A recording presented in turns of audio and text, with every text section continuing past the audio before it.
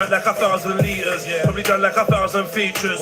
Knocked out 1,000 geezers. Got brain from 1,000 divas. Axe got fed from 1,000 meters.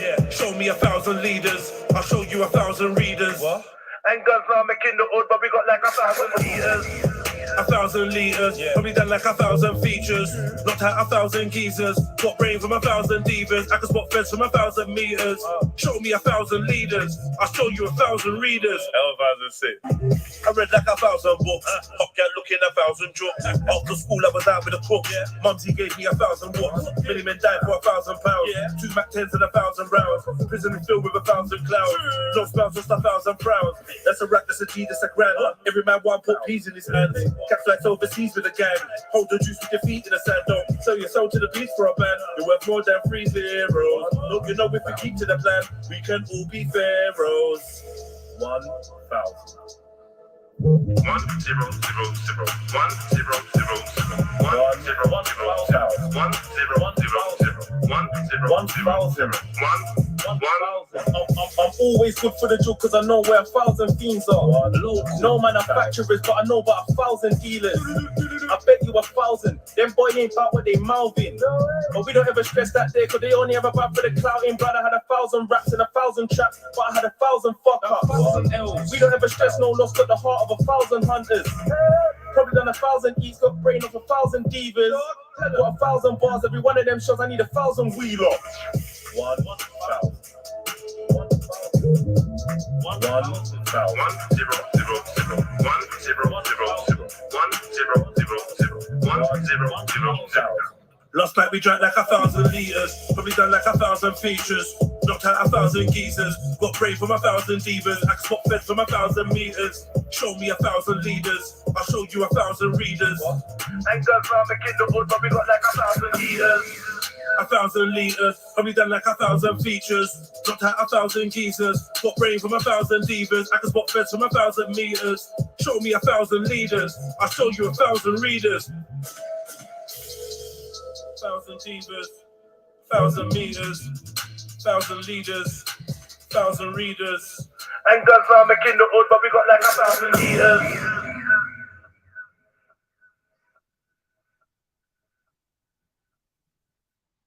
Starting an online store is easier than you think. Let me show you how to quit. 2 icons unite. Who? Hey. JEDI, JEDI, JEDI, JEDI.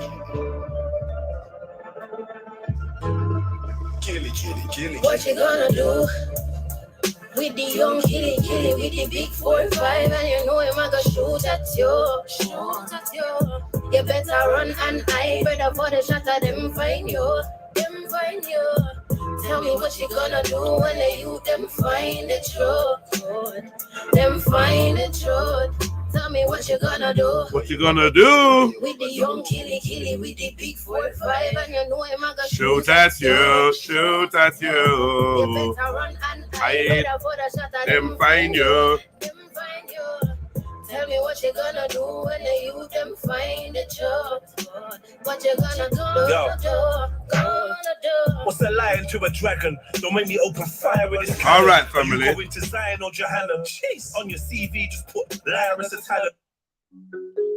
Don't know why shit's so low, but yeah, big up yourself, man. Hit that like button, family tree. What's good? Best pay attention to what they say. Big guns, I can take down a helicopter. Catch a hot blast, man, I send you to the doctor. A top dark beat shots at the cop car. You are not hard and your squad hasn't got on. Be a bro that's a rock and roll like a rock star. Like a low when I touch a road like a block star. But the flow's got me rocky shows, knocking up bars. But the clothes, but got the hole popping up bras. I tell her cool off. Pull her to the side, don't take it all off. Caps on my body bagging like a sawn off. When they hating, praying, my niggas are full off. Captain saving the cape in the all cause. They all lost, placing the faith in the full squad. I've got black ops like I'm playing a real cod. To watch me shine is making it feel odd. You love my vibe, you blatantly feel touched. Hello, viewers. Time jobs escaping, it's still killing all around. No, bro, she just texted Zanks helicopter machine. I roll a tank. Some enough to worry about war, cause we're good to roll to Whatever they can. Hey, Dizzy off dank, loud is her with the dirtiest stank. Sneak 1-1 give me good puss, cause you know we make a man feel like Champ. strong. Once I'm into them out, If I stick about, man, I feel like tramp. let's be calmer. Dog, I've always been good with skills. Come For aboard sales. man's unruly, dog. I've never been on the rails. I used to wanna burn the world, and now I wanna live, laugh, and I gotta give thanks to the search for self. I'm a real boss, I know. Put my W Out of L's. I was out here with my eyes on the prize, so I'm running down girls. Kitty don't play. Let's pay attention to what the kitty them say. Hey, hey. Kitty don't play. This guy said, where is everyone? 5 minutes, you know. What everyone do you want to be in there? Blood clot.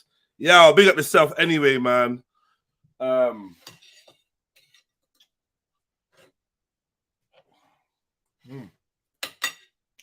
having a rare breakfast, you know. A rare breakfast. Big up CA, man. Big up yourself. It's been a minute, man. Hope you're good. What's good, everybody, man? Like, the music's just not... It's just not banging like it should do. What's happening?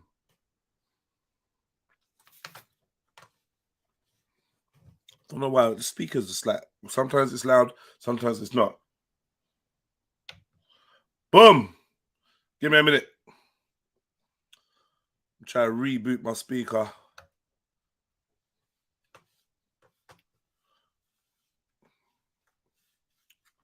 Yeah, man, but feel free to jump on, you know. You don't have to wait for me to invite you. Let me get the link up. Yeah, man, I was up kind of late last night. Man. Having a little laugh on Discord. If you want to have a laugh on Discord late at night too, then join the Trill Discord, man. Join that Trill Discord and get involved. You know, conversations, games, whatever's going on over there. You know, it's like a little community over there. It's not bad still. It's not bad. Yesterday was the first day I think I properly got to enjoy it. Caught some jokes. Big up everyone that was up. Zelini, Sash, Born Rich, MJ, Stopzilla, Zulu. That was actually quite jokes still. That was actually quite jokes. I'm never gonna lie. We was playing that Pictionary game. I was in tears. I'm never gonna lie. These are actually funny motherfuckers, man. So yeah, big ups to everyone. Big ups to the whole Trill squad. You know? How everyone's good. Enough love to you, your family, the people you love, and so on, man. We've got a couple videos, got a couple things to play. There's a podcast that I want to go through because I was listening to it the other day, and bro, the shit that man was talking about was like, yo, this brother's life is crazy. So I just wanted to share it with you. It's kind of we're going on a gangster tip, you know, street life. But let me get everyone. Let me do this link first.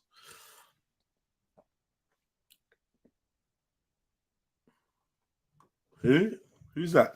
Hassan Yilmaz. Who's that? In the description, always in the description. Come on. But the link to join is about to be put out now. Boom, boom. Big up the 18 people in the building. Please leave your like. Leave your like number in the chat so we know what your number was. That's the little tradition around here. As you can hear, I'm a bit slow right now, man. Hopefully this smoothie will kick in. And this brekkie will kick in. And I'll be... Yeah, man. Jump on. There's the link to jump on. Come say wagwan. It's all good, man. What am I doing? Oh. All right, let's try this again. Good, man.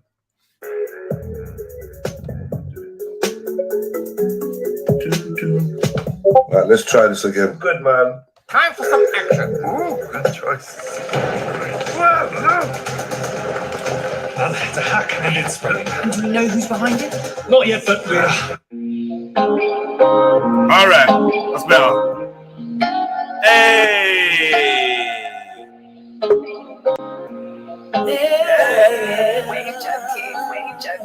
If you've ever, all right, in these streets, you know they're so hard to leave. if you're ever in need of peace, You should know you can come to me. Come on, man. Come on, man. Come on, man. Everyone's got that special somebody, man. You know, look to that special somebody if they're there and just let them know. If you're ever in need of peace, you can come to me. Yeah? And if you've got to sing it in the mirror, I'll rate you. I'll rate you. Cactus. Big up, big up, big up, big up, big up. Oh, come on. Cactus and Little Cacti. Big up yourselves, man. All right. Wave junkies. If you've ever Been in these streets, you would know it's so hard to leave. If you're ever in need of peace. you should know you can come to me. Come to me. You're just trying to bring me some peace, but the rest of my life is at war. War. It's a dead end on these streets, but you always open your door. Remember, I wrote a song and you sang it for me. I scoped a lick and you planned it for me. If I gave you a stick, you would bang it for me. But I do my own dirt, baby, hand it to me. I bang for the both of us. You know what's a man, I'm a road, yeah. I'm a soldier, it's cold and the roads are tough. When a hood try kill me, you show me love. And that's when you're rated, you're actually sacred. Your flat is a haven. From the trap, the strap to the pagans. From the trash, the rats, to the masons. You, I find my peace in when these streets got me in pieces. Cause these streets got me in pieces. These blood sucking bad mind at man like some leeches. Fake ones keeping secrets, but that's just how the streets is. Dog, if you've ever been through what man's weathered, then you know that you can lose your soul to these streets. Enough times I have to sit and by the tree and think about why these streets are so hard to live. If you've ever Been in these streets, you would know they're so hard to leave. If you're ever in need of peace, you should know you can come to me. Come to me. If you're Ever in need. I've got the shoe to shelter you from all Alone. catch you when you fall, Turn your house into a home. Hey, when you need, so don't you ever feel all alone. Keep your head up. Just know I'm here when you wanna talk. Shoulder to carry on. Don't think about it, cause you know the energy's pure. Welcome to the comforts of what is yours. I can say it won't be hard. For us, you know it's harder, cause the odds are stacked against us. We can make it if it's justice. The streets don't love nobody, baby. I've seen lives that have nobody. Maybe we can share our knowledge and care for something deeper than ourselves. We can search for something, connecting our souls into unison. You can trust me to know you will always have somebody. Share what we have, cause it's you and me. It's you and me, baby, it's you and me. These streets, you will know they're so hard to leave. Ever in need of peace, You should know you can come to me. Come to me. Hey. Boom. Ah. What a wonderful song. It's lovely, isn't it? Yeah, Lovely. mashallah. It's actually a really, really nice song. And listen, Chevelle needs a shake. She should be much bigger than she is, inshallah. That comes to her. Like, yeah, man. Lovely. Yo, you're in one nostril now, not even stereo nostril. What's going on? You know what? I knew you were going to say something like that today. I'm I've attentive. I pay attention. I've been sneezing all morning, but also the little cactus was sneezing as well. So something in the yard. What's going on? It's just dusty, isn't it? Dusty, you got dusty yard. It is the desert, though, isn't it? It is the desert, to be fair. Yeah, Arabia. That's where we are right now. We're watching Shrek. The second Shrek in Arabic. So you know. Is it? Yeah, all the telly in the house is Arabic, just because, like, he's going to learn English anyway, right? So the house needs to be an Arabic-speaking house, if that makes sense. Because when he goes outside, no one's going to speak Arabic to him. So he needs to have it like as his base language, right? No comment. It should be the first language he learns, and then English, because he lives in England, is just going to be easy. No comment. Whatever. Fucking race traitor.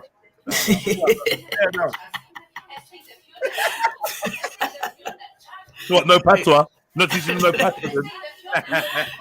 No, he knows Wagwan. My husband comes in from work and goes, "What a guan?" What's he saying? Yeah, he says, "What a guan?" Because my mum was trying to teach it to him. Yeah, but my mum was being literal teaching it to him. So now he says, "What a guan?" What a guan? Yeah. It's like, oh my God, stop doing that. All right, man. Can I just quickly say something? So yesterday I was like really upset in the evening because I kept asking people how I could join Discord, and I downloaded it and everything. Yeah. And nobody, not one person on the panel, there was like a good 10 people, not one person in the chat was telling me how to join the Trilluminati Discord. What is wrong with him? Yeah, I know. And BB was pretending that he was going to get it for me and just wanted to hype me up because he's mean. Yeah, so I just was like, went to bed after because you just ended the stream like, bye. And I was just like, oh. All right, but I have been giving out the Discord link throughout the day, though. So I just feel like at some point, you lot are going to start taking me seriously. And when I say, like, oh, hit this link, you lot actually go and hit that link. Like, don't, because you think, oh, yeah, he'll do it again later. I'll do it. No, go now. So now I'm going to put the Discord link in. Can you tell Shrek to shut up? Shrek, be quiet. I don't understand what he's saying. I mean, he's saying something, but hold on. While you're playing it, are you putting English subtitles as well? Yeah. Well, not for the baby, obviously. Obviously. That's for even me. Though I think that subconsciously subtitles, because I always used to put subtitles on for my kids, because I think subconsciously it helps them recognize words, maybe. Yeah, I think so, because I actually watch all my television in subtitles, even if it's not Arabic, like just normally, because I hear better with the subtitles on. I kind of do the same thing. Yeah, I kind of do the same thing as well. I don't know. I genuinely hear better, because if I don't have subtitles on, I don't hear anything they're saying. I'm like, huh? But you know why that is? And funny enough, somebody said it on television the other day, is because diction has gone from the English language. So what happens in films as well is there's no pronunciation of things. Like when you're watching the subtitles, you're hearing people say things and it's like, oh, Gail says yes in the background. And you're like, huh? When did she say?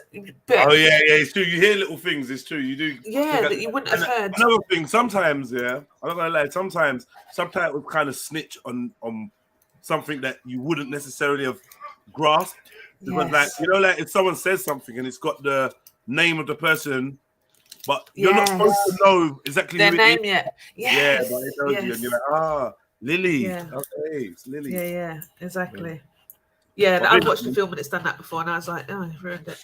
Right, so we're gonna start the day. Oh, wait, hold on. What kind of? Okay, let me pick a song quickly. Let me just. This is on the panel with me. What's an appropriate song? Skepticism. Well, you know, I like, like I said, I'd like the clean version of the song, but 5 minutes of peaceful bliss before the morning mayhem. 4 very long meetings with a short. Yeah! Come on! I do like this song. I'm only playing this song so that I can say. What's good? It's your boy Jedi for Jedi Online, Trilluminati, live, red pill, true, like, comment, share, subscribe, hit the notification bell so you know where we go live. Fresh garments, matching your body, baby, your body banging like a Shotgun. Hey! Big up all the girls with the shotgun, buddy. Like, your body Do you know shaped. what, yeah? Banging like a shotgun is different from being shaped like a shotgun. I just want to clarify that. Oh, okay, yeah, because I was confused. Jedi. You know what, yeah? I think you should do another version of this song, yeah? But have that bit as the chorus. But I do love, you can catch me in the morning. That's sick, yeah? But I also love the entry. But you know what? You like your bit, and the reason I think why is because you play it continuously on this channel with that fat lady. So I've just begun to really love it. Do you know what I mean? Yeah. No, it is banging though. It is banging. That was good marketing. That was, man. I ain't played it for a while because I don't get super chats no more. fresh garments, matching your varnish, baby, your body banging like a shotgun.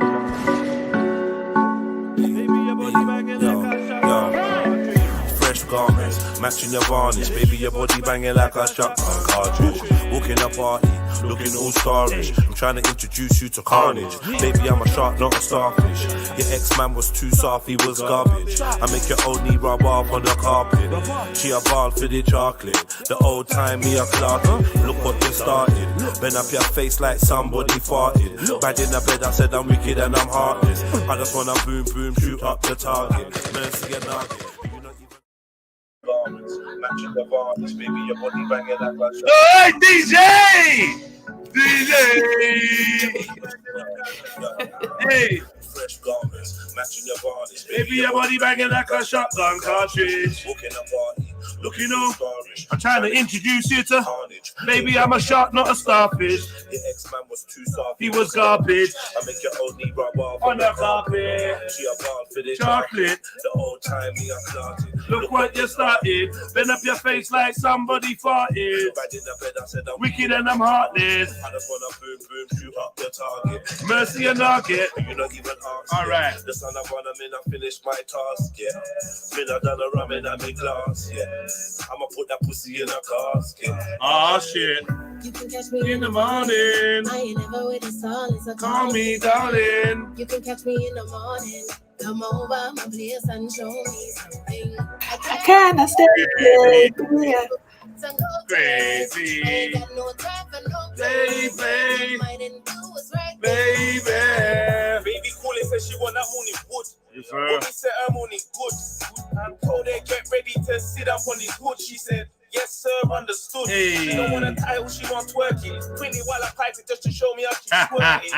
Dogger, body strong, she don't ramp. Said her body's banging like a shell from a tank. She don't play no games, she knows she worth it. She love balling out my name while I'm bending up her cervix. Wow, everything I give her, she deserve it.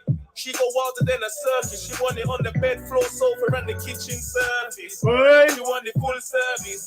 Boy, They don't show if it's loving or murders. All of this before the work shift. You can catch me in the morning.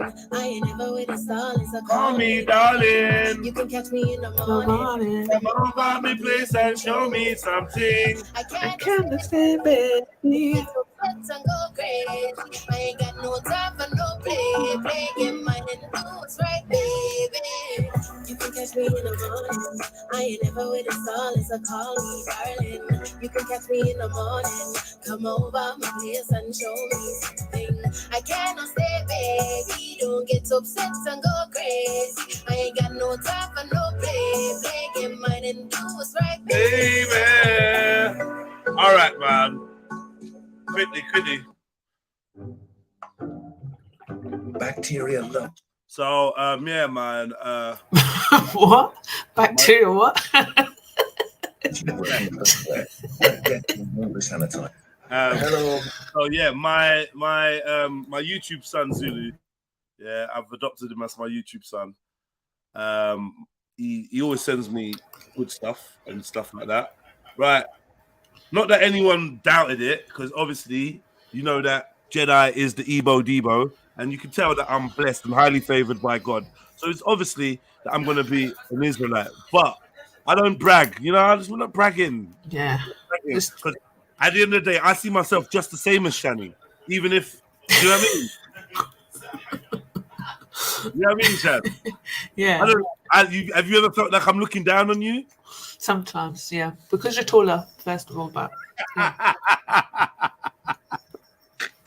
I do feel it. You know what I mean? Yeah, there's my equal. Not like Khan, you're my equal. Wait, can I confirm though, yeah? Honestly speaking, Shani, are women equal to men in Islam? Are they equal to men in Islam? No, they're not. Okay. But there is equality in the sense of there's roles. There's roles. So if you're within those roles... This like Rose is. I feel like Rose doesn't equal... Like, you're a bus driver and I'm a nurse.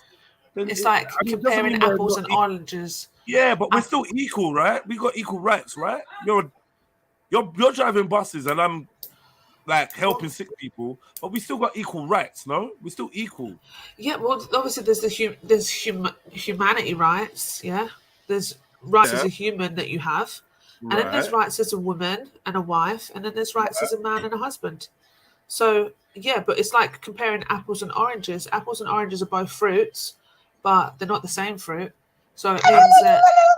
Big up, Assalamu alaikum, happy new day. Salam, sis. Yeah. So MD, try not to do that in the middle of someone's sentence, please. Sorry, my bad. You don't care. I do. Do you know what? I get batted up if I don't say greet straight away, and I'm quiet. I'll get batted up if I greet straight. It is what it is. Maybe I just love badding you up, or maybe you love to be badded up. It could be a mixture of both, brother. What can I say? Hey, no, but like I guess, Shani, maybe I need to word the question differently, because I do believe men and women have different roles, right? But ultimately, when I say equality, we're equal in terms of righteousness. Does that make sense? In terms of good deed, like say for example, a smile is considered as sadaqah, charity, yeah. So for a brother to smile at his brother and give salams, he will get a certain amount of reward, right? And each reward is like an ear of corn. It can be one, there's like 700 around it. You see what I'm saying? So if I give now the same salams, like I see Trillo, and you see this smile on my face when I greet her, Salamu alaikum ukhti. Do you know what I'm saying? I get the same, I'm rewarded the same. Like in terms of our actions, the weight of our good deeds will be paid back equally, if that makes sense. Big up, everyone. Can I give a different definition? Can I say we have equity, we don't have equality? Yes, that's the word. Equity. We are equitable, if that's a word, but we're not equal. What is that? We have different abilities and we have different roles. Yeah, but no, different abilities and roles has nothing to do with being equal, though. But that's what makes us not equal. Because you can never be equal because you can't give birth to a child. But that's not. It can be equitable, though. Wait. But that's not what I mean by equal. You give birth to a child, and so what is it that you mean by equal? No, hold on. What do you mean, Jedi, by equal? Okay, all right. You give birth to a child, and Fax can pull his foreskin back. It's different things. You're different animals. You're different. Equal means the same. No, yeah, but like not the same on everything. Doesn't mean so that's equity. That's equity then. No. Wait. Gender roles. All right. I mean, like in terms of. Sorry, someone's got background noise. Who's got the background noise? It's me. The four Muslims are coming to get you. Assalamu alaikum. Yeah. No. So I guess let me try and quickly explain.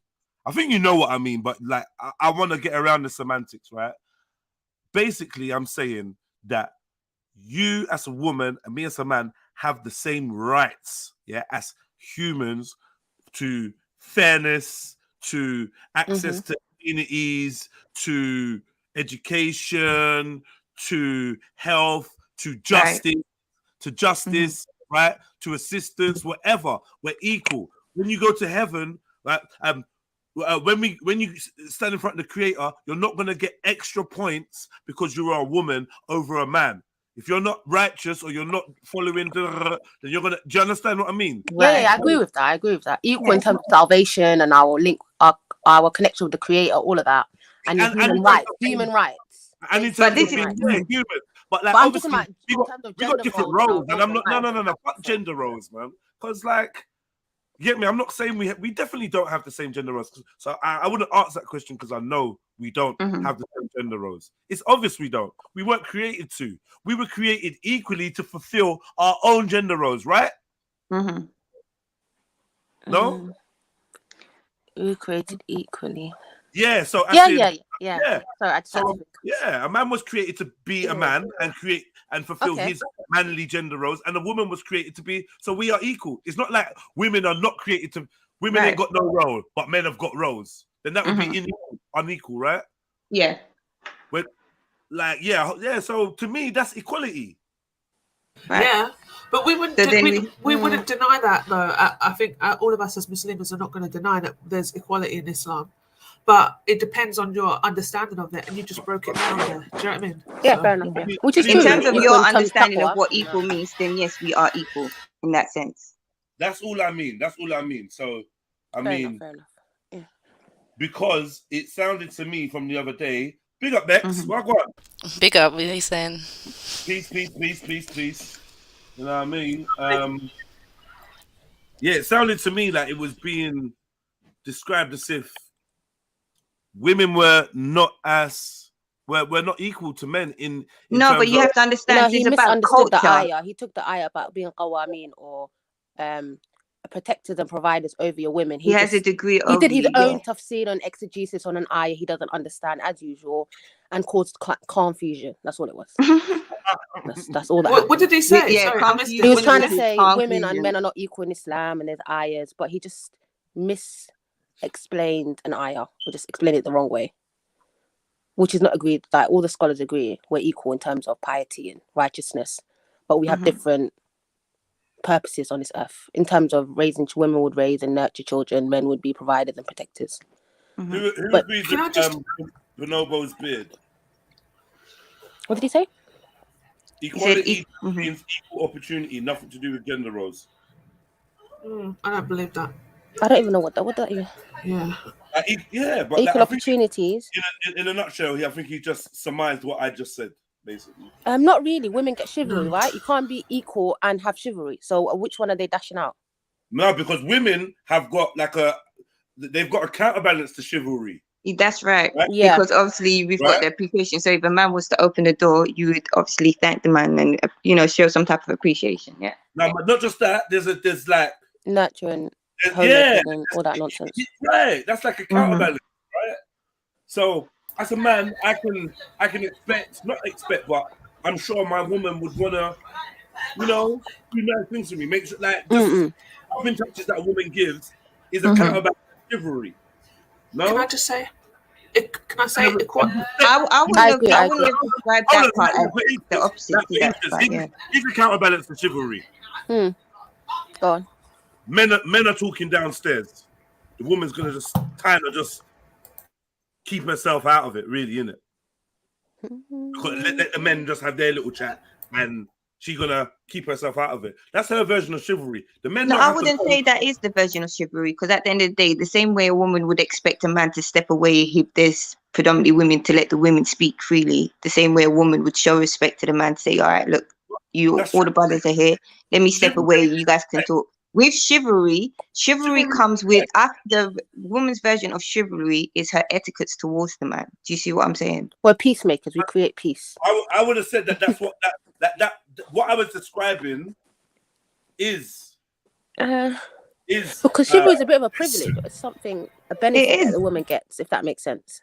Exactly, because of men in traditional environments, men also get a certain privilege from being a man, from the way women treat them as well.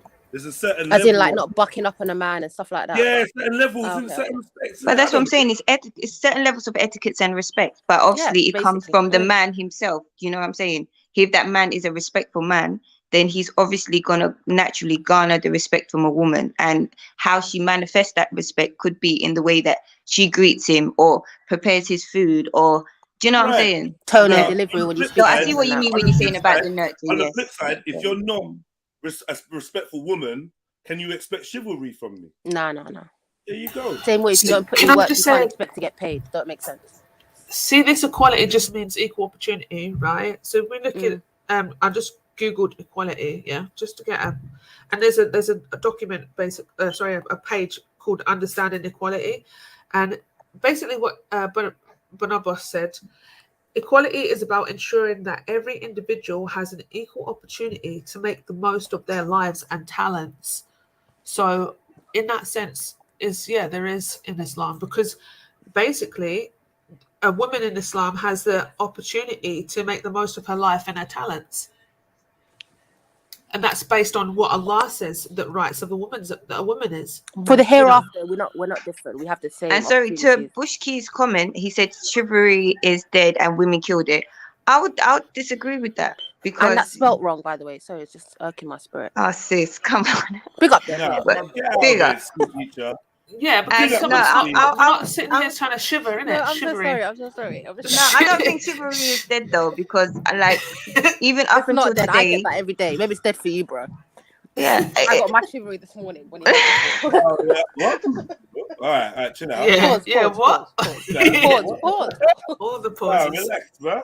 It's not dead. Stop spreading this false narrative. It's not dead. Okay, it's only dead for some people. right. And it's Alive and kicking. unfortunate that that there are some men who have come to feel this way, that that they can't be chivalrous to the man because of the women that they encounter. It's a shame. But I have to Excuse say, me, if I walk somewhere, if I walk Most through a men are. door and a man walks in the door before me, I'm so offended. Oh, people. I Well, get so guess what? offended. Guess what? why?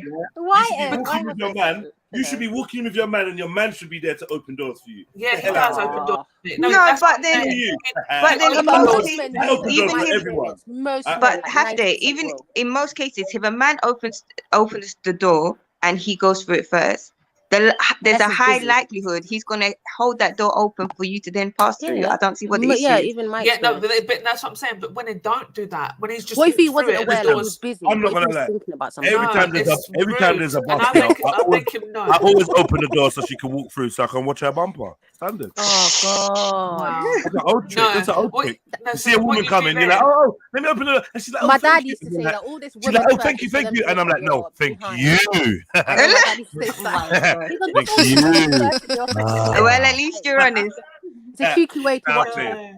I'm playing. Listen, I'm playing. the I was just chivalry raised to isn't open dead. doors for people, I man. was in Tesco the other day with Mhm. the little cactus, yeah. So pushing a Oh, buggy and mashallah. whatever, doing shopping. Oh, you're so cute. I just said I'm with him, and she's like, "Oh, mashallah, mashallah." Because it's so sweet. You know what? It's Little every cactus. time you talk about you and baby cactus, mashallah, Islam benefits tabarakallah, the man, not the woman.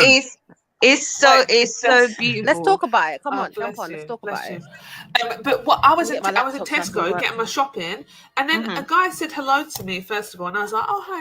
And then I kept doing my business, whatever. And then he was in the same aisle as me again, and he's like, and he smiled again. And I was like, "Oh." And then he was in another aisle with me, and he come up to me and was like, "Excuse me, do you mind if I pay for your shopping?" And I was like, first of all, do I look like a tramp? Like, what is this? Oh, that's so cute. I was like, oh my goodness. I said, no, it's okay. I'll pay for it. But I said, what you can do is just give that money to charity. And he was like, oh yeah, okay.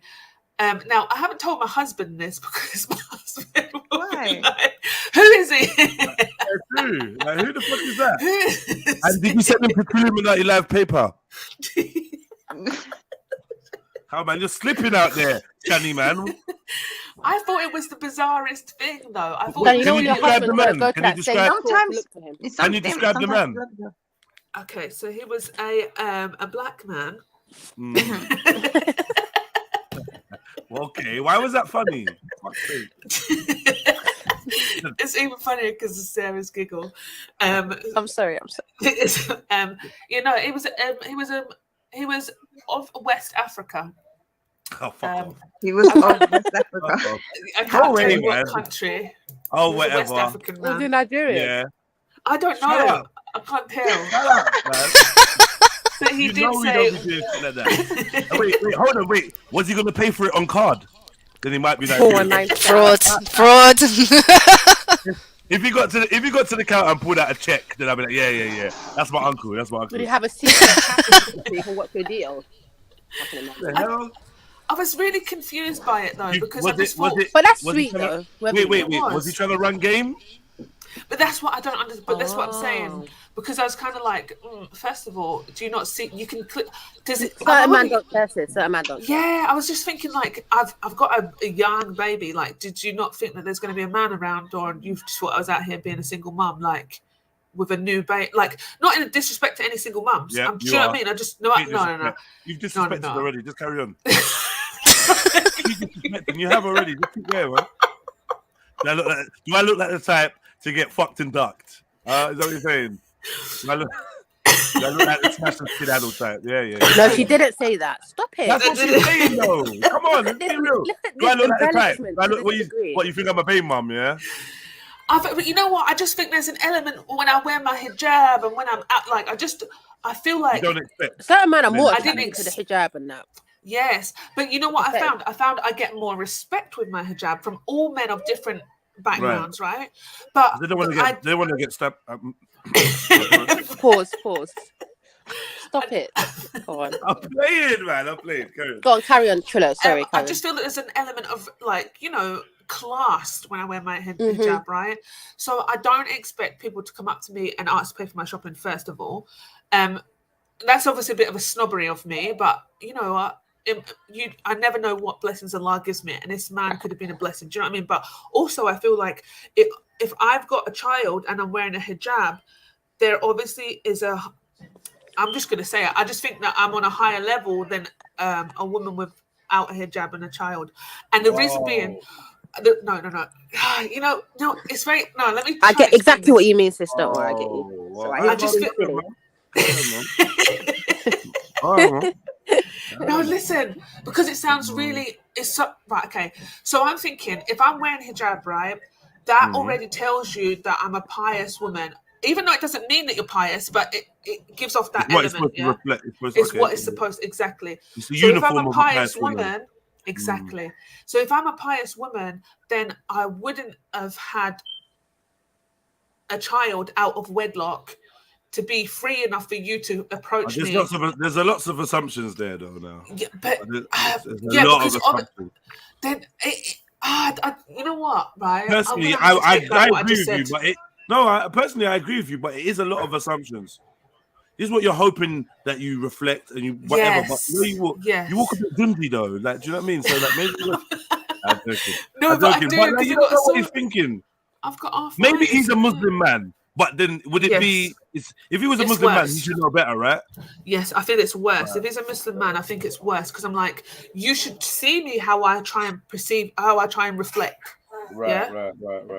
Yeah, so that's it. And music's rude, but that's yeah. So I think a Muslim man's worse. But if he's a non-Muslim, I don't hold him in high regard to understand what I'm trying to reflect, if that makes sense. But I just don't want anybody to try and hit on me as a mother of a young baby.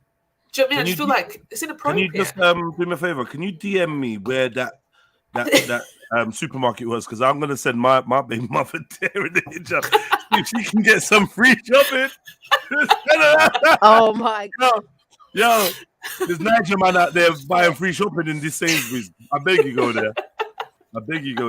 Make sure you put some JEDI in the fucking trolley as well, yeah? With a But I hijab love on, yeah? I love if you was like, yeah. And then when you started unpacking the shopping, it was like Durex Play and like alcohol and bacon. just to see his reaction. a whole pig's head. It's like, yeah. Oh, thank you so much. But yeah, man. Look, B-Bungle's looking smoke, so I'm trying to get to the smoke. I'm not gonna lie to you. I'm gonna be straight. I'm trying to get to the smoke, right? He said, "Can women lead in Islam?" No, they can't. So where's the equality? Well said, bro. No, Hiya, big up. Sorry, just to answer that question, I don't mean to interrupt. Samahni, yeah? No, because I could read in the back. And obviously, women can lead. Don't be them checklist type of man. Don't be them type of men who checklist a woman, but when they get to meet her, their personalities don't match. At the end of the day, you have to put the words into actions. If we're in a country, it's a Muslim country, and there is war breaking out, right? You're telling me that because I am a woman, I can no longer fight. You're telling me I can't lead. You don't know the circumstances. You don't know the communities. You don't know the cultures.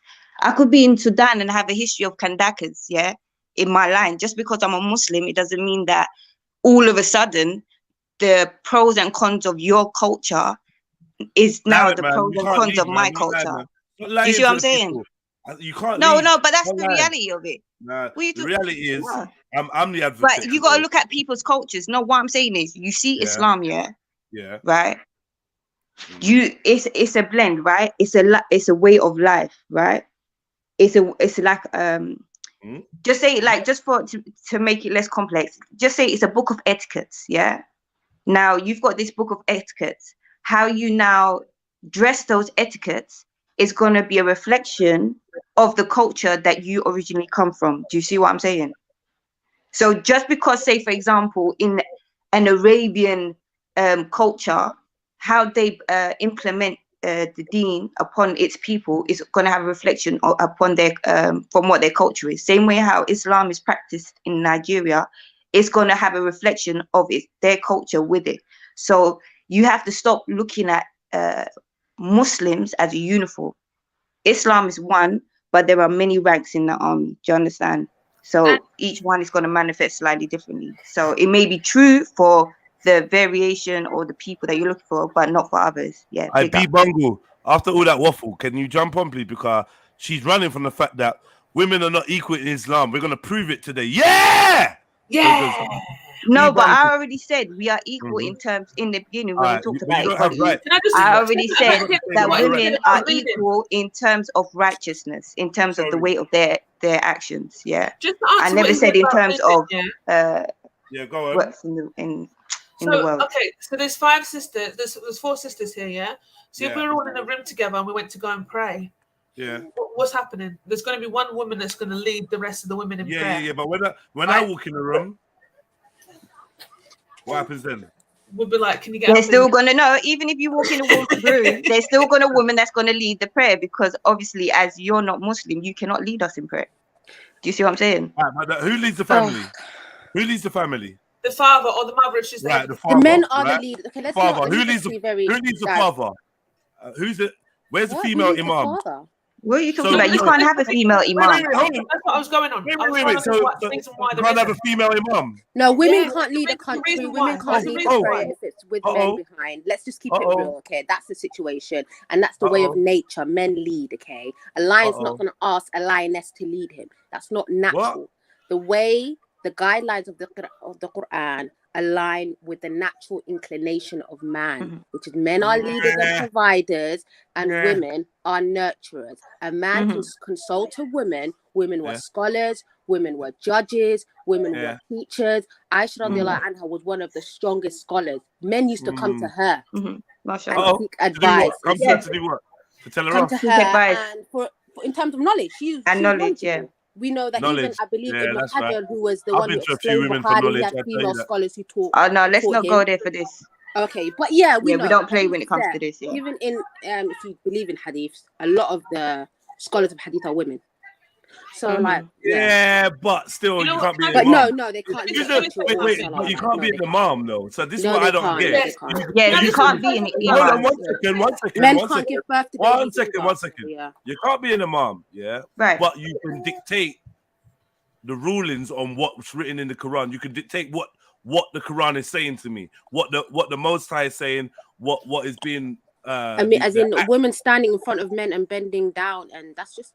Yeah, we're not going to do that. That would defeat the So purpose. basically, wait. So basically, we're saying it's because of the bending down part why a woman No, I'm not can't saying be just calm. because of them. Just go on. Listen, there's so much wisdom. It is so many that, things. Yeah. Listen, can I say something? But remember, you don't have to bend down to pray, you know. So what if, like, because like some Huh? like I know like No, that's no. Some people, if they're unable to stand, they can Yeah, but sit down on the chair. That's different. Exception. That's exception to the Yeah, rule. they're exceptions to the rule. So why can't we make an exception for a female imam? Because you need a reason for the Anyone exception. can Just Hold on, one second. Well, like, okay, she's a female imam, so females don't bend down when they're leading prayer.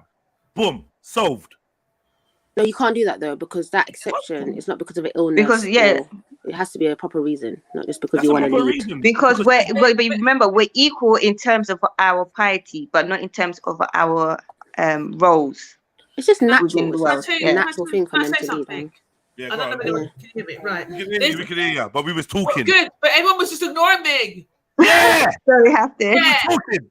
Go on Yeah. anyway, Shani. I was trying to join the conversation, but what I'm saying is there's wisdom behind it, yeah. There's a wisdom. It's the wisdom of the Most High, but you got to think about it as well. So if you're going to be an imam, you've got a lot of responsibility on you, right? You not only lead the prayer, you do other things for the whole community. So you can talk to the sisters and the men, but the men are not going to. If it's a woman, she's not going to sit and have conversations with other men, especially if she's a married woman. No, if she's a woman, she's going to have her own duties in terms of looking after the children, the rights that her children have over her. I was just about to listen. Like, let me just go where I'm going, because I'm saying there's more wisdoms to it. Because again, if she's on her monthlies, then there's going to be no imam, yeah. Or you're gonna have to get a replacement imam or whatever. What if she's again, she's got the household or whatever to look after. She's not. It's the difference is, like, she's gonna have, as a woman, she's going to have a life partner. She's going to strive for that. That's what she wants. Whereas, and if you're doing that as a woman, you've got a lot of. Do you have to want that? To be fair, there are some Muslims that don't seek marriage. They don't want children. You know, I've met one or two, very rare, but you know, they're more focused on just deen and education. Yeah, learning about deen, and that's khalas, that's their focus. They don't want nothing outside of that. Yeah, but these women in particular, just to quickly ask about them. She sounds like a perfect. She sounds like a perfect. Watch yourself. No, because no. Wait. Because I'm letting Trillo back in. I'm just saying that woman that MD just described sounds like a perfect woman that could be an imam. But then again, she's gonna be exactly, and allow the entire. Do you imagine the entire community when they see you walking on the street, knowing she's on her cycle? Allow it.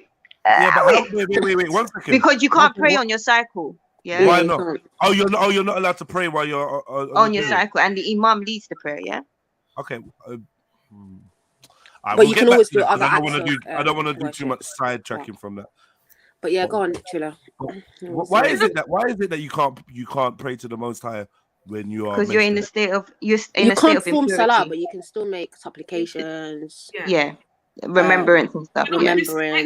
So it's really important that people understand that you're not disconnected. It's just more you've been alleviated from your duty to be. And it's a rest as well, because periods, it varies from women to women. Some can be trying to do your raka'ah and sujood when you've got your It's mad though, because God created all of this though.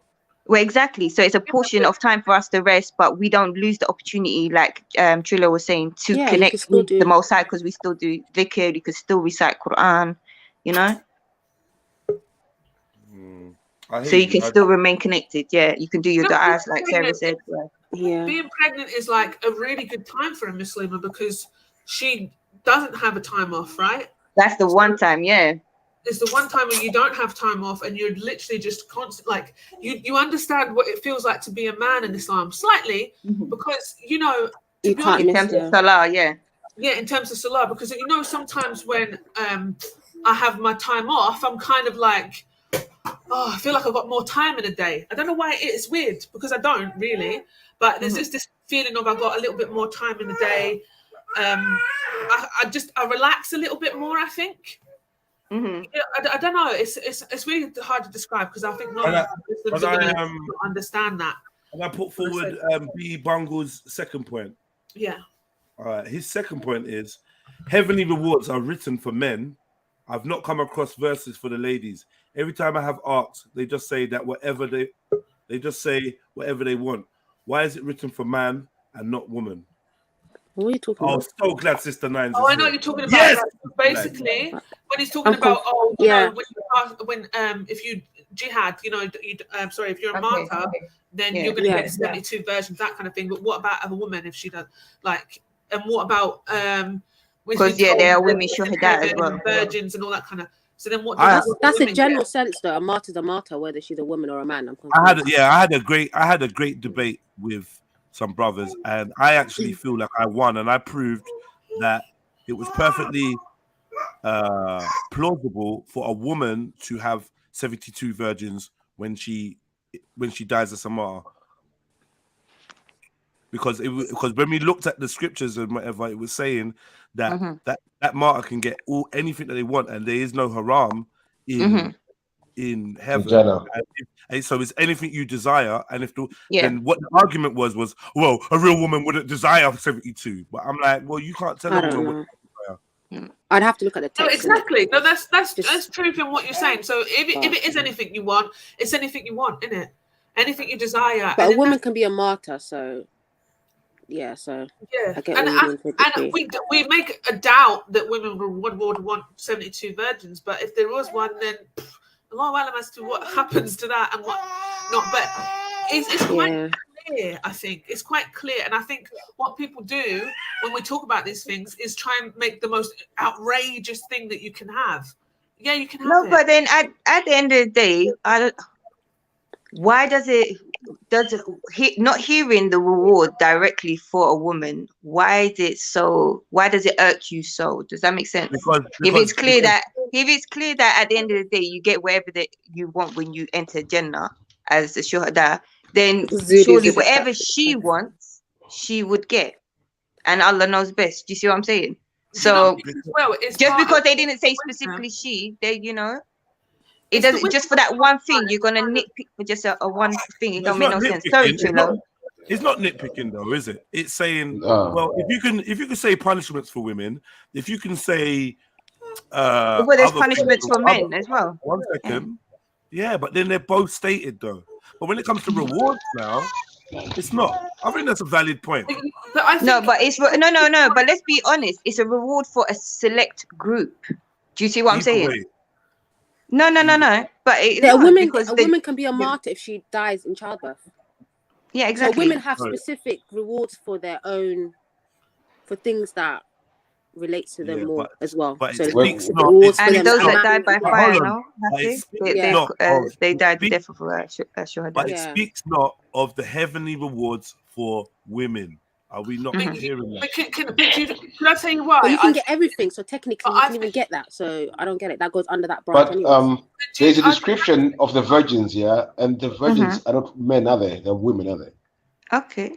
Right. Can I just quickly tell you why? The description of the virgins you get in Jannah. When you're becoming a martyr, right? Usually it will be within like war or battle or something like that, right? You're dying for Islam, for justice, right?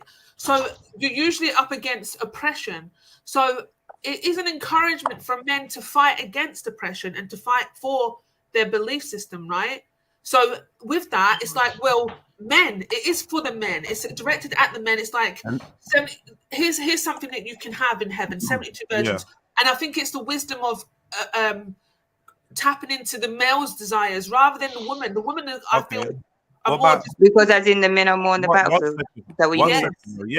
I hear you, but while the man is working, the woman is teaching the child, right? Nurturing and teaching the child.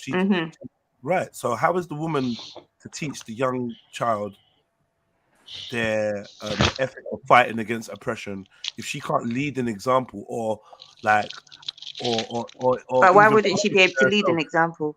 Because it's not, because like Trillo just said, it's not encouraged for her to do so because the rewards are not given. But the mother comes 3 times before the father, comes first before the father, and the reason is for the. I'm responding to what Trillo just said about the like it's an encouragement for those to For the men. fight against oppression, right? For men, and especially for men and men. But it's a certain it's not type of but it's a certain type of oppression, because men are the ones that go out to war. You do not send your daughters out to the front line. No problem. But like you still have to fight. Like if there's no men, are you expected to not fight and just give up? No, of course not. Right.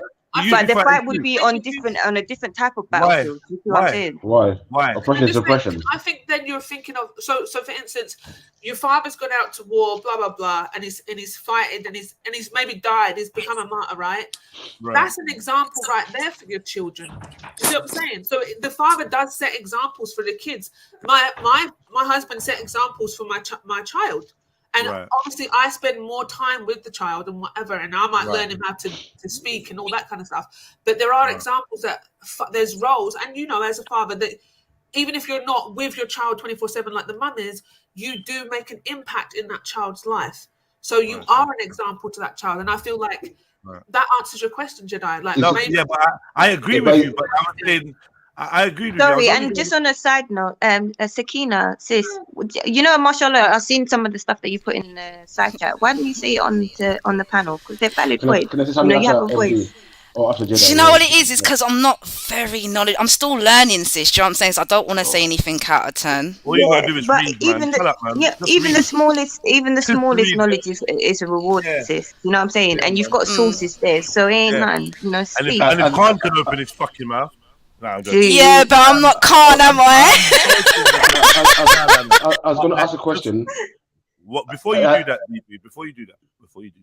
please, big up yourself, Beefy, as well. Welcome aboard. Big up, Beefy. I'm very shocked that you came on when we started speaking about Islam, but I'm glad you did. Thank you. No, you ain't. All right. Secondly, I was on yesterday. I was on the day before. I'm playing, bro, man. Don't let these Muslim trolls get to you, man. So what I was gonna say, Grand Rising family, Grand Rising. Sorry to interrupt, man. Grand Rising, sis. That's what I was just gonna say. Happy New Day. You don't know. Yeah, man. Bless up. But I did hear a song where I had to come and really ask a question still, and I just need to make sure that I heard it correctly, and then kind of go from there. So, did I hear that when our painters and decorators are in, that you can't actually pray? Is that what I heard? Yes, you're not allowed to play, but you can make supplications. So you can make du'as. You can still have remembrance. It don't stop you from doing good deeds. So it's not like it's gonna do anything bad for you. It's a time of rest for the women, because like a lot of women don't go too take time. Oh, go ahead. A time of, when you say you can't pray, what do you like? I don't understand. Let me try and explain it. We have different forms of worship, right? One form of worship could be the actual performance of salah, which is physical actions, bowing down, making sujood or prostrating, so on and so forth. This specific form of worship called salah, women don't perform it when they're on their period. And the wisdom behind that is it's quite strenuous on the body. But they can perform all other acts of worship. They can read the Quran, they can make supplications, they can give all the other forms of worship they can perform. It's just one type, if that makes sense. But it is the reason behind that you have to be clean when you... Yeah, but you need to do wudu. And so what happened? Blood nullifies wudu. Yeah, you need to do obligation, and your blood nullifies that. And so then it's beneficial for the woman, because if you're constantly bleeding, what is the hardship would be to every time you can't have power over when you're going to stop bleeding, right? So and if you have if you're a type of woman with a heavy set flow, you ain't gonna want to keep bending over, so the obligation down, coming up, the woman, like it's not. So it is a mercy for the woman, basically. So you're not going to fall into sin if you don't pray. But when she's pregnant, obviously during her pregnancy, there's no period. So that is the one time where a woman can pray continuously, as in there's no days off. I hear what I'm confused. Go on. So, okay, so what I'm understanding then is that because of the act of praying, whereby you prostrate and go through various actions. Yeah. So what you're saying is because of that, then when you're on your reds, 1 second. You're cutting up, sis. I don't know if it's me. No, it's just you. It's just you. She sounded all right. Okay, my bad. Sorry. Might be just... Yeah. Do you know what, Beefy? You got a short question, I believe. A very short question. You said very, very small.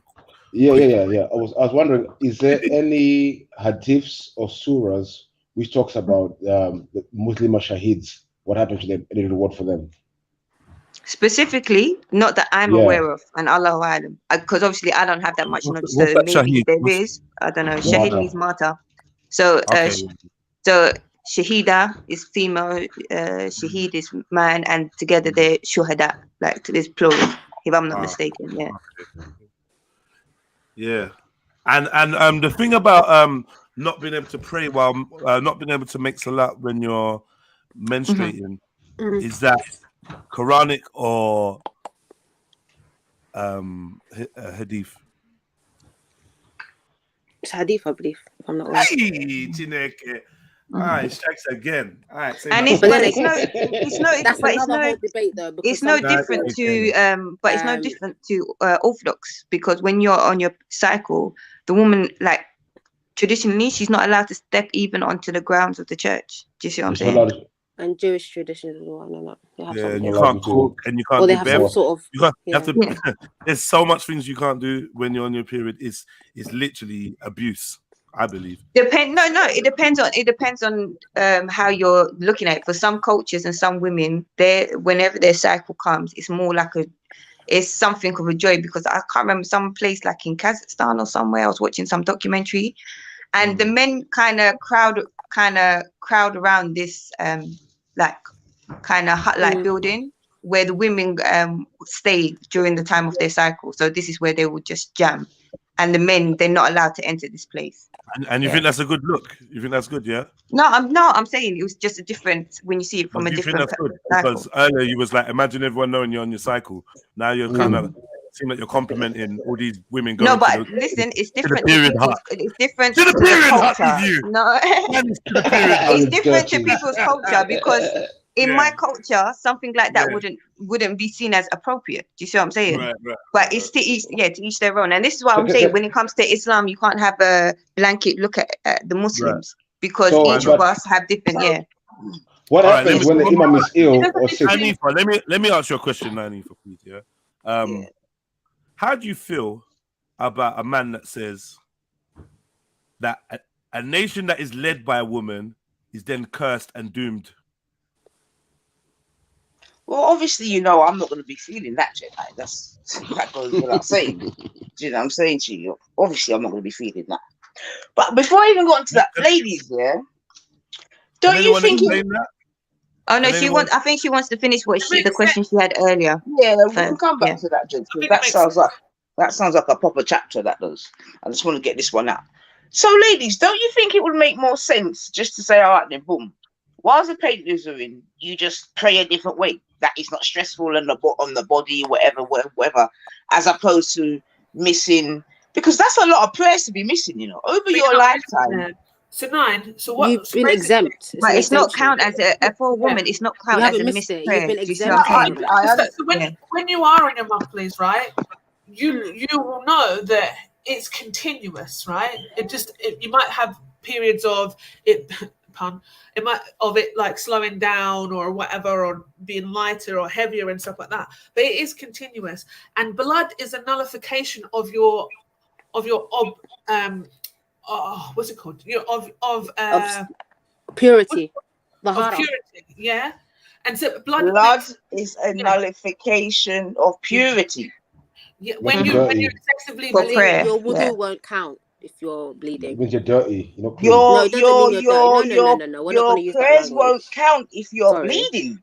If you're bleeding, you have to remember our prayers during that time is not counted or it's not counted because it's not put that we've missed it. Do you see what I'm saying? Because it is not a sign for us during that time. Exactly. Can we clarify? It could be any blood. It could be blood from your throat. It could be vomiting blood that nullifies your wudu. Yes, exactly. It's not just specific to women, which is a narrative push that women are, oh my God, it's dirty. It's because it's not that. It's just any form of blood nullifies your wudu in high quantities. Yeah, and if you And the blood of wounded, your you've got a huge period is a wound, continuous and flow, it's so common sense. When therefore you're losing your blood, wudu you would not. won't. Yeah. You feel lightheaded. There's a lot of things. There's wisdom behind it. Yeah, can you just put the things that nullify? Just because I'm afraid that the baby's going to start crying. Can you do the nullifying of So there's clarification. It's okay. There's clarification of what nullifies the wudu. Yeah, so we can understand. That Yeah, farting nullifies wudu.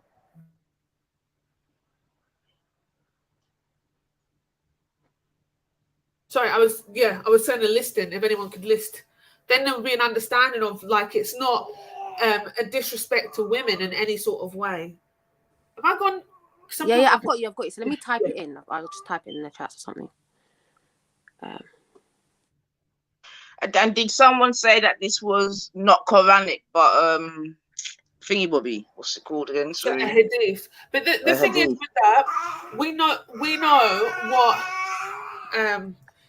I think it doesn't matter either way, and the reason being is because, like I was trying to explain, like if you're constantly bleeding, is it fair for you to have to try and purify yourself? It's almost impossible to do so if you're continuously bleeding. So that's even like if your arm is gushing. So you see bleeding as being dirty then? No, but that's what Sarah made a good point in saying that we're not going to call it dirty because no. But how do you see it then? Because I'll explain why it's not dirty. Because the Quran tells you that a believer is not dirty. A believer cannot be dirty because he believes in the Creator and he doesn't perform shirk, so he's always tahir. As for these things that relate to guidelines being set for the for your acts of worship, that's different. You're always, even in the state of puberty, you're still tahir because Allah says. I mean, for me, like, because obviously, if we don't have that monthly cycle, there can be no life. Yeah. But there's not. You're seeing it as a negative thing, but no. But then you have to remember when a woman hits menopause and you no longer. Sorry, Hafte. When a woman hits menopause and she no longer has her periods, then she's considered basically in the same manner. She will pray like a man would pray because she no longer has a period, and therefore there is no break in her cycle of prayer. And it's for any bloodline. It's not just for period blood. It could be like you have a wound on your leg and it's excessive blood loss. Your wudu is it doesn't count.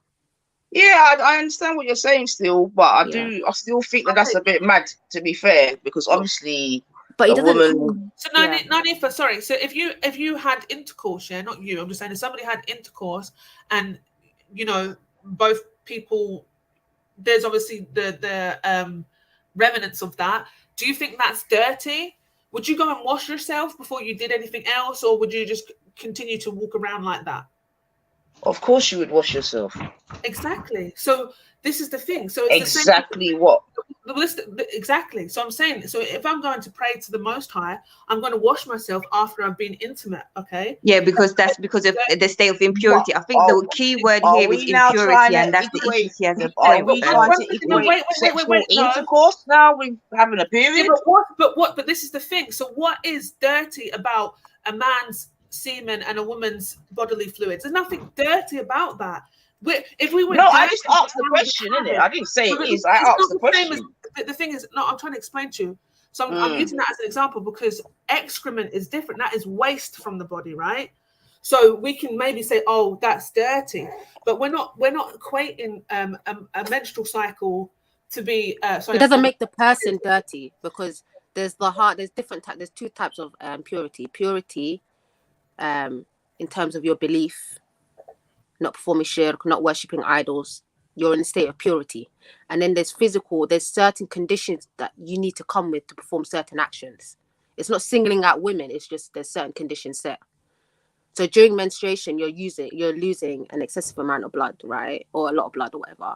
If you have a man with a wound, same conditions for him. He's not going to get special treatment because he's a man. Hope that makes sense. But yeah. Yeah, I mean, obviously, I understand I hear what you're saying. I don't agree because, again, you know what I mean? And she's still considered pure. Because the ayah tells us a Muslim can't be impure. There's an ayah, I know. I just have to bring it to mind. A Muslim can never be impure. Al-Muslim la yanjus. Or is it a hadith? There's evidence for this. I just have to find it. A believer can't be impure. I hear you, man. I just think that's potentially a lot of weeks, months, and years lost communicating with the Most High due But you can to. communicate in many ways. Well, I'm talking about praying. Well, no, it's been explained to you. There's communication. You're reading Quran in prayer, you can still read that. You're reading supplications in prayer, you can still supplicate. You're just not doing the physical bending and rising and the actions. But you're doing so you can stand. else. Okay, then. So you can stand up and pray then. But you're not performing. You're not performing. But you're not doing the actions. You're not doing the required actions. But you're still saying reading the Quran. That's what you're doing. In a salah, you read the Quran and you make supplications. The only thing that you can't do now is all three together, including the physical bending, rising, bowing, prostrating. It doesn't negate your action. It doesn't make you less than. You can still do all and still get the rewards. It doesn't make sense. You don't lose connection to the Most High. So I think that's what you're really like hanging on to. You're saying that, like, oh, well, then that's days that you've lost with communication. But you're supposed to still communicate within that time. You're supposed to. Some women perhaps don't. They not understand that.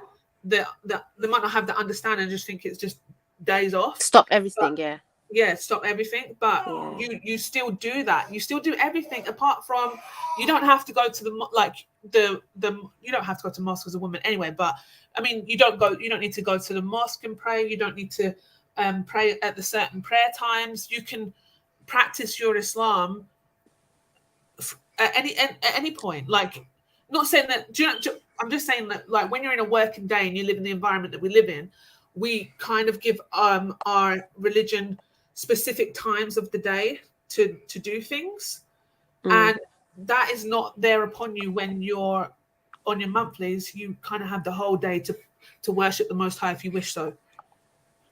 Do you know what I mean? You don't have to worry about the prayer times or anything like that, being in a certain place at the right time and stuff. And these are the thing is, if you Nanifa, say you prayed every day at least 5 times, because you need to remember the 5 times are obligatory, and then you've got the sunnah prayer. So you pray what is it, 12, Sarah? There could be 12. Yeah. About 12 prayers in a day. Mashallah to all the people that actually do that, you know. So you've got the other prayers in a day. So if you can imagine being on your monthlies and then having to, because it is your religion, it's your way of life, it is obligated on you to do so, having to now be in a state of purity, so having to go and wash to clean yourself from a non-stopping period, like, it doesn't make any sense. And it's not just, the idea is a ritual impurity. It's a substance that flows. It could be pus, it could be blood, it could be, and a lot of things can fall under that, including period blood. It's the same thing as sleep nullifies, is a ritual impurity. It nullifies your wudu. Does that mean when a person sleeps they're impure? Are they dirty because they slept? It doesn't make sense. I think we're just reaching with that one. If you're, say for instance, you've got a stomach bug, then you also would become under being sick. So if you were sick, then that means you wouldn't have to pray either, because it's like that kind of sickness means that it would be hardship for you, because you perhaps would continue to break that wudu. So you might even break it whilst you're praying, you know. So it's called ritual impurity. It doesn't mean you're physically a dirty human being. It's just you haven't come with the conditions. And they're all classed the same. Sleeping is a ritual impurity. Vomiting is a ritual. You have to go and make wudu. And a substance that you can't stop the flow of that substance is considered a ritual impurity. It could be pus, it can be blood from a wound, and it can be period blood. Yeah, and you know it just what? goes under that principle. MJ's just asked in the chat, like, so I never get why it's classed as unclean if it's a natural process. But again, having intercourse is a natural process. Going to sleep is a natural process. It's a natural, so it's just the way you look at the word bahara might be different when you translate it. Exactly. If you wake up from sleep, are you just going to leave yourself and not brush your teeth again? Or, you know, if you brush etiquette. I don't really think we should try to equate the period with having sex, though, yeah, because obviously having sex is a particular action. It lasts a certain amount of time. Obviously, as women, we do many, many different things whilst being on our periods, right? So it's not like having our period stops us doing anything else, right? But do you think some women have it? No, go on, sorry. yeah, I was gonna say obviously some women have it to such an extent whereby it can actually mash up their day. This, that, and the other. Got to take it. I get that, but I'm just saying at the end of the day, there aren't many other things that women stop doing whilst they're having their period, is it? But do you know that it's an obligation? As in, if you don't pray, it's a sin. So what if a woman now say it was still an obligation and that woman couldn't pray? Say that again, bro. As in, it was made. It was an exemption. It was made an exemption for women on their period to ease. It's a form of ease for them.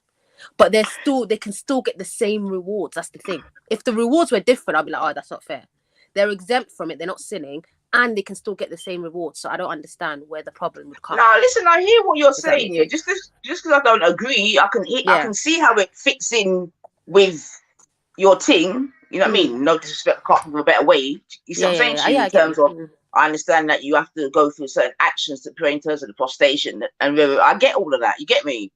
I'm just still saying, you know. But yeah, man, I hear you still, man. No, big up yourself though, man. It's interesting. It's interesting convo. It's a nice convo. Why do we wear? Is anyone feeling to answer my point now, or are we still? So what's your point? 1 second, Jedi. Can I just quickly ask one? I'll be back in a second. I'm just going to say, why do we feel we need to wear sanitary products? Nanifa. Why do we feel the need to wear sanitary products? Yeah. If it's not, if having a period is just really natural, it doesn't stop us from doing other things and whatever, then couldn't we just let it flow? Like, why are we trying to hide it with scented sanitary products, or why are we trying to catch it? You know, like why not just let it fly? I'm not sure of your question, to be fair. I'm sure once upon a time women did just that, just let it flow until they found different ways of trying to, you know, hide it, stop it, whatever the case may be. Why do we do that as humans is what I'm saying. Like, it's not that we're bleeding, we're like, oh, this is dirty. It's because we have a level of respect for ourselves that we don't want it just trickling down our legs and stuff. We also have modesty. So again, we don't want other people to know that we're going through those periods of that period in our life.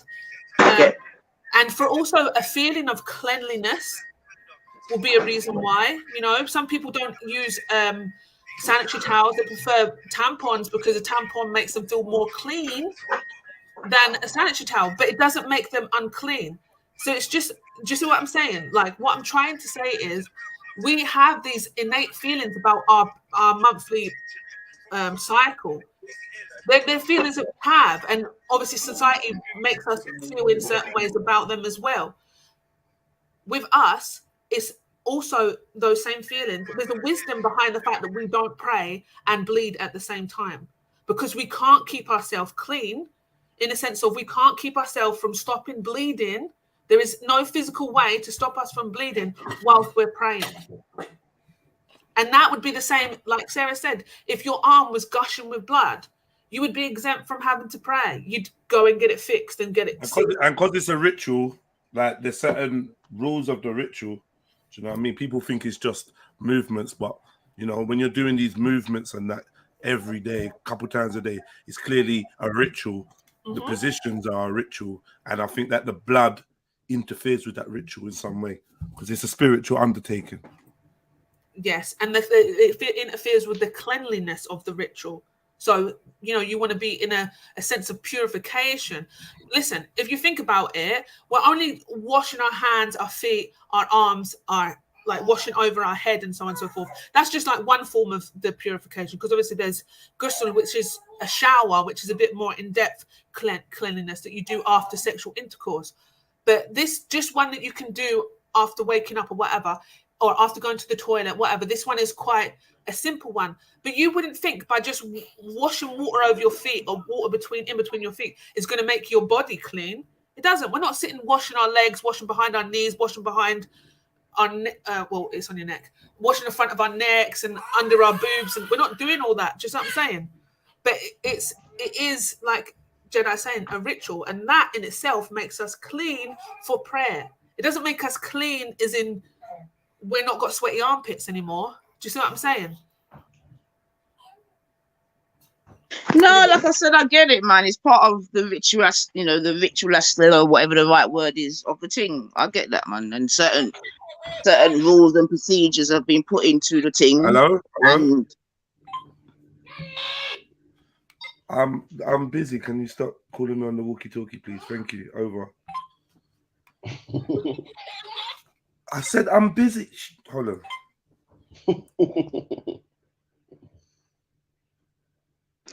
still, I would also say that as the Most High made us, you know what I'm saying? She obviously, as females, he's gonna know that, you know what I mean, every month we're gonna set a certain way, man. And I think that he would be forgiving of us praying to him in that state still, because that's how they built us, man. And they know, so without that there can be no life force, man. So I think it's something that we need to be celebrating, man. Get me? But no, Nifa, And I you feel like you're not understanding the No, I But they do are understand. we're still praying. That's the thing. We're still communicating. I know you're not. I understand you're not going through the ritual. I'm just saying. I would just say, well, can't we just pray standing up then? You get me? Say the same thing, whatever. Do it 5 times, whatever. But just stand up. At least that way I'm participating, man. But I understand, man. It's all right, man. I get it. Jenna, what was your question then? It's just playing. Sorry, man. Sorry, the boss man's calling me on the walkie-talkie. Over and out. Who's the boss? Shouting at me. All right, I'll speak to you later. Over. It's Army Day, of course. Oh. All right, I'll speak to you later. Over. My God. Speak to you later. Oh, bless. 2 minutes later. So yeah.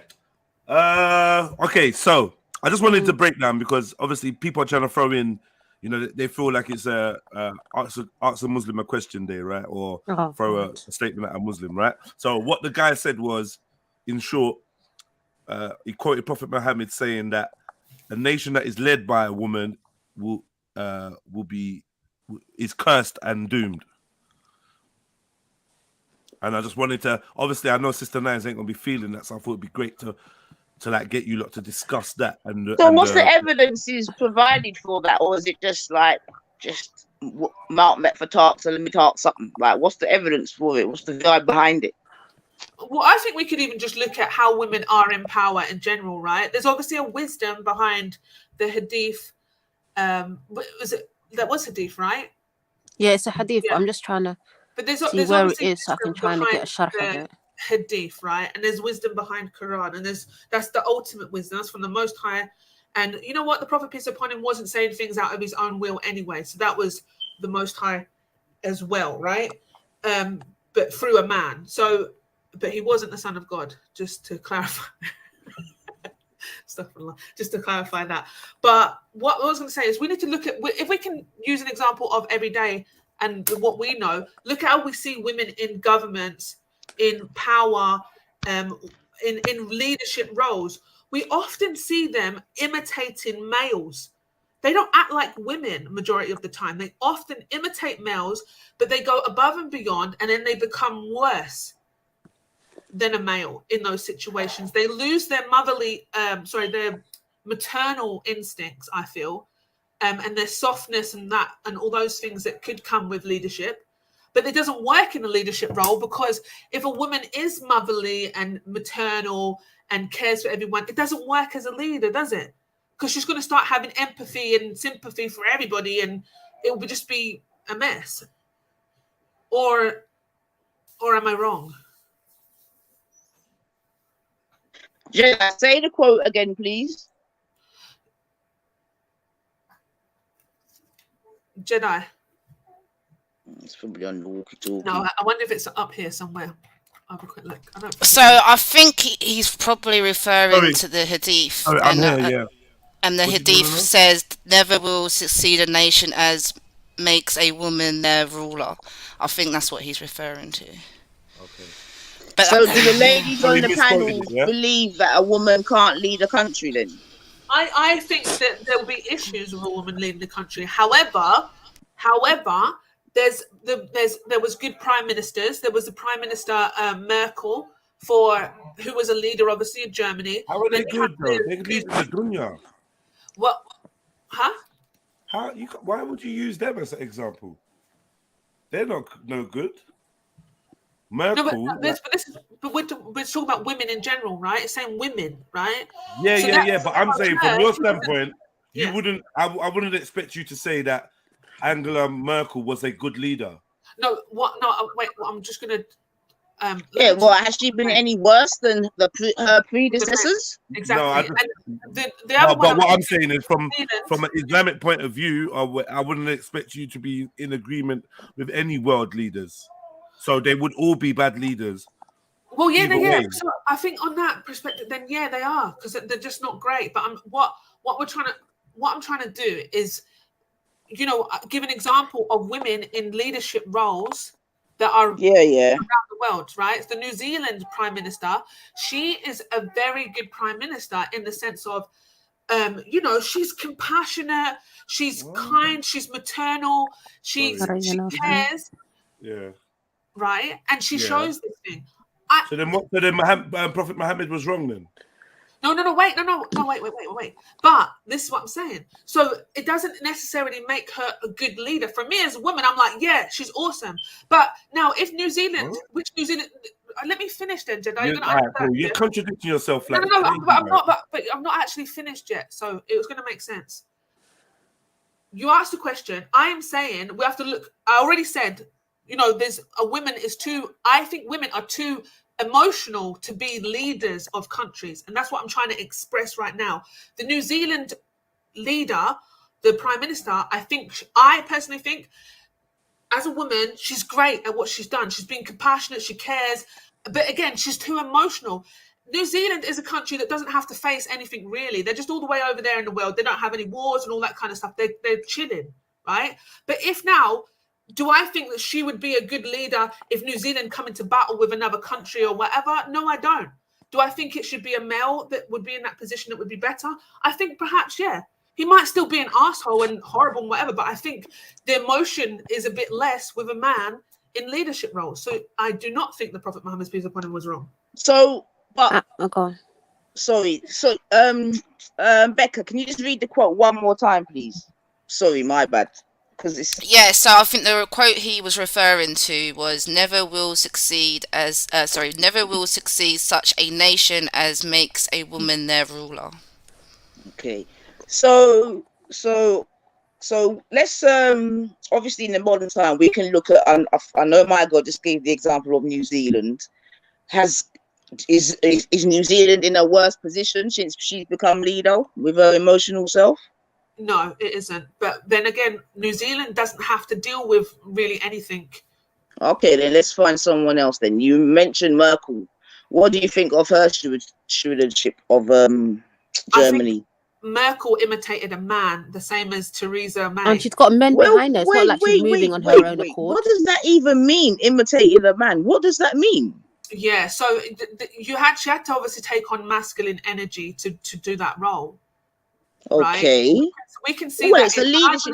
So, all right. So, are we saying that a leadership role is a masculine thing then? Yes. Okay. Go on.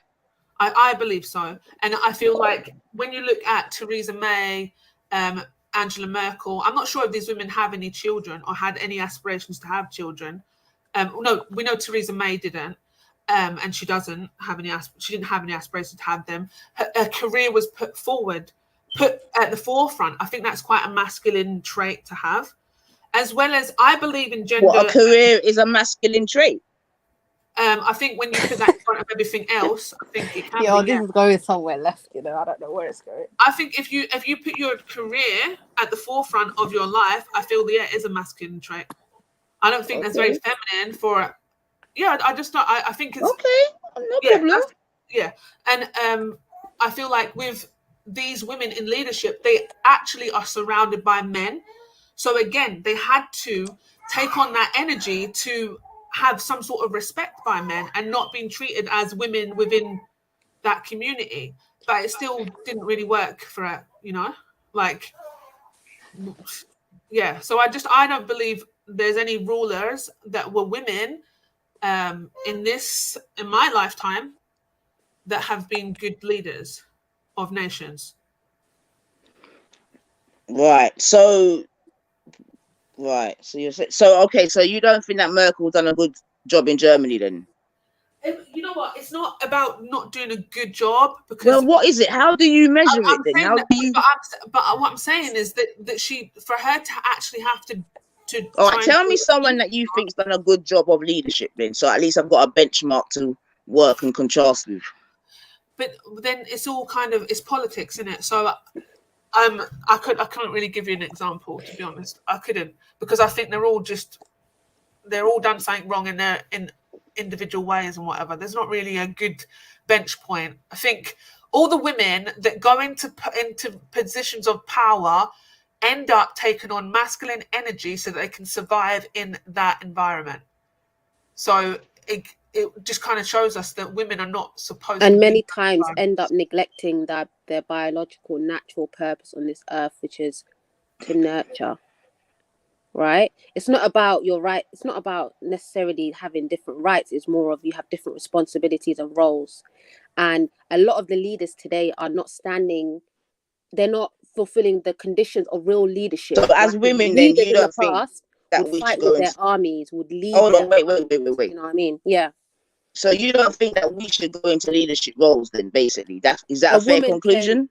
Big up. Sorry, can I? Oh, sorry. Religious, like in terms of my spiritual teachings in Islam, a woman can console a man. She can advise the leader, so her input is still taken on. Just like I believe in the ladies, please, a yes or no, yeah. Do you think that women can go into? No, they can't lead. Okay. No, they can't lead. Okay, no. Thank you. Because it's not. Sorry, can I just inclined to be leaders? They're not inclined to be nurturers. But sorry, can I just say you have to remember for most. No, you can't. One is gonna lack. You can't give 100% to either, can you? You'll be 50%, 50%. Why don't you give 100% to your natural biological role, which is to nurture and raise your children? But do you think even hold on a minute? But hold a minute. Even a man, it could be argued, doesn't give 100%. Even he has to give a certain percentage to his fatherly roles, no? Or you don't believe that happens neither? I don't. What sense? Sorry, of course he's going to give a percentage of, but as you can't be a leader and take care of your household. One of them is going to get lost in the process. But no as a leader of a country, you would have people taking care of your house. I mean, come on, man. Can I put it to you simply like this? Yeah, for most rules there are going to be exceptions to the rules. Just like say, and I'll give you an example just to while I sit in an office. Sorry, Hafte. Just to say, like, say for example, when the Most High will ask about the children before you ask is there a lag? Country. It doesn't make sense to me. Sorry, am I lagging? I think you're both trying to talk, but I think. Oh, sorry. Yeah, try again. Sorry, Hafte. I don't know, because I know you said you couldn't hear 9 earlier, so I don't know if it's my side or your side. Sorry, Hafte. Go ahead. Let me know if you can't hear me at all. Just 2 points. We know that Salama, one of the wives of the Prophet, when he was signing the Treaty of Hudaybah, she gave him advice and he acted on her advice. We know that when he first received his first revelation, he came to her and he acted on her advice. So we know that women give input to the leaders and the input is taken on. As for her taking full ownership of the leadership and being the lead, I'm going to question that, because what about her responsibilities as a mother and a nurturer? I don't get it. But yeah, anyways, carry on, MD. Sorry. But even with that being said, then and so I'm going to let you go in. Then say even with that being said, a woman can get to a certain age where she's no longer a nurturer, though. Would you at least agree with that? Like, say you've been a mother till you're 40, 45 even. You will be you're about rearing your children or whatever. She going on the battlefield? Can she go into a leadership role at that point in her life? Is she leading the army? Is she on the battlefield? The men are going to stand behind her. Why have we gone to that? We're talking about leading the country. Sorry. Apparently, if leadership was, because remember, I tried to bust a joke. Man was like, "Yo, we don't play about Aisha." So she's a very serious person. I respect that. Apparently, she led the army according to counter. But this is what I'm saying. There's exceptions to. This is what I was trying to say tonight about this. No. Most rules. Look. Let's hold on. No, not sorry. Not just me, hold on. You hold on. Thank you very much. So look, let me read the exact quote for you, and then we can debunk it, right? And we can start hopscotching and making exceptions for different people, right? That we're all equal, but if you're the wife of the Prophet, then you're an exception. Aisha was the leader of an army when she fought Imam Ali, at the battle of the camel. So now you can tell me what the exception is. How come she No, could lead the army? what I was gonna say, but what I was gonna say to Nice, just so I don't forget the point, yeah, was that in terms of most rules, there are gonna be exceptions. Me personally, as a woman, I don't want to be treated as a man. I don't want to have certain responsibilities. I don't want to have the need to do certain responsibilities if I don't have to have them. Do you see what I'm saying? But in terms of exceptions, yeah, there are going to be certain women who fit certain criteria and who may have ambitions to do X, Y, Z. There will always be exceptions to the rule depending on the times and the people and the cultures that you live in. Do you see what I'm saying? So but you as make a general, really good but point, as a general, actually. it's not. You As a make a general, it's really not good. going to work because at the end of the day, women are the leaders and they raise the nation, right? So if every woman is taking a man's role, because at the end of the day, in Islam, like we all said in the beginning, we are equal in terms of our righteousness, in terms of our rewards for the good deeds that we do. But in terms of our physical manifestation, we each have separate roles, which are not going to be equal. Do you see what I'm saying? Because like, so then does that Mahabdi was mean saying then earlier, that there'll never be any type of, so is a manager a leader? well, then it goes by definition. If you consider a manager to be a leader, then a woman can be a manager. There's nothing wrong with that. Women throughout Islam and throughout history have been having that. But when you're talking about leaders, like for leaders for everything, this is why I'm saying people need to make definitions. Are you talking leaders of like a normal workforce? Are you talking about leaders of every single country, leaders of armies, leaders of this, leaders of that? Referring to a country, I believe, if Becca, I think she doesn't, I believe it was referring to a country, the original quote. And then that's why persons like Merkel and the New Zealand lady was brought into the conversation. But even irrespective, at the end of the day, it is what it is, and this is what we believe. And it's not to say that you have to believe that, and you're free to disagree with it. But yeah, it is what it is, and you don't have to agree, but it don't change the fact that this is how we practice. Yeah, big up. Oh, and like, comment, subscribe, hit the Cash App, PayPal, and all that good stuff, people. Peace. Big up. I think, so to be honest with you, I had just a quick look there, and I was looking up why did Aisha, go to war, and I read up why. So I think, like, I get that used. Sorry, quickly, yeah. When you said Aisha, what did you say after Aisha? May Allah be pleased with her. So it's not peace be upon her. Well, you can ask for peace to be upon her, but may Allah be pleased with her. But why I don't hear may Allah be pleased with Muhammad or Isa. I always hear peace be upon them. Because they're prophets. You can say because they're prophets. I think you can say both. You'd have to. For me, I know to ask the peace be upon the Sahaba, and the wives of the Prophet, peace upon him. You can say peace be upon them. You're just supplication for them, right? You're just making a little dua. You're making a little prayer for them after you've mentioned their name. So right, 'cause I'm on you lot, like you like. Don't slip up today, you know. You know I love you lot, but yeah, don't slip up today. 'Cause I'm on you, man. Yeah, I got to do it because there's no one jumping on to challenge, innit? Like really. Yeah, challenge the thing, innit? And you know we need it might be easy to have the conversation with you challenging it though, because we know you've not got ill malice behind it.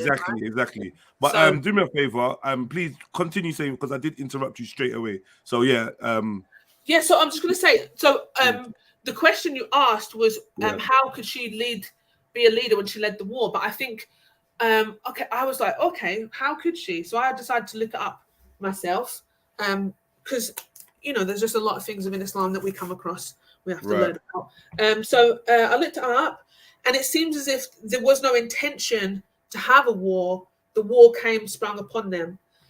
So reminds me of what me and you was talking about a little bit earlier, though, right? When all of a sudden the men have been killed, and you're gonna now go to war and could possibly become a martyr. This is why I'm saying, that's allowed in that situation. Right, yeah, exactly. But I'm saying, but this is why is it not important for a woman to even be aware of what her benefits of martyrdom are gonna be? Yeah. Why is it not specified? Because we can now specify a war. I don't know. Aisha didn't die in the battle, did she? No, but she did have 2 companions with her, female companions of hers, that did die. So it wasn't just her by herself. Even though, peace be upon her, may Allah be pleased with her, she was the leader of the 3 women. And the 13,000. So it's 13,000 men that was in battle. So even though she was the leader, she also had 2 other women with her at the front of that. Do you know what I mean? And they passed away. But that's another point though as well though, because even when a woman is leading a country, she's never doing it like one away. You know what I'm saying? She obviously you gotta have what do you call them? Okay. Advisors, this, that, and the whole 9, to make, and you still don't think that makes a difference, no? Well, that's the thing. So, but all our advisors are most likely going to be men anyway in this day and age. Well, they might be a combination of men and women, no? But it's the males that get them. Well, let me ask you a question then. Did you rate Margaret Thatcher? No, I did not. Not one time. She was a. You don't think she did no good for the country? I think she did. No, she sold out her country. I didn't remember. I grew up in Scotland, so okay. Scotland is living proof that Margaret Thatcher was fucked up the economy, man. Yeah, she sold out her whole country. She sold everything. She sold it out. Awful prime minister. Okay, I get that, and I'm not even. Just one point, and then I promise I'll shut up. I don't know if a lot of people know martyrdom is of different. Martyrdom isn't just on the battlefield. You can be a martyr if you die of a stomach disease. You can be a martyr if you die of a plague. You can be a martyr if you fall, I believe, from a high. From if you're crushed by a falling wall, you can be a martyr if you die in childbirth. And from my understanding, it's been a while since I studied this. You're still regarded as a martyr, and you get the rewards of a martyr. If you die in childbirth, if you die on the battlefield, you still get the reward. Does that make sense? You still get the reward of a martyr. So maybe they do get 72 male virgins, shall we say. So I would have to look into that, but that's something I'm going to look into actually, definitely. But yeah. Go on, sis, sorry.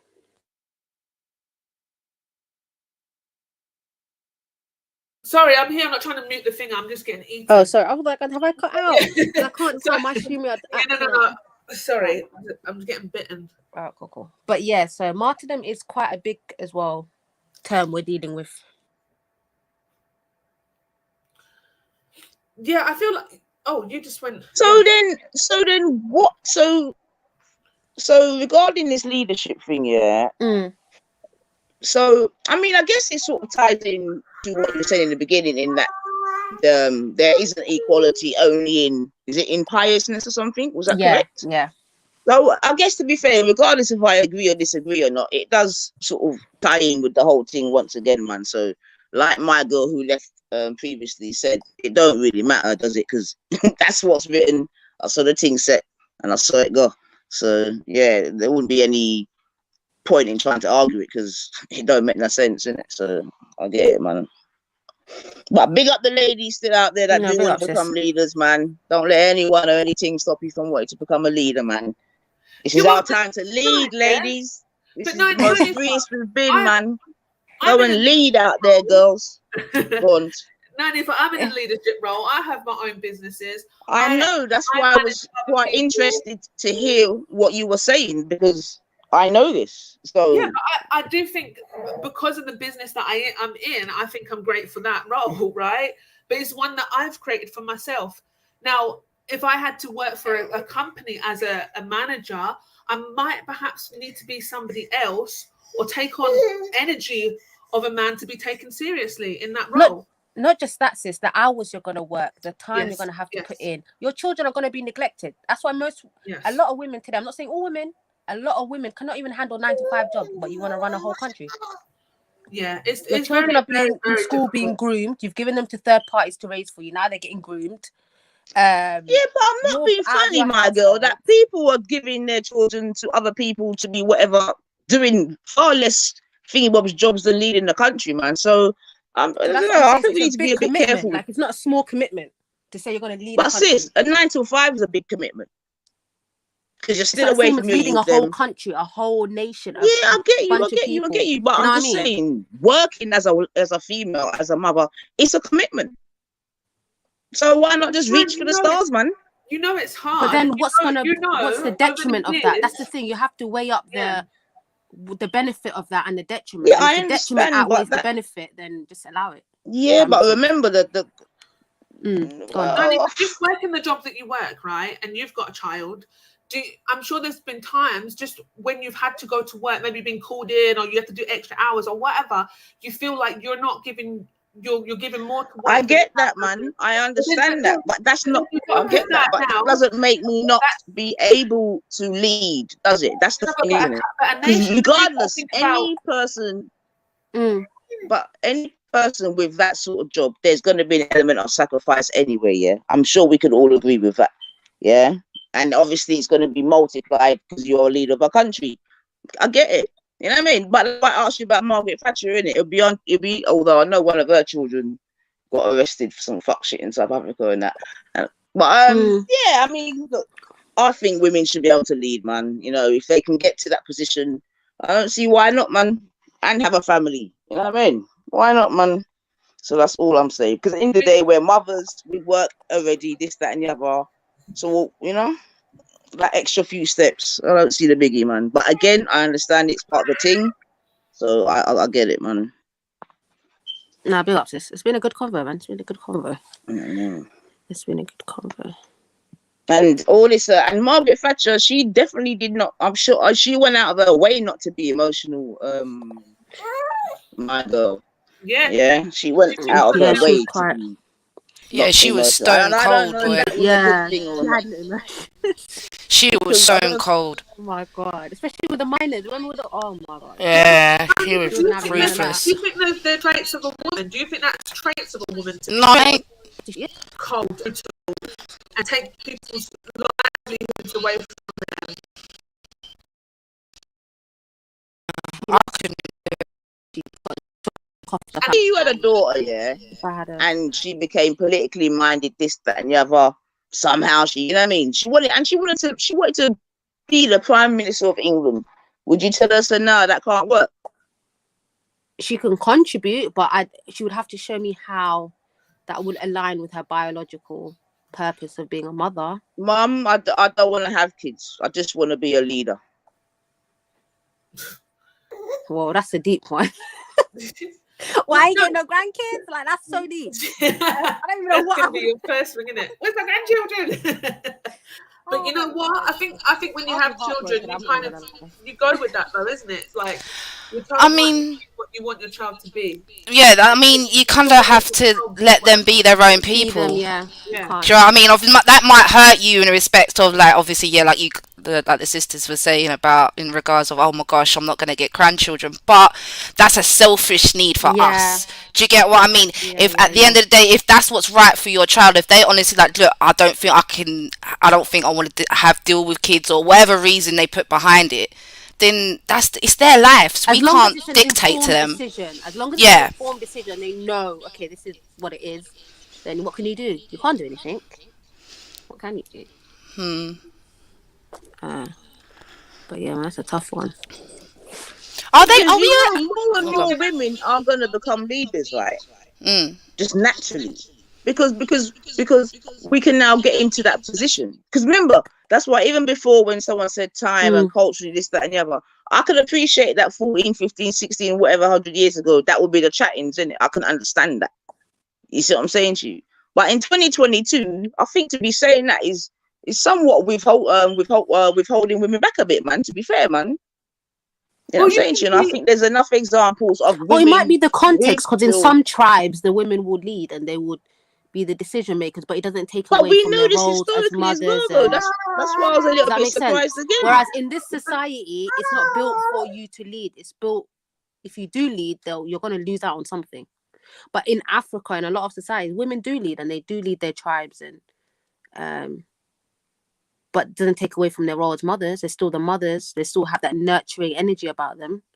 But that's because they've got a sense of community. You know I think in this day and age, there isn't a sense of like community, because there's so many single parents out there now. Do you know what I mean? Like, It's they're on their own harder. doing it. It's Yeah. harder. Do you know what I'm saying? If you're To in a manage as well, harder to manage. Exactly. I mean, like in my position now, obviously, I've got to go to work. Obviously, I've got to get. Luckily enough, I've got a course, Muslim yeah. sister down the road that will take my kids in the morning and whatnot. Do you know what I mean? But if I didn't have that support, which I haven't had in the past, I'm kind of Very stuck. hard. It's Yeah, you're it's stuck. Do you know what I mean? So yeah, man, it's not it is easy, a man. difficult. No, There's no community for it. That's true. There's no community. Can I ask I mean- how it's like work with you when you put on your hijab? How was it the same job that you were in? yeah, nursery. Yeah. Oh, And how have they been with you for now wearing the headscarf? No, they're fine. I mean, my last manager who when she saw me again, because she didn't see me for a while, when I went back, she obviously she saw me, she was like, Rebecca. I'm like, yeah. She was like, you look totally different. I didn't even recognise you. I said, yeah, there's been a bit of a change. She went, yeah, I can see that. But no, I mean, they've been very accepting. I mean, they haven't really said anything.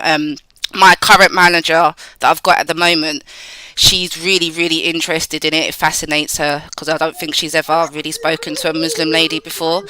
So yeah, so she's always asking me questions. We have good conversations about Islam and whatnot. So yeah, I mean, it's been pretty easy for my transition's been pretty easy. I'm not gonna lie. MashaAllah. Yeah. Maybe it's the wisdom of Allah. You needed it. For something. It needed to be easy for you. Do you know what I mean? Like, because I know a lot of sisters that it's been very hard for. And then with that, instead of just saying, you know what, I'm not going to wear a headscarf, they've actually just went and not been a Muslim full stop. Yeah. I mean, I think it's been easier for me because where I live is predominantly Muslim anyway. So that was kind of easy, because you see bare hijabi women around here, so that was kind of easy for me anyway. Obviously with the Hebrew Israelite thing, we had to cover our heads when we prayed, when we read the Bible. Do you know what I'm saying? So covering the hair was a kind of already a Was sort you of thing. able to pray when you was having your period as a Hebrew Israelite? I don't think so. I'd have to look into that. As a Hebrew Israelite, did you have a ritual of prayer? Like, did you have positions that you needed to be in? Not really. No, we just pray. So you just pray. No, listen. There's one thing that I understand this morning is that it's ritualistic. It's ritual.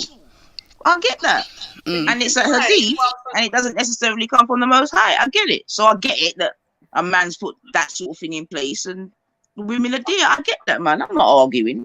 What we should say, I think, as Muslims then, is we shouldn't say we can't pray whilst we're on our period. Because I think that makes a huge confusion, because we can pray. We can do everything that we would do in a prayer apart from the actual positions of the prayer. Yeah. So I can sit on my sofa and pray. And say the same prayer, say the same surahs that I would in my prayer on my sofa. So I feel like we definitely need to be more clear with that when speaking to non-Muslims. Yeah. Indeed. Anyway, with that, I need to jump out still. Nice chatting to you, man. Have a nice day. Big And, up. yeah, man. All right, bless up. So, Jedi, any more questions for the panel, or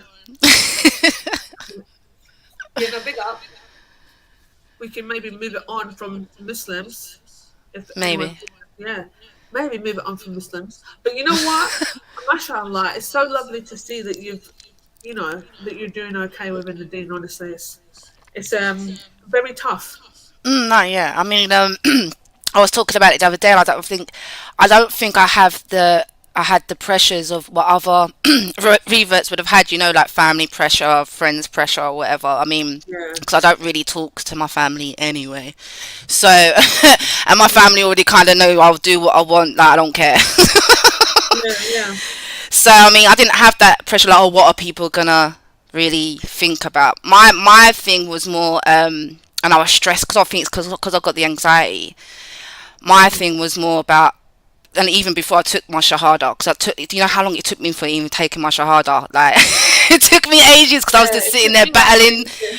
I was battling with myself. I was like, but if because obviously I didn't know how to pray. Do you know what I mean? Obviously, not obviously in Islamic way. So I would have to learn that. Like I was stressing about everything, like literally everything. I was like, but yeah, that was the sort of pressure I was going through, trying to figure out the praying and trying to learn how to recite in Arabic. And do you know what I mean? That's the pressure I was facing, not much of any social sort of pressure. But I do get why people. You're putting on yourself, though, right? Yeah, that's pressure I put on myself. Yeah, purely because of the anxiety. Yeah. No, I can hear that. But do you feel that with your mental health, that praying has helped that? No, definitely. I mean, for me, I said that like I've said it before. Like the only way I can really explain prayer for me is like form like a meditation for me. Do you get what I'm saying? It just kind of just centers you for like, and obviously it gives you that peace of mind because you just take out that 5 or 10 minutes a day for yourself, really and truly, to just ground yourself. Do you know what I mean? And obviously you're also worshipping the Most High at the same time, so it's beneficial for you. Do you know what I mean? So it does make me feel a lot more. I've been a lot more calmer, Shani. I'm not gonna lie. Like I'm not like, do you know what I mean? I haven't really. I'm not. You see how it used to be back in the day? Like I used to just be outrageous, but now I've calmed down a lot now. Yeah, no, it happens. It definitely happens. It's, you know what? It's definitely. I think it's definitely a good look as well. Not like, I'm not saying for you. I'm just saying it's a good look to be able to, you know, further your life experience.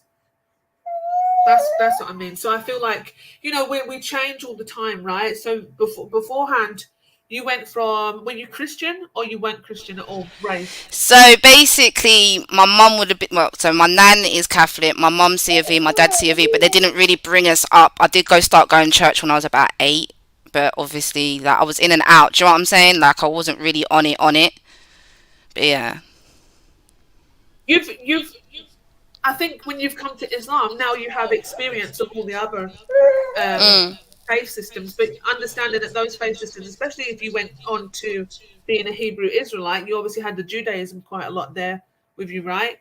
I think that giving you a bigger understanding of the Abrahamic faith. So to come to the seal, you know, mashallah, and burn all the haters. There's an echo coming from somewhere. I don't know. Yeah, I think it's Becca.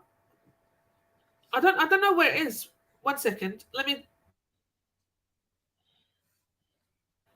Somebody else speak. Oh, it's cool, man. Becca's just tried to turn her mic into a super mic. She always does that. I thought it. You're like, really, you always do that shit, man. You're like radar. Always messing over the place. Radar. Imagine being. Nah, big up radar. Don't disrespect radar. This radar behind his back and to his face. Where is he? Where are you, radar? I really enjoyed this in radar, but I also when I do, I just feel like, oh, this poor guy. He's actually a really nice guy, isn't he? He's a really nice guy. But I do like dissing him. Like, I enjoy it. No, I was gonna say to Sakina, like, mashallah, like, alhamdulillah, you embrace the deen, and just like some advice, like, because how long have you been a revert for, if you don't mind me asking? About 6 months now. Okay, so mashallah, like, it's still early days. Yeah, I would say to you, don't, not to say in a bad type of way, yeah, but as a revert, there's a lot of hype around when there's a new Muslim or Muslimah. Do you see what I'm saying? That embraces the community, yeah, that embraces the deen. And with that, sometimes you can have rose-tinted glasses when it comes to the Muslims that approach you. Do you see what I'm saying? Because everyone seems like they want to lend a helping hand, but just remember that everyone is still Beni Adam, yeah. So just be. Yani, it's not to say don't accept the goodness, but just be mindful. There will be quite a few that are just being good because of the hype that's around you. Do you see what I'm saying? Yeah, so you would have a false sense of security. So just be careful. No, I hear that. Thank you. No, it's very true. And what happens as well is like this: the hype comes, and then you're just left, right? So everyone wants to be your friend, and all these Muslims come around you and all that kind of stuff, and then there's no one there. You have to be mindful. That's why I'm saying, yeah. And when it comes to in terms of deen, really solidify yourself, like personally as a Muslim. Do you see what I'm saying? And the knowledge you gain, like do a lot of self-study, if that makes sense. So that regardless when the surrounding assistance decides to step away, or you see the veil is lifted and you understand now the dynamics of the surroundings you're in, you still have a solid foundation. Do you see what I'm saying in terms of your iman? Yeah, definitely. I mean, I've been searching for like courses and whatnot, but I just haven't found one that suits me. Do you know what I mean? So obviously that I have been doing my own sort of like self-study, and I've done I've got a few Qurans. I've actually got a Quran that's got a transliteration in it, and I've got loads of things that I've actually done for myself already. So I mean, I'm not really, because I already know how it goes already. Like, do you know what I mean? And this is one of the conversations. Yeah, I mean, obviously, this is one of the conversations that I had with some Muslim people prior to becoming Muslims. I was like, it's the aftercare. It's all good getting the shahada or whatever. But what about the aftercare? You can't just leave these reverts to their own devices because they don't know what they're doing. Yeah, I mean, it's not even that, sis, that you don't know what you're doing, because at the end of the day, you still haven't lost your sense of common sense and your sense of reality. Do you see what I'm saying? Just because you're a Muslim, it doesn't mean that now you lose all knowledge of what you held previously. It's just, do you know what I'm saying? It's just to say that we as reverts have to really focus on discerning the true nature of the Muslims that are presented before us, because everyone at the end of the day is just Bani Adam. Do you see what I'm saying? So it's just not to lose that. That's the only thing we need to do, because we can't control people around us. It's only ourselves that we can control the steps that we take. Do you see what I'm saying? I think YouTube is not really the greatest place as well, because there's just so many freaking haters. Like, there's so many people that hate, and because they know you beforehand, like, ugh. Yeah. I'm just thinking of all the people that are just that are losers. Do you know what though? Like people haven't really given me that much attention, to be honest. I mean, like, so I know some certain people have. Obviously, when they're like Jordan M, for example, he got a lot of attention or whatnot. But like, I'm not them sort of levels. I've kind of like, because I'm working as well, I'm not really about like that. So on a level, I feel like but definitely just be double check any information that you're given. So 110%. No, 110%. No, 110%. Yeah, because there was a couple of mistakes that I made. I took certain information and later I found out that it was from a Sufi madhab or it was a Shia madhab, or do you know, like like it was from those were the mistakes that I fumbled into early in my early days. So definitely double check. To clarify what I was just saying there, because you cut me, sis. Like, I don't want to be cut on saying something. Sorry. About so, I'm overexcited. I apologize. She said she wanted from the butt. Sorry, what one? Yeah. Get out of it, Balagay. Yeah.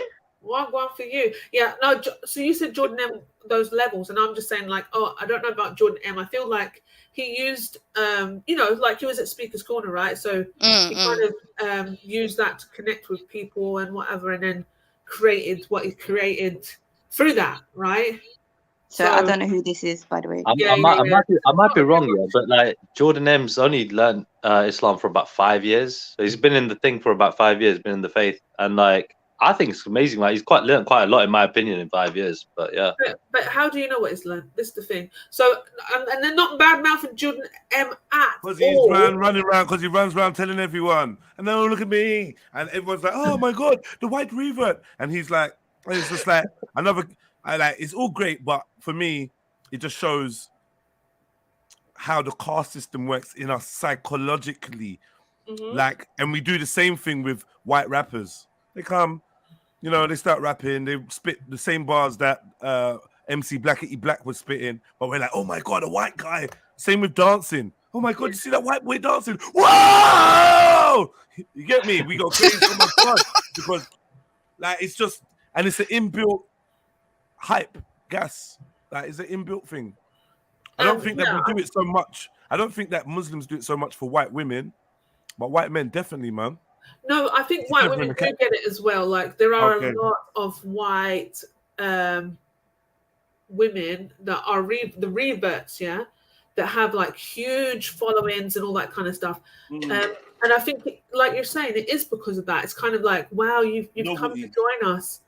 Like, yeah, it is novel. It is novel. But then at the same time, these are the same people that don't get recognized at all. So say for instance, if Sakina didn't wear her hijab, no one's going to know that she's Muslim, and no one would even assume that she was. Do you know what I mean? And they're also often left out of images or whatever. And also when you look at the wording, when people often talk, they always say the white man or white people when they're talking about, Muslims often say white man or white people when they're talking about non-Muslims. Muslims, right. Yeah, so they are also, not really considered. They are. So I think novelty, 100%. Definitely posted as a novelty, as a token. But I do think, like you're saying, that the hierarchy does still go there subconsciously. Yeah, because, and also, the Caribbean reverts, they're not really held up high. They're often not even considered, even by African reverts, African Muslims. They're often not really, held in a high regard and whatever. But I think that's just an issue we have in our societies that bleeds into the Ummah. You know what I mean? So it definitely reflects on how the lifestyle of us as people can bleed into our faith system. Is it bad etiquette to say who gave you your shahada? I don't think so. No, what do you mean? So to say who you put your shahada? Yeah, who gave you a shahada? A friend of mine. Anyone we know? I don't think so, no.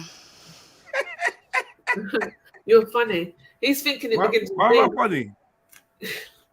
No, I'm joking. No, I don't think it was you. No, I'm just saying. No, I said something else. I didn't say me. Oh, but it's definitely not someone I know, Empress Becca, is it? No, I don't think so. Do they do YouTube? None. Do they do YouTube? Yeah. No, that's a good question, right? Yeah. But was it because of Dawah from a YouTuber? That's what we're trying to understand.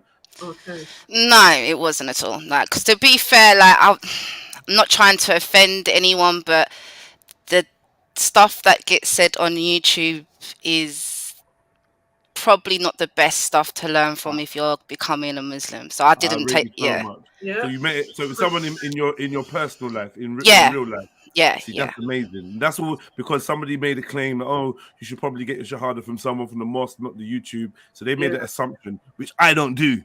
So I had to ask you. Get me? But big up yourself. No, cool. That's even. I'm even happier for you. I'm not even gonna lie. I'm even happier for you. You know what I mean? Yeah, getting your big up. Yeah, it is. Yeah.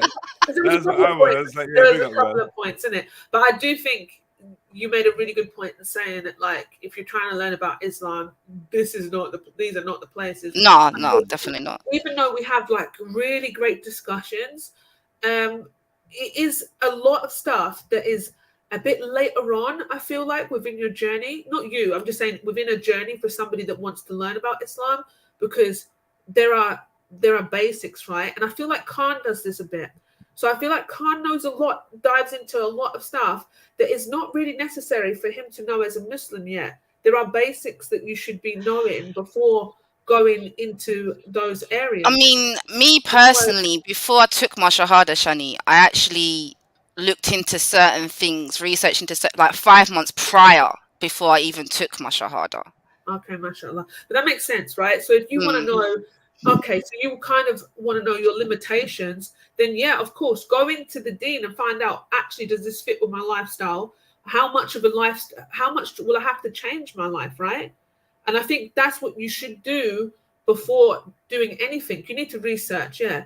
But what I mean is, if you really go in and you take up these things like, like hadith about raising head and all that kind of stuff, and like really hone into, it's like, is that really necessary to your afterlife, that hadith? Or over here this information. It's really not, because you can die at any point today or tomorrow. Inshallah, none of us do. No one that listening does, and inshallah, we have plenty more life within us all.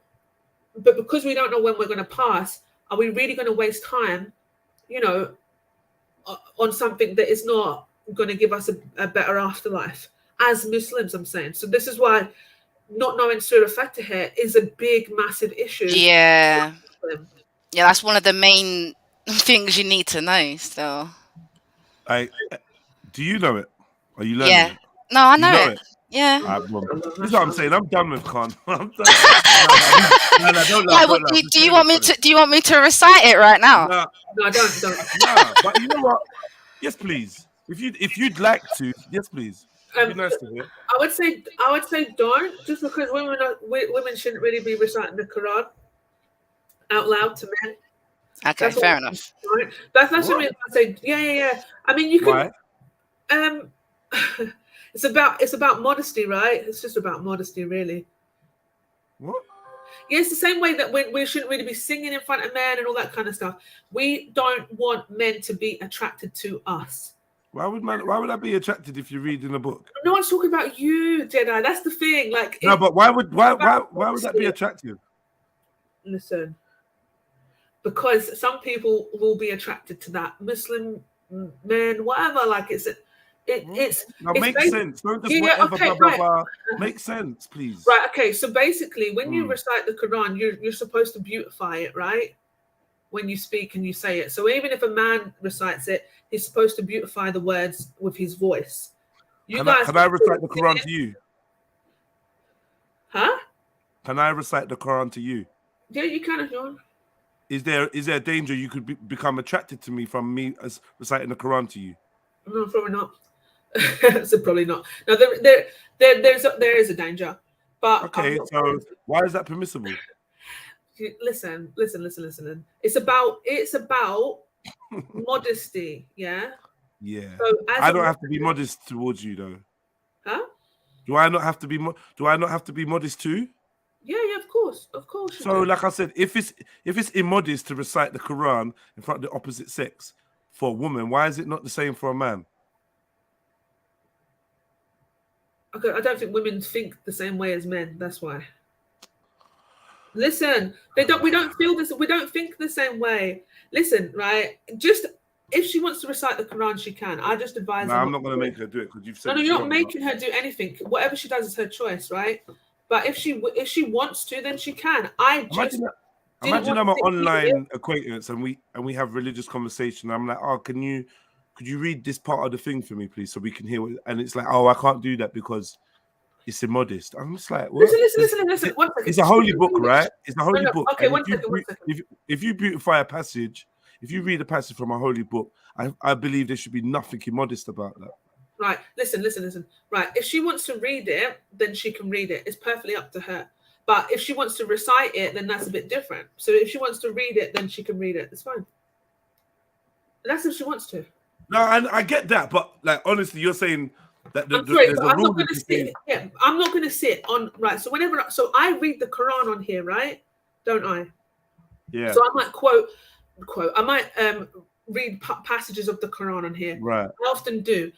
I'm saying that's reading, right? That's perfectly fine.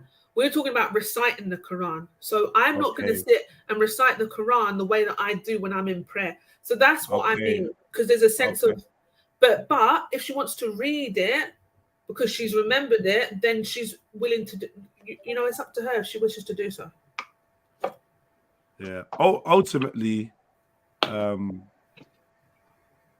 there's a little bit of inequality but it just depends on how you see things and obviously coming from an outside culture, I might be like, oh, what 1 minute, how come a man can recite, it's all good, we can all sit here and listen to a man's recital and that's all good. The minute a woman recites, it's like, oh, that's immodest. I find it hard, and I doubt that ruling is from the Quran either. That sounds like a hadith. Is it an hadith? It would be a hadith. But the thing is, I've not said anything. I've not said that she's not allowed to. I just advise her not to. Right. So I haven't said you're not allowed to do X, Y, and Z. No, you've made that clear now. You've made that clear still. Yeah, I want that to be clear because I'm just saying if you. So what is the hadith about it then? Can we go into that hadith because I find that very interesting. Yeah, cool. Let's get Please. it. 1 second. Give me a couple of minutes, yeah. Big up yourself.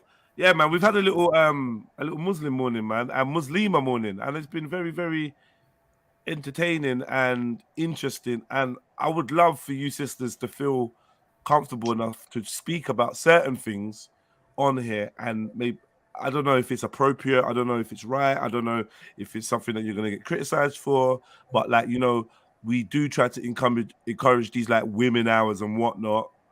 And if there was one centered around Islam, I don't know if that would be a good or bad thing. I don't. I'm starting to feel like it'd probably be frowned on. I don't know. Yeah, it might be a bit touch and go with that. Why though? I think people are just a little bit protective. You know what I mean? Would it be controversial to do that, Shani? Sorry, say it again. I was just reading. Would it be controversial to do what I suggested about, like, you know, having a regular segment where some Muslims could discuss? I would say yes. Sorry, I understand what you're saying. You know, the only reason why I would say yes is because it might be a wonderful conversation and a great part of the day and whatnot, blah, blah. But it also is on a channel that doesn't reflect any of the other things as a Muslim. Do you see what I'm saying? If it was a Muslim channel, then yeah, cool. There shouldn't be an issue. But if somebody's trying to get this wisdom from us or even education or whatever from us, then they have to go through the rest of your stuff to get it. So and so that would be the same as not encouraging Muslim men to come here and speak about Islam either, right? Yeah, same. So we're saying that it'd be a bad idea for Muslim men to maybe come once a week and speak about Islam, have conversation on Islam. So all right, what I'm talking about is the women, right? So obviously as women, we're gonna, for it to be entertaining, we're gonna discuss things that are entertaining to people, right? So that could be, if I come over here, if we came on and we had a discussion about women's rights in Islam, it's fine, not a problem. But if we start talking about you know, like things women should be doing that are specifically for women, then that's something that maybe should be had in privacy. Does that make sense? Amongst women, or even if it was to be done about, and it was done for educational purposes for other Muslim women, then that should be done in a place where the material around it. I think you're wrong. And let me tell you why I think you're wrong. Okay. I think you're wrong because it's good to do dawah wherever you find humans. But it's not dawah. Yeah, but it's dawah. It is dawah. No, wait. Because I'm talking about. It's dawah because it's you. Right, okay. Listen, it's dawah by actions, not by deliberate. Like, you're not preaching, but you make a call towards Islam, even in the most dingiest corners of the internet, by leading by example. These conversations, somebody could be in the middle of laughing about something completely inappropriate and then stumble across this and be like, do you know what? Those sisters, they had such a vibe, they had such a thing, I'm going to go and find out more. And I think that you could be depriving somebody who is hell-bent on only listening to Trilluminati Live. I don't go to their Muslim channels. I don't fuck with them man there. They don't like me, blah, blah, blah, blah, blah. And and the women don't have no rights. And then for women to come over here and prove them wrong would be a opportunity. I just feel like, like for instance, the question you asked, imams come to prisons. There's imams in rapist prisons and pedophile prisons and murderers prisons because they realize that no matter how the person have lived, no matter what the environment is, people still need the opportunity to redeem themselves and to hear the call. So I'm just saying, maybe that's a counter argument. I ain't really sure. I'm just trying to like. The question, Jedi, was: is it controversial?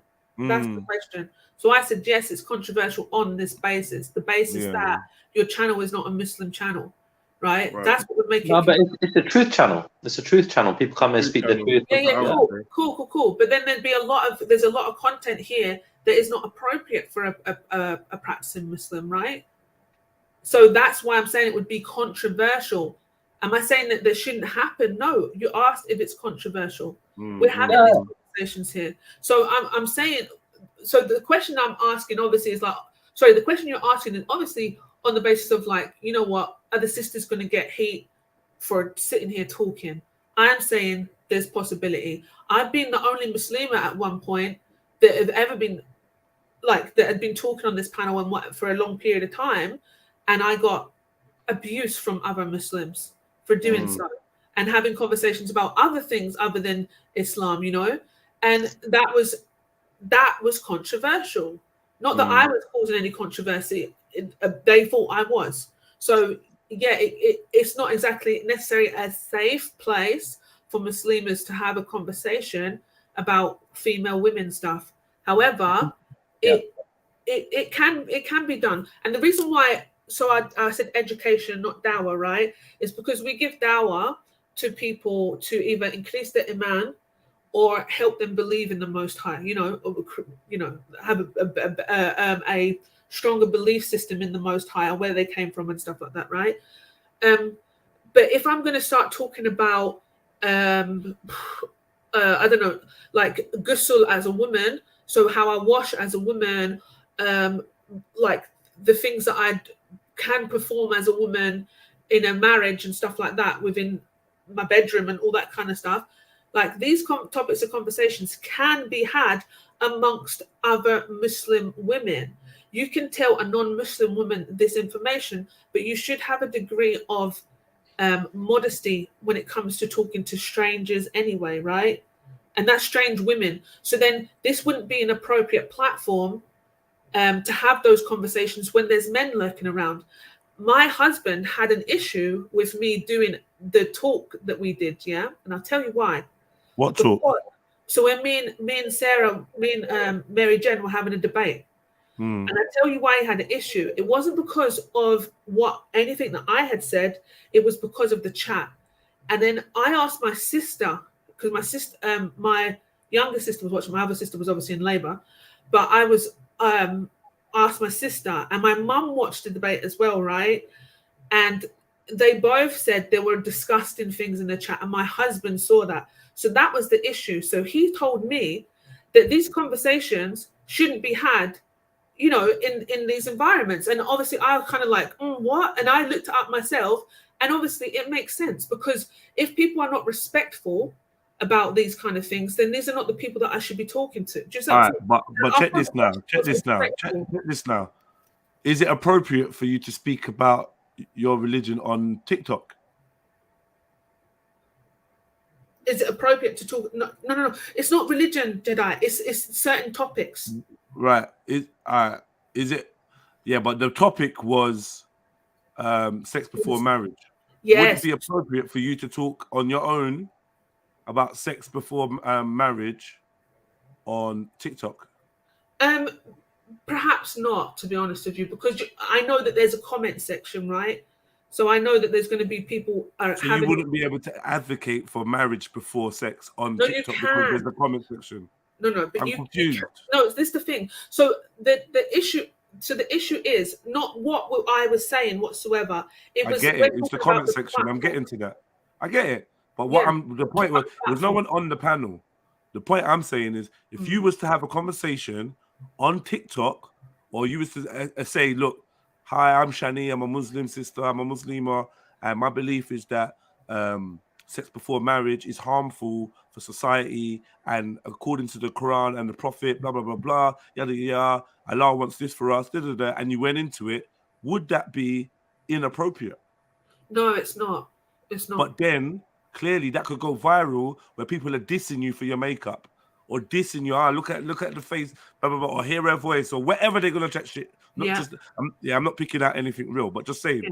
And then it would return back to the fact that you're on the internet and people are going to see stuff. So if it's no difference for you speaking on your own on TikTok, it's no different from you speaking with Mary Jen on YouTube. There's a comment section. You don't have to interact with the comment section, or any of those foul comments weren't put up on the screen.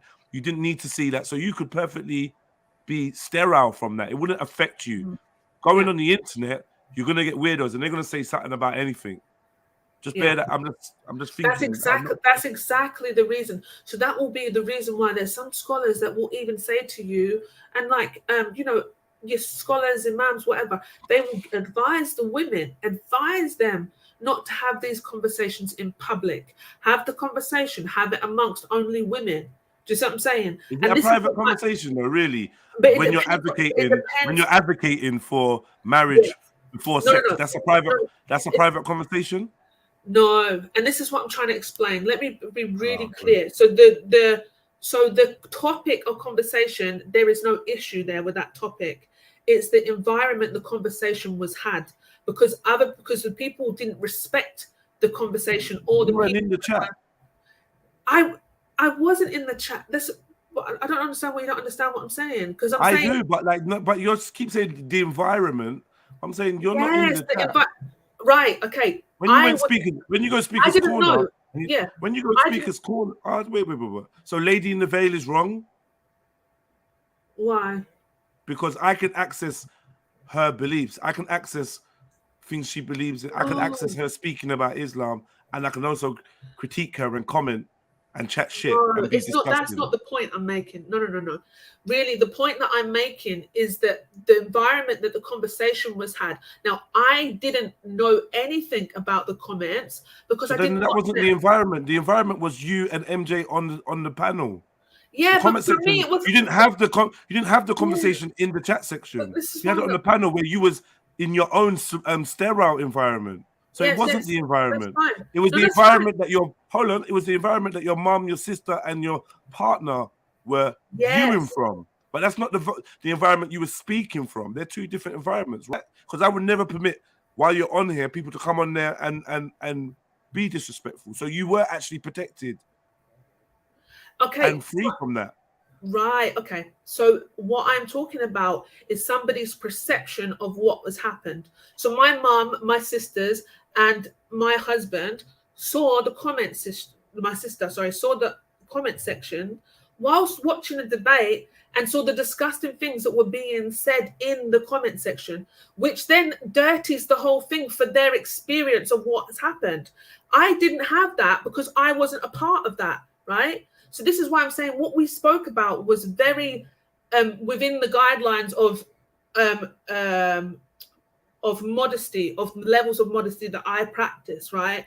And that my family are comfortable with and happy with me to practice those levels, right? So it wasn't like I was being disrespectful to my family, to myself, or anything like that. I'm not talking about what I was doing. I'm just saying that when we have conversations like that, we want to have conversations about sex and all this kind of stuff. If we have them, we want to have these conversations in a controlled environment where people are respectful. Not that I felt disrespected because I didn't have any interaction with those people. I'm saying other Muslims and other people that are close to me saw it and felt disrespect for me. Does that make sense?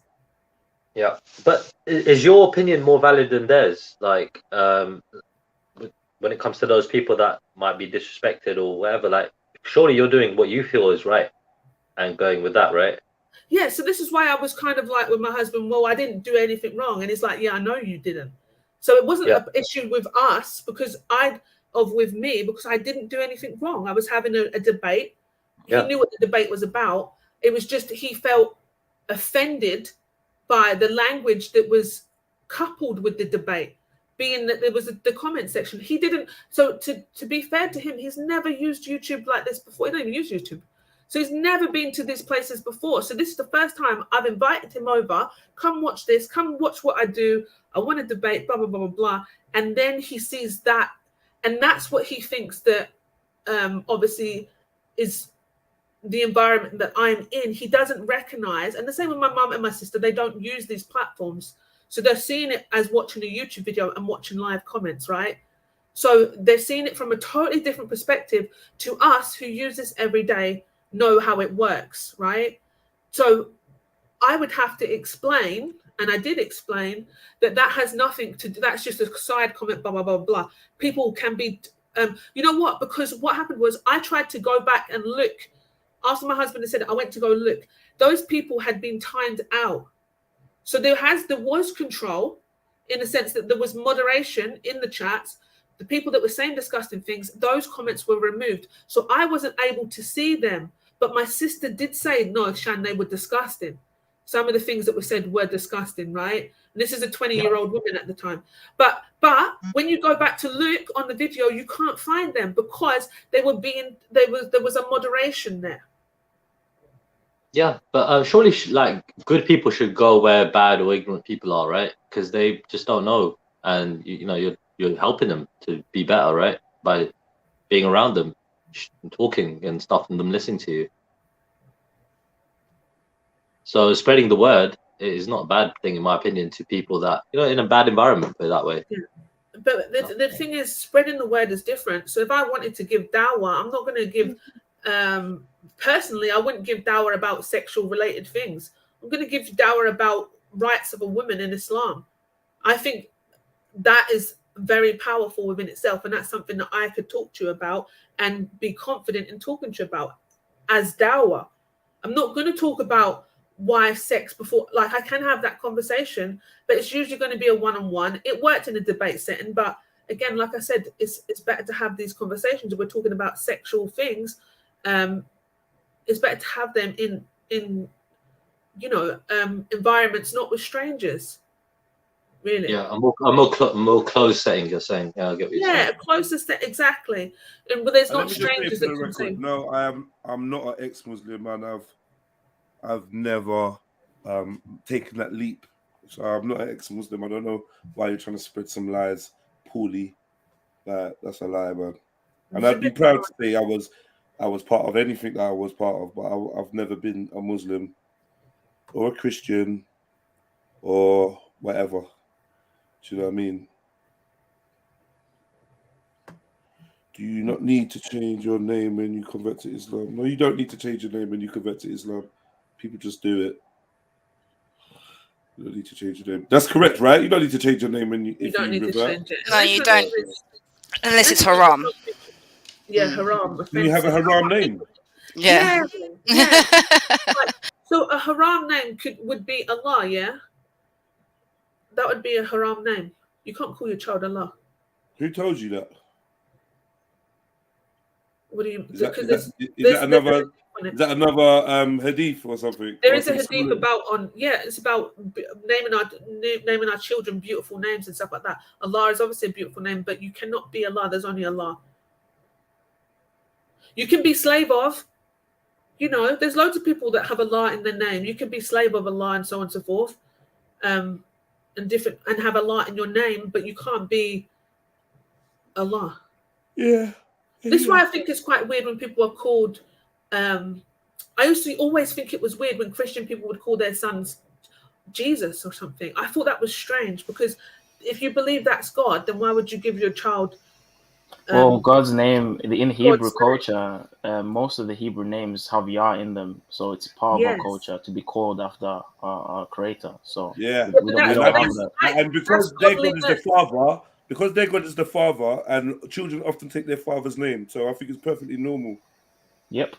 But that's what I said. So there's a lot of Muslim names that have Allah in it, yeah, that negate to Allah. Yeah, but slave of. Like, slave of, though. No one's going to be called slave of Yah. No one's going to call themselves a slave in their name. They're not going to have slave in their name. Yeah, but the slave is the translation, right? We have a different affiliation to the word slave. But we are the slaves. We are the slaves of the Most High. We are. There's not an issue to be a slave of Allah. There's an issue to be a slave of a man. That's an issue. But to be the slave to the Most High, not at all. There's no issue. I don't even want to get into Islam and slavery, man, because that's another rabbit hole. And I really enjoy it, but it's just a distraction.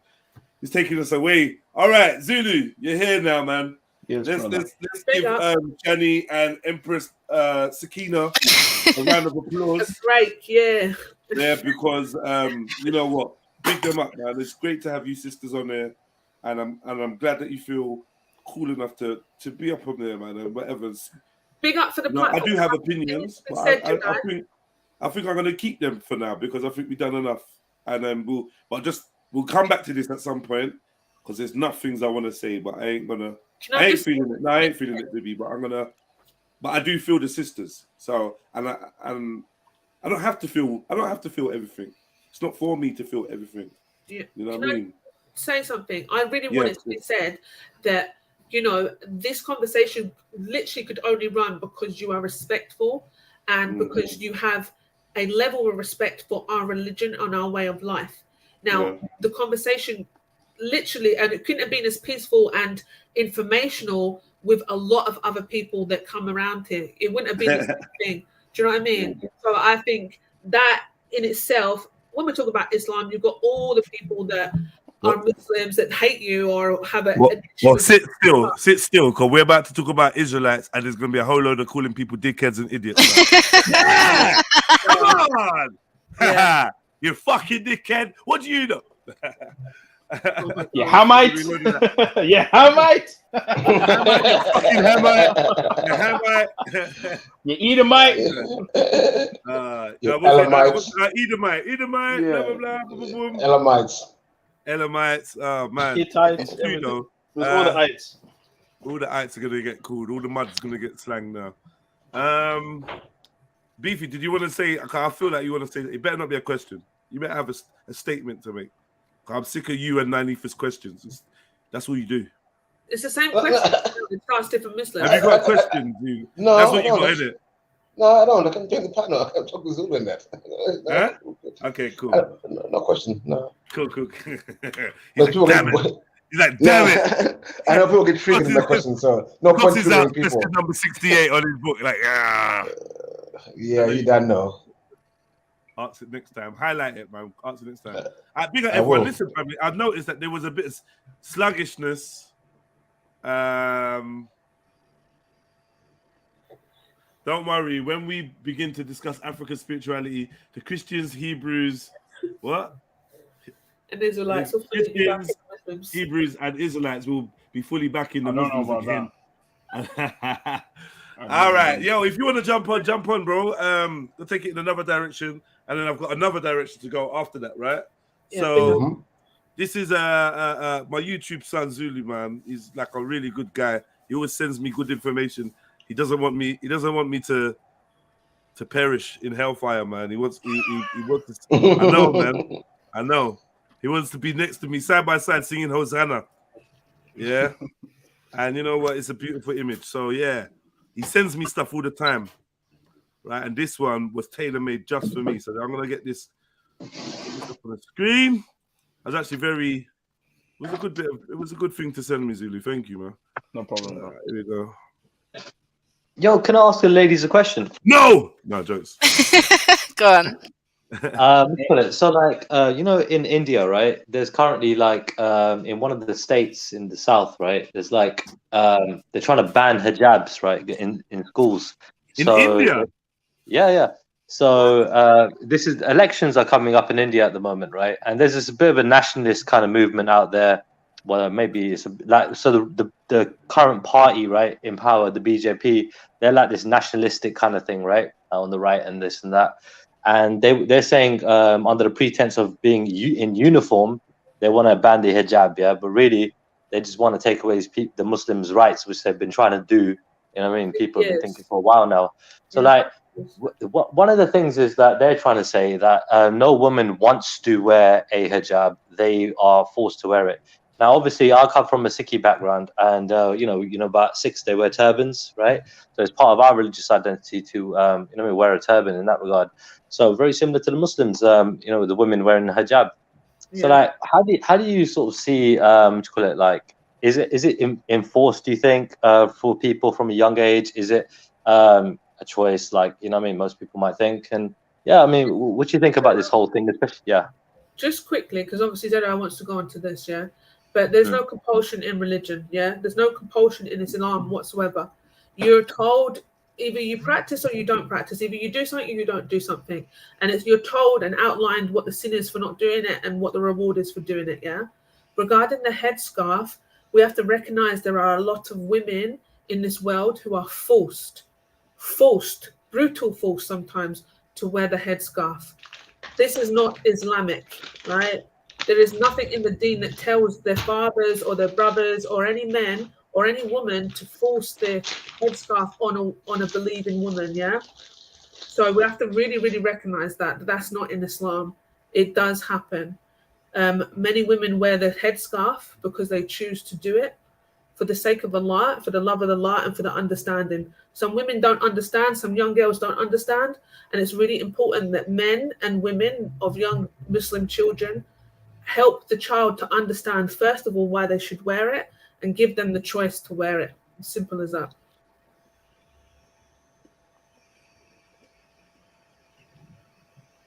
Yeah, no, I hear that. So that's what I'm saying. So like, why do you think in India they're basically doing this headscarf ban thing like as well? Because India is politics. They don't want Muslims to be in their country. They have issues with it. Obviously, it's a Hindu country, so they're just using different tactics now. It was like that was an issue like last year. It's an issue now because they're just trying to eradicate Muslims from their society. The same as French are trying to eradicate any sort of identity other than French. It's just politics. Yeah. What's the ruling in France? Do you know? Is it banned in schools, the hijab? Because they tried to do something like that, right? In public. In schools, like you can wear it in public, you can't wear it in workplaces and schools and stuff like that. All right. Yeah. Trilla, sorry, I'm not trying to dead your argument or the conversation. It's a really good topic, and I could talk about headscarf for years. I just recognise that JEDI wants to move on, and some people get bored of this. Yeah, no, it's calm. I just had the opportunity to just ask it because I had two hijabis here, innit? So I just thought, I might as well ask you guys. Hey.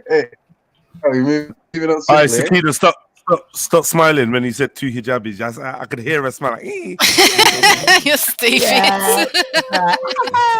Yeah. Mashallah. Oh, go on. Go on, Reggie. Here we go. Surprise, you fucking rat. What you gonna say, Reggie? Come on. Why do you think they're trying to eradicate the cheese of Islam? What? Why, Shani? Why are you saying that they're trying to eradicate Muslims in India? But they are. Oh, there's 100-something million. What are you talking about? Like, think about what they're. Sorry, Trilla. What's the name First of all, Reggie, any Christian-based subjects you want to talk about? Not right now. Not right now. Yeah, Reggie knows more about Islam than he does about Christianity, man. Reggie, honestly, yeah, if you was offered to join DCI, would you join them? Nah, they got a different mission to me, so nah, I wouldn't. Yeah, they do. Seem like that's what you're on, man. Nah, not necessarily, man. I think they're probably more aggressive in their ministry when it comes to combating such false ideology. But yeah, they're different. Well, you are very interested in combating Islam, though, aren't you? Not so much. Can you be honest, please? Can you be honest? Bear in mind, we've been on the internet with you for like 4 years, Reggie. Please be honest.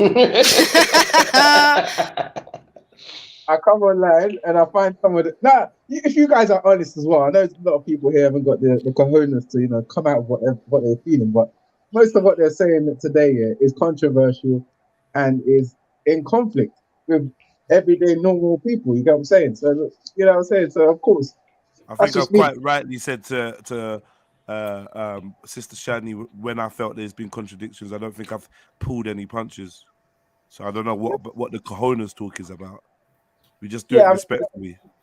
Today you've been okay, fair enough. So some will say that they can do it more respectfully, but I'm just more. Well, do you know what? Maybe I got a soft spot for the sisters, isn't it?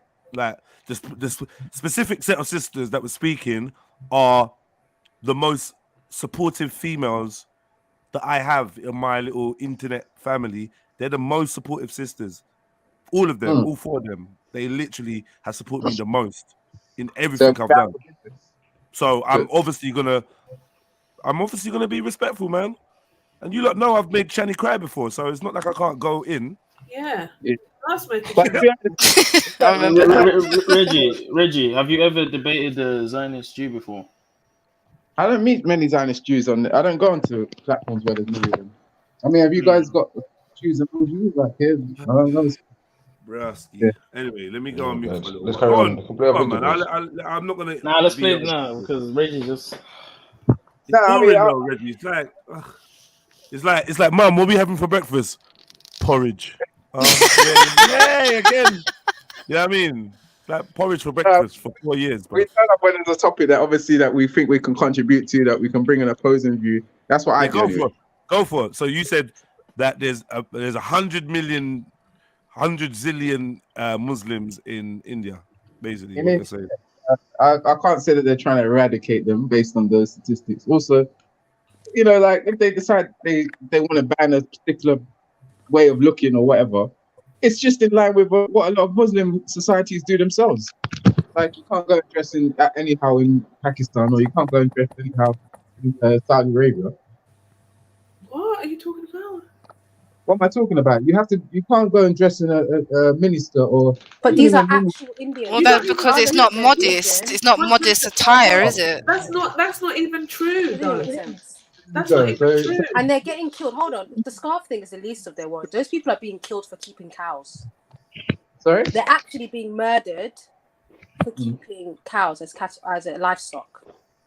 That's a different thing. Bro. Yeah, that's so the whole scarf thing is just a bit of a, you know, it's not as serious as the other shit that's happening in the background. They're trying to take away these people's ethnic rights in that country. Sarah, but if something's sacred to you, would you defend it? What? If something is sacred to you, would you defend it? But just against one group of people. But they will have McDonald's in doesn't India. matter. They will have a If McDonald's something, in India. but I'm asking you, if something is sacred to you, would you But it's defend not it? consistent, bro. It's not consistent. Their shit's not consistent because they still have a McDonald's up there. They'll probably still have a Burger King. They're selling beef. But for one group of people, they're targeting them for things that they participate in and they do and they eat. I don't That's think ethnic cleansing, bro. It's just targeting a group of people because you hate. It's nothing to do with religion. Well, I was told myself. I had a Hindu friend. banning- He told me, like, if you go to India, be careful if you eat beef, no matter who you are, or you might get murked. No matter who you are, don't go there eating beef in public when you might get murked. They're the biggest importers of beef, bro. They're the biggest importers. Like, what we do? I know, but I'm saying, innit, like, So but, it's not I can't go to certain areas. I can't go to like the Mormon countries there and start doing certain things. Certain things you have to just respect the law of the country, innit? I don't know. So their people can sell it and import it and deal with cattle, but the Muslim the country. I don't know, like. Doesn't sound right. It's not consistent. It's not even aimed at Muslims. It's because that they have a certain ideology, which I would be opposed to as well, which is wrong. You get what I'm saying? Nothing to do with them targeting Muslims specifically, like you guys like to put it across. It's not. Yeah, if but they're it's the the biggest largest importers, and they're the biggest importers amongst the biggest importers in the world. Are they not the ones keeping livestock as well? Are they not the ones keeping cows as well? But it's okay for them to do it. But when a Muslim does it, you're going to kill him. It's nothing to do with the religious or theology behind it. It's you hate those people. It's when anybody else does it. Go on. It's when anybody else does it, not just when a Muslim does it. It's when anybody else does it because they don't. No, want it's not. people... They're the biggest importers. That don't make sense. Of course, they're keeping cows. Then they're keeping cows as well. They keep cows, but they're not I'm killing saying. Their own people for keeping cows. They're just killing the Muslims for keeping cows. No, for eating cows. They don't keep keeping cows. No, even for having them, for the purpose of what are cows used for? When they're importing them to other countries just to hold, or are they actually? No, I think they're one of the biggest leather exporters. I think India. But they're still killing the deity of theirs, right? They're still participating in the murder of something they consider to be a form of a deity. Yeah. They're literally it's hypocrisy. like. It's not consistent. You just hate Muslims, innit? Just say you hate Muslims and keep it going. That's what I'm saying. The cows are very well protected, definitely, and like it is a piss take because again they value the cow's life over the human life out there. And I came on just to jump on and say, Reggie, where were you when Walter was getting badded up the other day about his little all that paedophilia in the Catholic Church? Hey, I might have missed it. I don't think I was around, but obviously that you were needed, bro. You got badded up really bad. It was really bad. We condemn all forms of paedophilia, including the well publicized Catholic Church paedophilia, Church of England paedophilia. You know, we condemn all of them, and these actions obviously are abhorrent, right? Most paedophilia. I look forward to you expressing that on your own without it being brought up. I do look forward to that. Most paedophilia actually takes place domestically in the homes of people. That's an interesting fact for people to deep. You know what I mean? But You know, that's for those that are genuinely interested in paedophilia. So if we want to combat it, the most effective way is to deal with it and tackle the one that happens domestically. But that's a different subject, to be fair. I wasn't around, but I think there's a big problem even today with the Catholic Church and paedophilia. So they need to address it. We can't even do any tap dancing around that still. Yeah, but yeah, the main point is you will know where to be seen. Yeah, but you hear. I'm not. Any Muslim convo is there, man. First one. Not necessarily. I just came on at the right time. You know what I mean? I'm a busy man, but I just disagree. Cute man. He's a cultural Muslim, innit? He knows more about the cultural Muslim and that. He could be a cultural Muslim. Oh, God. I disagree with that stance. That obviously that you want to dictate what Indians should allow to be worn, but in your own Muslim majority countries, you're happy for them to dictate what women wear. It doesn't like. It seems like a bit of a contradiction.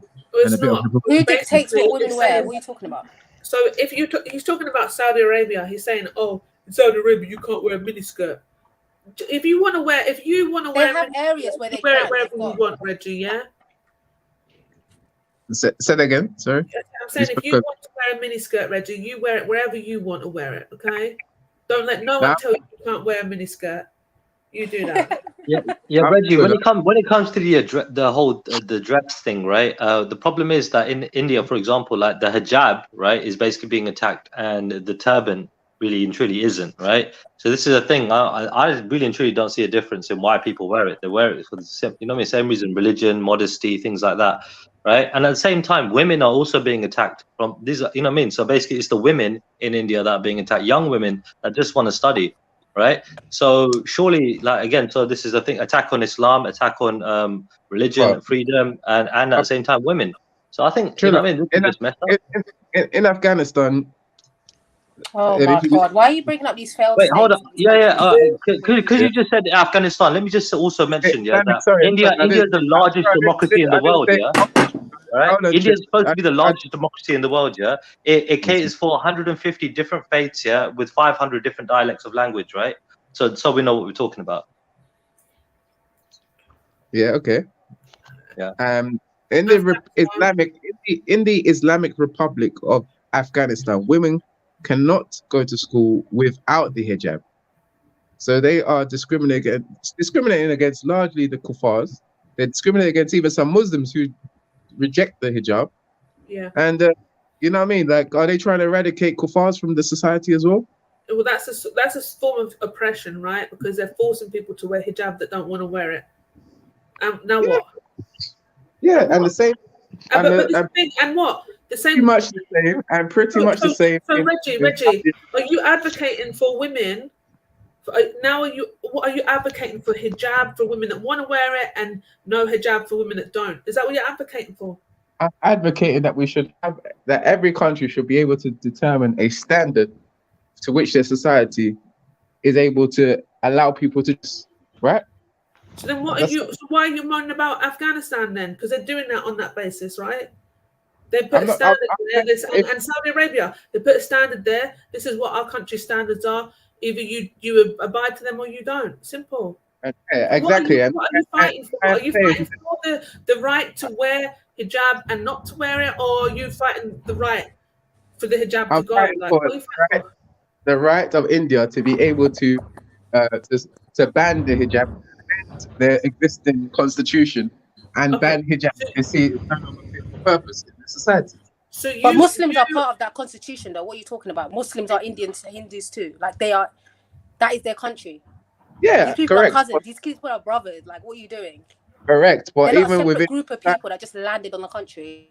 I didn't say they are, but what I'm saying is that women's Trilla society. made a really good point, though, Reggie, because Trilla said there's men there that wear the Sikhi men there are able to wear their headscarves, but the Muslim women can't wear their headscarves. So where's your point? What do you mean? Is Islamophobic, if anything. Islamophobic. I'm saying your point is, did I call you an Islamophobe? Did I say, Reggie, you're an Islamophobe? No, but you're saying it's Islamophobic. Yeah, your point is, because your point is only an issue to do with Islam. It's got nothing to do with the actual scarf or the people that wear it. Why shouldn't a woman be able to go, get an education and wear whatever the hell she wants to wear? Why shouldn't she be able to do that? What is the headscarf? What is the headscarf got to do with her getting an education? So you need to understand the story. They weren't allowed into their universities. They were stopped from being allowed to go into their universities and wearing their headscarf, right? Why is this? But yet a Sikh man can still go into the university and wear his headscarf. Where's the equality that you're fighting for? No, my thing is, on a personal level, I would say that women should be able to almost wear what they like in terms of like when they're going, of course, within the uniform standards of the organization or the society, right? Okay. However, so what's the problem with Saudi Arabia? So my problem with Saudi Arabia is if they have their own standard and we have to conform to their standard, we have no problem with their standard, and we're not accusing them of eradicating non-Muslims or non-believers. Then why would we accuse India of having when they have a uniform standard of trying to eradicate their society? All they're trying to do is they're trying to change the way their society, the outlook of their society, to look in a different way. You're okay with that? But you just said that's what you think that society should be able to do. Yeah, I think that if society feels that okay, we want people to look more in this direction, look a different presentation, you know what I mean? Then why not? Then what's your issue with Saudi Arabia? Exactly. Because Saudi Arabia are doing exactly what you think they should be doing. Society should be allowed to do. Saudi Arabia is saying, if you want to come to our country, they set the conditions before you go there. If you go to their countries, you know what time it is. If you're applying for a work visa, you know what time it is. You then accept the conditions they put forth, and you go to their countries. And they have areas where you can wear miniskirts and do all types of fuckeries and drink alcohol. They've got American campuses. What do you call it? Places where American expats go. They've got a lot of places in Riyadh for expats. I don't know what you're talking about. They got bloody concerts with Nicki Minaj, for God's sake, and that crackhead Lil Wayne. Like, what are we doing? What are you doing right now? So women can go out without a hijab in Saudi Arabia. Is that what you're saying? Yes, they can, bro. I've been to Jeddah, and there was a lot of expat women that take off their headscarf and they walk around with their hair showing.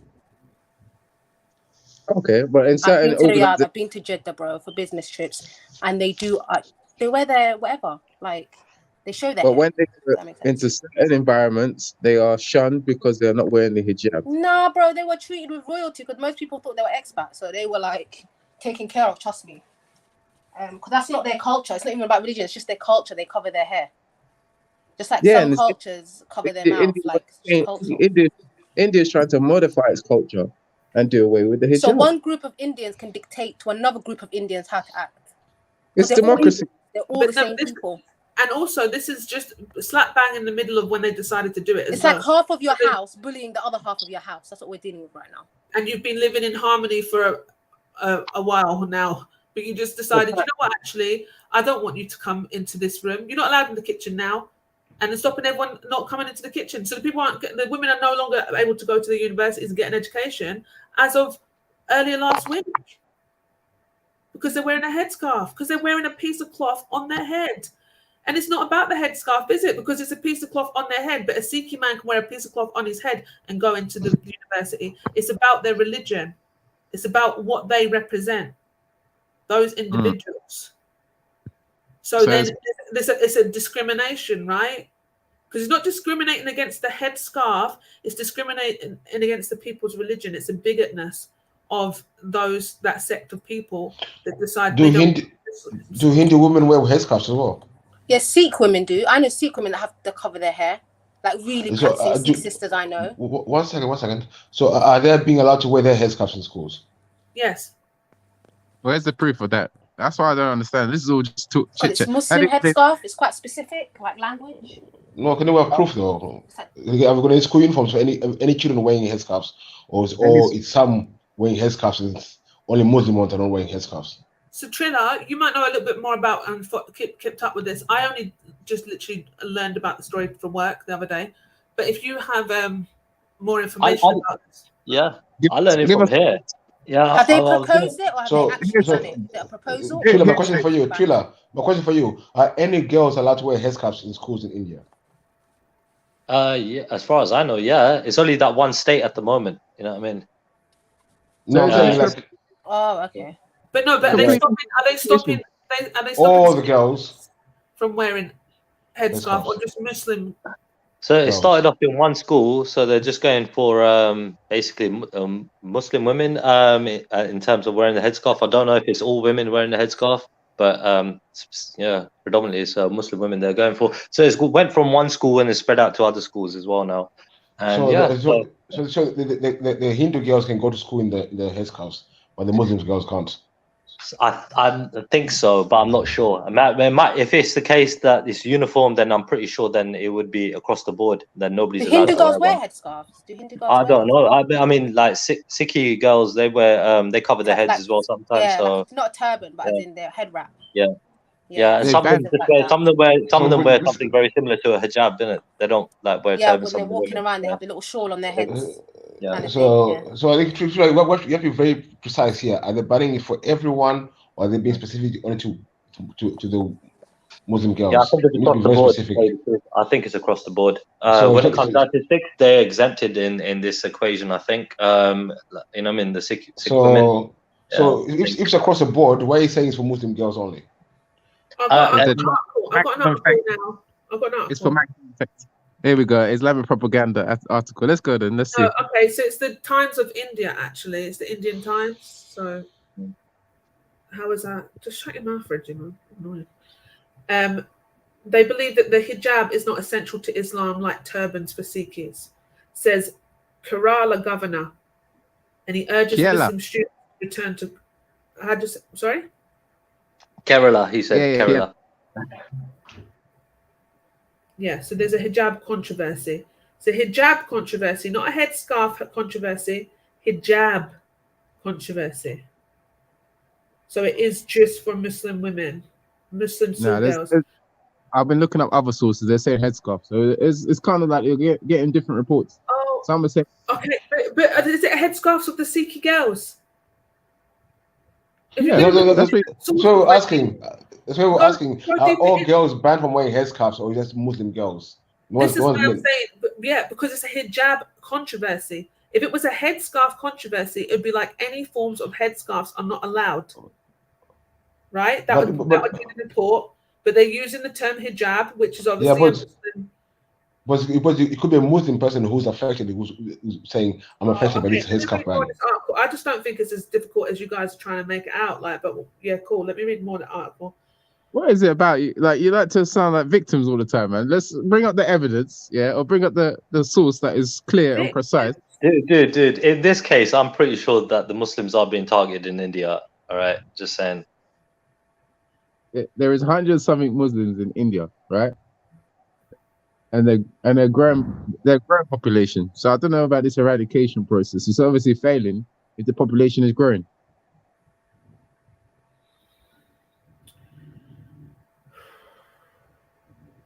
Yeah. And you suggested, Trilla, that it's one state. You get what I'm saying? Currently in one state, as far as I know, yeah. Which is not Kerala. You get what I'm saying? Like, you know what I'm saying? Like, we're getting conflicting information. But it's saying that it starts with K. Something like I can't remember what it's called. But you said in India. So when you said in India, you implied it was like the whole of India. Now you're saying it's only one state. Yeah, in India. No, like I might have misheard me or I might have said it wrong, but it's in India and it's one state currently is taking place in. But at the same time, like I said, like, I mean, look, Muslims have felt attacked, and they have been attacked. You get me? There have been incidences where in 2019 they were attacked. Like there was some mad, people were killed. When it came down to clashes between these national kind of groups and people who want to just, just throw them out, basically, forcefully, I mean, you saw the law that they made about asylum seekers. They were like, "Oh, if you're claiming asylum, if you're a Muslim, you can't claim asylum." One second. When you say throw out Indian Muslims, throw them out to where? Because most Indian Muslims are Indian descent, right? Yeah, 200 million Muslims in India. Yeah. So when you say you're going to throw them out to where? That's what I'm saying. I don't know what they want to do. They probably just want to throw them out to Pakistan or wherever. Trilla, you better something. Trilla, You're you're throw away the asylum point here that you were trying to lead us to, yeah? They granted asylum for persecuted persons from neighboring countries in that region of South Asia, yeah? So people from India, from people from Pakistan, Bangladesh, Sri Lanka, etc., that were being persecuted, many of which were being persecuted by Islamic governance, yeah? They were allowing them to come to India and seek refuge and citizenship. That's a good thing. There are so many Islamic societies that refugees can go to. Yeah, but they try to ban. They try to make make it for everybody apart from Muslims, right? So they were saying, and there was a big thing about that on the media. You know what I mean? The whole world said, "Look, this is wrong. This is against human rights and stuff like that." That the Muslims have X amount of other places that they can go to that are majority Muslim. We need to prioritize. Where can the Christians go that are persecuted in Pakistan? Only to Europe. You get what I'm saying? If a Muslim is persecuted in Pakistan, they can go to where's the next nearest place? Bangladesh, another Islamic area, Indonesia, Malaysia, all them places there. Yeah, end of the day, dude, you get me? It's these far-right groups, like I said, who are in power, like the BJP, they're just going to try and push this agenda saying that, the majority of these Muslims are dangerous and this and that, and they're just trying to take over. They're playing all this propaganda. And again, you got to understand how much control they have of the media out there. You know what I mean? Probably like other countries out here. So come on, Trilla. You think that the Muslims don't say that, that the Hindus are this and that? Have you not heard the amount of propaganda about Hinduism? Well, come on, man. The Hindus are like 80% out there, right? So they're the majority, right? The minority are like the Muslims, the Sikhs, and other groups, right? The Muslims make up for 14% of India. Hindus right? are the majority in India. Primarily, that's the only country that they're probably the majority. They're just trying to protect what is their population in that country. And what they're saying is, okay, you guys we're not going to come and trouble you in your 50-something countries. We'll even conform. In fact, we'll even leave, like they did in Afghanistan, like they've done in the Middle East. You hardly find any Hindu temples in the Middle East. You know what I'm saying? But they have no right to throw them out. Do you not get it? They've been living there for as long as their family generations have. You know what I mean? To an extent. They're not throwing them out. They've been there for hundreds of years, dude. So they're not throwing them out. Well, you've not shown anything to suggest that they've thrown them out. All right, I haven't said that, but at the same time, they are targeting them. They are attacking them out there in India. You know what I mean? Yeah, quite clearly. Like Reggie, this all over the news, right? I don't know. Do you enjoy being a liar? Like, is that enjoying? What have I lied about? No, about the fact that you've seen in other cases that it's not attack on Muslims. Like, what are you talking about? Do you believe everything? Do you believe everything we're going to see in the news? Sorry. Any source that you bring forward, we're allowed to analyze and try to dissect and to decipher whether it's a credible source or not, or whether we believe. You stopped her from reading in the first sentence, bro. Yeah. You stopped her reading from the first sentence. Yeah, from like time ago. No, I didn't. I didn't. There's plenty of articles there, yeah, regarding the ban on the hijab.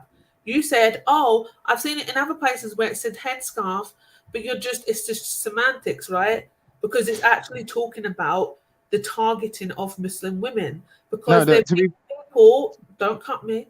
There have been people who have gone in, men particularly, who have been standing up for these women wearing blue scarves, right, around their necks, and then they had their Trilla, the saffron scarves. Are they Sikh?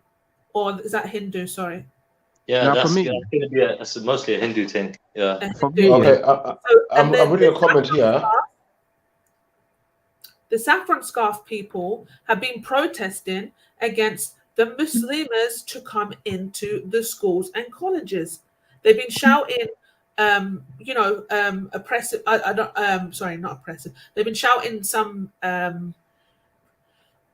I don't know what language they're speaking. Sorry. So imagine the Hindi words that they're shouting at in defense of the women not being allowed to come in, right? And then obviously the rebuttal is Allahu Akbar.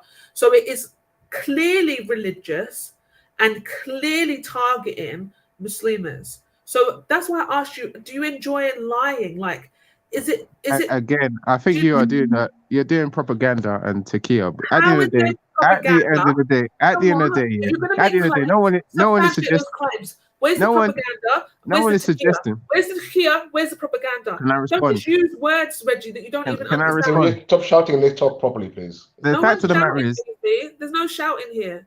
The fact of the matter is, no one is suggesting that no Muslims in India are being oppressed or attacked. There's always going to be a scenario where some are being oppressed, some are being.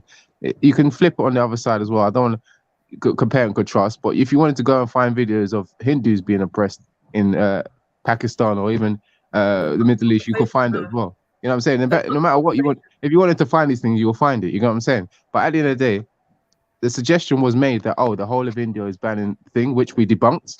And since debunking it, there's been no evidence to disprove that. All we found is a source from Shani that said, in Kerala, which is a very small area in India, south of India, that is that you said, they're planning to ban the hijab. Right. So that's one. Let's stop it. No. I didn't say that's one area of India. That doesn't mean no. to say that. That's the thing. I never said that. Put some clarity on this thing, on the issue. Apparently, it's one school which got a dress code which is banning the headscarf. It's not the whole state. Women. It's one school. No, listen to what it says. Women. What is the issue? I don't understand. What is so difficult to grasp?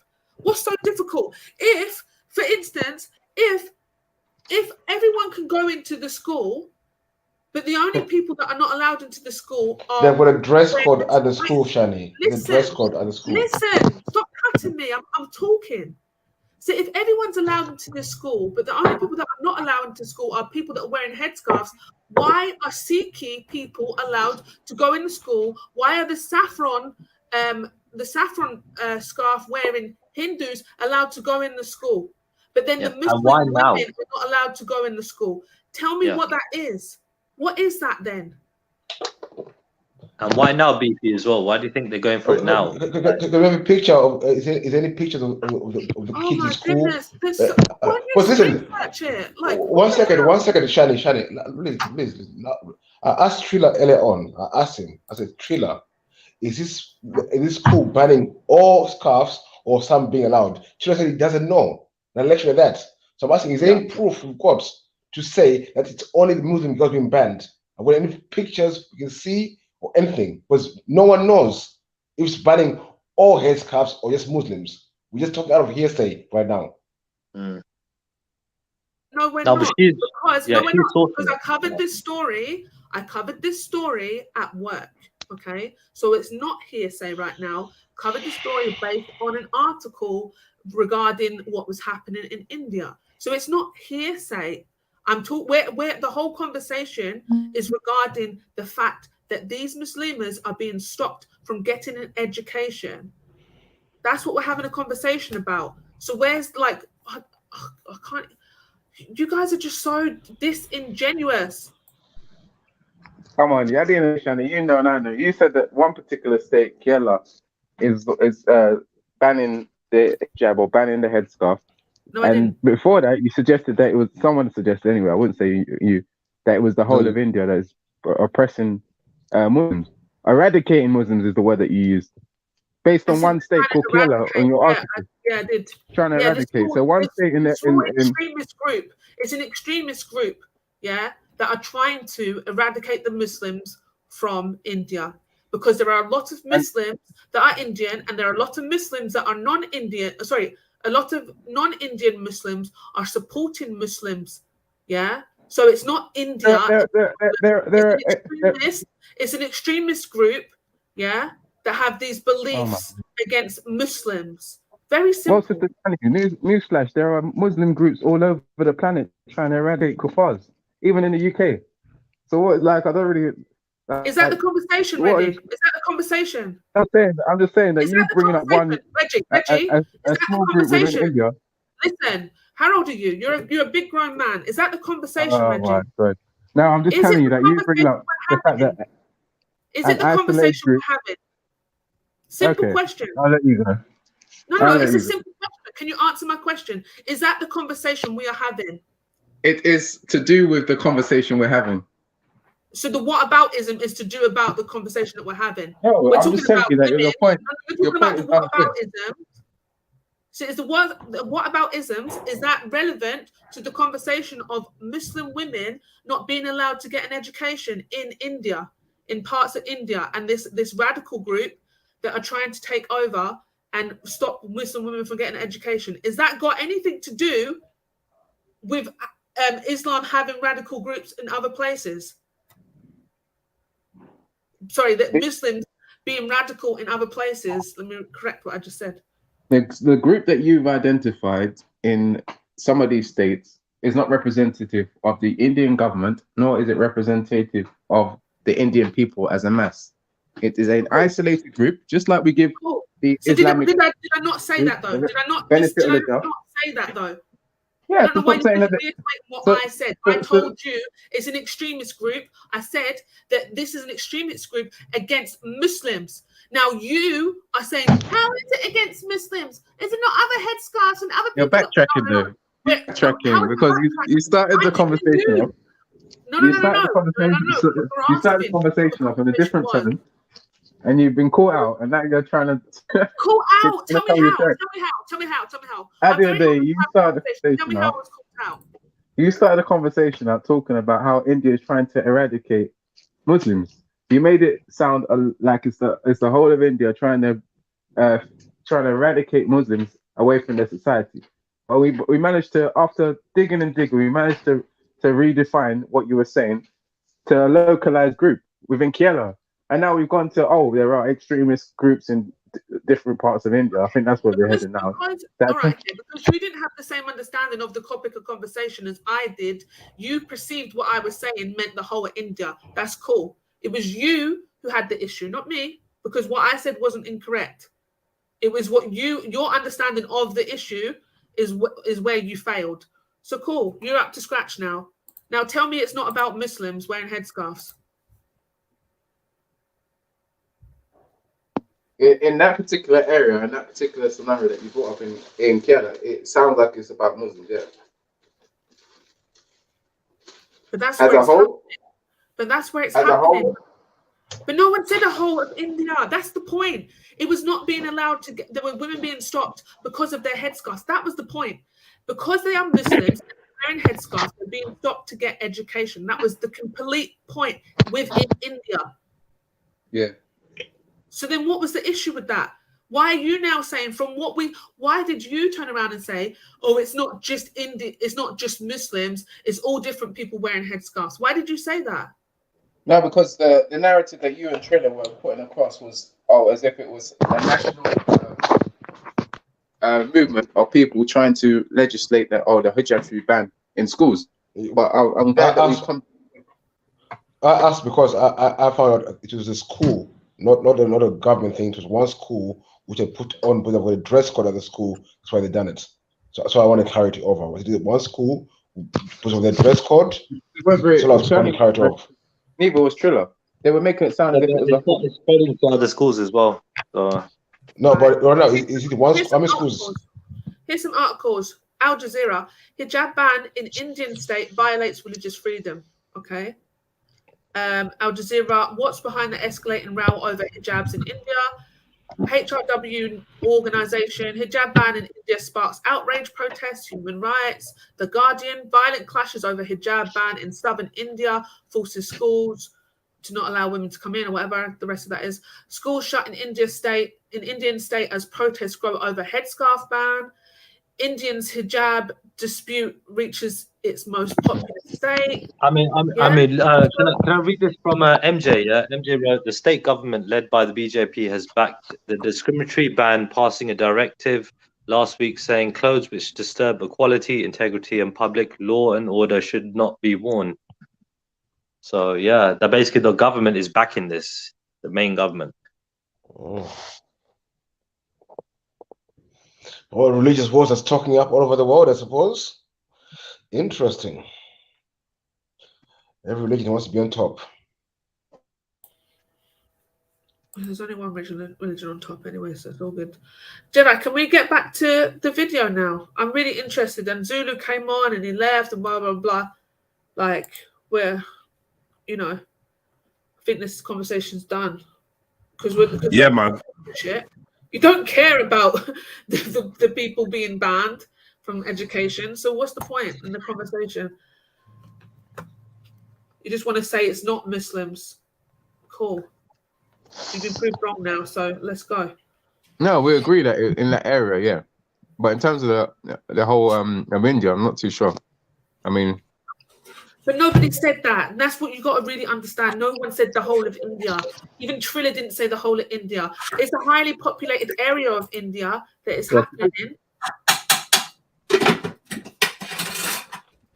However, nobody said India is doing something.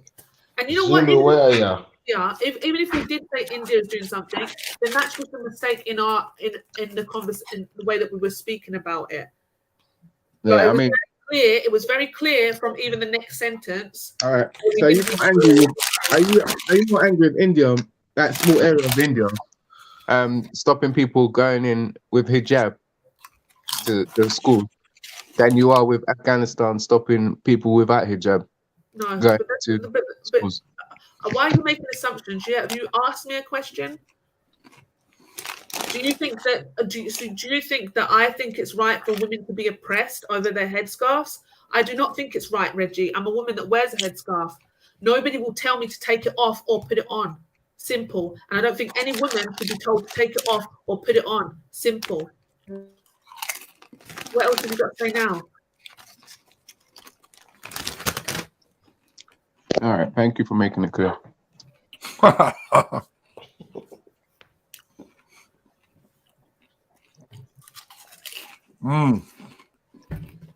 Waiting, Jenna. Crisps. But yeah, do you think it's wrong, Shani?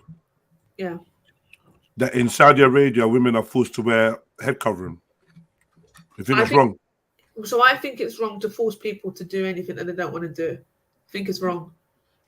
You should have a choice. But the difference is Saudi Arabia is set there, like Sarah said, and I think Sarah was very clear with what she said.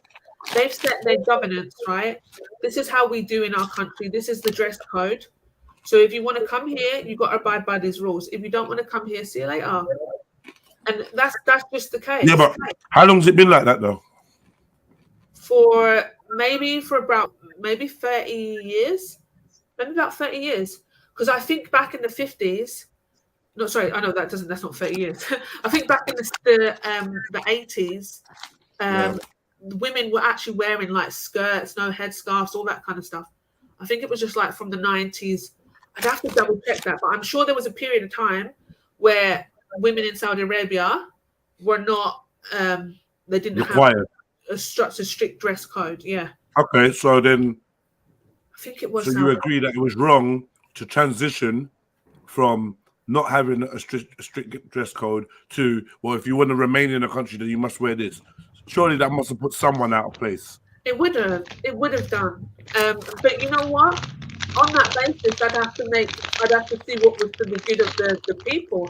I don't think that being more modest in the way that you dress is negative to people, to be honest. That's your business. That's what you think. But I'm saying, but you're asking me my opinion on it, right? So I'm saying based on that, like, I don't think there should be oppression on people as to what they wear clothes-wise, right? It should be a choice. But if I had to choose out of the two, whether or not they were being, a nation said, right, you got to cover up in public, or a nation said you got to wear bikinis in public, I think I'm going to pick the covering up of the body all times. Yeah, but they're not, okay.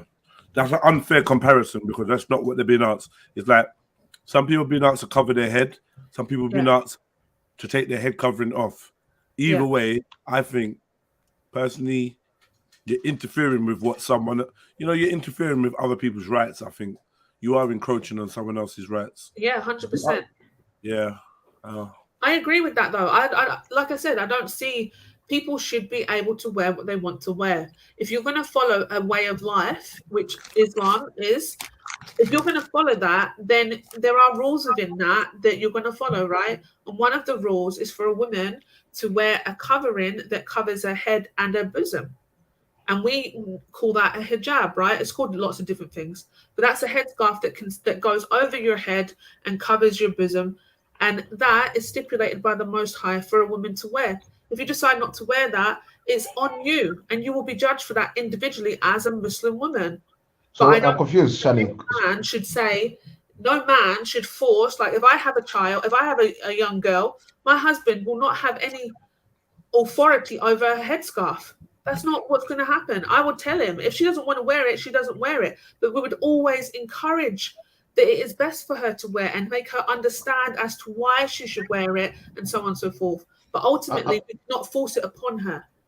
I'm confused though. If it's a rule from the Most High, how is it not compulsory? Because religion isn't compulsory. You have a choice to choose. You choose to be a Muslim or you choose not to. Yeah, I get you. But one of the rules for being a Muslim woman is to wear the hijab by the Most High. Yes. Yeah, and one of the rules is for all Muslims to pray. You know, and to give reverence to the Most High. Some people don't. So if what is it? Hellfire. Put it clearly.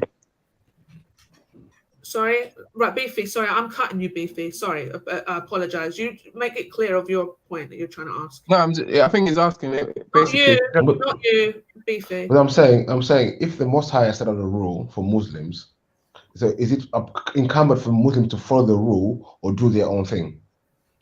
So it's to follow the rule, yeah. So that will make wearing a hijab compulsory as a Muslim woman. Yes. Yes. Yes. Okay, that's all I wanted to get. So, but it is compulsory. It's not. It's yes, compulsorily mandatory. That's what a Muslim woman should do. However, they have a choice to or not, and a lot of Muslim women choose not to. But I don't get the choice if it's compulsory. There's other. One second, let me just quickly answer that. There's other passages within the Quran that tell you that there's no compulsion in religion. You cannot be forced into doing these things. There is no force, right? So you cannot be forced to wear a headscarf. You were told wearing a headscarf is better for you and so on and so forth. What is the punishment? Is there a punishment in Sharia for not wearing a headscarf? I would have to look that up. But I kind of think there shouldn't be because, again, it's not a compulsion, right? But I don't know. I'd have to look that up. But I do know that if you decide not to wear it as a Muslim woman, that's a conversation you're going to have with the Most High on the Day of Judgment, right? As to why you chose not to follow his rules. But I don't know about the Sharia. I'll look it up though. It's interesting to know. I feel like there isn't, but we'll see. Because obviously there's a different understanding. Because one of my good friends is a Niqabi, and she believes the person that asked the question said there is no punishment in Sharia. Yeah, so Liwa, why did you ask the question and then say there's no punishment? Like, I think it was just to prove a point. Like you're acting like if people are acting like it's compulsory. What's the punishment in Sharia? And then he answered, there is none. I'm guessing that's the angle they're coming from. Oh, I don't know. Okay. Yo, can everyone hear me? Yeah. Oh, Big just up. checking the mic. Big up, man. What we having? Chocolate digestives, Jeds? Nah. That sounds like biscuits here. Wow. No, I'm just saying that's what I'm having. Oh, I had hot dogs earlier. I saw like a half-eaten pack of crisps, so I decided to get involved. Yeah, that's how it is when you're a parent, isn't it? Just going around eating leftover chocolates. Yeah, I never eat crisps. Yeah, it's true. Yeah, with the whole argument or conversation, I should say, we need to bear in mind that people like me and Shani, we haven't really lived in Sharia law, have we? So it's hard to compare our lives and our liberal sentimentalities to people that's been born and bred in a Sharia country. They'll see it different. So, where's the Sharia country though? Can't. Yeah, but this is what I'm saying. In this modern era that we're living in, like it's very difficult to find a living example of Islam. You know, like I know, like as Muslims, we don't really like to accept the fact that we were defeated by the West. We were defeated. They took over. They took over Saudi Arabia. They took over Turkey. They took over Egypt. Do you know what I mean? But we got pride. We don't want to accept that. We're like, no, we survived it. Is Sharia law subjective? Did anyone survive it? 1 second. Is Sharia law subjective or is it set in stone? What do you mean? Sharia law is laws from the Quran. No, there's no book of. No, so Beefy, the Sharia law comes from the laws that are set out in the Quran, right? So you can't just add other laws to it. The laws are the laws, like Moses. No, but there's no book. There's no book of Sharia, is there? There's no like black and white version of Sharia. The Quran is the book of Sharia.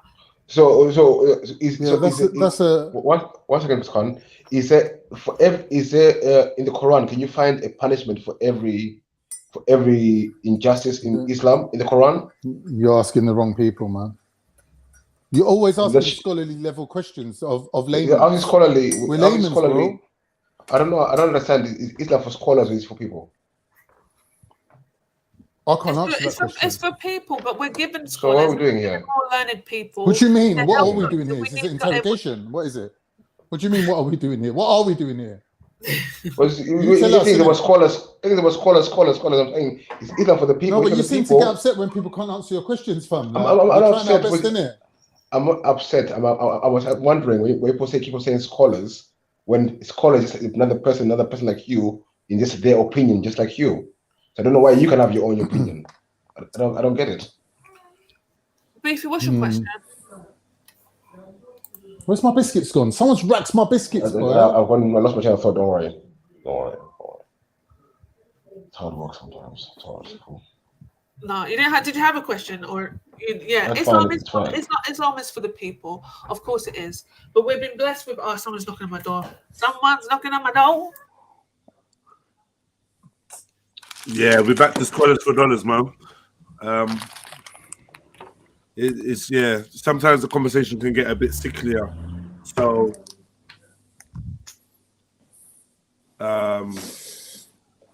let's move on. Yeah, obviously Shani did say you've got scholars, but you don't have to scholars' opinions and scholars' opinion.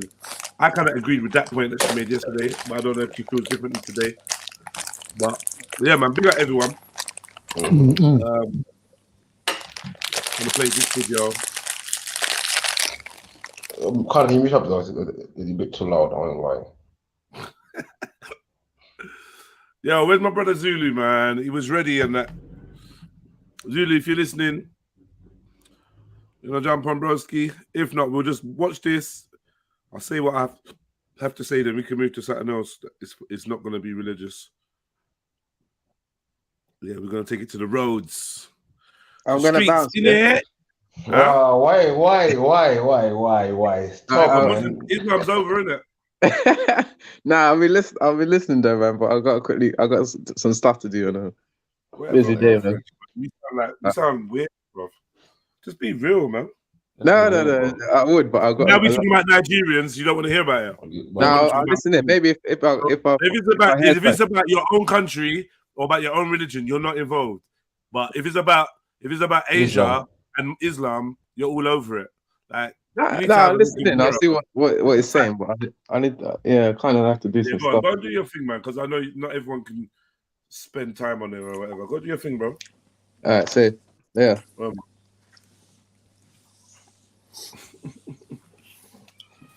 Where's Zulu and Shifa? He's here, man. Zulu's here. Big up, Zulu. Big up. What I read about Zulu, he speaks on stuff that pertains to him and other stuff, but he also speaks on stuff that pertains to him. You gotta rate that. If a man just popped up every time it was just Islam, like, come on, brother. You gotta look at your behavior, Reggie. Like, what? Whatever. And then you want to talk about who's got the cojones. You ain't even got the cojones to admit. I'll rate Zulu. I'm going to agree with him, but I'll rate him still. Yo, brother Zulu, what's good, bro? Nah, I'm good, man. Gonna go to the gym in a minute, bro. I'll be in here. What are you doing today, Zulu? What are you doing? What's the workout? Leg day. Big up. Dude, I need to get to the gym, man. Fuck's sake, bro. I've been slacking for a week now. I have to force myself today. I'm just tired. Like, genuinely feel like if I train the way I feel, I'm gonna get an injury. Last night was too late for me. You feel like ill as well, like sick. Yeah, like, you know that I feel that as well. That's why I didn't go for a week. I didn't go because I didn't feel well. I think there's something going on. Huh. Big up everyone. Yo, please hit the like button. We're nearly 3.5 hours in. We're on 79 likes. Obviously, you lot are voting that you're not liking the Muslim conversation or whatever. That's what I'm getting from it. You know, like the sister speaking, or you ain't really enjoyed. Because I don't understand why you lot are not. We should be clear. We should be clear. But I don't know, man. I don't know. I guess thank you to all the new subscribers. There's a lot of new names in the chat. I don't know if any of you lot could tell me where you came from, what made you like subscribe. That'd be amazing, man. We got a little bit of feedback. You know what I mean? What Big up. you guys subscribe? Where did you hear this? Where did you hear? Like, was it recommended? Like, where have people come from? Jump on the panel.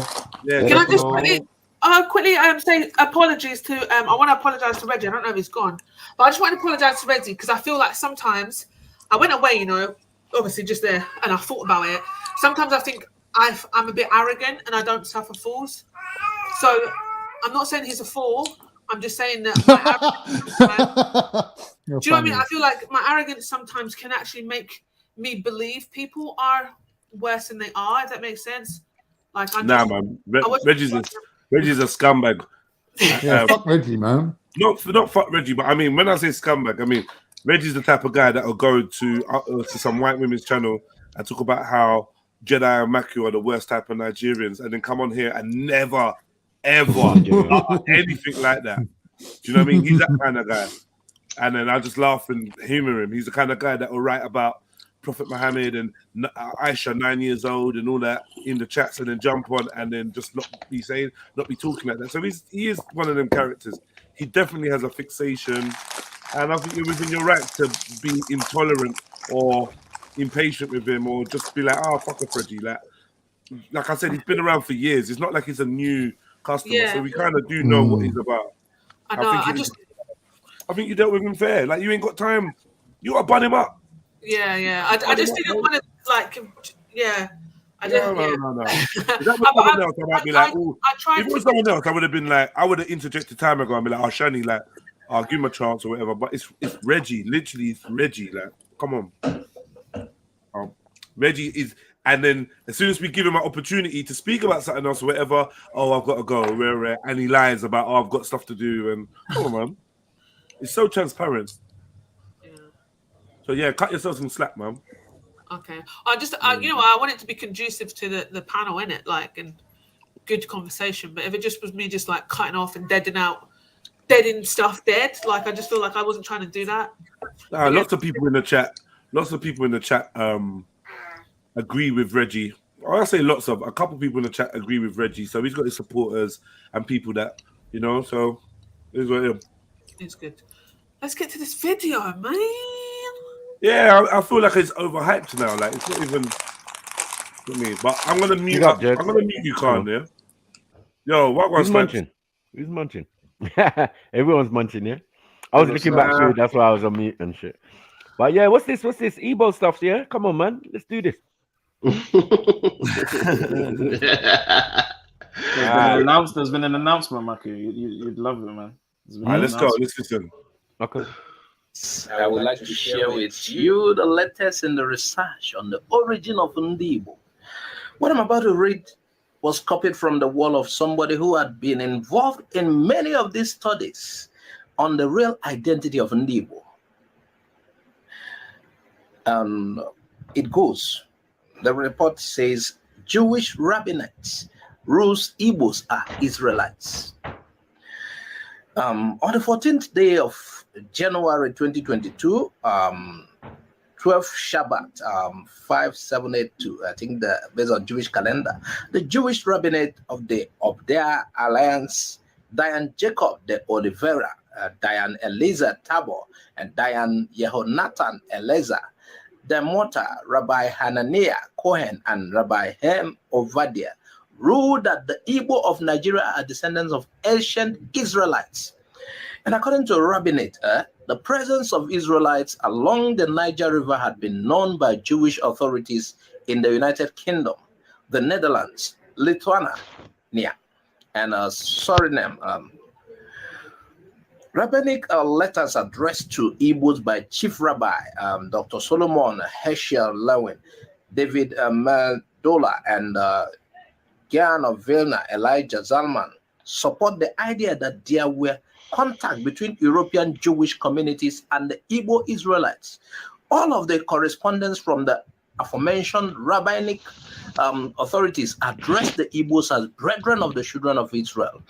Accordingly, there is no doubt of their origins nor of their halakhic status as Israelites. Did you know, and maybe you can relate, that most people here in the UK do not have enough month left at the end of the month? Skip that though.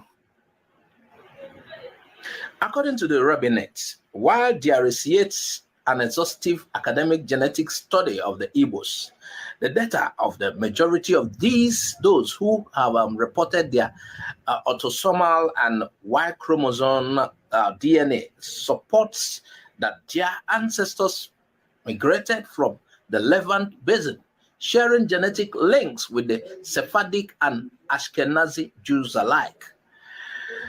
The rabbinate noted that the fact that rabbinic authorities during the Songhai Empire were aware of Israelites in Igbo land, which leads to the logical conclusion that they treated Igbos as Israelites. Are you listening? The final conclusion of the Obadiah Alliance rabbinate was that Igbos are to be treated as Israelites in every sense of the word, and also their priestry and Levite lineage should be upheld as valid.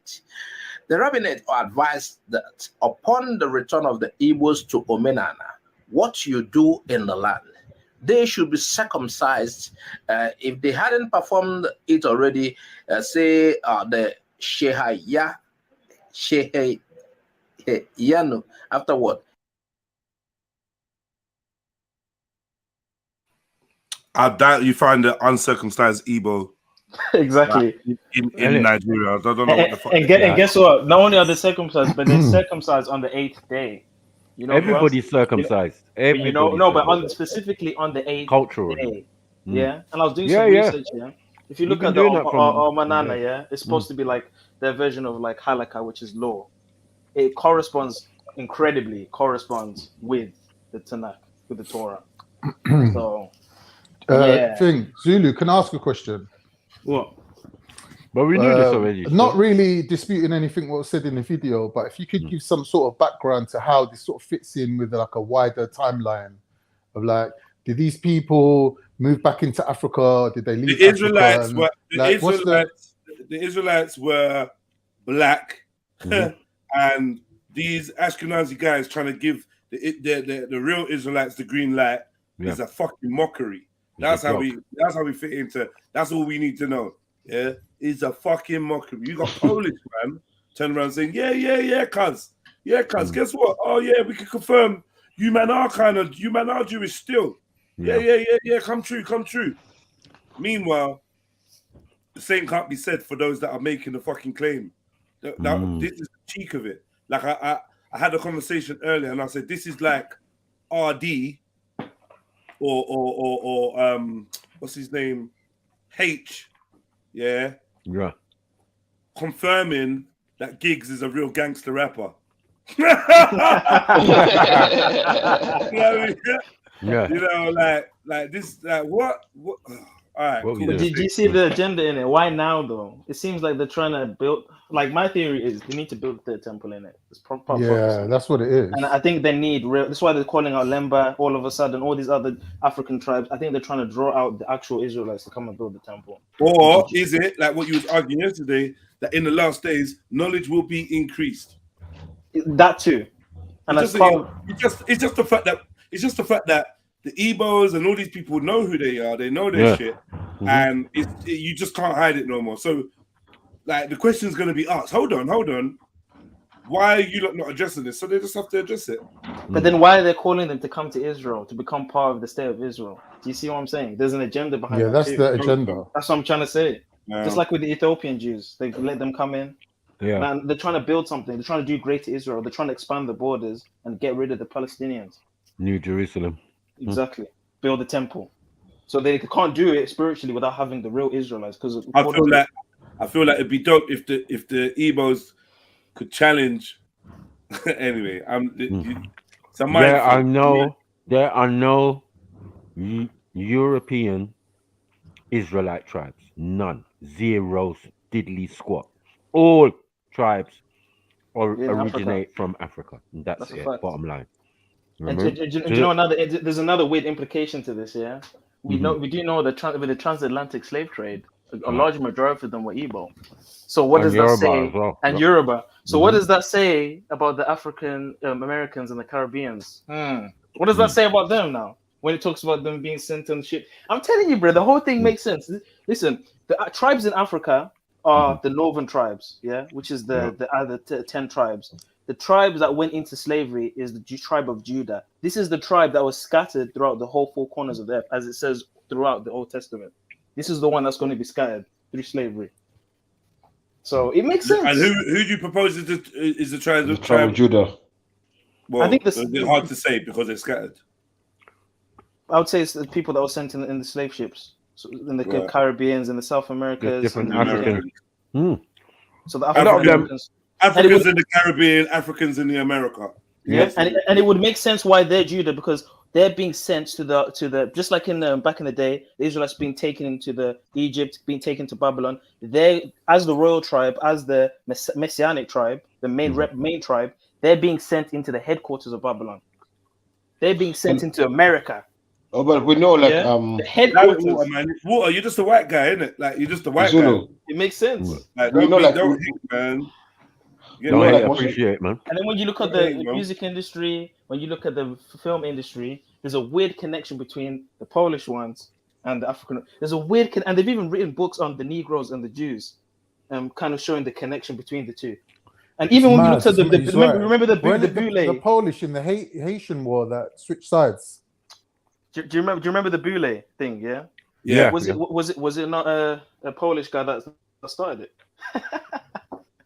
Remember when we watched the You see? It's like they're always trying to oversee us to make sure we don't step out of line, like the Nick Cannon thing and like the Eddie Griffin thing, because they know it's like they're trying to muffle us so we don't become what we are, but stay close to us and oversee us so we don't become what we are.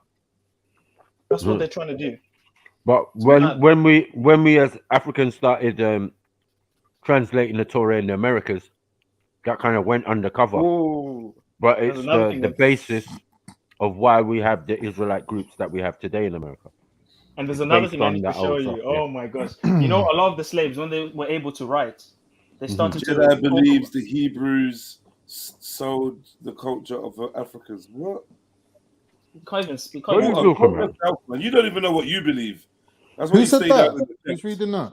What is a tramp? Shit, man. Water. Jedi. Oh, Why do people start? water, Don't start your sentence with Jedi and chat shit about me, man. Hurry you up, man. Don't lie. Don't tell lies about me, man. Let me. But yeah, you should also.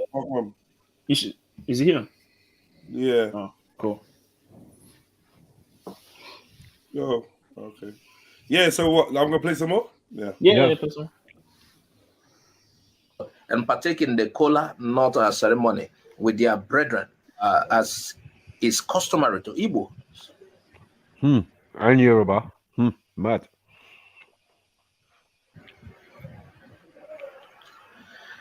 And this... Igwe. I think that's what we're gonna get. I think from Sniper we're gonna keep getting the and Yoruba. Full black. No, not everything. Marky, you said you was Egyptian. No, man, full black, bro. This is the Israelites here now. There's evidence. No, there's no exclusive. Hold on. There's no. You see how they're making it, Jess? You see how they're making it? Yeah, man. Of the Israelites are the Egyptians. Bro, my brother. When we have meetings, when we have tribal meetings, the customary thing to bring is cola nuts and some form of alcohol. So that's why. Can I ask a question? High five. Would you like some tea? Yeah. What? Big up, Shakara. You normally have manners, bro. Who, me? Sorry. He's heated. Yeah, that's why I was asking the question. Can I ask a question? I can wait. It's not a problem. No, like you normally like say hello, greetings to the panel. Yeah, no, greetings. Yeah, greetings. Yeah, I was going to do that anyway. I was just asking if I can ask a question. Big up yourself. Big up yourself. Yeah, man. Big up, Jets. You know what I'm saying? Big up the panel. Big up everybody. Big up, man. Shalom, shalom, brother. Yeah. Shaka. Yeah, man. What's it called? The cola nut. Sorry, the cola nut. No, but what? No, wait. Are we gonna pause when we're saying cola? Shaka was about to say something. Sorry, go on. First of all, by the way, Jed, check out a channel by a brother called Tobe Osigwe. Yeah, TOBEOSIGWE, if I'm not incorrect. But yeah, I'm gonna say that. But is it possible for people to be both Arab and Israelite? You have to ask Maku. Because Arabs are not Israelites; they're Ishmaelites. Yeah, the Ishmaelites. So you can't. I think he they're meant all Abrahamic. Arab and Hebrew. Right. So they're all Abrahamic, but it's not possible to be an Arab and an Israelite, right? Yes, you have to be a descendant of Jacob. Sorry. The whole idea of being a Hebrew full stop is that you lot like to travel in caravans. No, sorry, I don't agree. Because not all Hebrews are Israelites. Who said that Arab? Sorry, who said that Arab is an Ishmaelite? Whoever said that is incorrect. So no. Why are they? One second. Go on. What? I haven't finished. Because Arab is just a mixed race fucking traveler. Yeah. He's right. Yeah. Or someone who traverses the desert. Right. Arab is not equal to Ishmaelite. In race, We'd have to talk about specific, like a Torah. No, but Ishmaelite. I'm talking about it from a Torah perspective, innit, right? So if we're gonna, they would never use the term. They would never use the term Arab. So it's either you're asking, can an Ishmaelite be an Israelite, which is obviously oxymoronical. Yeah. But Hebrew, they're all that's a relevant point. That's a relevant point. No, but again, not every Hebrew is an Israelite, right? Right. Yes. So the Israelites are a specific kind of Hebrew, right? They're a specific line. Sons of Jacob. Yeah. Sons of Jacob. Right. So therefore, let's put it this way: are the Arabs considered to be a part of that line, that Jacob line? No, they're the sons of Ishmael. The sons of Ishmael, right? Or Arabs? So would you mean Arabs as in like Arabs today, or the people that lived in that area? No, the word. Hold on. The word means to traverse a desert.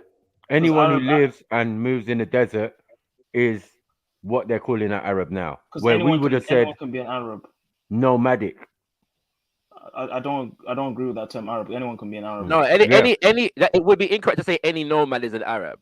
Arab is a specific, because nomads exist all across the world in what I'm saying, for me, different even the Khoisan are classed as Arabs, was they live in the desert. Living in the desert. It's a particular type and culture of nomads. But even not every nomad in the desert is an Arab. It's a specific culture and language system that is being referred to in that today, country, right? modern times. Nomad. No, I'm saying, but nomad is not synonymous with Arab. That's right. Like there are nomads that are not Arabs. Nomads, yeah. Yeah, there are nomads that are not Arabs. All right, okay. What's your point, Shakara? Get to the point. I'm asking the question. You're building a point. No. The Tuareg would be both. The Tuareg would be under that bracket that you're talking about. For example, the Tuareg are an Arabized group of people. They're not Arabs. Oh, now they're Arabized now. What? Yeah, that's different. They've existed in where they are for no, time. But sorry, Arab is not a species, my brother. It's not a species of people or nothing. It's just a description of people who live in a certain environment and condition. Arab is a linguistic I didn't say anything about species. That's why. No, man. That's why. There's two things. Look up the word, man. Like, what are we doing? There's two things we have to deal with here. It's like Bantu. It's like saying Bantu. 1 second. One second. There's two things we're dealing with here. One thing is the original term of Arab, which means desert dweller, and the modern term, which means mixed race people of a certain area today. That's right. Well, so originally the Arabs. Okay. The culture that was referred to as Arab from back in the day is not the same. Arab, but this means they're not the same, man. Because remember, Shaka, in that region, Kushites any nomad, any nomad is an Arab then. No, desert dweller, desert, specifically desert. As I showing you the Khoisan and anybody that was in the desert. So the whole of North Africa is Arabs then. Yes. In a sense, yes. Yeah. Most of them, 100%. Yeah. From back in the day, yeah. So before the Arab invasion of 639 AD, all of North Africa was Arabs, yeah. If you lived, sorry, in the term, in the original term, yes. Yeah. It's a desert. Even in China, you got Arabs in China. You got Arabs in the Gobi Desert in China. You got Arabs in Sahara, in Kalahari. You mean desert dweller. Namibian desert. All of them. I'll give you another example, Shaka. If you read anthropological books on, it's called The Negro in the New World. I don't know if you've read that, yeah. But there's a section where it talks about the phenotypes in the Middle East. And they've theorized, because of the amount of evidence that there used to be black people in that region, that the original black Arab got displaced by the pale Arab when he started to come in, and when also the black Arab started to mix with the European. Can you have Arab? Yeah, so was their language Arabic at that point? Yeah. Well, Arabic is an Afro-Asiatic language anyway. It's African language. That depends on language. I disagree. No, it's not actually. But it is. There's Arabic words in my language. Even you're gonna get 3-4 people disagreeing with you, my brother. Yeah, if you go back far enough, the language is Let me finish my sentence. On that Paleo-Hebrew. Let me finish my sentence. Yeah, even the classification of Afro-Asiatic is questionable. All right, from a linguistic point of view, but that's not the point. Because even if it is an Afro-Asiatic language, it seems to me that what y'all are doing is superimposing Arabic on a region where it didn't exist prior to a certain point in history, right? Like so the dominance of Arabic in North Africa. So excuse me, let me finish. I'm getting there. What's it called? The dominance of Arabic in North Africa comes after 639 AD. Yeah, with the Arab invasions into what was then known as Egypt, all the way across into Morocco and Mauritania and so on and so forth. Prior to that point, there were various other languages that were dominant in North Africa, which many of which, not exclusively, but many of which are collectively referred to as the Amazigh languages today, which are not Arabic language, even though because of the Arabic invasion, they have Arabized elements within their language, right? So to say that all of those people were Arabs, no one said all of them. No one said all of them. No, but Shaka, it's actually the other way. It's actually the other way around. What because doing, the kingdom of Aksum, and even before the kingdom of Aksum, that region, the borders was well into Arabia. So the people that were rolling around in Arabia from the earliest times were Cushitic, were African people. Anyway, so the language. Hold on, let me finish. So the language is only gonna come from a parent language, which is an African language. It's not gonna be a foreign language. Hence why there's. Hold on, let me finish. Aksum is in East Africa. Last word. Hence what I said that the border stretched into Arabia. Did I not say that? But let me finish what I'm saying. Hence why certain words are interchangeable in the Arabic language and in some even Bantu languages. Even in my language, there's Arabic words. And mine. You just want messing with Arab, but there's Arab words in there. Make sense of that. Yeah, but we know why there's Arabic words in Bantu languages. And furthermore, what's it called? Aksum is in East Africa. It's not North Africa. So that doesn't even make the point. But that goes into Arabia. The borders go into Arabia. Yes, it does. No one is denying that. That doesn't substantiate the fact that the language prior to Arabic invasion into North Africa of the peoples of North Africa was Arabic. It's a totally separate circumstance. Yeah, but we're not saying that every single person was in North Africa. In North Africa, there's many languages. There's tribes. This is the thing. Arabic, like Maku said, it's a characteristic. They're desert dwellers, and they have different tribes. Yeah. So even in Islam, Arab were referred to as the desert dwellers, the people who weren't settled in a city. They used to dwell in the desert and move around. Exactly.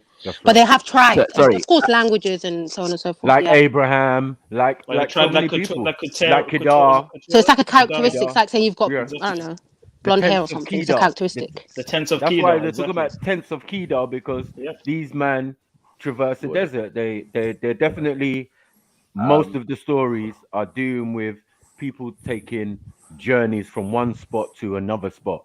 So they're traveling. But weren't the Hebrews in general traversing and travelers? Yeah, and they did a lot of traversing in Africa as well. By this designation, then all of the Hebrews are Arabs. It could be some. Because they were all No, But nomads. what Arab definition are you using? The new one, or are you using the linguistic version of desert dwellers? Sorry. Yeah. I'm only going by what you lot are saying, yeah?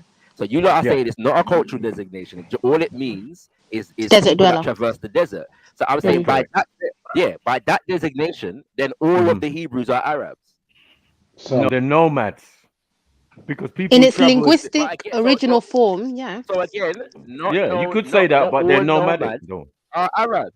But this is what we're trying to say. Arabs. But the definitions are the same, my brother. No, we're making the same definition. If I'm a nomad, hold on, man. Hold on, my brother. If I'm a nomad, yeah, where is my nomad? Where's my region that I'm traversing? I'm traversing a region, and most probably would be desert. A desert, a dry, arid region. That's it, bro. Anything else that you're talking about as Arab, as an individual or as the modern day people is just a mixed bag.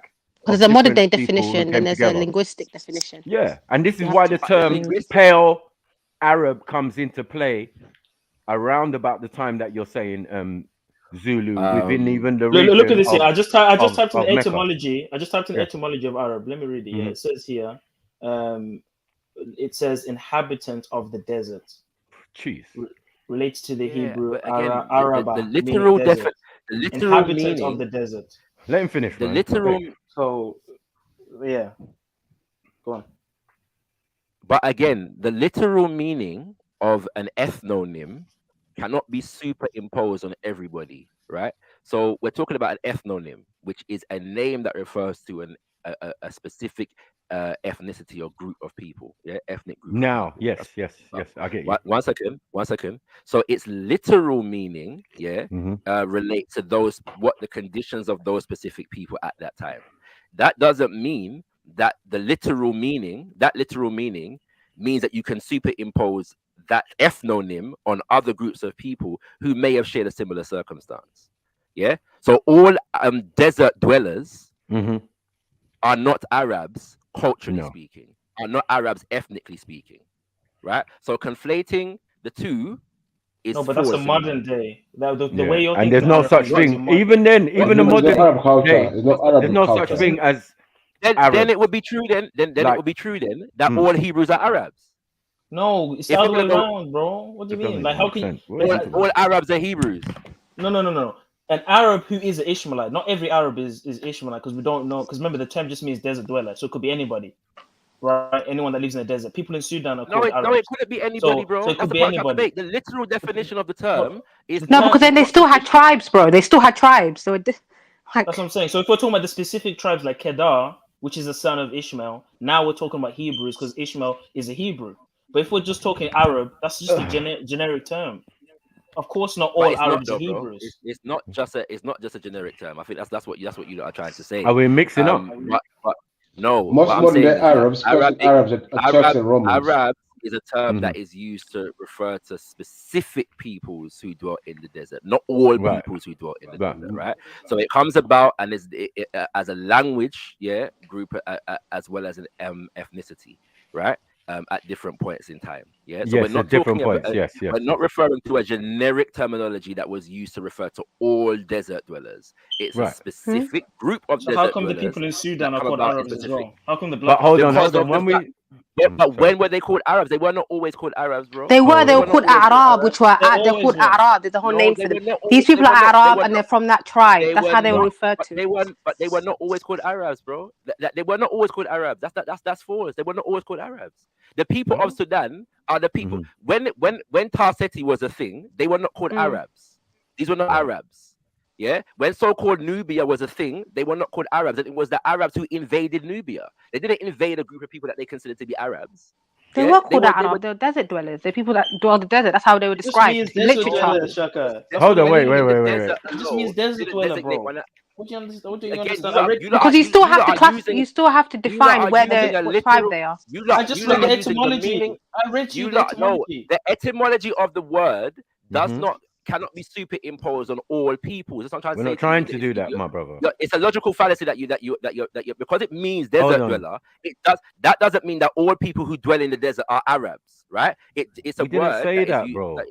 No, hold on. Use your common sense. But hold on, bro. Hold on. Let me finish. You can't say sorry. You can't say no. I'm speaking. How are you going to let you finish when I'm literally speaking? Come on, man. But you're literally interrupting me at the moment. You're saying forceful, though, bro. Like, come on, man. But you're literally interrupting me at the moment. And you got it wrong. I was just told, because you can't keep saying that's not what we are saying when those among you are actually saying that. I keep being told, but it just means desert dweller. So therefore, they were Arabs. And I'm saying, but the term all desert dwellers are not Arabs. Yeah. Okay. So if somebody's telling me that, then address the person who's telling me that and not me. No, we're not talking about that. We're talking about we made a clear distinction of the modern day term and its original etymology. That's what we just did. So why you're sitting there saying, "Oh, we only gave you one term," which is not true, bro. We're trying to tell you that the modern idea of a Arab is somebody of mixed origin. Now, most invading Arabs, when we look into who they are, they can clearly tell you, oh, they're Mongolians or they're Iranians or thing. It's just them coming into that region because you're coming into a desert. So now you're classed or called Arabs. And it's not true because hence why there's the pale-skinned Arab and the black Arab. Thank you. Why do you think there's no classification? Pale-skinned and black Arabs are relatively modern day terminology. No, they're not. No, they're not. Pale Arabs, they are, right? I'm gonna send you. I'm gonna send you. But the point is, that not all people who dwell in the desert are Arabs, right? So we're talking about. Can I ask you a question? A specific group of people, who are referred to in this specific way, and it's partly because they share a language, and a culture. All right, these are the parts of the designations, so the peoples that were in North Africa who spoke different languages and had different cultures, even though they dwelt in desert, and what's it called, were not Arabs, even though they became Arabized after particular periods and events in history. What does that mean? Arabized. If you already speak Arabic, hold on one second. If you already speak Arabic, because you got to understand, right, that specific tribes, just like Muslims, right, they follow Ishmael. Ishmael had a son named Kedar. Kedar had tents. They were desert dwelling people. Black tents. You got what I'm saying? Yeah. So they were the original Arabs. Later on, the tribe that leads on to the tribe of the Quraysh, which is a North African tribe from the region around about Yemen and all of that, who spoke a particular dialect of Arabic. There are 3 original types of Arabic in that North region there. The one we use today is new, definitely. But to say that the dialects of these tribes of people, because we're still dealing in tribes when we're in Arabia. So we can clearly make a distinction between individuals who live in the desert region. Yes, you're correct. Many people have invaded and moved into that Middle East region, especially. I'm not talking about the Middle East. The so-called Middle East. You're talking about North Africa? What? There are many languages in North Africa, some of which, or many of which today are referred to as Amazigh languages, right? These are not Arabic languages, even though these are desert-dwelling peoples at a particular point in history, thousands of years ago, because remembering that all of North Africa wasn't desert at the ain't no Amazigh thousands of years ago. Are you right? Again, I never said that. So you have to listen carefully to what I'm saying. These people have languages, many of which today are collectively referred to as Amazigh. But they're pre-Arabic languages, right? So these are languages that many peoples in these regions had prior to the dominance of Islam in those regions, the dominance of Arabic as a language in those regions. That's a fact. Hold on.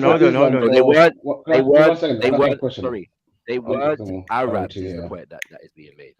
Who? The Amazighs. But did the language the question I was actually asking. The original Amaziahs or the fake Amaziahs? Because like we've got Amaziahs who are Ashkenazi, bro, living in Africa. So yeah, like, what we do. Let's say that that's the case, right? Right. I was talking about the language, yeah. Right. So let's say that some people who are Ashkenazi have taken on a language of a pre-Arabic culture, in North Africa. It wouldn't change the reality of the fact that language is not Arabic. Okay, but then it would be similar to Arabic, just like Amharic and all the language that are around those regions. Of course it would, because it's the a whole Semitic of language. Africa? Because it's a Semitic language. Well, So like, we're not going to argue. One second. We're never going to argue about the Semitic languages.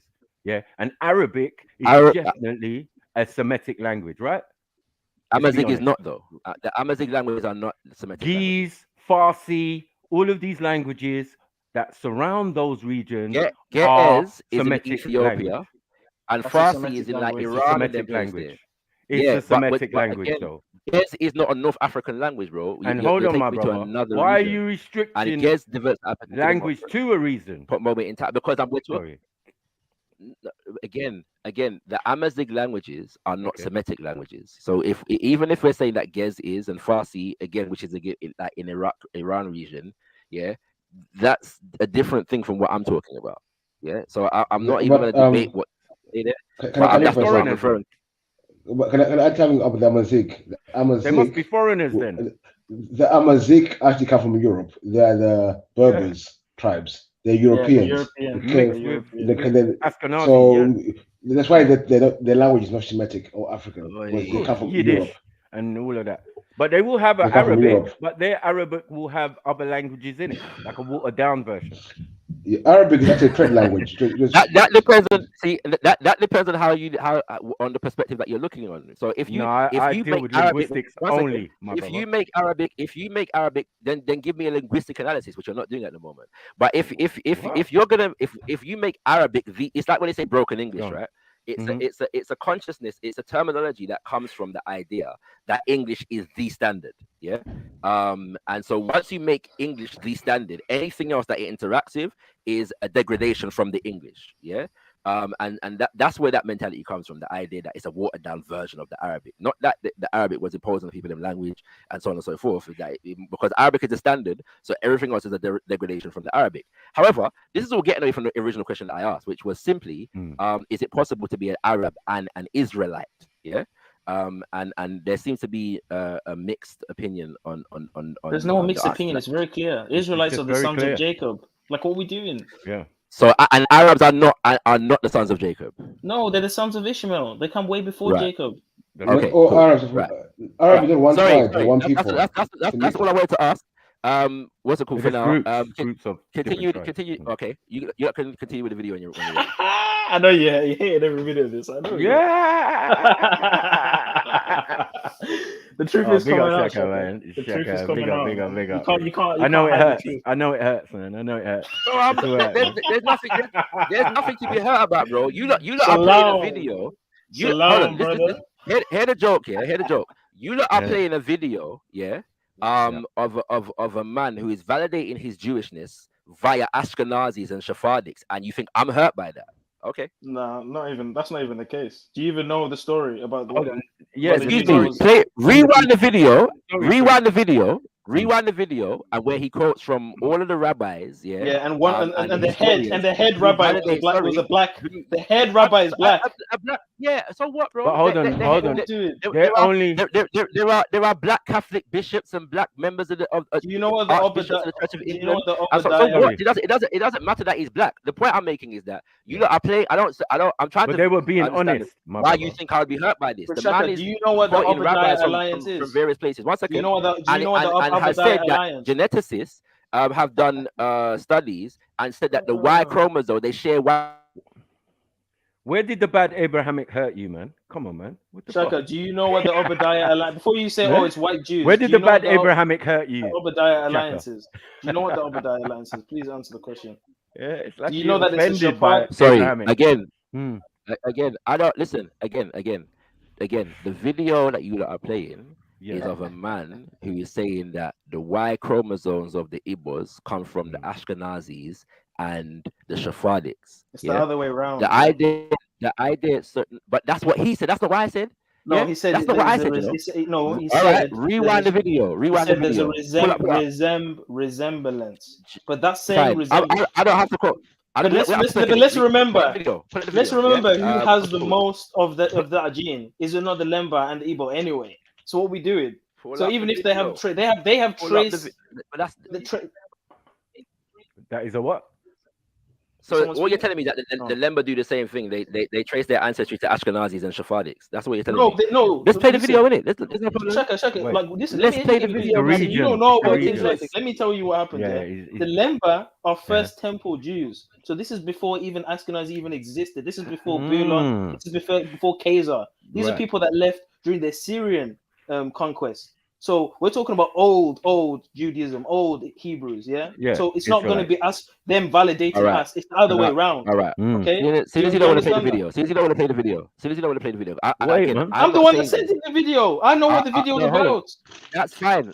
That's fine. Again, I never said this. Yeah, this is not something that I said. This is what the brother in the video was saying. Right. So the brother in the video was reading something. Right. Did you not tell?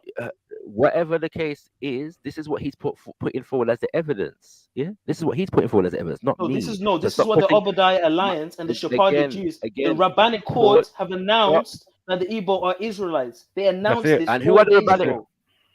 The rabbinic courts have come out and said the ones in charge, unfortunately. The ones in charge of the whole thing are saying these guys are Israelites, bro. Yeah. What are we doing? The Europeans are definitely in charge. Where are they? Where are they exactly? These are some Zionist Jews. Yeah. That moved to Israel. Are presiding over a process. Presiding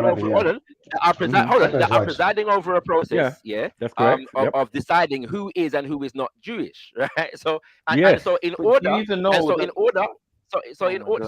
But you can't tell me that as though I am making the claim, right? You are using the Obadiah Alliance here to validate the claim that you're making. I am not. The head of the Obadiah Alliance is black. He's not even white. What are you talking about? It doesn't matter. You know what, bro? The head of the United States of America was black at one point. Hold on. It doesn't matter. I think the point. You're right in what you're saying, Shaka, yeah, but we understand that already. We understand that already. That those in authority. Hold on, my brother. I'm not telling you anything, right? I'm saying that even with the Ethiopians who have been validated as Israelites, the tribe of Dan, right? And the Jews did this in the 1960s or 70s or whatever, yeah, when they announced that, oh yes, sorry, by the way, these people are Israelites. Again, this recent example again is countermount to the same thing. Whether someone points at you and says, you know what, you're Israelite, like you didn't know already or whatever, it's really neither here nor there. They just want to validate themselves. Remember, they're the ones who took on the Torah. So let me ask you this. One second, bro. 1 second. They took on Judaism. So in anything, all of these Europeans took on these Abrahamic ideals and all of that. They make that clear. They never argue and say, no, we didn't. We were the originators. We started this shit. No, they don't. They make it clear when they converted, what books they took on, and everything's clear. So now, I remember that the Ashkenazis claim is biblical, is out of the Torah and the Bible. Do you get it? But for us to debunk their claim, for example, we would use the Bible. Because my you are not the people. If you are saying that these people are not Jews, then their authority should be irrelevant. I'm not the one bringing their authority to the table. I'm not the one bringing their authority to the table. I didn't need the video brought their authority to the table, and Zulu brought their authority to the table through the Obadiah Alliance, right? I never brought their authority to the table. That's the first point. One second. Hold on. Please stop putting that on me, because I never brought their authority to the table, right? I never did that, right? Now, my question to you all is: are all the indigenous so-called tribes of Africa Hebrews? No. Or Israelites? No. No one Okay, said that. can't Why be. do you always Which do that? No one said all of them are I Israelites. didn't Never say one you could say said it. that. Hold on. I didn't say you said it. I'm asking you a question. Am I not allowed It's to a ask a silly question? question. It's a It's a silly silly question. And question. you're Because you've even said, I've even you're heard you say entitled to before. your Let me opinion. speak, It's a man. I'll silly listen to you, question. man. Let me say It You are only something. has entitled one to your answer. opinion. It only has Why one can't I answer, speak, bro. man? Your Why can't I opinion. speak? All right, let him You finish. can't Because speak, I've bro. heard you You say can't speak. before, not every African could be an Israelite, as if anyone's made that argument. No, So, no like, I one's know made that what angle argument. you're going on with this. Like, we're not Hmm. dumb. And furthermore, I never used this as evidence to say anyone's an Israelite. This is just interesting news that people are admitting the facts that we always already knew anyway. So no Thank one's you. saying, "Oh, this is now the evidence." Like, Yeah. oh, everyone look at this. No, we Can I already come in knew for a that they were sec? It's Israelites. another I example just find it interesting that of they're what we coming know. out and Yeah. saying it now. Can I That's come in all. for a sec? I Why think everyone right now knows we're Israelites. Again, you brought right now you brought me we're the arguing over Obadiah nothing, line. guys. I One didn't bring second, that Chakra. 1 second, Chakra. Right now we're arguing over nothing. It's Yeah, nothing. because It's nothing. We agree on Chakra is nothing. Chakra is right. The person did say the Jewish council said these people are now Jews. That's all it is. There's no argument there. But we're Let's not. move Yeah, on we're from not there. arguing over that. That's his point. Sorry, That's not our can I point. ask We're another saying question, please? yes, we agree. We understand how the system of what's going on is going on. But isn't it funny that yet again they're doing the same thing? They're trying to verify us, who've been there prior to any book or any text. We are the people of the book. So, like, Exactly. it's only common sense to realize that eventually they're going to identify tribes and people out of the book. There's some questions I would like to ask, but I want to see the video more. With some questions which I don't think have been addressed yet. But I want to watch more of the video to see if I can get a. Sorry, can I ask another question, please? Go on, Yeah, Chakra. before we go back into the video, can I ask another question, please? Yeah. Is anybody here able to identify for me exactly which Africans are Jews and which are not? Not me. The ones I know, it's very the ones I difficult. know, There's a lot, though. I know there's Jews in South Africa with the Lemba. For now, I know the Igbo as well, and even some of the Yoruba as well, because there's some evidence to show that they're from the tribe of Ephraim, which is the Egyptian and Israelite tribe. It's a mixed tribe, and there's also evidence, obviously, for Ethiopia. We know that. Is it me or is he cracking up? But then Is there's that me? also No, it's fine. I'm fine. And if you actually look at the migrations of the Jews, they did pass through Congo and many other areas. Sorry, Zulu. My thing went a bit funny. Sorry. I beg you could just repeat yourself from about 2 sentences ago because my thing went funny. I got up to the Lemba. So I said the Lemba, I said the Igbo, I said the Yoruba, I said the Ethiopian Jews, the tribe of Dan, the Beta Israel. You've also got some of the Mizru Jews, which live in North Africa. And then you've also got the Congo Jews, which have been long documented of living in there and even having kingdoms in that region. And those are only the ones I know off the top of my head. I know there's quite a few still. There's because a few more the Hebrews still, like to migrate and move around. So move around because they're nomadic. Pastoral. No, they're nomadic, as in they move around. That's the same thing. It's the same thing. All right. Last question. Are there any groups of Africans, that we know are definitely not Jews or Hebrews? The Nilotic Africans. So a lot of the Africans, for example, in Sudan, a lot of the Africans that live in they're neither Jews nor Hebrews. Kenya, a lot of the Africans that are classed as Hamitic or classed as Nilotic. So they're neither Jews nor Hebrews. Just to clarify, they're not just not Hebrews. Israelites. They're not Hebrews. They're not Hebrews either. Yeah. So these are not people of Abraham at all. So, I can't say that no one has in their lineage has Abrahamic DNA or whatever, because obviously people mix and match all the time. But I'm saying that in terms of who's there's more evidence for certain people than other people. From what I've seen, there's more evidence for the people I've named. You see what I'm trying to say? Yeah. So I can't say everyone is a Jew in Africa. That's not possible. That would be ridiculous. And there's more Egyptians and Nubians in that region before Hebrews went in there anyway. Of course. So it would make more sense that there's a smaller population of Hebrews in Africa than like Hamites or other peoples compared to everyone else. Yeah. Exactly. But Hamites are still descendants of Noah, right? Yeah, but I mean, all of them are descendants of Noah. Majority. It's where it gets tricky. You get me? Majority because from that region. The history of the world is defined by the Bible and the Abrahamic line. But you asking me my opinion, so I don't know why you're getting frustrated. The history. It's not even that. What is Shaka? The history of North Africa. The flood, isn't it? The Great Flood. Hold on. The history of Africa. Noah was a black man. He was an African, right? But then obviously when the flood happens and these lot go on the boat and they end up in Turkey or wherever, then they then turn around. They become white over there, and then they turn around and come back. They come back into Africa again, innit? Who's become white? What are you talking Who about? became white? Abraham. Noah. Abraham became white. Abraham became white. All right, let's continue the video. Let's continue because in about 50 minutes I've got to run still. So let's continue the video. But Noah was It's definitely ruling black. me You gotta run, get more scholars to do more research about Igbos, what they offered the world in the past, what they're offering the world now, and what they will offer the world in the future. As democracy is under assault, the Igbos are democratic to the core and stand out as the most culturally democratic ethnic entity globally. The world may have a look at the Igbo traditional system of government, which has survived despite many years of British rule and Nigeria's deliberate marginalization. Jeez. Circumcision. In the world, in the world, Craig. That's what I'm saying. In the world.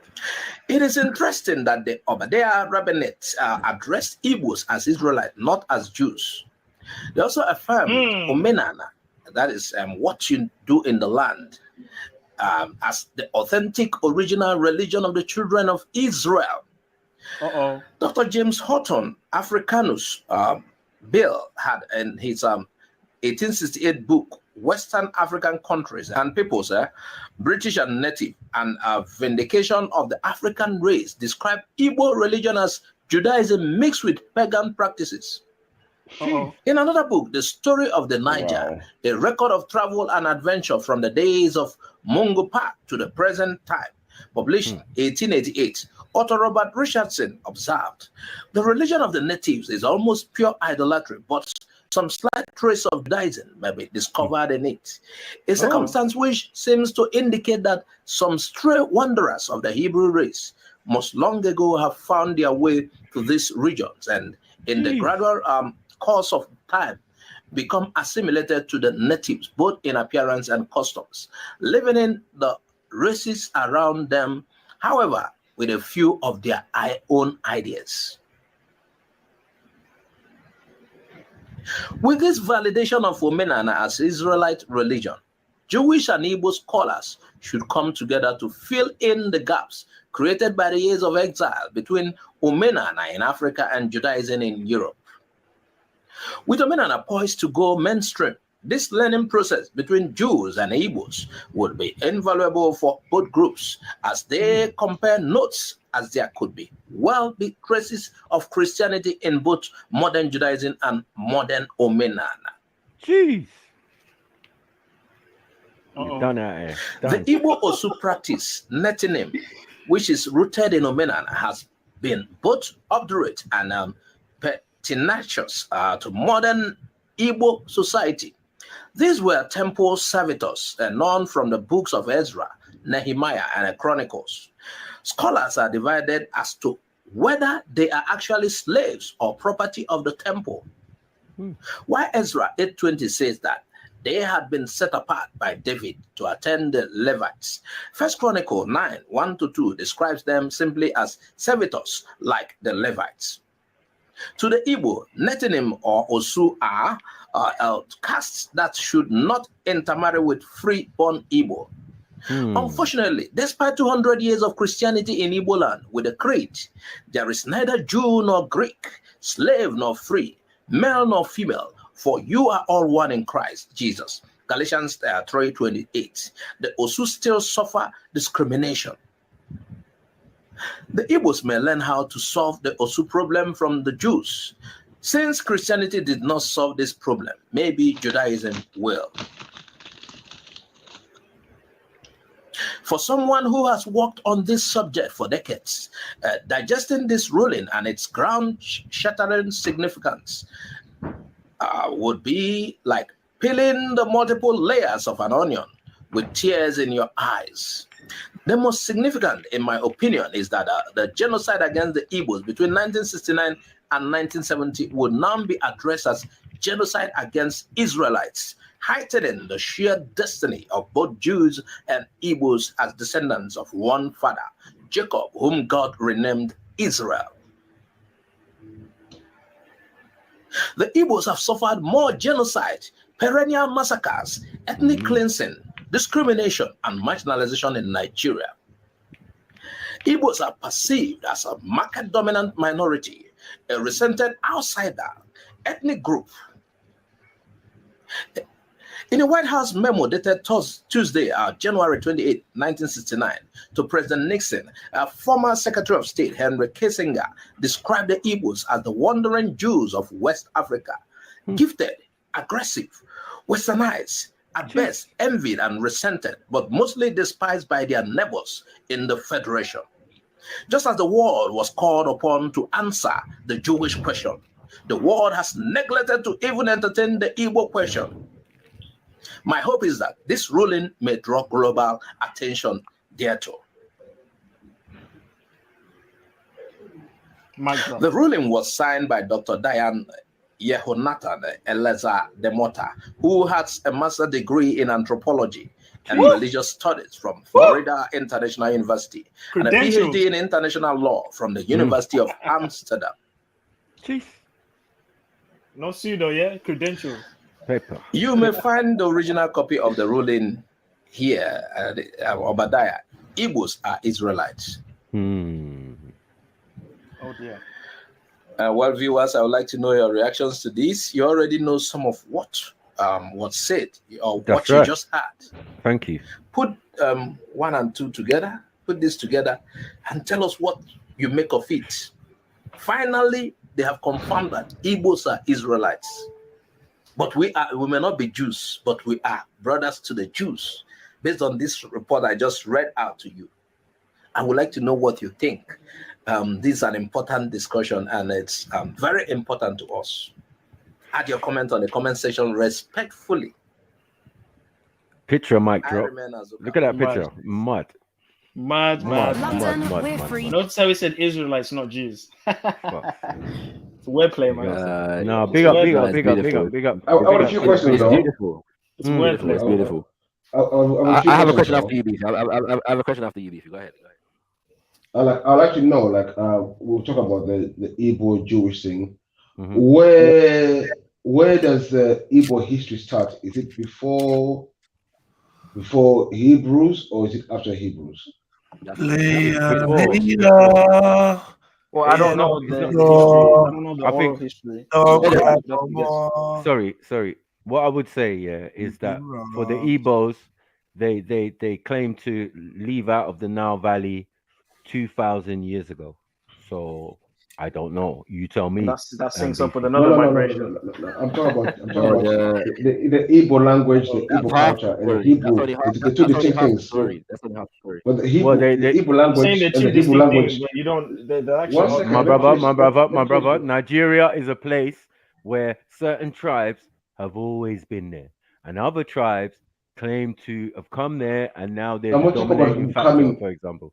So they moved from one spot. 1 second. You talk about Bantu migration every fucking 5 minutes, but when the Igbos tell you that they migrated from one place to I'm talking about migration, and hold on, but the thing is, migrating doesn't allow for any name change. So they're Igbos when they left, and they're Igbos when they come to another region 2,000 years ago, and you're saying it's not relevant. That's not how it works, but that's only I'm how. asking, come on, man. You know my question. I'm asking. You can't give a timeline. You can't give a timeline. No, but the idea that a group of people called Igbos left from the Nile Valley and then ended up in West Africa, still called Igbos, I don't think it's an idea that can be substantiated. The idea that people the migrations from the Nile Valley, they didn't come into this empty land when nobody was there. They met people. He never said that. That's exactly the opposite of what he said. Exactly. What are you doing? He said Nigeria is a land where there's always been people there, and other people came there. Yes. Jez, I'm challenging, and I would agree with that. That's not what I'm challenging. I'm challenging the idea that people left from the Nile Valley being called Igbos and arrived. Being called. No, but the name, there's, it's we're gonna have to get etymological when it comes down to the name.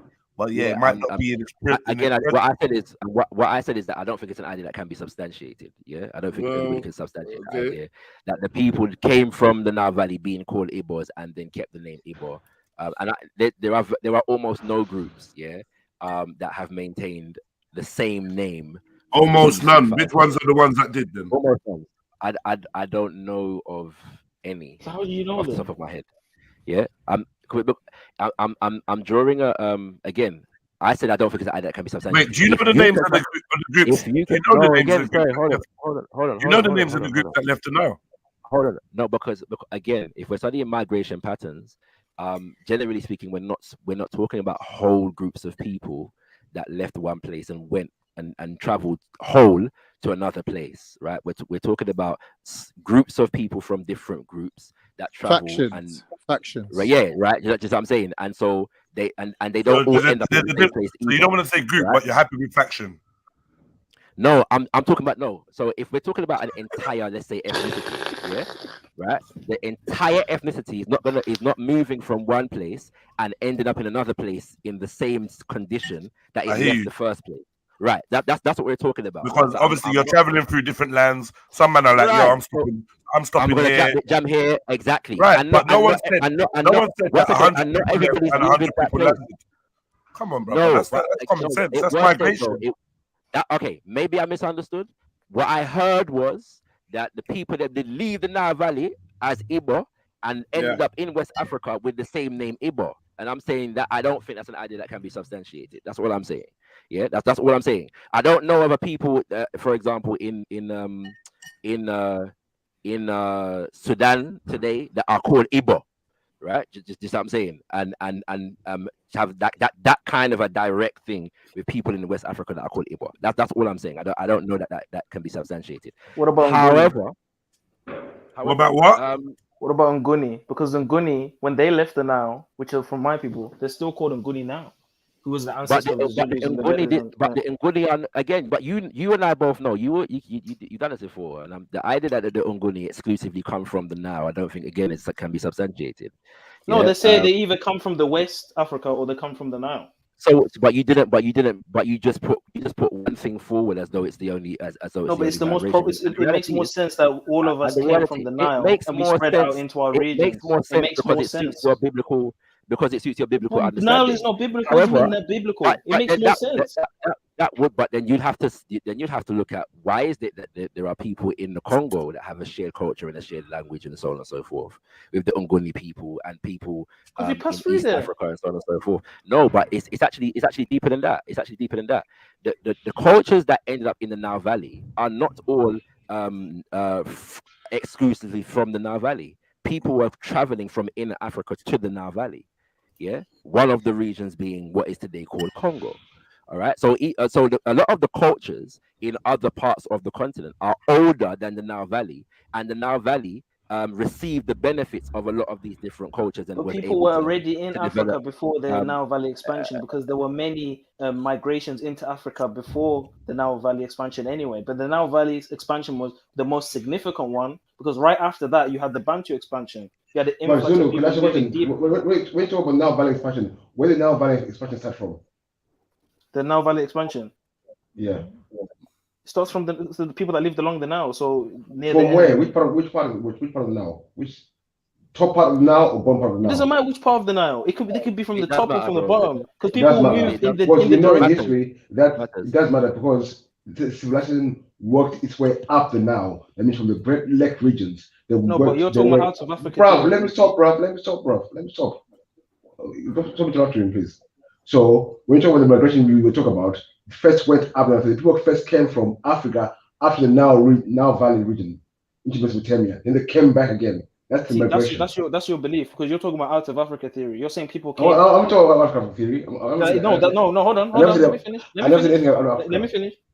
That's for no. Let me finish, man. Because what you're saying is people started from the bottom of the Nile and they went upwards and moved into Mesopotamia. That is out of Africa theory. No, it's not, bro. You have to understand. Yes, it is. You're saying people migrated out of Africa. The idea that people migrated out of Africa is not all out of Africa theory. The out of Africa theory is talking about the origins of humanity, which is hundreds of thousands of years ago.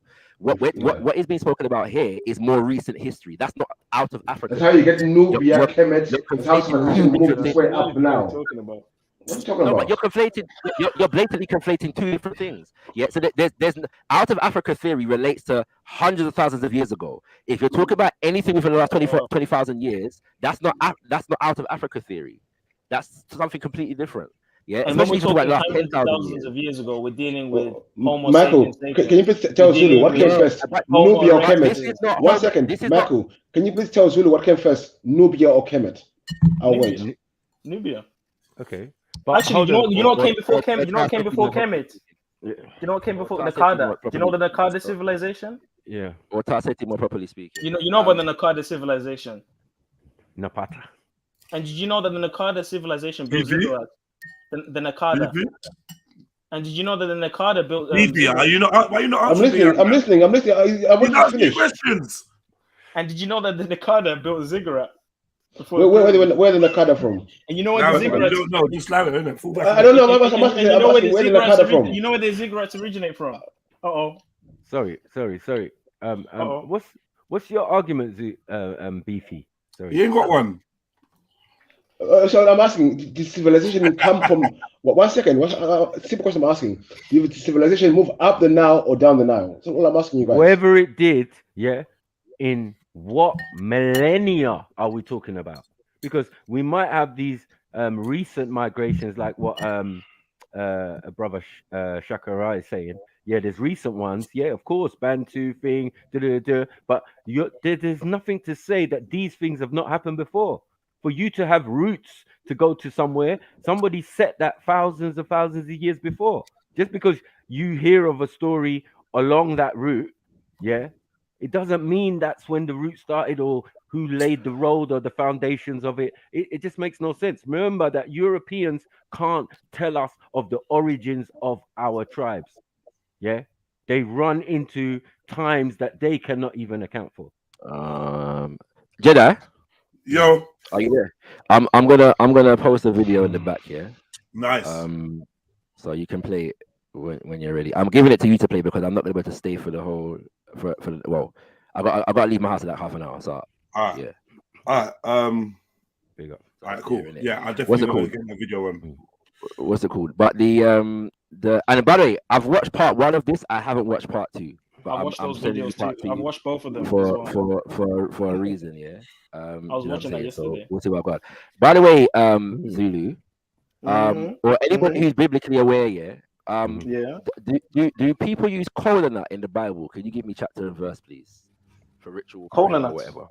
Yes. I'm not familiar with them using kola nut. No. Anybody else? Anybody in the chat? But they do pick corn. And I don't know if you know anything about my diet and our staple as Nguni people. Maize and corn is a staple. So there's some diets that correspond, and there's some that don't. I don't know what point you're trying to prove. But maize, I'm not again, bro. I'm asking you a question, and like in this context of the conversation, yeah. Like we're having a conversation in it, right? So like.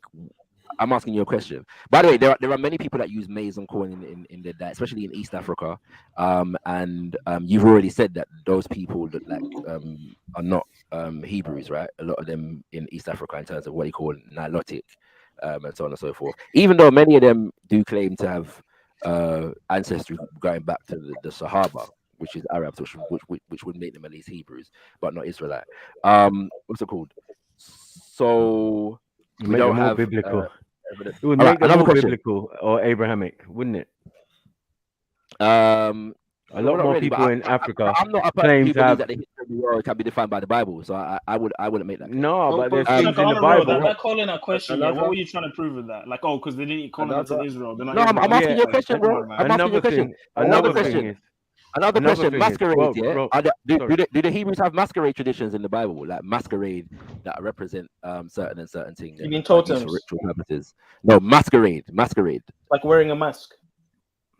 Yeah, not just wearing a mask. Masquerade traditions are like traditions whereby masks are symbolic of, cultural phenomena, spiritual. They would have known about it. Yes, they would have known about it because the Canaanites did it. They would have known about that. And Again, knowing about and the Israelites had their own form. Hold on. Let me answer. And they were in Kemet. No, but let me answer further because a thought came to my mind.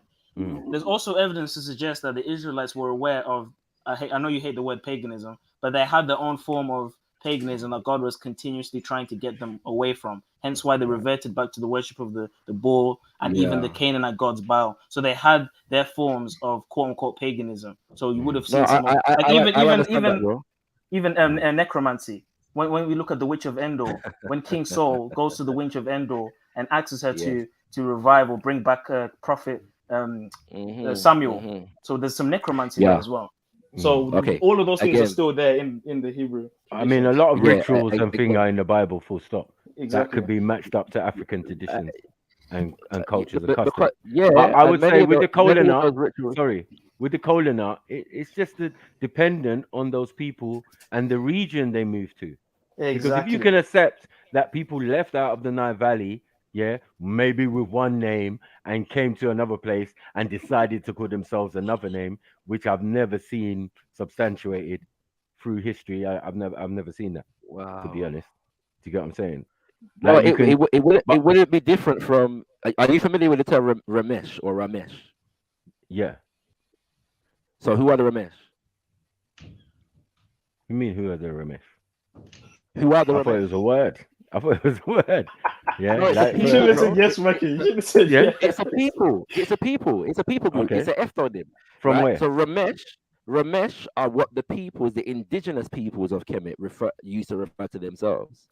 Yeah. So we're dealing, and this is a terminology. Can you post the link in the chat? Kemet, right? Yeah. We don't put our names. You're correct. You're correct. I posted in the hold on. Sorry, please. 1 second. We don't even do that now. The idea is that because we know that the civilization that became known as Kemet, came from the south, up into Kemet. All right. There are various different groups of peoples that became known as the Ramesh when they were building Kemet. How do you spell Ramesh? Yoruba is not an ancient name, right? There were various different groups of people that became known as the Yoruba collectively at a certain point in time. Yeah, the same for Zulu, and many other different so-called tribal names.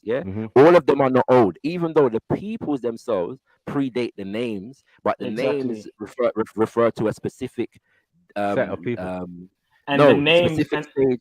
Sorry, let me finish. A specific stage in the development of said peoples, and those developments often relate to interactions with other groups of people, or breaks away from larger people groups, or formings of a larger people group from various different people groups, right? So these are all different ways in which names come about. It doesn't necessarily mean that they had these names 2,000, 3,000, 4,000, 5,000 years ago. You know this. That's not the case. Well, when you look at the original names, right, before it became Zulu or Ndebele, for example, it's Nguni, right? And even before Nguni, it was something else, possibly. But when you the thing I find funny is when you follow the names and you follow the migration, it seems to look as if they're moving into those regions where they are now. Not that they've always been in that same region. There seems to be a migration into those regions where they are now. Hence why the Khoisan don't consider themselves as the same people as the Zulu. As a matter of fact, they even went into the parliament one of the days, stormed in, and was like, I know you've got your Julius Malema thing over there, and you free the Zulus and all that, but what about us? This is our land. We were here first. Even in West Africa, they got pygmies. So there are people that are older. There are people there in these regions that are older than us. And we moved into these regions. This is what I'm trying to say. And they still didn't change their name either. That's not a controversial point. People have been traveling all over the Africa. If we talk about the African continent, this is a known fact that people have been. But people tend not to give credence to the idea that Africans have traveled across the African continent for various different reasons and periods of time and so on and so forth, right? So this is not a controversial point at all, yeah. And it doesn't even challenge anything that I've said. The reality is that I do not reduce world history to what it says in the Bible. All right. And so when we look at migrations across the African continent, no, all of them don't relate to what is said in the Bible or this biblical group or that biblical group or anything like that. That's not the case. Yeah, that's not how this thing works.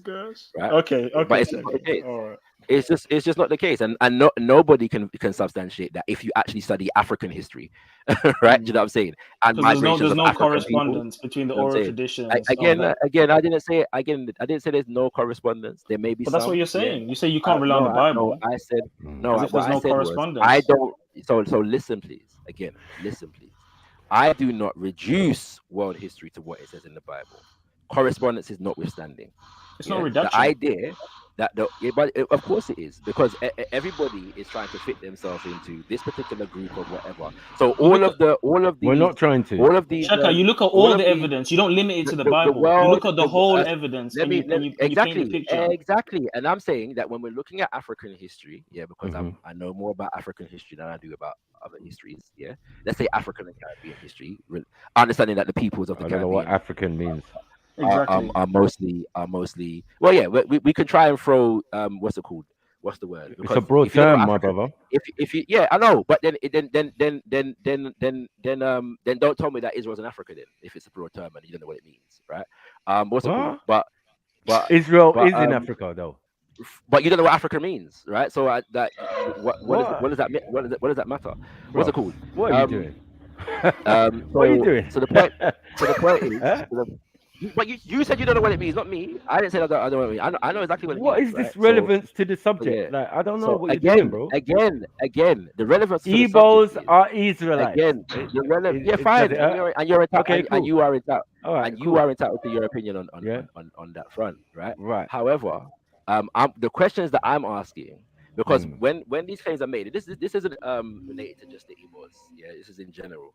What happens is people tend not to look at the Igbo culture and the Igbo spirituality, specifically, okay, and in its breadth and in its depth, what tends to happen is, and this is again, it's not exclusive to the Igbo, because there are many, even though it was said that the peoples them who are Nilotic, and them kind of things, they are not Hebrews, there are peoples among them who are making these same claims, right? So what happens is people take one or two different things, and they say, right, this is the same as this, or in the Bible it says this, and therefore we are the Hebrews. Yeah, but then when you actually look at the depth and the breadth of the tradition that they're nitpicking from, and actually evaluate the tradition, with some substance and some breadth, and actually go into the ideas and the history and the development of the spiritual system, then you're going to find more that is considered, as Zulu used the word a minute ago, pagan. And again, it's not that I hate the word pagan. It's that I understand what pagan means within the tradition that labeled other traditions pagan. All right. So when there are no indigenous spiritual systems around the world. You think we're holding pagan? One second. That are going to refer to themselves as pagan. So, but I know the mentality with which this term is used and imposed upon other groups of people. Pagan is a European term for Europeans. One quick thing, yeah. But Shaka, I never used the word pagan, bro. It was your Hebrew brother that used the word Shaka, pagan. Do you recognize, like I said before, do you recognize that those practices that can be identified as pagan by some people, when they would look at Africans, those same things are seen within the Hebrews and in their practices when they were straying away. So for you to say, oh, well, hold on, hold on. For you to say, oh, they're nitpicking on things that are similar to the Hebrews, but ignoring the pagan things, you can accept the pagan things too, because guess what? The Hebrews were doing that as well. What do you think? When we want to talk about ancestor worship, right? What do you think we're doing when we're talking about God of Abraham, God of Jacob, venerating ancestors, having anointing, putting altars next to the grave of the ancestors? It's all there in the Bible. All of that. All religions and all cultures venerate ancestors, but these particular ones still consider veneration of ancestors in the African context to be pagan, right? So when I say to you Ahmad Lozi, you don't deal with that. Those are your ancestors. They're literally your ancestors, and you know that they're your ancestors, but you consider Ahmad Lozi. One second. You consider the Ahmad Lozi tradition to be pagan, right? No, so it doesn't matter that you do. Bro, we've had this conversation. Please don't speak for me. But I'm not speaking for you. Exactly. We've had this conversation. I asked you directly. So when I say to you Ahmad Lozi, you're gonna say that we don't deal with that. You said to me, yes, we don't deal with that. I don't deal with Ahmad Lozi. No, I don't mind venerating the ancestors. Kale, this hold is on, what you said hold on, to me. Shaka. Allow me to speak for myself, yeah, because you're speaking for me.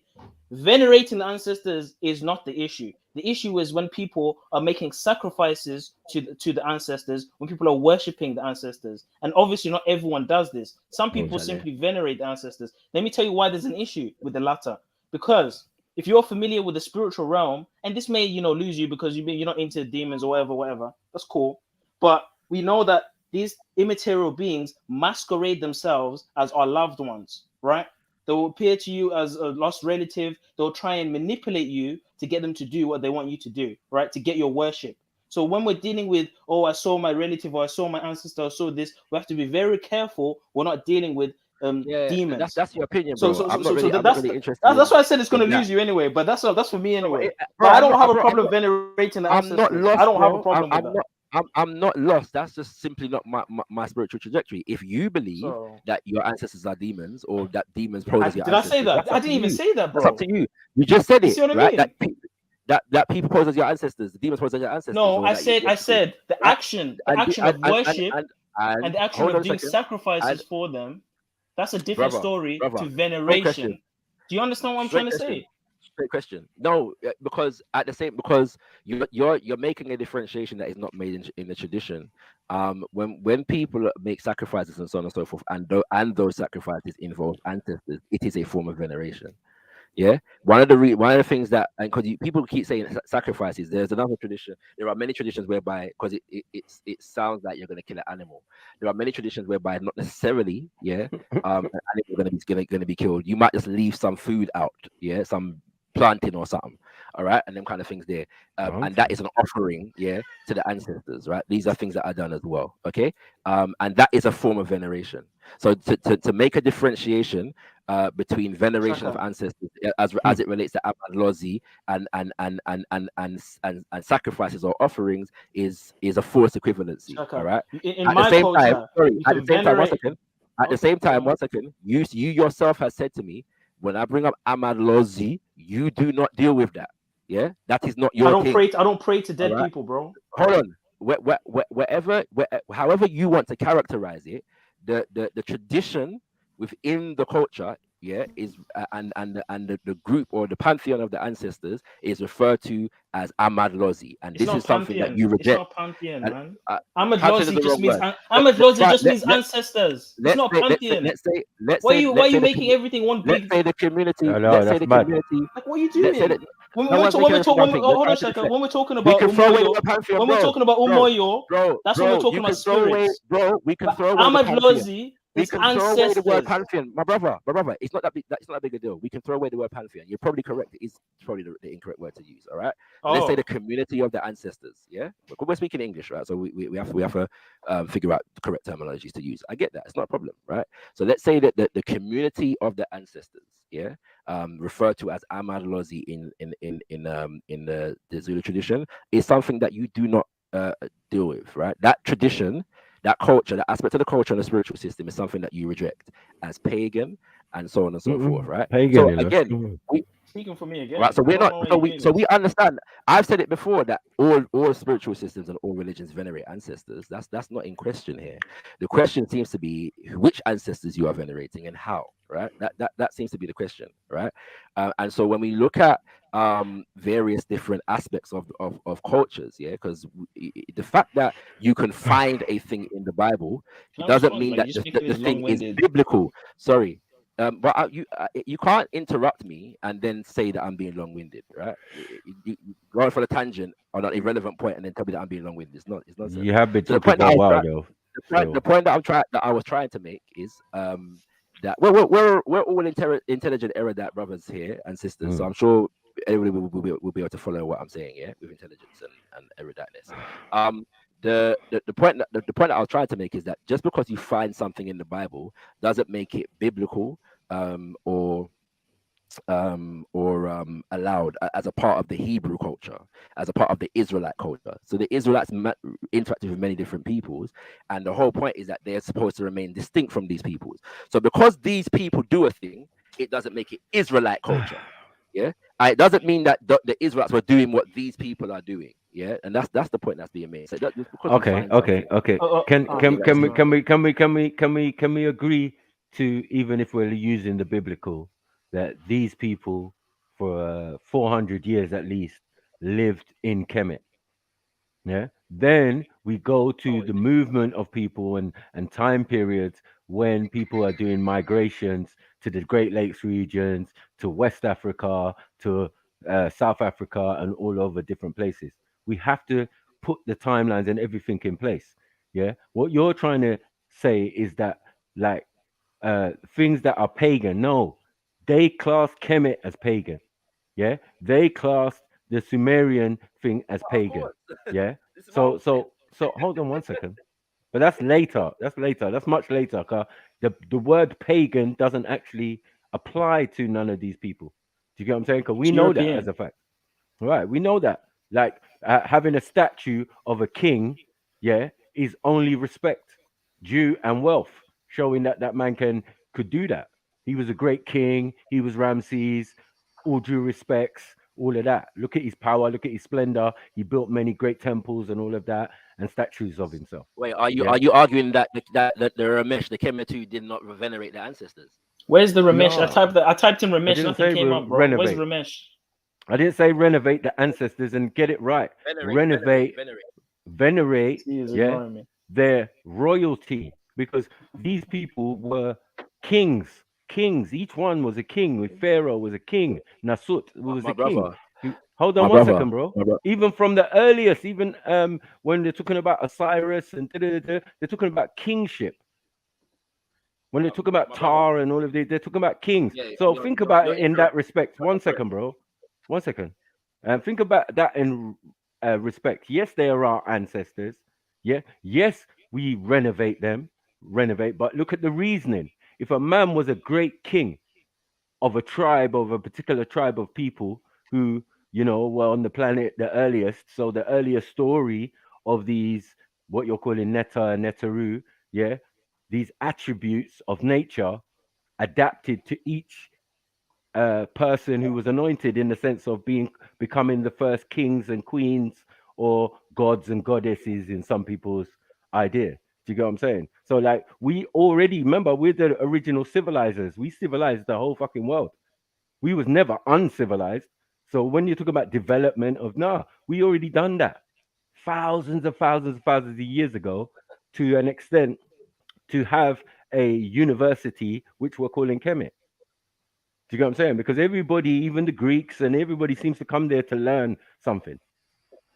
I'd like to make a comment I wasn't really discussing Kemet specifically. At the same time, no, but if you're talking about Israelites, sorry. Yeah, I don't believe that. I don't believe in the Exodus story. I don't believe that Jews or Israelites or Hebrews were enslaved in Kemet for no 400 years. I haven't it seen doesn't. Any you don't believe for that. Sorry, right? It doesn't say that.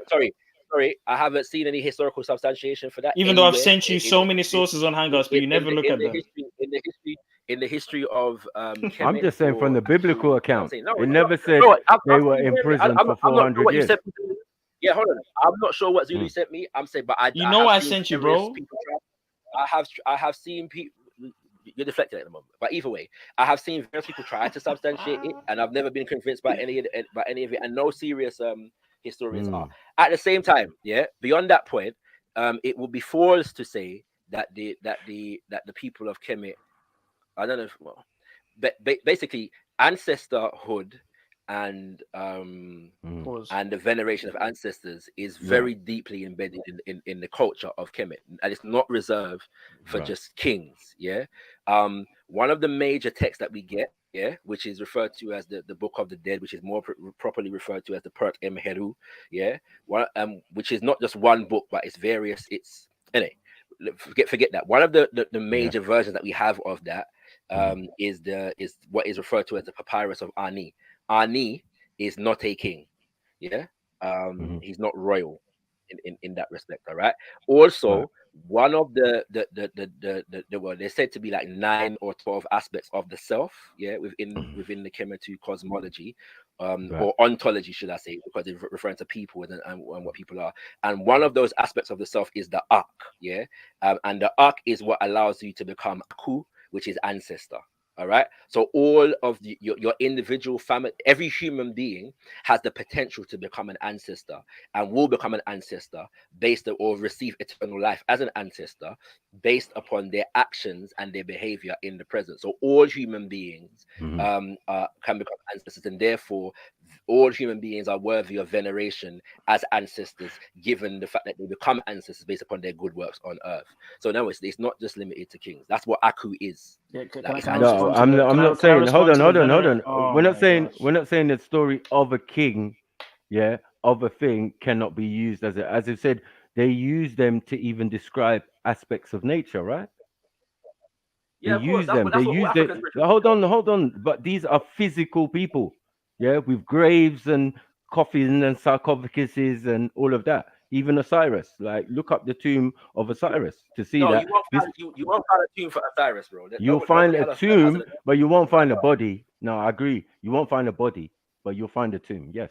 Osiris is they found it. Anyway, man. They found the tomb of Osiris. So what I'm saying is, you've got to understand their principle of godship and these were gods and to ours saying that these were the highest amongst us, raised to the highest in knowledge, highest in spirituality, highest in everything. Do you get what I'm saying? It's based on all of that concept coming from the village all the way up to Kemet, where we refined the thought processes, the spirituality, the ideologies, or anything, the mythoses, because they're not just one mythos for Kemet. It's not. It's just ridiculous to think so. Can I make a quick statement about the veneration, because I need to go to the gym. So you talked about how you would call it pagan Zulu and this and that and that. You don't practice, you don't partake.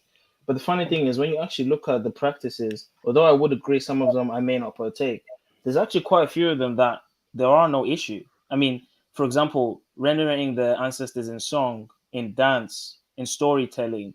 These are the things, even culturally amongst other Africans, when you say the name of the ancestors, it's as if you're bringing their remembrance, you're bringing attention to their life, you're bringing them alive again. This is what people say, right? So those things, there is no issue. My only issue is because I have an awareness of the spiritual realm, I have the awareness of immaterial beings who like to masquerade themselves as the loved ones. I have issues when people now do this, when they do the magic ball and when they do necromancy, when they do all these different things, when they're trying to, they're trying to let things possess them, all these different practices. This is where the issue is. But when we're talking about song and dance and storytelling, there's absolutely nothing wrong with that. And as a matter of fact, I know about ancestors from storytelling. When I went to the villages, I got stories that were told. I got songs that were told. Of course. I didn't see all this other voodoo and all this stuff that you like to. I didn't see no voodoo in Zululand. I didn't see no voodoo in Zimbabwe. So I don't know what you're talking about. But you don't know what voodoo again. You don't know what voodoo is to say whether you saw it or not. You have no idea what voodoo is. So that was it was a nice, cute little cheap point scoring exercise, and it's to be expected, but I'm trying to have an intelligent conversation, right? So let's not do the stupidness, what's it called? So you're making a separation between storytelling, and ancestor veneration and other levels, and I'm saying that that is a bit of what's the word? Gymnastics that is being done in order to validate certain things within a biblical context and other things to take it outside of it, right?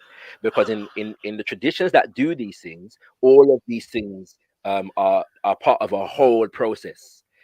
So offerings to the ancestors is not separate from telling the stories of the ancestors. In fact, in various different rituals, in various different cultures, you will find role play of different tales of the ancestors being performed, and within the context of the role play, offerings and prayers and so on and so forth will be done in relation to the role play, and the ancestors who are specific to this to the role play, and the descendants of the ancestors, and so on and so forth, right? So again, we have to look at these traditions within the context of the traditions themselves, and not superimpose other ideas on them, because the idea that demons masquerade as ancestors, is an idea that comes from outside of the tradition itself. It's not coming from within that tradition. So you think we never had demons and monsters? So we never had evil. We never had evil. So hold on, Shaka. You're telling me we never had evil. You're telling me there's no concept of evil umoyo. There's no evil umoyo. Evil spirits. Come on, man. We have evil spirits. What we doing? Can I say the idea that we have evil spirits does not mean does not. Sorry, again, I don't know why I don't want to insult no one's intelligence in it, but I don't understand why that. You getting frustrated? The idea that we would we would have a concept of so-called evil spirits and so on and so forth does not validate the idea that you've just put forward, right? In terms of associating those evil spirits with ancestors and masquerading as ancestors. So the tradition itself that venerates ancestors would have a way and a means for differentiating between a malevolent spiritual energy, yes, and an ancestral energy that does not need a biblical understanding to explain it. Yeah. But Shaka, again, this is my perspective. So of course, but if you're saying that the traditions have demons, right, and so on and so on, yes, all traditions have demons. All traditions, exactly. Again, but that doesn't mean, that their understanding of demons and what is a demon and what is not a demon is the same as another a religion that comes from outside of that cultural matrix, right? So the presence of demons and the presence of spirits doesn't substantiate your understanding of that you just input onto the people and tradition. But I'm not imposing on any people. I'm telling you what I was partaking. I clearly told you indigenous what I was. Hold on. Have an understanding of what a demon is and what a demon is not. Then why is it that the spiritual traditions in general are referred to as demonic? Shaka, I told you clearly. This is what I would partake in. This is what I was told. I'm not telling you this is everyone's practices. This is very, very clear. Of course, I'm a Christian. Of course, I believe in the Bible. So, of course, there's going to be aspects of that. But I'm just letting you know that it ain't this whole pagan thing that people want to call it. When you actually look at the culture and study it for what it is, there's a lot of truths in there, and a lot of it isn't actually pagan. But bro, that's all I'm saying. It's not me that you need to tell. No, bro. It's not me. It's not me that you need to tell that. It's the people that use the term pagan to refer to it. I'm not one of those people, bro. Yeah, I'm not. Oh my Lord. Forget we do educate people around here. I don't even know. Like the idea that these traditions and these spiritual systems are not on the whole referred to as pagan is it's funny to me. But Shaka, you don't make this generalization like people call it pagan. Because the term pagan was introduced into this conversation not by me but by somebody else who was referring to indigenous African spiritual systems as pagan. It wasn't me that brought it in here. So that now I'm being told that it's not referred to as pagan. I don't know, man. Yeah, what we're doing, like. But that's what you believe. That's what your mythos is anyway. You believe that people believe that. So a man reiterating what you actually believe and using a word that you would understand. Yeah, I don't see where the problem is. You're saying I believe. Exactly. No, I don't believe that, bro. These are terminologies that are used within popular religious discourse. No, he's saying that that was your argument. No, he said that you believe that people believe that about African spirituality. Yeah, that's what that was your argument in the debate, was it not? Sorry. No, it wasn't, bro. We were having pagan, a conversation. Kuffar, we were having. I didn't bring in the term as pagan and any of that today. I have not. I know, but I'm saying, is it not normally we were talking about. Sorry, it's not. Again, why are you giving me the term pagan and heathen and kuffar and shirk? These are terminologies that are used within religious discourse. Yeah. So in the context of religious discourse, I'm going to use the terms that are used within the religious discourse. If you look in the Bible, if you look in the Quran, the Torah, but hold on, my friend, the Talmud, and the Hadith, and so on and so forth. Yeah. My brother. One second. You will find terms like pagan, heathen, kuffar, and shirk used. Yeah, so I'm using them because these are the terms that are used to refer to certain uncertainty. Yeah, but when we're having a discussion, if you wanted to have an Islamic discussion, the first port of call would be to maybe read the Quran, because if you see in the Quran, when most of these words are used, they can only be used by the Creator. Yeah, because only the Creator can see into your soul and your chest and da. Anyone out here saying kuffar and shirk and all of these type of things, they're misappropriating, and it's actually I a see where the cardinal. confusion lies. Hold on, it's a cardinal sin. You know, like to say, oh, you're a kafir and you're not. Do you get what I'm saying? Yeah, I see where the confusion lies. I see where the confusion lies. Yeah. So my point is, hold on one second. My point is, the way you're using it is not how it is used, even if we're having a religious discussion, say at Speaker's Corner, you know me. Do you get what I'm saying? And I'm talking to Shamsi or something. We're not doing that. Do you get what I'm saying? We're not doing that. We're not using my experience. However, yeah, that's not even really maybe that's even here or there. that might be your experience. Because like I said, on the panel today, the word pagan was used to refer to certain things, and I wasn't the one who used it, right? Okay, but I'm the one who challenged it. That people are saying that because one second, and that you use regularly. One second. What no, are we doing? Right, but you keep saying I use. I got the term from somewhere, and it's from your same religious. I'm saying. So please don't give me the terminology. Talk to your but you're the one that says your rhetoric, though. Zulu, no, wait, stop, guys. Let's pause. Zulu, you're the one who brought up the word pagan. Why blame Shaka for it then? What are we doing? I'm not blaming anyone. He's How are we saying, blaming I'm not the one that brought pagan. Because I gotta go. It's deflection. I get it. It's deflection. That's deflection. Let me say this here. I am not having a Islamic discourse. I'm having an African spiritualist discourse, right? And so I am challenging. I'm always having an African spiritualist discourse, and I challenge the ways in which indigenous African spiritual systems have been characterized and have been perpetuated in the minds of African peoples of the world. That is the conversation that I'm having, and there's no way to do that without what's it called? Looking at the language and the meaning of the language that has been used to define African spiritual system. That is the point that is being made, and the reality is, whereas I am being told, and I'm not completely, what's the word? A stranger to the Quran and the Bible, although I don't claim to be an expert, right? But the people that use these terminologies, to condemn indigenous African spiritual system have not studied the spiritual systems before they condemn them.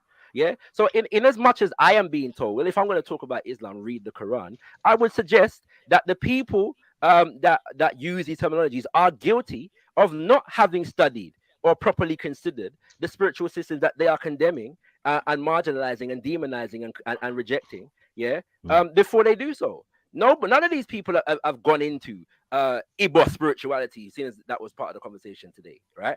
And I suspect that the video that I played a while ago, the brother will actually do that, because he actually goes in. That's the majority of his content. He goes into Igbo spirituality.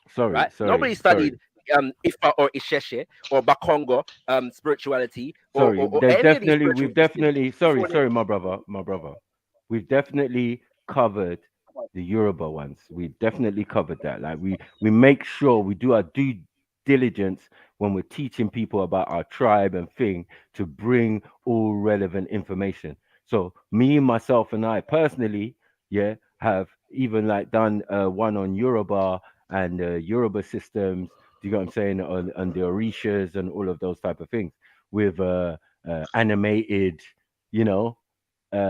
cartoons or whatever someone's put out, and then with other information, with supporting from a linguist, for example, a person in linguistics who put out a study on the Yoruba language's links to the Kemetan language, and how it has a number of words. Are you referring to Modupe Oduyeye? Who? Sorry, what? You casting spells? What's that? What's going on? Sorry, my computer. Let me put some salt around me. Let me put some salt around. One second. Ulodumari. Indeed.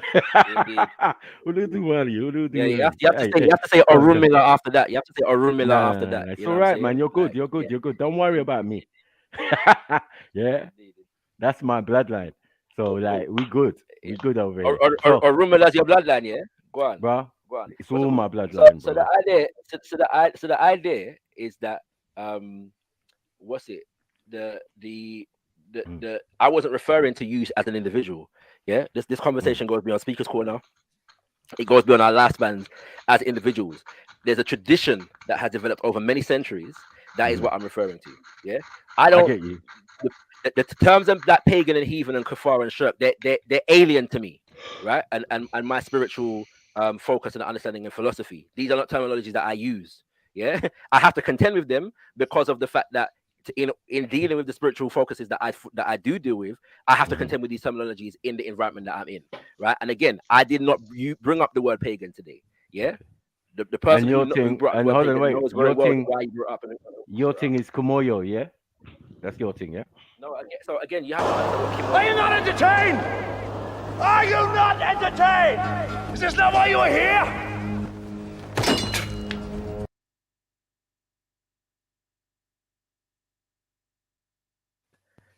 Yeah, bad man, run jokes, you know. But yeah, what was I saying? Kumoyo, yeah. What's going? Oh, isn't Kumoyo from Black Panther? The Kumoyo. Sorry, I'm having computer issues at the moment, but yeah, I've got to leave the. Is Zulu? Yeah. Did you just was it you that just said that about the Kimoyo beads from Black Panther? Yeah, ask the question. Is there a correlation between that? Can I ask you a question? Yeah. How many languages do you speak? Bro, I asked you a question. Intimidation, fight on a mason. Remember that's a petrol bomb at the station. I fear the creator, not the creation. That turned out in birth of a nation. You know. Why are you so, bro? Why are you so tense, bro? Man, just ask you to see, like, bro, I know. How many languages do you speak? I'm asking you a question. I'm asking you a question, bro. I'm fully gonna ask you a question. Follow me for a second, yeah. How many languages do you speak, bro? I speak 1.5. I'm not 100% fluent in Zulu, but I can understand it mostly. So, like, you can understand it. Parents Right. mostly That's speak the term. yeah. So Moyo Zulu means spirit and in my language. Moyo means spirit. Moyo. So, okay. All right. Yeah. Okay. So we know that the term Moyo, is within your language, right? Right. We but know. I wasn't making so fun why, of it. I hope you know that I wasn't making fun of it. I didn't say anything about you making. I did not say. Listen, I didn't say anything about you making fun. I didn't say anything about making fun. Because you know why, my brother? Because I'm not an indigenous speaker of Zulu, or Shona or Indebele. But I know that the words exist in all of these languages and more, right? So the person who actually speaks those languages can actually explain some of what it is he's asking me to explain. So I'm saying, because I don't want to make the assumption that he actually speaks these languages fluently. So I'm asking a question. Yeah, because it may be the case, as it is with many people, that they don't speak their mother tongue, right? It may be the case. It's all right. It's all right. We've got an official Trill translator, and his name's Beefy. If I say I'm a Afrocentric fabricating shit, right? So if no, it's fine. Who's evidently not dealing with what I'm dealing with can actually say actually it means spirit in my language, then we know that the question that he asked. But yeah, go on. I literally asked you the question: is there a correlation? Does it come from Black Panther? Like I didn't say. I said, I'm actually, is there a correlation? It's a silly question. But Zulu, Zulu, but that was a bit of a silly thing to say because.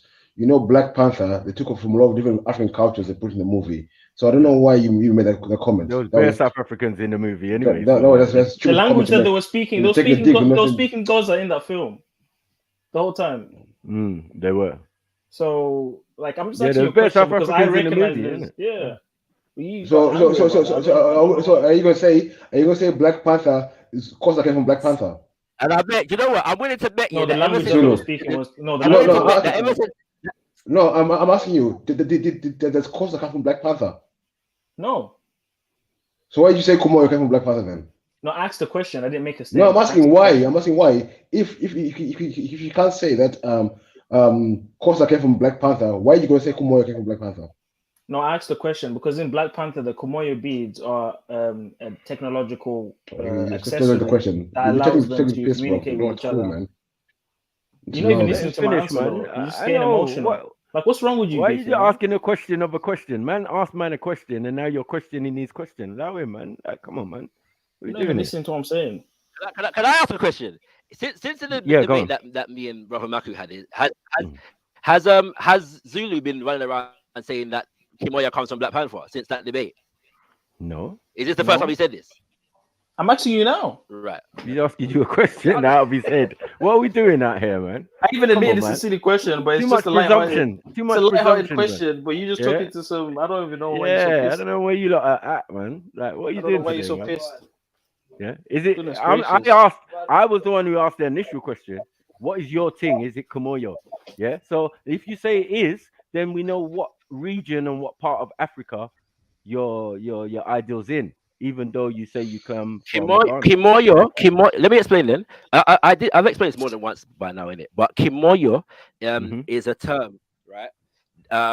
That is coming out of the work of Baba Kimbwanden the Kiebun Seki Fukiao. Yeah, the word itself is a term that you can find in variations in different African languages. Yeah, north, south, east, and west. All right.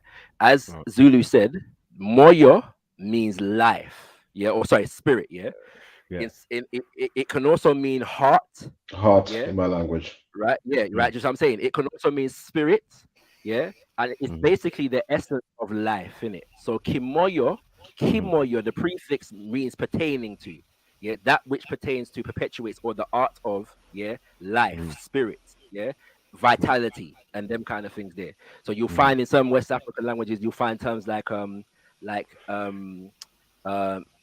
Moya, and other variations. You have to go to linguistics to get through that. So Kimoyo is a term that many people that are dealing with African spiritual systems, not as an individual expression, but relating to them as a common philosophy, a common cosmology, used to refer to the common cosmology within the system. So Kimoyo is not an individual so-called religion. It's an umbrella terminology that is used to refer to indigenous African spiritual systems. So all of them call it Komoyo, or is this an amalgamation? No, this is like you say Abrahamic faiths. I don't say Abrahamic faiths. No, but some people do. You just defend them when no, the time comes. I don't defend. I've never defended Islam. I've never defended Islam. But the fact is, no. So there, it's not that all of them call their thing Kimoyo. No, this, like again, I've just explained it, right? But it partly comes. The terminology was popularized by Kimbwanden the Kiebun Seki Fukiao, who, as well as being a doctor in anthropology, I believe, and sociology and something else, he is an initiate into a number of different indigenous spiritual systems, and so he say, and so in sorry, is it like Kratos Muta? Yeah, probably. No, well, yes and no. He's not. So they're not initiated into the same. Although I do believe they have a relationship with each other, as in they've met. But shit. Like, so Kimbwanden the Kiebun Seki Fukiao is. Don't comment that because I could be wrong on that last point. I'm not sure, but I think I've heard that before. But he is Bakongo, whereas Krela Mutwa is obviously Zulu, but in studying varying different African spiritual systems, particularly among so-called Bantu peoples, he is relaying different ideas and concepts in languages, and so on and so forth. And he's saying that the spiritual systems are about the dynamism and vitality of life. So in again, differentiating it, severing it from terms like animism and idolatry, and pagan and heathen, he says actually Kimoyo is what we deal with, not animism or paganism and so on and so forth. So if it is justifiable for pagan to be an umbrella term for African spiritual systems, and kufar for be an umbrella term for indigenous African spiritual systems, I don't see what the problem is with Kimoyo coming from an African themselves. Well, we don't have kufar. Now, the second point. So you're basically saying it's all of the concepts combined.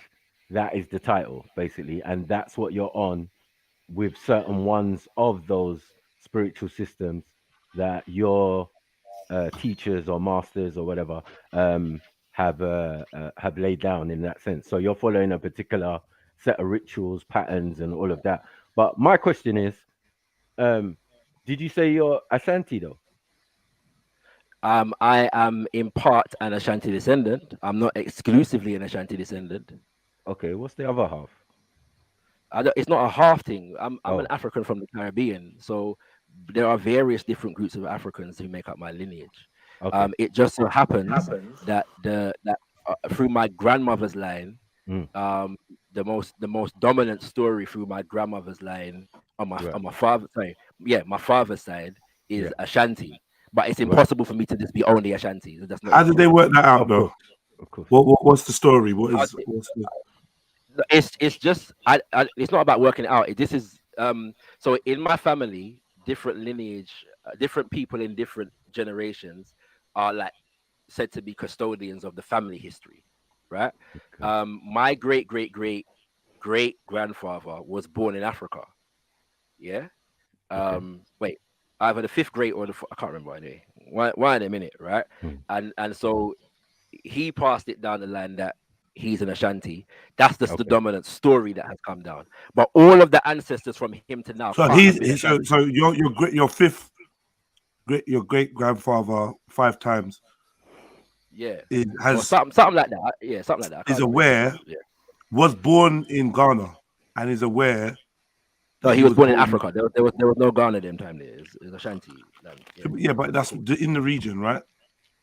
The region now known as Ghana. Maybe not because maybe not because he could have been born in Burkina Faso or Cote d'Ivoire, or you know what I'm saying? Yeah, because the Ashanti are not. They're mostly in Ghana, but they're not exclusive to Ghana. So all he knows is the tribe name. How is that? How, if you don't mind me answering that, because obviously I think that's pretty unusual for that specificness to be. How has that come up? What is it? What is it? Amazing thing? It's not unusual, bro. It's not unusual, bro. There are many Africans who. It's not completely unusual for some African peoples to have an idea of who their ancestors are, like because of the fact that you got culture and traditions that are preserved, right? So some I'm more trying to get into like what makes it, why. How can I don't know. Like I don't even have no doubt or whatever. I just think it'd be interesting for others to understand. It's a complex thing, right? You're dealing with people that. I just wanted to know that if you could like elaborate on how that oral history, like why was it preserved so well for you guys, where you know directly? Okay, it wasn't preserved well. Well, it seems to be because you know it, right? Yeah, I wouldn't say. No, yeah, but I'm saying, look, I'm saying that one of my grandparents, great grandparents, yeah, Guan, is Ashanti. Yeah, that's what we know, right? That's it. So it's not preserved well in that instance, just because we know that. Is that all you know about him? Yeah, and then his son was the last person in our lineage to have been enslaved, and so on and so forth, something like that, right? The full details. So we're not going to get. So this is just passed down from child to child to child to child until it's got to you. As far as my individual lineage is concerned, yeah. At the same time, in terms of the information, no. I'm talking about the information about the Ashanti aspect. That's just a legend that's passed down. Is he a famous? Like, has he got a name? No, he's not. No, but again, this is not. If you study enslavement narratives and so on and so forth, you will know that this is not strange. Yeah, because remember, I'm asking about your specific thing, though. I don't care about enslavement. I'm asking about your specific thing and how you got this information, and the detail of Ashanti, and how was it preserved from a great grandfather down to you. It's very simple. A man said, yeah, my people are Ashanti, and him tell him son that, and him son tell him fee him son and fee him daughter and so on and so forth until we get to me. That's just that's not strange, bro. That's really not that's not an unusual thing. You may not have all of the ancestors and where the very different ones come from, but it's not unusual. And some people don't have a specific name; they just have a great African, and they refer to the great African in their ancestry, but they don't know where he comes from, right, or she comes from. That's not unusual either. We don't know what specific people or whatever. Call him the not to be funny, Shaka, but I typed in Komoyo and I don't see like what you're saying. Like the first thing I see is eBay, Black Panther, Komoyo beads, Marvel Cinematic Wiki. Oh, you typed Marvel into Dead. Google. Of course, you're gonna get Marvel first. I don't understand what. No, I've not seen a single link that said what you were saying. That's what I'm trying to say. My brother. Is there something I need to type in? Is there something I need to type in? If you were listening, no, it's not. It's not about typing in, bro. You have to read the work of Baba Kimbwande Ndekia Bonseki Fukia, yeah, and you understand certain things. Yeah, we're not talking about KIM. Yeah. BWAN. Yep. DEN. Yep. DE. Yep. And then the surname is FU. Yep. Hyphen KIAU. Yeah. So this is actual scholarship, bro. You know what I'm saying? And we're talking about understandings that are developing out of a proper appreciation for the systems themselves. Yeah. So this is a man who's an initiate into the systems. He's also a culturalist studying Bakongo and other so-called Bantu cultures, and so on and so forth. And so he's challenging the dominant viewpoint of indigenous African spiritual systems in terms of animism and pagan and heathen and idolatry and so on and so forth.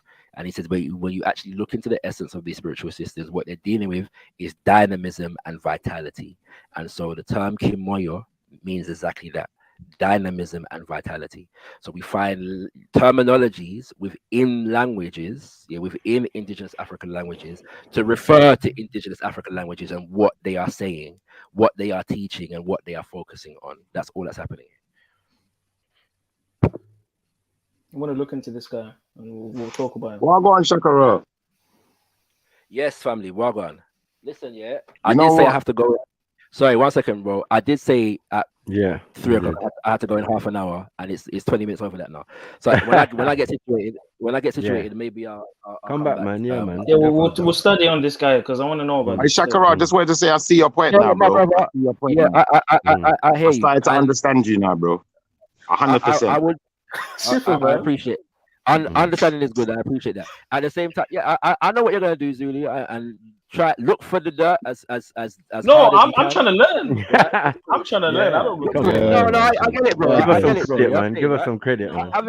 You show the white pictures of the Egyptians and the Hebrews in the debate. Show false history. Having said that, my brother. Having said that, whatever the case is a good man to study, and I'm gonna recommend something for you. I'm gonna recommend two books. Yeah, get one of them. I'm gonna write them down. One is called African Cosmology. Yeah, same by the author. Another is called Self-Healing Power. Yeah. This is why it's important to listen, because in the debate itself, I actually quoted from Self-Healing Power. Yeah. In terms of what Kimoyo is, but that's neither here nor there. Shakara, can I ask you a question, brother, quickly? Very quickly, brother. Yeah, sorry. Do you think I would ever ask you to prove that you were African? No. I wouldn't expect that of you. If you did, I'd be surprised. Let's put it that way. Big up yourself, brother. Yeah, man. All right, yeah. When you get situated, man, fly back. Yeah, man. Yeah, fly back. Fly back. I got one more question to ask you. Yeah, when you get back. Cool. Yeah. I remember that video, Jed. Remember that video that I put in? Yeah. Lurking, man. The whole channel. I've been looking at the channel the whole time. Yeah. Listening to it. It's a good channel still. It's informative, brother. You know what I'm saying? Yeah. But bless up. I'm gonna read these books and I'm gonna come back to you. Oh, he's gone.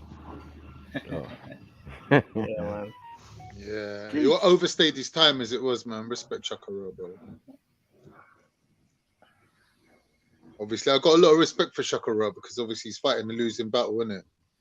Why are you losing battle? Oh, you're gonna anger beef. He's trying to encourage people to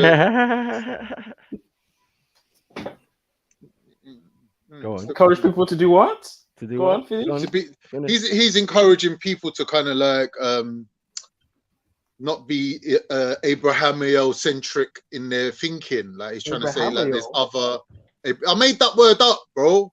Yeah, but he's trying to say, like, there's alternatives to the Abrahamic narrative, is what he's trying to say. But as we can see, on a global scale, everyone's been dragged into this whole Middle East war that's going on. You get me? So, do you know the number of? I don't even know what that means. Do you know the number of apostles living Islam every day? Khan, you know the number, by any chance? The number of apostasies. What random question is that you're asking, Beefy? What's he saying? He's losing. He's chill out, Beefy, man. Oh my days. Allow it, man. Seriously, chill out, Beefy. Like, fucking hell. Smoke today, literally bro. had nothing to do with Islam. Khan jumps on you, ask about the amount of apostates in Islam.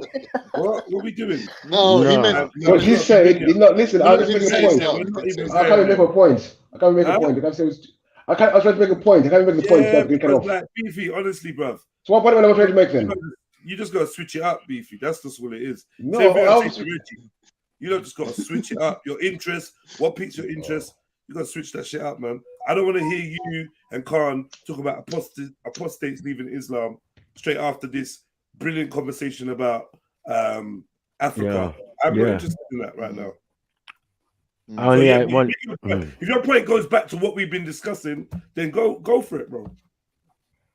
Yeah, Beefy, because what I was gonna say was, like, why I asked him the question in the first place was that if you believe that, then what is the spiritual system and the customs of those people?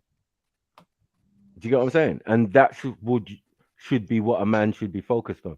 Do you get what I'm saying? If you believe you come from a certain place in Africa, like if I believed I came from Zulus, I would study the Zulu thing. Do you get what I'm saying? And if I decided not to get into religion and decided to get into the spiritual system, it's not, bruh, it's weird. It's like, bro, some people, we need witch doctors and medicine mans and all of these type of things. They're there for a purpose. But I've just seen that people have got things confused, where a man's cultural history is judged, and I just don't see. Because even amongst the people, Matthew, even amongst the people, the Sangoma or the witch doctor is frowned upon. This is the thing, depending on the Sangoma, he might be frowned upon because certain practices. Because we have a concept of evil spirits, we have a concept of an evil moya. So it's not just everything's good and yes, everything African is good. We have concepts of evil concepts and evil spirits. So he wants to ignore all that and just be like, yes, everything and kumoyo. But like, there's some evil shit happening as well, just like everywhere else. Because demons don't select where they go. The devil doesn't select where he goes. He's all over this damn world. He's the god of this damn world. So what are we doing? I don't know about that. I don't agree with that. But anyway. This is why I agree with Shakara, man. I see Shakara's point now, man, because, if I was African and came from such a rich indigenous culture. What do you mean if you was African? Are you denying your Africanness now? Well, if I was from an African tribe, from an African country, and then held from there, I'd be enriched by the culture. I'd respect it, and I'd probably embrace it more. Do you know what I'm trying to say? But because I'm not from there, I only know where I'm from. I only know what I know. I only know my own family's history. So, if I could, like, for instance, for example, like my great grandmother, I believe it's great grandmother anyway, was what's the place there? I'm trying to remember the name of it. When they started moving people from the diaspora back to Africa, Sierra Leone, So she was one of those people that went to Sierra Leone, but obviously we know that she was originally in the Caribbean before moving to Sierra Leone. So she wasn't born in Sierra Leone. Do you know what I'm trying to say? So, we do embrace Africa. She ended up in England. Is this the grandmother that ended up in England? She lived in Sierra Leone. I just told you that. What about all the other grandmothers? What about the other grandmothers? What about the great grandmother, great grandparents? Well, from that side, we only know, like, for instance, I know it's this picking one person. What about the rest of the family? Well, the great grandmother on the other side. The great grandmother on the other side. You said, are you talking about grandmothers or great grandmothers? If you're talking about great grandmothers, have more than great one. grandmothers. What? Yeah, so my other great grandmothers, How many great grandmothers have you got? 4. I would suggest that I've got 8. 8 or 4. No, eight. It's 8. Yes, 8. It's 8 great grandmothers. And then all 16 after only, that. Only one of them. All 8 of them did not come from Africa. Is that what we're saying? Bro, are we messing up our maths here? Out of your 8 great grandparents, hold on, 4 of them's going to be men. Bro. Hey, Carnito, 4 are going to be women. Brother? I'm asking you Carnito, mathematics. are you okay? Exactly. Carnito, are you okay? You okay, brother? Can I answer for myself, He's brother? actually correcting you, though. Yeah. You think you got 8 great grandmothers? I already knew I had 8 great. I'm the one who just said 8. No, not 8. Great grandparents. Great grandparents. Yeah, well, there'll be 4. You're right. It'll be 4 great grandmothers. You're right. 4. My bad. 4 great grandmothers and 4 great grandfathers. All right, cool. So, all right, we want to play semantics. Cool. But what we're doing is we're talking over me, and then when mistakes are made, we're not realizing that it's actually your fault for talking so much. Maybe you should learn to be quiet while I'm speaking, and then mistakes like that won't be made. So like I was saying, anyway, let me continue. One great grandmother I know of, actually moved to Sierra Leone. The rest of my great grandmothers and great grandparents remained in the Caribbean. Yeah. And from what I know of my great grandmother on my mother, from what I know of my great grandmothers on my mother's side, that was the one I spoke of was on my father's side. But on my mother's side, and the rest of the ones on my father's side, the other one on my father's side, and my great grandfathers, all remained in the Caribbean. Like my great grandmother on my mother's side, one of them in particular, they used to call her the Black Indian, because when you look at her, you know, she's got absolutely black features, or what we know as, you know, black features, you know, but she had very straight hair, very curly, straight hair. Great point. Unfortunately for myself, you know, I don't have a lot of historical connections that I can lead back into Africa, or ties that I can lead back into Africa. In fact, most of them lead back into the Americas. Even during slavery, certain great grandparents were actually freedom fighters, and actually were actually in the Americas. They weren't even in the Caribbean, and they fought their way out of the Americas and fled to the Caribbean. So, you know, like my great grandmother that I spoke of, she was one of them who had fled to the Caribbean, and they had to fight, you know, to get out of America, to not be enslaved. So from our understanding, you know, they were, you know, existing in the Americas long before any of the, you know, the colonizers arrived there. So, you know, there is still, I'd still say there is possibly a connection to Africa there. You know, at some point, maybe historically, they moved from Africa to the Caribbean, but outside of that, we don't have any other connections. So, you know, if I was actually from Africa in the capacity that I know, you know, some of the brothers like Zulu are, you know, I think you should embrace who you are. And, you know, I feel that it's a tragedy that, you know, they who's not embracing who they are? A lot of people demonized, you know, the African spirituality, and, you know, I've embraced, you know, other spiritualities. But who's not embracing who they are? Elaborate, please. Coming from the Hebrew, that's a bit strong. Zulu, you claim to be a Hebrew. You claim to be, you know, to be a follower of the Bible. So do you, Shifa. Am I wrong? Do you not? I don't claim to be, though. What? I don't claim to be, though. Look. I am. Anyway, inadvertently, without realizing it, Shifa's raised a very good point. I'm not a Hebrew. A lot of American black people think that they're mixed with Red Indians, but they're not. What is no, before no they mix. actually no mix. Yeah. What no is mix. When you say Red everyone knows Indians, that everyone knows that majority of African slaves were taken from certain part of Africa. What they don't realize is that there was also Africans taken from East Africa as well. So when you got out to America now, there's a wide variety of representation of African different looks, right? But where someone come out different, they start calling them Indian, but that's not the truth. The truth is they are African. And the DNA tests that they've done on African populations have proved that there's very little in. You can't tell us our DNA. culture can't. I'm not telling you. I'm showing you the data collected on the African populations living in America shows that they have very little Native American mixture in with them. And the fact is, the reason why people are confused is that they're just thinking of Africans as one particular Carnito, look. They're African, man. They're African, man. They're Carnito, African, you're bro. actually confused. They're And I'm going to show you how you're confused. They're African. Carnito, I'm going to show you how you. I'm going to show you how you are definitely. If you look at the slave This names, you they see the correspond nonsense. with You see the nonsense that you see Who the are you nonsense that you're promoting. You see the nonsense that you're promoting. You have to remember, you're not my people.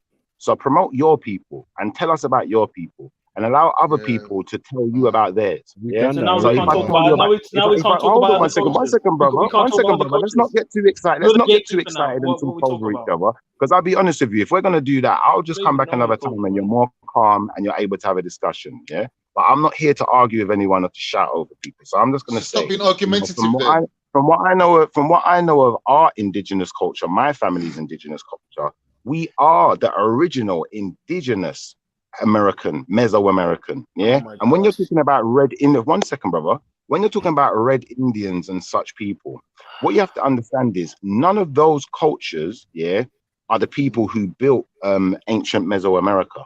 None of their faces are represented. None of them. Hold on, one second, bro. One second, bro. One second, broski. I'm not finished. 1 second, broski. Yeah. None of their faces are represented in ancient Mesoamerica. And what we'll also find is, yes, there are tribes of people who have some type of Asian mix within the Americas, but they're a complete different tribe. Some of them who crossed over from, I believe it's Antarctica, and some of them who directly come from places like China, XYZ, and you know they've got nothing to do with our tribes. So Okay, Shifa, when you you're look done at the now. history, sorry, brother, I'm not finished. Not finished. When I'm finished, you guys will have the floor, won't you? So like I was saying, when we look at the indigenous documents that were left behind by the Portuguese and the Spanish invaders, who were the first ones to arrive in the Americas, what they saw was not red Indians. What they saw was Negroes. Okay, that's cool. So let me ask you a question. So I'm gonna put myself back on mute. Now you lot fire away. Yeah, do that. Please do that. One minute, bro. It's gonna be very quick. People get confused between the North American Indians and the Mesoamericans. The Mesoamericans are black people that moved from Africa across to lower than what is Mexico, right? The rest of and all them, right? The North American Indians are a different race of people altogether. They're Mongoloid race of people that Maku showed the video the other day. So like, I don't know what he's getting confused between the Americas and what we call the United States of America. Is two different things, right? Exactly. So the United States of America, then people are indigenous to Mongolia, right? Mesoamerica, they I don't know. You said Mesoamerica, bro. Well, anyway, I'm done. Shifa, I got a question. You're right, brother. I said I got a question for you. Yeah, I got a question for you. So how are you a Mesoamerican and the Israelite and the Elamite? All of those three. All at the same time. I would suggest to you that when what we're calling Elamites, what we're calling Canaanites, and what we're calling Israelites were people who were directly being enslaved by empires like Kemet, the Kemetic Empire, the Babylonian Empire, Assyrians, XYZ from those regions. And what we'll find is that those people were directly sending our people out throughout Europe, throughout the world, to gather precious materials, precious metals, XYZ. And a lot of us, 1 second, but brother, can I answer? Can I finish my answer? Yeah, so like I was saying, what you'll find is that historically they were calling those people. Yo, King Kits. Sorry, my brother. Sorry. Yo, King Kits, what's good?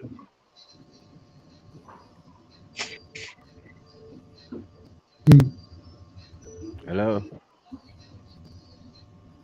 King Kits. Oh, you motherfucker sort out your internet, man. Are they taking a piss? Are you seeing this? Are you seeing this, bro? No. Bro, look, man. What are we looking at? No, you can't see. Only. Yeah, we can't see. We can't see it. Can you see, Slan? Yeah. Yo, King Kits.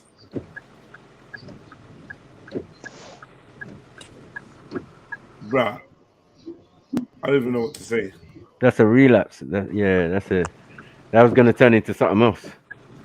Yeah, so like I was saying, historically, what we find is that they were calling those people Phoenicians, and that's where we get the phonetic alphabet from. Yeah, this is where most Europeans, if not all Europeans, get their languages from. And what we'll also find is these people went everywhere. Some of us even ended up as far as the Australias. So I wouldn't say there's a definite non-connection to Africa. I wouldn't say that they're not African in any capacity. I would say that. I'd say that for you know the from since Mesoamerican times, you know, maybe possibly even before, you know, we was already in the Americas, and we've actually enriched ourselves with a different culture. And when we talk about things like the Bible, XYZ, this is why I pointed out the other day, when you go into the Bible, what you'll find is that there's a lot of references to corn and, you know, people eating corn, which is only indigenous to America, which has only been in Africa. It was only brought to Africa since about the 1700s. So, you know, if we're going to look at the actual schematics of the text, as well as look at the historical evidence, we're going to find that, unfortunately, that would discredit anyone who's not from those regions as being an actual Israelite. Okay, so 2 points here. The first point, corn is not indigenous to the Americas. Corn is all over Africa. My people eat corn. It's a staple. We call it sadza, strala. We pound it and we make it into a doughy kind of thing. It's our staple. How long has it been there? So for the longest time, more than I can remember. Prove it. So that's that point, FDK. Secondly, you spoke about you being a Mesoamerican. Where's the evidence? But the funny thing is, the other day you were talking about Deuteronomy 28 and being taken into ships into Egypt. If that's referencing the transatlantic slave trade, that's got nothing to do with the Mesoamericans, because those were people taken from West Africa. So which one is it? Or were you already in America as Mesoamericans, or were you taken from West Africa into the Americas? Which one is it, Shifa? Can I answer that? So like I alluded to the other day, when you say transported in the transatlantic slave trade, there's no point in the Bible where it uses the term transatlantic slave trade, first and foremost. Yeah. And if you go to Deuteronomy 28, as you just quite easily pointed out, yeah, what you're going to find is more references to corn. Yeah. Now, also, what we're going to find is that, like I just explained to you, my brother, corn is not indigenous to Africa.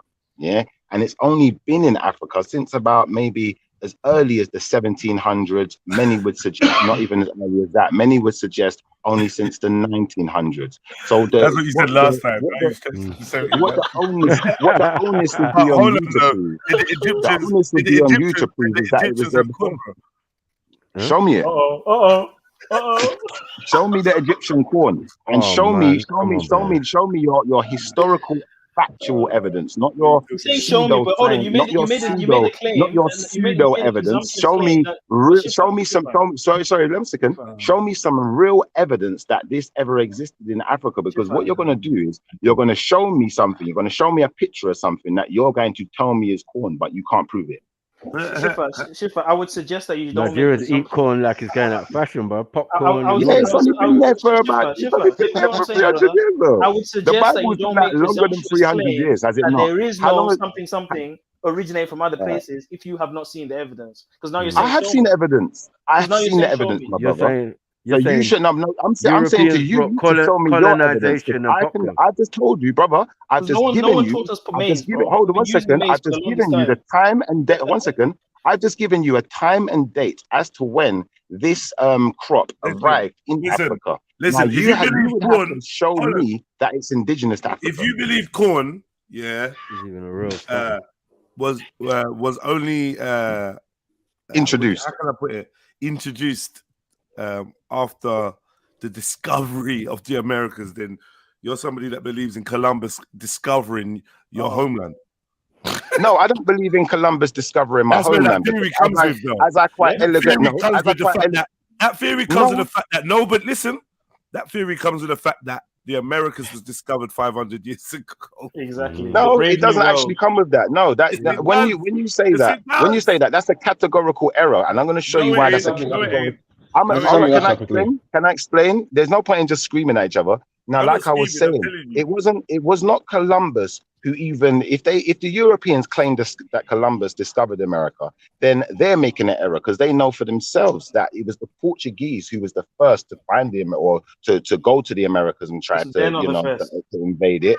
And after the Portuguese, then we have the Spanish. Now, before any of them ever got there, my people were there. Now, as far as I know, this goes back as early as, the 1700s, which is before Columbus, maybe even back as far as, some in the 1500s even. Some would even suggest that Vikings also went and ventured to the Americas. Can I make a point quickly? What we will not find is that the Bible is not older than all of that. And what we will not find is that also, what we will also not find, that corn is indigenous to Africa. So, for the ones who want to make the claim, you'd have to prove your claim. And like I said, I would suggest, that there's no evidence to suggest that corn has been in Africa any earlier than most would say the 1900s. I would push it back myself through my own research and say maybe the 1700s. But at the end of the day, that's only taken into account. That's only taken into account. Hold on one second. That's only taken into account the fact that the Portuguese were the first ones to get there, and they also had colonies within Africa. So there's a definite chance that the Portuguese were transferring these crops between the two places. You're about to die. Okay. You just said. Well, I know you're gonna bring a pseudo scholar now, so please bring your pseudo scholar so I can refute you, please. Because I know the pseudo scholar you're gonna go to as well. One second, Shifa. You just said, you just said Deuteronomy, right? You're gonna have to call a picture of corn pseudo. You have to. Okay. Because you just said it wasn't in ancient Egypt, right? So that makes sense, though. It says in the Bible that Jesus picked up corn. You know how corn was created? The Hebrews used corn. Do you know how modern day corn was created? Oh man! You know how modern day corn was created? One second, brother, man.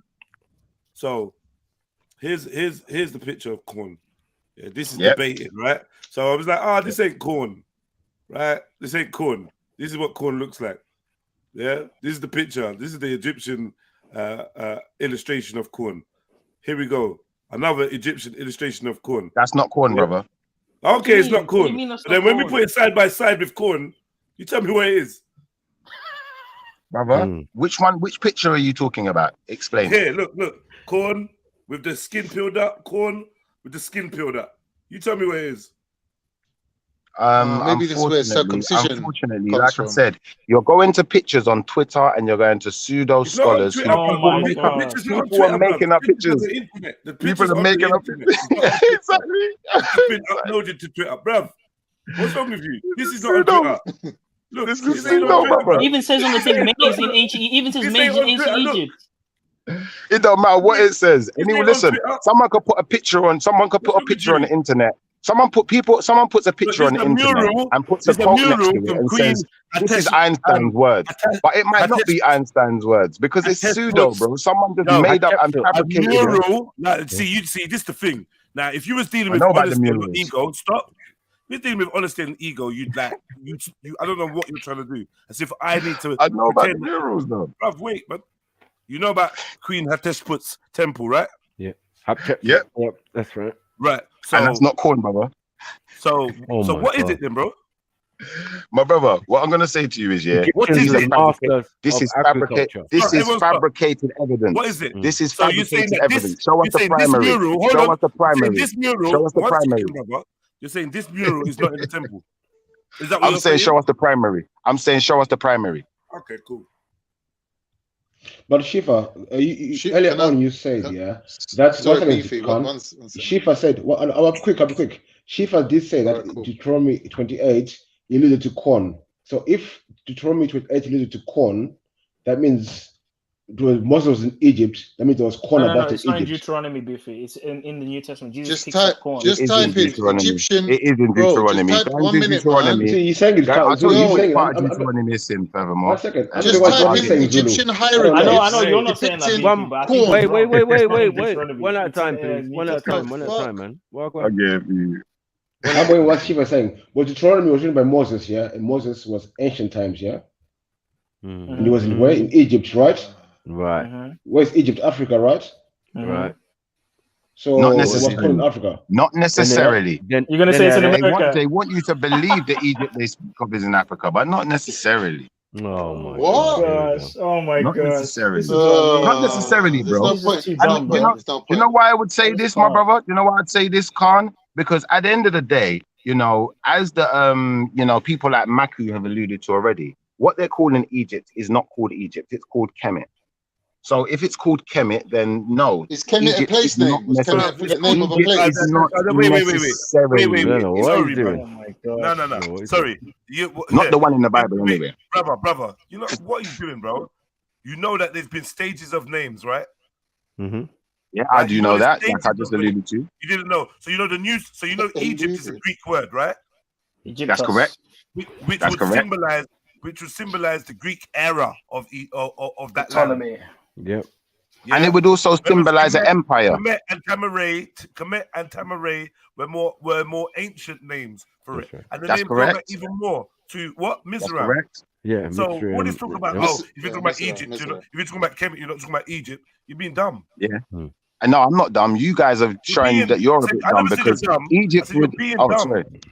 No, I'm not being dumb because, like I was just alluding to, Egypt would represent an empire, or Kemet even would represent an empire, which goes further than just the land what you see in Africa. Yeah, but no one's denying that they could have traveled to America. But you're saying that. But excuses. That's what I mean. Show me your primary. Shiva, no, because we know that the Olmecs came from Africa, but they came from Africa. That's the thing. They didn't originate in America. They came from Africa. We watched the video the other day when we saw the primary, brother. Can you hear me talking, bro? We watched the video the other day and it was show us the primary.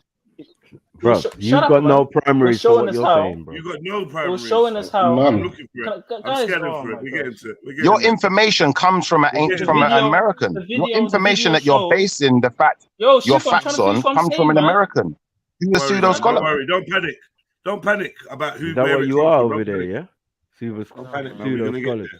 The video was showing that the coast, when you follow the waves and along the coast, it naturally takes you to America. And they discover that a lot of the native tribes in West Africa already traveled to America. Because remember, watch the video. They show the little canal, and the oldest tribe, the Aztecs were even. The Aztecs even spoke about the Africans that came to trade with them. So we know that people from Africa have been able to travel to America. That's not a new thing to us. But you're saying... I'd already alluded that my people had traveled all over the world. How can you be Mesoamerican and also from the transatlantic slave trade at the same time? That doesn't make sense. Which one is it? Either you were taken there from Africa or you was already there. Which one is it? The indigenous. Well, like I said, we was already there, and like I already hold on. Let me answer him. Let me answer him. Let me answer you, brother. Let me answer you. No, we wasn't taken there in slavery. We were already there. Like, one second, brother. You asked a question. I'll be able to listen to an answer. Like I already alluded to, my people, who were known by the Europeans as Phoenicians, if you can still hear me, had already traveled the entire world and had already gone to all of these places, i.e. America, settled there and built great civilizations. So, you know, we could do it that way, or we could say, okay, do you know what? We was already there in some other capacity. But either way, we would be being transported by ships throughout the world. We get some primaries for that while I search for this image of... I'll get some Phoenicians are not Israelites. Phoenicians are not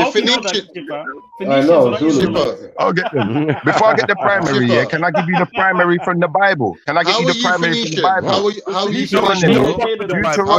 Deuteronomy 28, 51. From the Septuagint. Yeah, bring us That's what you do. We don't need to bring the Septuagint in this, but we don't need to. Because the Septuagint is going to say the same thing anyway. I was talking about getting the Holy Scripture, the Torah. You said don't do that. Go get the Septuagint, because at the end of the day, this donut Zulu don't realize that they're translating from the Septuagint. So bring me the primary source. Don't bring me no tertiary source of the Bible after you've mocked it. Rubbish it. That's not what I said. That's not what I said. That's you trying to conflate my words. So I'll illustrate to you what I actually said. What I actually said to hold on, my brother. Hold on, my brother. What I actually said to you was this: that the Bible, the King James, whatever one you're going to go to, if we're using the Old Testament, does not have all of the information. I never said that it's, you know, it's not usable. I never said that it's invaluable in any way. I never tried to defame it or try to say that it's irrelevant in any way. Now, what we're going to do is we're going to go to Deuteronomy 28. We're going to go to Deuteronomy 28, verse 51.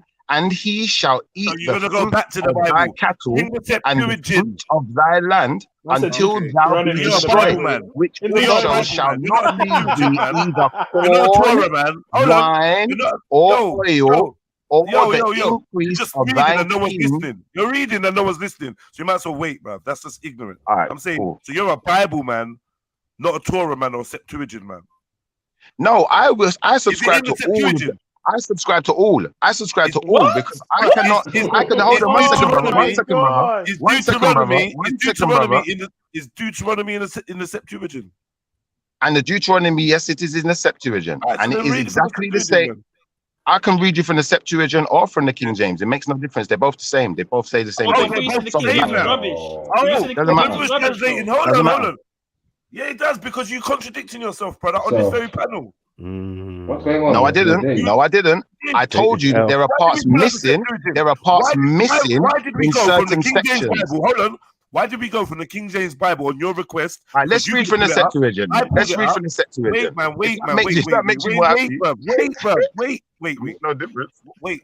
Why did we, on your request, go from the King James Bible to the Septuagint in order to see the difference in translation if there's no difference? Because there was only certain small parts that were missed out in the King James Bible that were still in the Septuagint. So that was what I was referring to. You didn't tell me that's why you don't deal with the Bible. You didn't say that's why you don't deal with the Bible. Exactly the same. Your words were that's why I don't deal with the Bible. My words were that's what my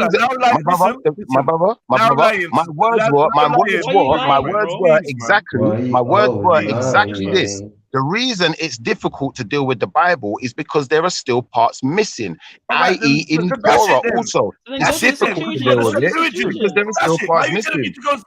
There's still parts missing. Hold on. You telling me a book that's got things missing is the same as the Septuagint? You're contradicting yourself I'd suggest to you that yes, they are the same thing, but one just has certain small parts missing. But that's not the same. It's not the same. Well, it is still the same. Okay, yeah, it's still the same. Someone obviously just didn't write everything down. You went from not dealing with the Bible to the first thing that you quote now when you're reading something from it. You didn't quote the Septuagint now. The first thing you went to is the Bible. Same thing like the other day. My brother, I'm reading from the Septuagint right now, though. I'm reading from the Septuagint right now. Now you are. When we asked you to. I was reading from it from the first place. I was reading from it in the first place. I was reading from it in the first place, brother. Is the Septuagint not a Bible? Hold on, my brother. Is the Septuagint a Bible? Are you all right? Are you on crack? Have you been smoking crack today, brother? Is the Septuagint not a Bible? No, you shut up. No, you shut up. You listen, because that's the only way you're going to learn. The only way you're going to learn is by listening, not by shouting down the microphone. So I've been reading from the Septuagint to begin with. The Septuagint, like I just told you, in this part, it is no different to the Bible. One eye in the Bible. Hold on. All of you lot, hold a little mute. All of you lot, hold a little mute. Not just one person. Everyone, let's just calm it down a little bit. Brother, real talk. To the point where I had Brother Kemo in the chats like this. You don't realize that the Torah and the Septuagint are the same, right? No, they're not. Yeah, you hear it. Listen, brother. Yeah, it's the New Testament because when we're talking about Jesus, we're talking about whether he read the Torah or not. You was like, no, Septuagint. But what you don't understand is there was no New Testament when Jesus was around.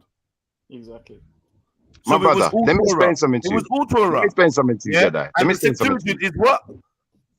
Let me explain something to you. The Septuagint is a Bible, first and foremost. Hold on. The Septuagint is a Bible, first and foremost. It is the most complete form of the Old Testament Bible to be more precise. But it's the same as the King James. Also, Exactly no, it's the not same. exactly the. And It's it's not not- exactly the same in the sense that there may be parts that the King James did not write down. Can- They didn't write down the Can someone whole share the entire screen text. and pull up the So there are King parts that are James? directly. There are parts. Once, brother, please. Why are we so excited? Why so emotional? Yeah. There are directly parts that were missed out of the King James, like I You're alluded sending me to the King when it James. spoke about Abraham's wife. Yeah, there was parts directly missing. There are parts in certain lineage that are directly missing from your King James, but everything else This is why you deal with mirrors. the Septuagint, right? Now, so the argument was When it's Old this is why- Testament, this with is the why- your Old argument Testament, was- yes, only with Old your Testament. argument was, this is why you deal with the Septuagint. Yeah? Yeah.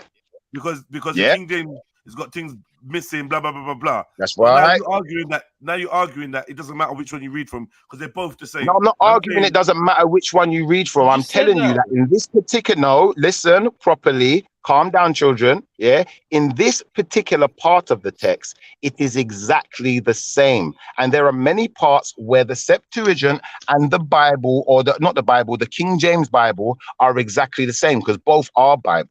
Yeah. Now, I'm only referring to Old Testament when I say this because the Septuagint does not contain the New Testament. So anytime you want to deal with New Testament, you have no choice but to go to the King James. And I would suggest to you, if we're going to compare Old Testament Bibles, that the Septuagint is the most complete version. The Torah does not have all of the books. First and foremost, the Masoretic. 1 second, brother. I'm not finished. 1 second, brother. Not finished. The Masoretic text does not have all of the books. The King James Version will have majority of the books, but it will have some still missing, as well as it will have parts of the text where they have not jotted down the entirety. You're guessing So, like I was alluding to before, I was reading from the Septuagint because, you guys, I don't know if you thought I was reading from some other Bible, but, like it says in the Septuagint and in the King James, where it is exactly the same, it says, Deuteronomy 28:51. And it shall eat up the young of thy cattle and the fruits of the land, so as not to leave to thee corn, wine, oil, or herds of thine oxen, and the flocks of thy sheep, until it shall have destroyed thee. So it's very specific in referencing corn, which we know is indigenous to America, my brother. Wait, 1 second. So now we're gonna switch from the argument that there's no primary sources to reference corn in these times in the regions of Egypt. But now, because you insist that Egypt is in the Americas now, with no primary sources, we're wrong. I can show you my primary sources. So I'll get them. We're wrong now. I'll get you the primary sources shortly. I'll get them. That reference was that corn in Egypt, right? I would suggest to you that this corn here we're talking about here, yeah, this is where it's saying will be carried back into Egypt. So at this time, no, they're not in Egypt. Okay, so carried back into Egypt. When was the via ships? It says very specifically by ships. Okay, so when was that? 500 years ago. 17. But it doesn't say exactly. It doesn't say exactly when that's going to happen. The 1700s, my brother. My brother, it does not describe exactly when that is going to happen in any Bible. It just says it. All right. So we don't need to go there. It said you made that change. They knew about corn. They knew about corn. They knew about. That's only one reference. I got more references. Don't you worry. I'm gonna bring up another one. You just contradicted yourself, Shifter. You know that, right? I'm gonna bring another one for you. You said 1700s, bro. Brother, it doesn't matter if I said 1700s. We're now referring to the Bible. The Bible does not give a specific time. Okay. You know, right? What was it? It's too easy. I know I'm upsetting you, but just let's deal with the truth. What we doing? Stop lying. Deal with the truth. Just stop the lies. Let's deal with the truth. All right. We don't need to lie here. I'm just reading. I haven't done anything wrong. 4,000 years ago, Shifa. That's not 1700. My brother, it does not matter, brother. It does not give a specific time as to when this is going to happen, brother. Okay. Oh my God. Yeah. You all right now? We on the same page now? We're never on the same page, bro. You're on a all right. Well, we're not going to be because you want to lie. Yeah. And you don't want to claim your own culture. I lie. Shiva, quick question for you, Shiva. The same guy that said he don't mess with the King James is now reading it. 1 second, Shiva. Can you tell us who canonized the Septuagint? Pardon me? He doesn't even know about Ptolemy. Can you tell us who canonized? My brother, because someone else is speaking. Say that. Can you speak a bit louder as well? He's saying it's a bit noisy. The Septuagint. The Septuagint. Can I tell you who done what? Canonized the Septuagint. Who canonized it? Yes. Yeah. It was actually Israelite scholars. Oh, where did you get that information from? What time period and who orchestrated it? Well, that's why it's called the LXX. You know, it's actually referring to the 72 scholars who translated the text for the what time period? Is it the Catholic Church? Are we dealing with the Catholic Church? No. Let me ask you, what time period? Listen, I don't need to go there with you, brother. It's irrelevant. What do you mean it's not? Of course it's irrelevant. It's a relevant question.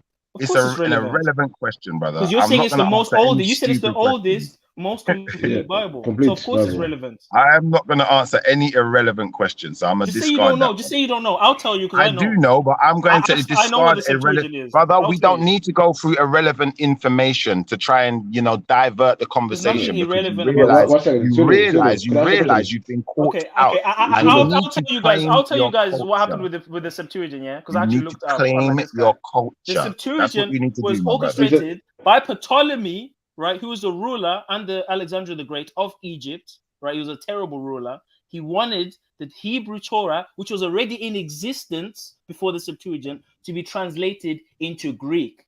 Okay, so Ptolemy ordered the translation of the Septuagint. It wasn't that Jews just got up from themselves and said, "Oh, let's translate this and let's give it to the Hellenistic Jews, to the Greeks." Ptolemy ordered the translation of the Torah and the Tanakh. Did he translate anything? So the Septuagint isn't even the most reliable source because it's in a different language. It's not even in Hebrew. Hold on, let me finish. Did Ptolemy translate anything? Let me finish. So when we're talking about irrelevant. Let me finish. So when we're talking about the Septuagint is different from the Bible, you do know the Septuagint was the King James Version Bible was translated from the Latin Vulgate, which is the Latin version of the Septuagint, because Septuagint, it starts like this: Hebrew, Greek, Latin, English, right? That's the chain. So when we're talking about King James Version Bible, that's a translation from the Septuagint. So when you're saying, it's a different thing, it's a different thing. And your point is what does that prove here? What does that prove here, my brother? So I already said that, though. I already said that, which is why your point is irrelevant. So we don't need to go. So like I was saying, all right, now you finished, Zulu. You finished now. You've made your irrelevant point. Can you calm down now? All right. Now we're gonna go to the next part. We're gonna go to the next part. You've been speaking for so long. I want to talk as well. It's not just about speaking, though. There's no point in speaking irrelevantly unless you're just trying to distract the conversation into some irrelevant. Bro. You are. You definitely are. 100%. How about distracting? 100%. I feel the emotion in the room, man. Just let the brother talk, man. Stop being stupid, man. Go on, Beefy, man. Yeah, the Septuagint. If it contains the Old Testament, the Old and New Testament, that can't make it that old, can it? No, only the Old Testament. It only contains the Old Testament. Yeah, only the Old Testament, my brother. Hello. Can I jump in? Yeah, I was listening to you talk about. Can we go to? Nah, that's why I say one thing quick. I'm not gonna take long. I'm not gonna take long. I just want to say something quick. About the Septuagint. Oh, you don't want to go there because you know it's gonna prove you even more wrong. No, because look, the guy in the top corner. I don't know who it is in the top left-hand corner. He was talking about Septuagint. Like what I know of Septuagint, I don't know if the Septuagint is actually real or not of the legend, but it supposedly was only the first 5 books, right? And it was translated in Alexandria to be in the Library of Alexandria. No, that's the Pentateuch, brother. No. Listen. The Septuagint is the Pentateuch. The Pentateuch is the first 5 books. You're not listening. Can you listen? Can you listen, Shiva? All I'm saying, Shiva, just listen. You don't have to agree. I'm just saying what I know about it. I'm just saying. Go on, okay. So the first 5 books were translated. The first 5 books, what the Greeks call the Pentateuch, the Hebrews call it Torah. They have a different language. Yeah. It was translated to Greek to be in the Library of Alexandria. Supposedly, I don't know if this legend is true, but supposedly by the 70 things. Okay, but stop. So now you have the first 5 books, right? So these are the first 5 books that was in the library that we don't know what happened to the original translation, right? But listen, before Shifa start talking, please just let me talk. I know you want to run your mouth. But what happens next is every single translation of Greek to the Hebrew scriptures, they started using the term Septuagint, even though it wasn't the original. The Septuagint of the first five books, so they kept using. So since the name got popular, everybody started calling their translations of the Hebrew scriptures into Greek Septuagint, even though it wasn't original. And then after that, you get the Vulgate, and it comes from Latin. So nobody really has the original Septuagint that they made with the first 5 books. Nobody has it in the world. Like no official scholar of this thing will tell you that. No, listen. It does mean something because even the ones they said they're translated from, even the ones they said they translated were full text of all the Hebrew scriptures, and that's what not the Septuagint was. The other people started using names of Septuagint, even though it wasn't the names of Septuagint. So there's 1,000 different Septuagints that everybody's calling Septuagint just because it was translated to Greek. So that's what people have to understand about the Septuagint. Thank you. And also about the corn. And also about the corn. I mean, like when they say corn in the Bible, I don't always think they were talking about the same maize corn we're talking about now. I think the maize corn came from the Americas and was transferred back. But they was using the word corn. I think corn just meant grain of those days because corn could just mean grain or it could mean the Pacific maize corn. But the Pacific maize corn, Pacific maize corn that we have now, to my understanding. Okay, I'm not saying I know everything about agriculture. Corn is a derivative of maize. Maize was cultivated into corn. Never mind. I just want to finish. I'm about to get off. I don't want to say too much. I just want to tell you what I know. So from what I understand, man, no, I'm shut up. Okay, from what I understand, so it comes from the Americas. It came back like corn. A lot of food they eat in Africa comes from the Americas. If you look at cassava, like in my country, we eat a lot of cassava, but even that they said originated in the Americas. The cassava, the yucca, right? So a lot of stuff, a lot of things were traded during the Columbian exchange. That's all I want to add. Thank you. Bye bye. All right, thank you. As we know, this guy, he clearly does not know his text very well, because as I alluded to him previously, the first 5 books of the Bible is called the Pentateuch. Yeah. Now, that's not what the Septuagint is. So anyone who knows what the Septuagint is or wants to do a bit of research, go and do a bit of research and you'll find that within the first 5 minutes, you'll discover that. Now, what I was alluding to next was Deuteronomy 28, yeah, verse 31, yeah. Now, I want to understand how this refers to Zulu's people, yeah. It says, no, sorry, verse 30, yeah. It says, "Thou shalt take a wife, and another man shall have her." Yeah, that's the first part. Yeah. Then it says, "Thou shalt build a house, and thou shalt not dwell in it. Thou shalt plant a vineyard, and thou shalt not gather the grapes of it." Yeah. "Thy calf slain before thee." When we get to 31 now, "Thy calf slain before thee, and thou shalt not eat of it. Thine ass shall be violently taken away from thee, and shall not be restored to thee. Thy sheep shall be given to thine enemies, and thou shalt have no helper." Yeah. Then we get to 32, even more significant now. "Thy sons and thy daughters shall be given to another nation, and thine eyes wasting away shall look for them. Thine hand shall have no strength." Then we get to 33. "A nation which thou knowest not shall eat the produce of thy land and all thy labors, and thou shalt be injured and crushed always." Yeah. Sounds a lot like colonization. How does Sounds this? a lot like you get a beef. You got to. One second, brother. One second, brother. One second, brother. One second, brother. One second, brother. One second, brother. One second, brother. One second, brother. Because I want to refer to very specific parts. I want to refer to very. One second, brother. One second, brother. I want to refer to some very specific parts here. So I'd like Zulu to show where the wives of his people were being taken from their husbands, first and foremost. Yeah. I'd like him to show where his people were building houses and were not allowed to dwell in them. I'd like him to show where they were planting crops and were not allowed to eat their crops or eat from the flesh of their animals. Yeah. I'd also like him to show where the sons and daughters of his people were being given to his enemies, be not even given, they were, it says, given to another nation, and thy eyes wasting away shall look for them, and thy hand will have no strength.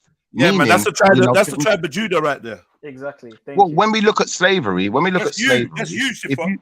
that's right. So if we look That's at you. slavery, That's you being if we given look at- away. That's you are the sons and daughters. Right. You're- That's you right. give- So if you look at So what do you slavery, mean, like you know, the show? if you, There you go. if you look at 12 tribes, Shifa.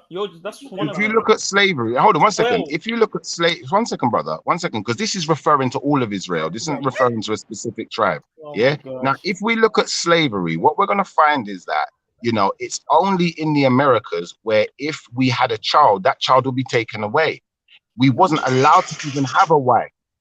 Yeah, and our wife could be taken by the that didn't slave happen master in at any Africa. time. That didn't happen in Africa. Yeah, we didn't get raped in Africa. Well, can you show me it happening in Africa?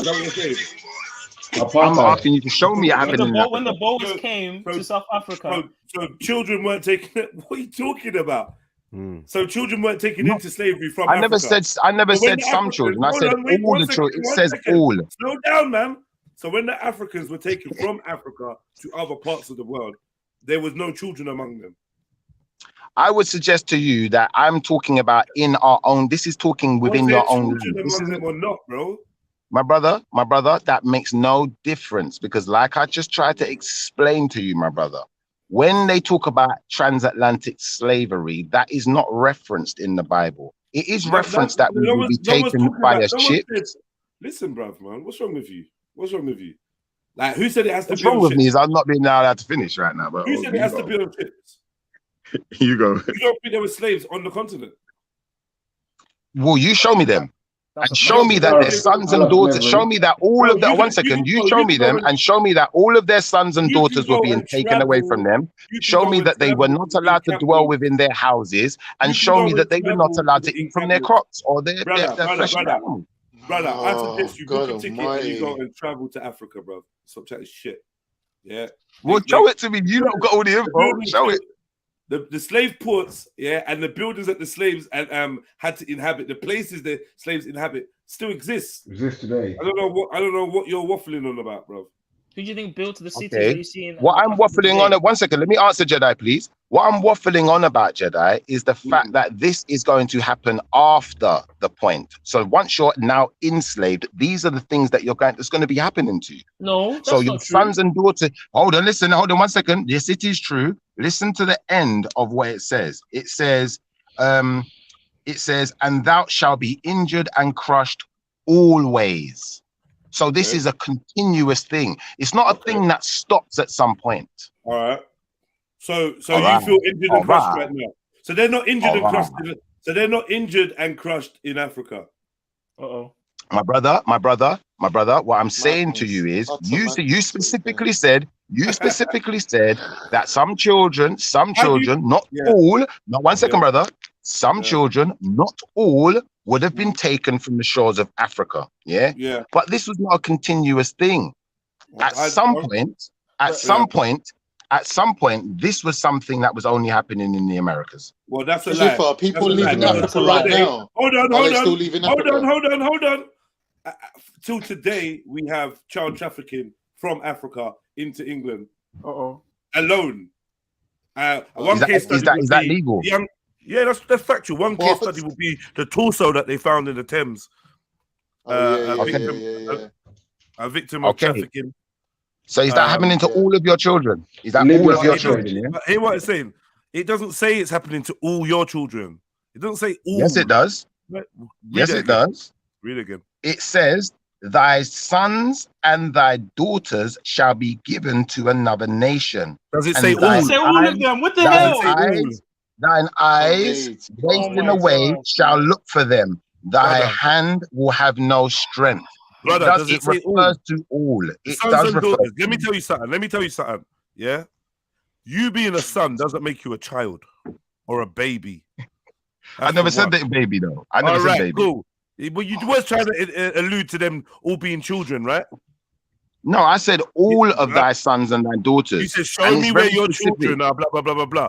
Yeah? And Exactly. you say all of thy sons. It doesn't say all of thy sons. So don't add all. It doesn't need to add all.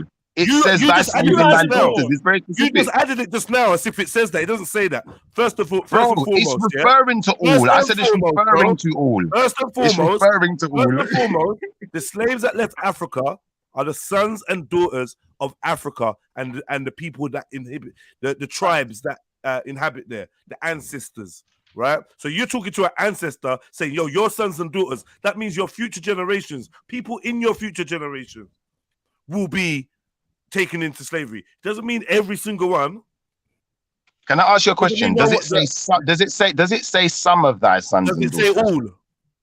Doesn't need to say all. I'm asking you a question. I'm asking you a question. You see, that it was all. You see, now you've lost the plot. You've lost the plot.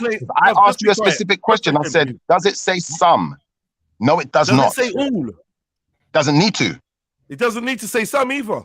No, it doesn't. Yes, it does. Yes, it does. Because if you're only referring to if you're only referring to some, a particular number, then you need to refer that it's a particular number. If you're referring to all the sons and daughters, all you need to say is thine sons and daughters. Specifically, to fit your narrative, you need to allude to it being all, right? Nope. Even though we know that not everybody taken into slavery was a slave, and we also know that they were slaves that kept their children. And if it was an ongoing thing, you wouldn't have people like Harriet Tubman and whatnot that actually had their children. We know the stories. We hear the stories. We've got the references of slaves that grew up on a plantation with their parents. Not every child was taken away. So they still owned? Yeah, but like I said, even there are no buts. No, you're not getting away with that one. And you tried to to fit your narrative. You need it to be some. Loud dwelling in confusion, bro. Be a man and don't try. I'm not. You're trying to bring confusion. I'm talking. You're trying to dwell in some kind of confusion, bro. Be quiet, man. Be quiet. Mute up or something. Right? First and foremost, if you get brought to Africa and if you get brought from Africa, right, it doesn't mean that everyone is brought from Africa. If you have your children, it just means that, bruv, it doesn't matter. If I've got one child with me, but 6 of them have been taken away, I don't need to be specific, but I will leave you one. Rare. What? It's still a child. Now, when we're talking about children, we're talking about the generations that come after this ancestor that is being told of this prophecy. Right? So that means big men also. It's not just about children and babies. So you got to read and read literally. So when we start looking into what we're talking about, we're going to see that we're talking about descendants. Yeah?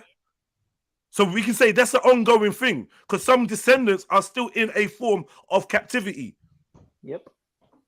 Simple. It's not hard, but you need it to be all the children will forever be in. And we know that's not the case anyway. Because if it was the case and it was an ongoing thing, then even now in the Americas, adults would not have their babies. Descendants of slavery, the ADOS, they would not have their children. But we know that's not the case. So you're just shooting yourself in the foot by even trying to assume that it's an ongoing thing forever and and it's all the children. And it's not. Use your brain. This is a metaphor. You're taking everything way too literal. Thank you. And if I may add another point. Are you finished now? Because hold on 1 second. Are you finished now? So watch this. I'm going to show you where you've made the biggest error you're ever going to make. And now you're going to lose this argument you've tried to make because you need it to fit your narrative by suggesting it's not all. Now, who was Moses speaking to? Was he speaking to the people of Israel in entirety? You tell me, bro. You're reading the argument done. Of course he was. Argument done. I'm going back on mute. Wait. What are you talking about, bro? So what does that mean? What are you saying? If he's speaking to the children of Israel in entirety, what are you saying? What point did you win? What point did you just make? What point I win is that it is all. Because he's speaking to all the children of Israel. All. Not some, not half, not a quarter, not a third. Are you okay? Are you all right? I'm more than all right. I'm so glad we had this conversation. Let's go into this. Thank you very much. Let's go into this. This address or whatever that you're reading from Moses. I didn't even know who was speaking. You just quoted a little snippet. It's Deuteronomy. It's Deuteronomy, bro. All right, so Deuteronomy what? Let's read this. Let's break this 28. open. And I also want Have to you got it there? Can you share screen? Stop me from doing all this. I'm on my phone. I can't share nothing right now, but I've just basically won already. There's no point in me saying anything more. Deuteronomy You're what? gonna have to prove me wrong. Deuteronomy what? Deuteronomy 28. 28. I want to show something as well after to disprove this point. All right. Deuteronomy 28. Let me share the screen. Can we get a context to what was being said as well, if possible? But remember, Deuteronomy 28 is only part of Deuteronomy. Bruv, we need to go to the beginning. We need to go to the beginning of where Moses starts speaking to identify that he's talking to all of the children of Israel. Exactly. Go back a bit I just further than asked 28. you what. So this is the thing. You give me snippets, right? And then you're blaming me like I don't know. I'm not blaming you. I blame more Zulu because Zulu should have pointed this out. I don't blame you. You're not Israelite. I asked you. You said Deuteronomy 28. I asked you just now. You said Deuteronomy 28. No, did you not? So where am I going from? Deuteronomy 28 is what I was reading from. That's correct. Where does the beginning of the address start? The beginning of the addressing of the children of Israel starts from before. I don't think it's Deuteronomy 27. I believe. Hold on, let me just double check because I don't want to give you a wrong reference. Zulu being the Bible expert, though, he should have been able to tell you this. If we go to Deuteronomy 27, it says in the beginning of Deuteronomy 27, and Moses and the elders of Israel commanded, saying, keep all these commandments, all that I command you this day. Yeah. So this is another point where we can reference that he's addressing the people of Israel. I'll read this. Deuteronomy 26. I'm sure there's a part where it specifies, that where they are. Where is it? And where is that started speaking. Where is that part? This is the point you're making, right? Well, this is when we're talking about Deuteronomy. Remember, this is where Moses has led these people out of so-called Egypt. I'm trying to make a point. He's led these people out of so-called Egypt. 1 second, brother. I'm trying to make a point. I'm trying to read. Yeah, you told me that you can see that it's all of the tribe of Israel, right? Everyone. Yeah, I'm finding it now. Don't worry. How many people would that be? What? All the children of Israel, isn't it? Yeah. Whoever they, however many. How many people would he be addressing? So they're in front of him, right? Yeah. So how many people would that be? The children of Israel, isn't it? Is that 40 elders? What kind of listen, go to Deuteronomy 1. Go to Deuteronomy 1. Go to Deuteronomy 1. Let's just go back to Deuteronomy 1. What is the first thing you see? I'm not reading 28 chapters. No, just tell me the first part. Go to Deuteronomy 1:1 and just read the first part. That's a totally different scenario, though. No, brother. Don't play this game. I asked Jedi to do something. Jedi, go to Deuteronomy 1. 1 second, bruv. Deuteronomy 1:1. Listen to me very carefully. And now we're going to see who he's speaking to. This is a different scenario, Shifa. Brother. No, brother. You're not going to get away with your lies today. These the words which Moses spoke to all Israel. Yo. Switch the ADHD down, bro. We're just talking. Calm yourself down, bro. It's becoming annoying. I've just told you where to go to, though. I'm asking you a question and you won't shut up. Go on. Let's calm down, bro. Boom. What I'm asking you is this. If I go to Deuteronomy 1, which I'm on right now, yeah? Is this the same scenario where he's making this statement about the children being taken into captivity? Is it the same scenario? Because I'm trying to look at who he's talking to when he's making the speech that you use to verify that all the children will be placed into captivity. You still haven't answered why the children of Israel. Hold on, brother, man. You still haven't answered why the children of Israel's children are not still being all taken into captivity right now if it's an ongoing prophecy. But I just want to know, yeah? Well, we are still in captivity. In Deuteronomy 1, is this the same address? Is this the same time? Is it the same speech that you quoted in 28? Is this the beginning of the speech? From Deuteronomy 1, from Deuteronomy 1, one second, my brother, can I answer you? From Deuteronomy 1 all the way throughout Deuteronomy, he is addressing the same people. Is it the same speech? Bro, there are many speeches he's addressing the same people with. Are they on different days? With different people? It doesn't specify the days that I remember, but you can read it and you'll see. No, I'm not gonna. I said that I remember. Listen. I'm not gonna claim to remember it back to front in entirety. I'm not. My brother, I know you're upset. You're upset, but you've asked me for an answer. Now you're talking over me. I'm going on mute. You don't know how to speak. So I'm being very linear with my questioning, and you're just like higgledy piggledy. That's what's upsetting me. If you like talk in a more coherent fashion and stay linear, then I'm gonna be cool. I'm gonna calm right down, because I'm not emotionally attached to this. I get emotionally attached when people try to pull the wool over my eyes and don't know how to have a coherent conversation. You're a big man, so you should be able to talk to me on a big man level. I'm asking simple questions. I'm not with the trickery or semantics. I don't play them games, and you know I don't. Otherwise, you'd say, Jedi, you're not honest. You've declared in front of everyone, Jedi is honest and impartial.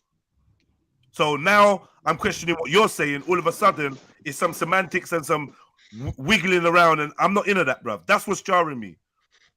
Yeah?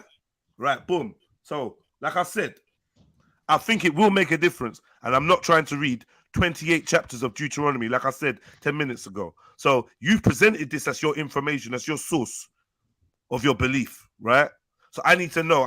We've gone back to Deuteronomy 1.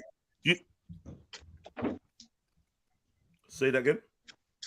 Now we've gone back to Deuteronomy 1 because it's not just about 28, it's in entirety. Deuteronomy in entirety is the actual evidence to suggest that it is all. 1 second. To suggest to you, my brother, and to prove to you unequivocally that he is addressing all. Shifa, in between 1 and 28. I'm sorry, Zulu. Shut up, man. Can I finish addressing Jedi? Can I finish addressing Jedi, please, brother? Because I was silenced. I was silenced. No, I was silenced. So you can be silenced at this point and let me finish addressing Jedi, please, brother. Then you can address. Yeah. Now, like I said to you, Jedi, from Deuteronomy all the way through, from Deuteronomy, that is speech. From Deuteronomy 1.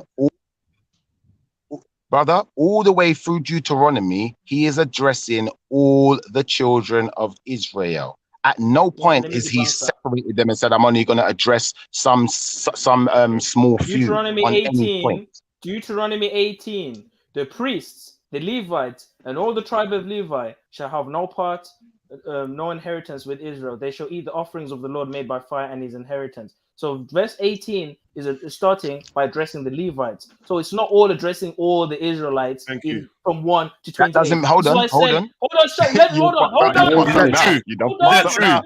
me finish. Is that true? I only need a yes or no. Is that true?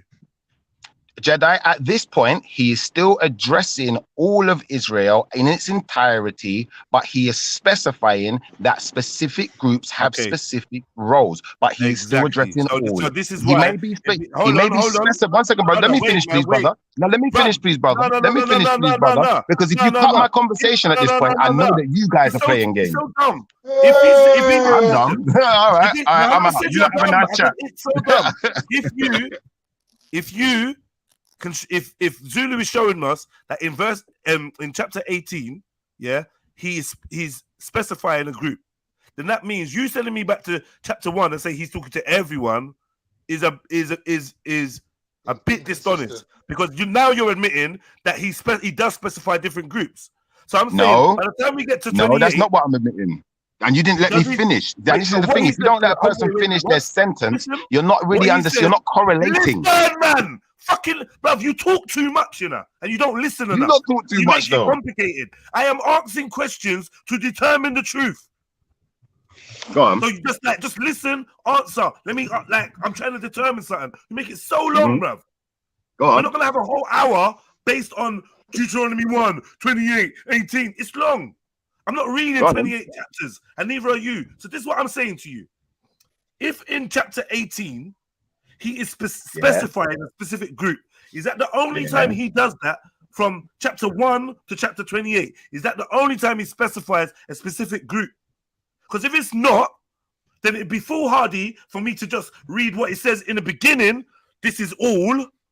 in chapter 1, and then when we get to 18, you realize, hold on, what he's saying to the Levites don't apply to the tribe of Judah. Are you finished now?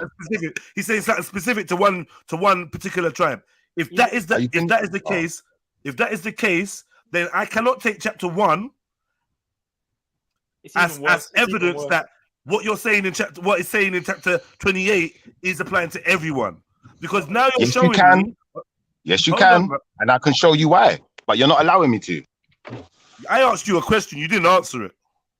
My brother, I'll answer your question when you allow me to speak. Oh my gosh. You want to speak, or I'm trying to read chapter 28. I'm trying to get context, and it takes half an hour to get the context.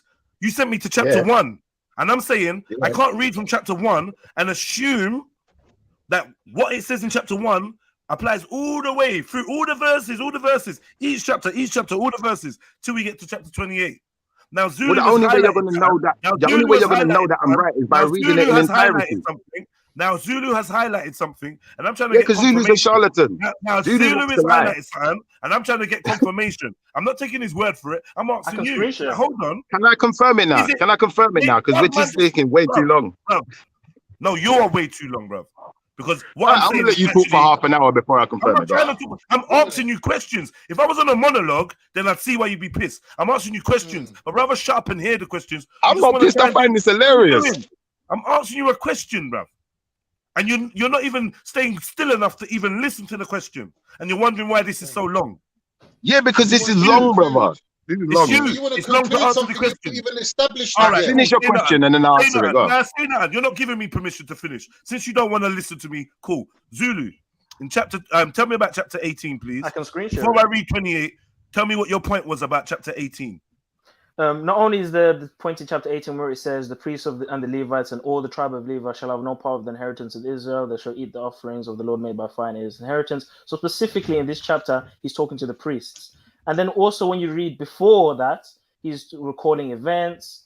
He's talking about the Israelites' journey. So it's not all the whole thing a speech. There's actually stories happening in between the chapters as well. Okay, cool. Thank you. I wanted to know that. So now I want to determine exactly who he's speaking to in chapter 28, right? This is where, so if I have to go to 26 or 20, 25 or 24, fair enough, yeah? To where I say, so he says to these people, rare. That's what I'm trying to ascertain. If he does specify specific groups, I cannot take it that this segment I'm reading, this one chapter I'm reading, is to everyone. Because if I did that for chapter 18, I might say chapter 18, verse 3.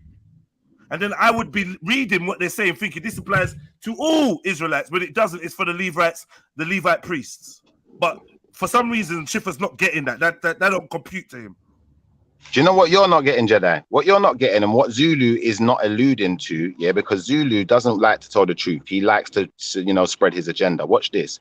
At no point when he's addressing these Levite priests does he send everyone else away and say no one else is to hear this. Oh my because God. all of the 1 second, brother, 1 second. All of the rest of them do need to hear this because they're going to need to know that the Levite priests have a specific role. So everyone needs to know that, not just the Levite priests. But Zulu would have you believe otherwise because Zulu, like I said, he has a specific agenda, unlike myself, who is just reading the text and just giving you the real context. And when you, 1 second, brother, 1 second, brother, 1 second. No, you're being silly. Don't talk over me. When you get where you get, 1 second, brother, 1 second, brother, 1 second. Don't be too upset. Where you get the specifics of who he is speaking to is from Deuteronomy 1 onwards.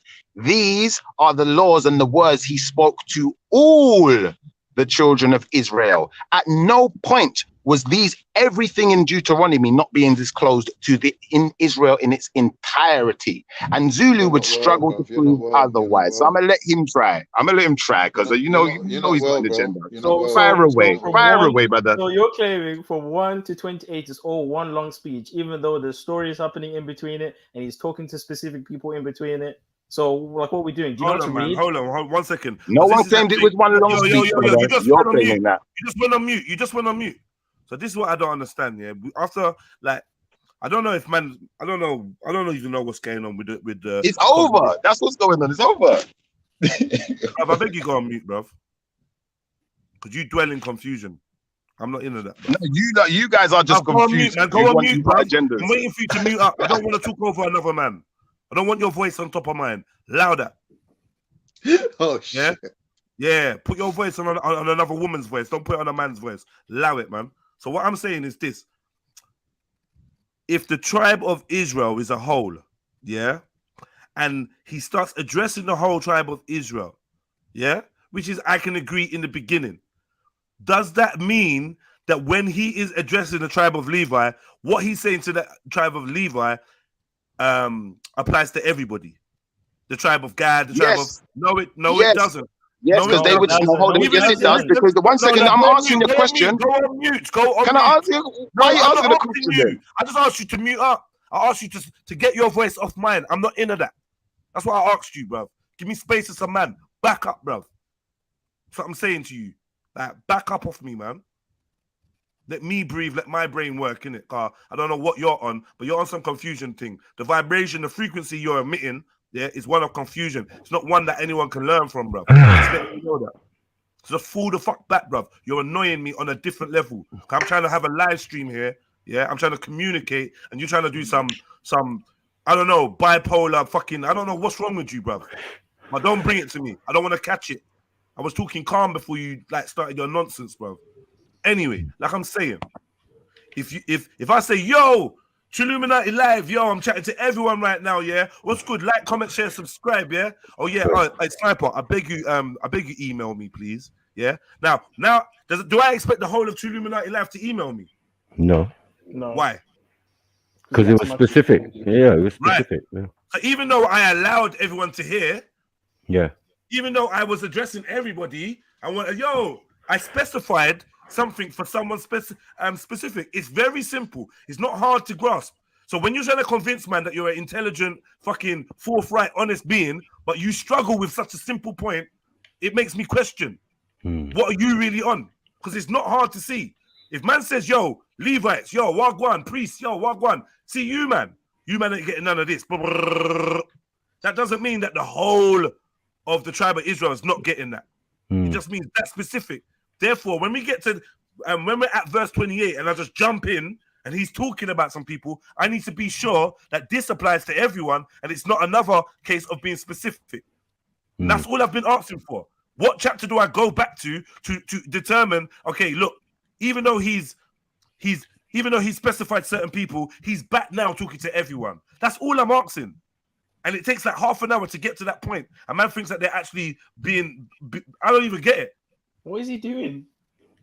Who cares what he's doing, man? It's like he's not even listening to what you're saying. It's not normal behavior. Why are you even care? Who cares, man? Yeah, exactly. No, I'm just saying he's not even listening to what you're saying. He don't need to listen. Because I'm just clarifying for the conversation. He don't need to listen. I don't expect him to listen, bro. I don't like you get me? Yeah. I'm a dad, bruv. I'm a dad. Like, I don't want my son see me moving like that, like doing all that. I'm not on that. Don't know what my man's doing. I'm on a manly thing. I'm not on this galley thing. I'm not on that. Jokes is jokes, innit?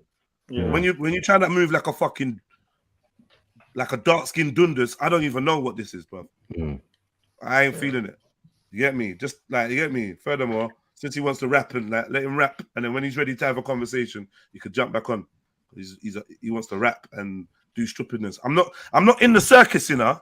So all the entertaining clowns have to stop. I'm not playing your dumb clowny games. It's a very simple thing.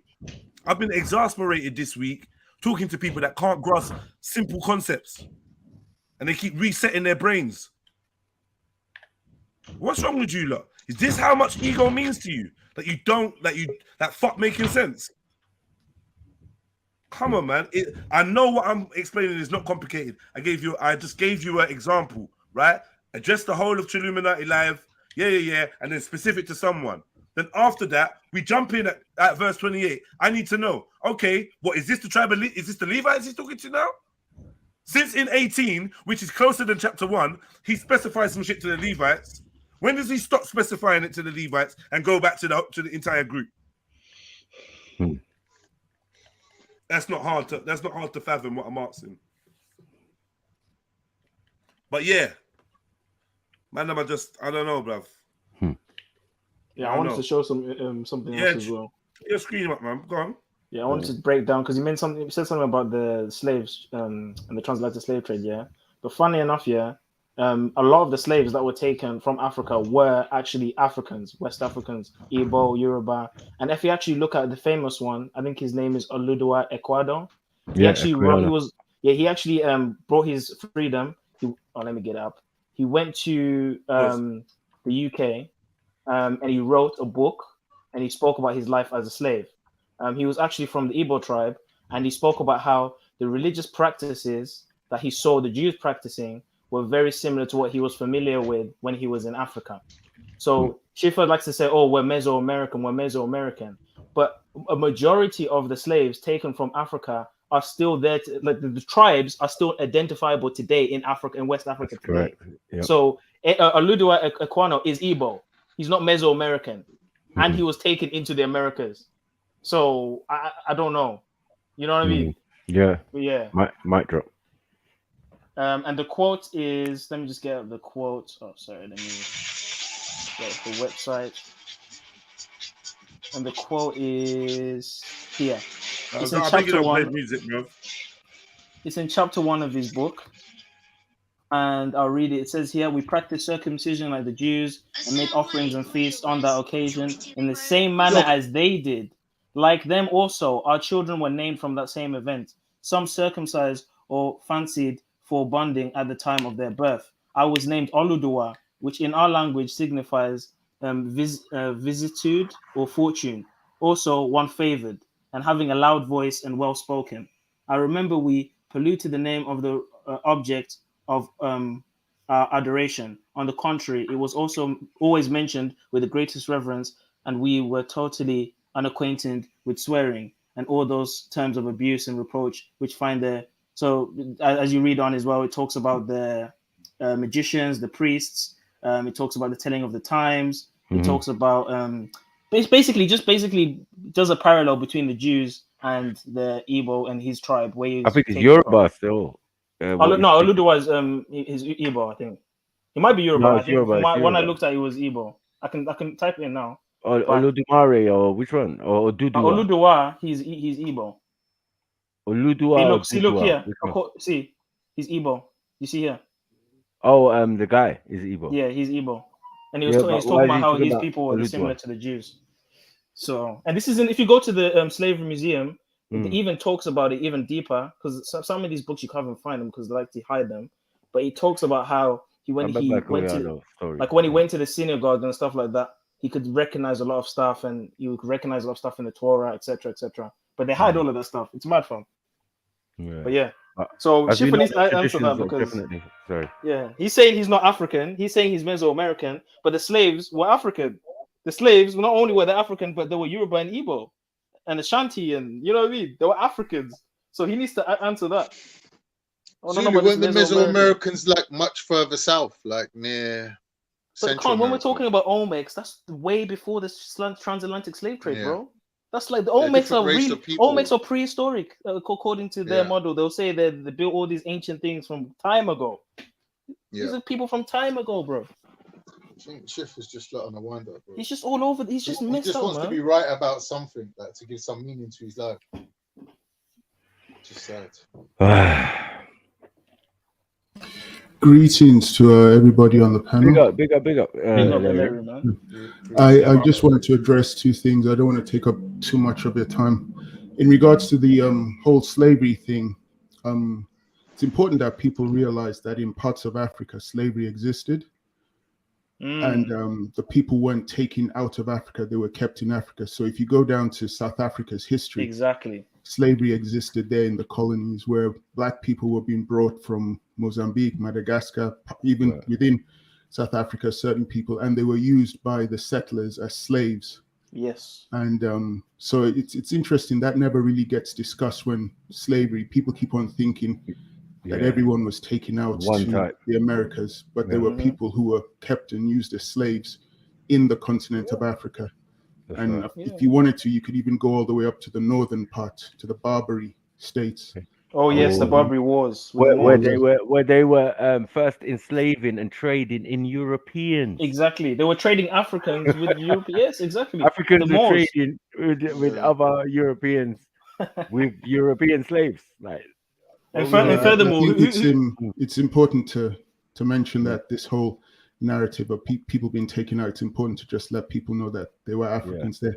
And the second thing I wanted to mention, because I heard this talk about corn and Egypt, and am I guessing that there was an insinuation that Egypt was actually America because of so then, but which is, I guess, if you want to go there, I just find it odd because in Exodus 7:20 it says Moses and Aaron did just as the Lord had commanded. He raised his staff in the presence of Pharaoh and his officials and struck the water of the Nile. The Nile. And all the water was changed into blood. So where was this Nile? Was it in America? I'm guessing. So. It must be in America. Must be in the bayou. Mississippi.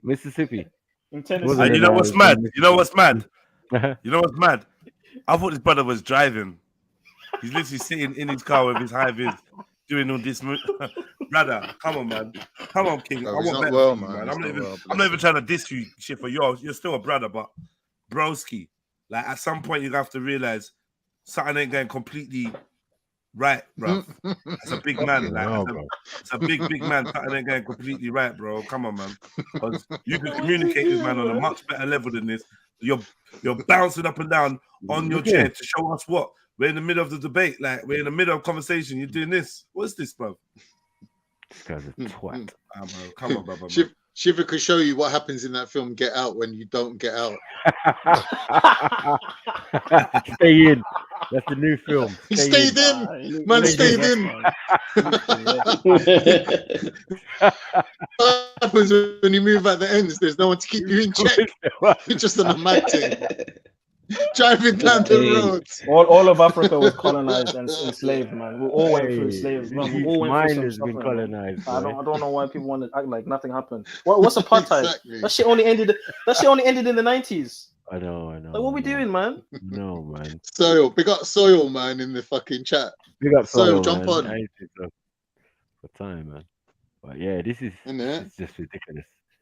And then there was something in Nigeria called the Adubi War, where the independent state of Abeokuta, the Egbas there, decided to rebel against the British because of taxation. They fought a war. The colonial troops were brought in. The Egbas were defeated, and then they were pushed into forced labor, which is slavery. Mad. The British did that to them in the Adubi War. So I don't know why people keep thinking slavery only existed in the Americas. I don't get it. And then the people were sent to the mines. Man are doing man are opening new companies to come and take out some of us. You know, King Leopold in Belgium, in the Congo, long sleeve and short sleeve. We know about that. We've had the biggest Holocaust, fam. Of all peoples on earth, we've had the biggest one. That's a fact. That's what I'm saying. Continuous. And if a man saying it's not continuous, So when these references are made, it sounds like Africans, man. Like, bro, come on, man. Oppressed, colonized, kidnapped. Are we going to finish these diversion tactics now? Am I allowed to speak? Oh, okay. You want to speak? Go on. So you were listening. That's cool. You were listening. Nice. Am I allowed to speak yet? I've listened to all your diversion tactics. I don't know what diversion tactics. Shifa, I've just got 2 words for you, bruv. Get out. My brother. Save yourself. All I gotta say is this. All I gotta say is this, Carney. Oh yeah. Like I alluded to earlier, people have got agendas. They like to lie. They try to say, I'm referring to Zulu here specifically. So I'm gonna call out names. I'm not gonna play no games. I'll call out names. Yeah. The man tried to say that no, Deuteronomy 18 is only referring to the Levite priests. Now, easy way of refuting that. It's so basic. How are the rest of the tribes gonna know that the Levites are the priests without being told? Basic stuff. Baby food, brother. Yeah. And when we go to Deuteronomy 1, from Deuteronomy 1 all the way through Deuteronomy, this is what the words Moses spoke to all of Israel. JEDI said, you know what? How do I know it's all? So I had to go back and make sure he knows it's all. It's not half. It's So not you a went all the quarter. way It's from not one 28 tribe. It's to a brother. I all the didn't way speak from over 20. you. I didn't speak over you. Oh Now my we know God. your emotions are out of control, brother. Yeah, I was happy to let you chat away. I don't business what you got to say because there's no refuting what I say. I don't take L's. I dish them out. I'm going back on mute. Oh yeah, so you're going back on mute. She didn't have anything else to say. That's Cool. why you don't let me finish. Anyway, like we've already said multiple times, you completely You soon get what you're looking for from me anyway, Shift. If you don't come correct, it's all good, man. I don't even want to fall out with you, but You guys need to come correct, man, because your behavior is despicable. I'm It's talking. despicable. I'm talking. You went on mute. I'm getting on mute. Yeah, waste man. Waste man. Stop being a baby, man. Stop You don't care bitching. what I say. As soon as I start speaking, you come off mute. You contradict yourself. I'm going You on care mute. what I'm saying, though. That's why you can allow me to do. I say 5 words and you're already talking. Go on mute, man. You don't care. But like I said, bro, yeah? Like, you don't want to deal with man responsibly or reasonably. You wanna come around, man, and act like a dickhead, then I have to see you as a dickhead. I seen you being a dickhead with other man, and I thought, you know what, it's just between you and them. But since your levels, you don't have to adjust your levels when you're dealing with certain man. I don't tolerate the fucking... Bro, you're calling me a dickhead. You need to refer yourself with that statement. I'm talking, and if you're calling me a dickhead, I'm out. What's wrong with you, man? What's wrong with you? Are you triggered or something? Waste man. Waste man. You just cracking up. Are you triggered or something? No, you're triggered because you're calling people dickheads. Let me talk then. Let me be triggered. And you be jovial. You was just dancing. Don't call me a dickhead, you waste man. Get a life. You was just dancing and having fun, bruv. You get me? You just dancing and having fun. You get me? Like I said, if you want to act like a dickhead, then I'm going to be forced to see you as a dickhead. You can't keep coming around, man, and me ignoring the dickhead behavior. Because of what? Who are you? There's a part where I'm like, all right, cool, man. Like, you know, he's fun for the channel, blah, blah, blah, blah, blah, blah. But if you think that when you're talking to me, yeah, that I'm going to stoop down to your level, I'm not going to do that. I'm not going to entertain the dickheadness, or I'm not going to continue to not call it out and say it as I see.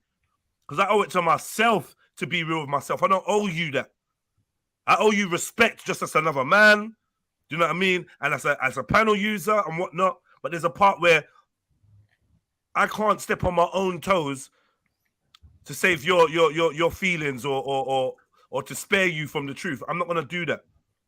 So like I said, if you want to keep communicating and behaving, carrying on like a dickhead, yeah, not saying you are a dickhead, but if you want to try and present that, then I'm going to be forced to see what you're presenting and be like, fuck it, this is what you're trying to show me. Because otherwise, I know, man, that act dumb in front of next man, but when they're around real G's, when they're around real men, they just fix up because they know real men don't deserve that energy. And they ain't going to tolerate it either. I ain't going to tolerate no girl boy energy. I'm not on that. Like I told you before, I've been very clear. And this has been a build-up, a long time coming now. When you're coming around, you're doing your little weirdnesses, cool, boom, boom, boom, getting mad, cool. More time, you don't bring it to me. More time, it's Jedi's cool, Jedi's fair, Jedi's blah, blah, blah. So I'm like, all right, cool. You're not really bringing it to me. But the minute I start talking or entering a conversation, you start trying to show me that, I'm going to be like every other brother, every other woman that's on this panel that sees you moving funny, they're going to call it out. I don't know what you want people to do. You want me to act like your behavior is normal? I ain't going to do it, brother. I ain't going to pretend for you. You get me? I ain't gonna feed into the delusion. I'm gonna hold up the mirror and say, yo, bruv, you're looking like a dickhead right now. And hopefully that means something to you. If it don't mean nothing to you, then it is what it is. But that's even more reason for me not to hold my tongue and say it as I see it. Yeah? Play dumb games, win dumb prizes. Understand the energy you put in is what you get out. If you keep showing me that you're some laughy dickhead, and all that rocking around, if you keep showing me that that's what you're on, when man are trying to be serious, when you're actually annoying, man, it's because it's like if we're just joking, we're joking, but you can see you're annoying me. You can hear that you're annoying me, and I'm explaining to you what's annoying me, and you're continuing that behavior, and then you want me to pretend not to be annoyed in order so that I can facilitate you to continue. I'm not gonna do that, man. You want to act like a dickhead, then I'm going to treat you like a dickhead. Simple. You don't like it, though. You go from giggling and dancing to, you're a waste man. You're a waste man. 1 minute it was, I'm going back on mute. That's what I'm saying, bruv. You don't even know yourself, bruv, man. Come on, man. Come better than what it is you're trying to do, bruv. From a conversation, all you have to do was let man speak and hear where man was coming from and ingest it and answer the question. But instead, you want to do what you do with everyone else. But I'm not everyone else. That's the difference. And when you bring that to me, the bus stops. I stop the bus. I'm not even driving no more. I stop the bus. And I get out my seat. And now it's a different thing. Trust me. If I was you, stick to your dumb little games with other people, panelists and that. I'm not a panelist, bro. I'm a panel owner. When you start bringing that shit to me and you do it for too long, you're going to hear about it. And I don't care if you don't care. It is what it is. Big up yourself, though. Same way, man. No love lost, no hatred towards you. I just have to call it out and say, yo, bruv, this energy that you're giving out, and I can play it back to you, is like dickhead energy. And I believe that you're better than that. But it's up to you, man. I know you're sitting in your car. You're not really run nowhere. You're not gone nowhere. I know you're listening. So jump back on, innit? Yeah, I don't know how he's typing and driving at the same time. That's amazing. Like, I don't know how this even The works. other thing I was going to ask, not to take up too much time. I mean, I mentioned the Nile, because he's insinuating that Egypt is America and corn, and so Egypt is America. But then he has a geographical problem with the whole rhetoric, because then, of course, Moses splits the Red Sea with the help of God. So what happens? Does Moses go to Egypt? Schiffer left as well, and I never booted no one off. He left, innit? So just to make that clear, and he returned on his own volition as well. So ain't no one trying to be no one's boss or trying to dictate nothing to him. I'm just letting you know I've got certain rules of engagement. If I'm annoyed and I'm pissed off and I feel like the person I'm dealing with is giving me dickhead energy, then I'm going to reciprocate that. And I'm going to highlight that. That's it. If you come to me, you've never had one person speaking to me sensibly and maturely and had that energy for me. Ever. Sorry, you got music playing in the background. Ever. I don't disrespect people that come on my panel. I'm not on that. But if your energy, I'm just going to match your energy certain times. And I make my own energy, so I don't always react. But sometimes I have to give in to my own human nature and be like, you know what? I know I'm trying to be a panel owner. I know I'm trying to be a moderator. I know I'm trying to be neutral. But there's certain times where man them just take it too far. And you just have to tell them how you feel, innit? That's it. I hope man don't take no personal offense. I got no personal drama with Schiffer. Just talk properly when you're talking with me, man. That's all I'm asking for. Yeah. All right, can I respond to that? Yeah, not being funny, yeah, at all. I'm going to be 100 with you, yeah? When you got people bringing that type of energy to me, yeah, and all of this behavior and, you know, they want to take slide shots, you know, they want to laugh over me, they want to talk over me, I don't hear you addressing them about it, brother. So when they get that energy back, you get defensive with them, brother. And unfortunately, it's not me the one who's being a dickhead here, brother. All I'm doing is matching the energy in the room. And if I can't match the energy in the room, then it's unfair, isn't it? And I'm not going to be bullied because no one can bully me, kid. Yeah, big up Schiffer, man. Cool. Yeah, sorry, Larry. That was twice. I just jumped in. Sorry, my bad, brother. I just needed to say what I need to say. No disrespect intended. That's fine. I mean, I was just going back. I thought he was insinuating that Egypt is America and corn because of corn. So I was just thinking, how does that work out geographically? Does that mean that Moses traveled over the Atlantic to help the Israelites in America? And where is the river Nile? Because the Nile gets mentioned in Exodus. And then you have the Red Sea where Moses parts the Red Sea with God's help. So does he get on a ship with Israelites, take them from America across the Atlantic, all the way to the Middle East to cross the Red Sea? I don't understand. How does that work out? I'd suggest to you, brother Eleri, that specific words are being used like Egypt, like the Nile, X, Y, Z. But unfortunately, because of the reference to things like corn, we can now no longer establish this Egypt within the place that we call Egypt in modern day and times. And as we know, all of these places were named by Europeans and, from what I know, white Arabs. So to that effect, you know, they could have definitely mixed up names of places, rivers, X, Y, Z. And unfortunately, now we've got all the evidence because we can read now. There was a time we weren't allowed to read. But since we've been allowed to read, we've been able to identify these things, my brother. So, in your opinion, in Exodus, geographically, where is Egypt? In Exodus, geographically, the Egypt they refer to is an empire. It's not one specific place. Yep. Where is it based? Empires have a particular region. Empires expand the globe. They go all over the place, just like the British Empire goes all over the globe. Yeah. So I'm asking you, which region? All regions. So you're saying the Egypt in the Exodus is the whole world? I would suggest that to you. It's either the whole or a large proportion. So you don't know? Well, who can know? How could I know? But your whole basis of being an Israelite, being taken to the Americas, is based on you making it a fact that your people were Israelites. It's based on the botanical evidence, as we discovered with the corn, and it's based on the fact that, you know, the place they call Egypt today is not actually called Egypt; it's called Kemet. Yeah, and these invaders, you know, to these places have changed the name of these places and had made us to believe that Egypt is one specific place or Kemet is one specific place, but they forget that Kemet was an empire, just like the Babylonians were empire.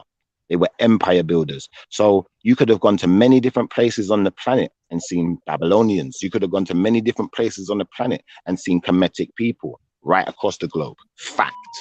But the point is you can't pinpoint. And then you have the problem of the Red Sea. The Red Sea is mentioned. In your opinion, where is the Red Sea geographically?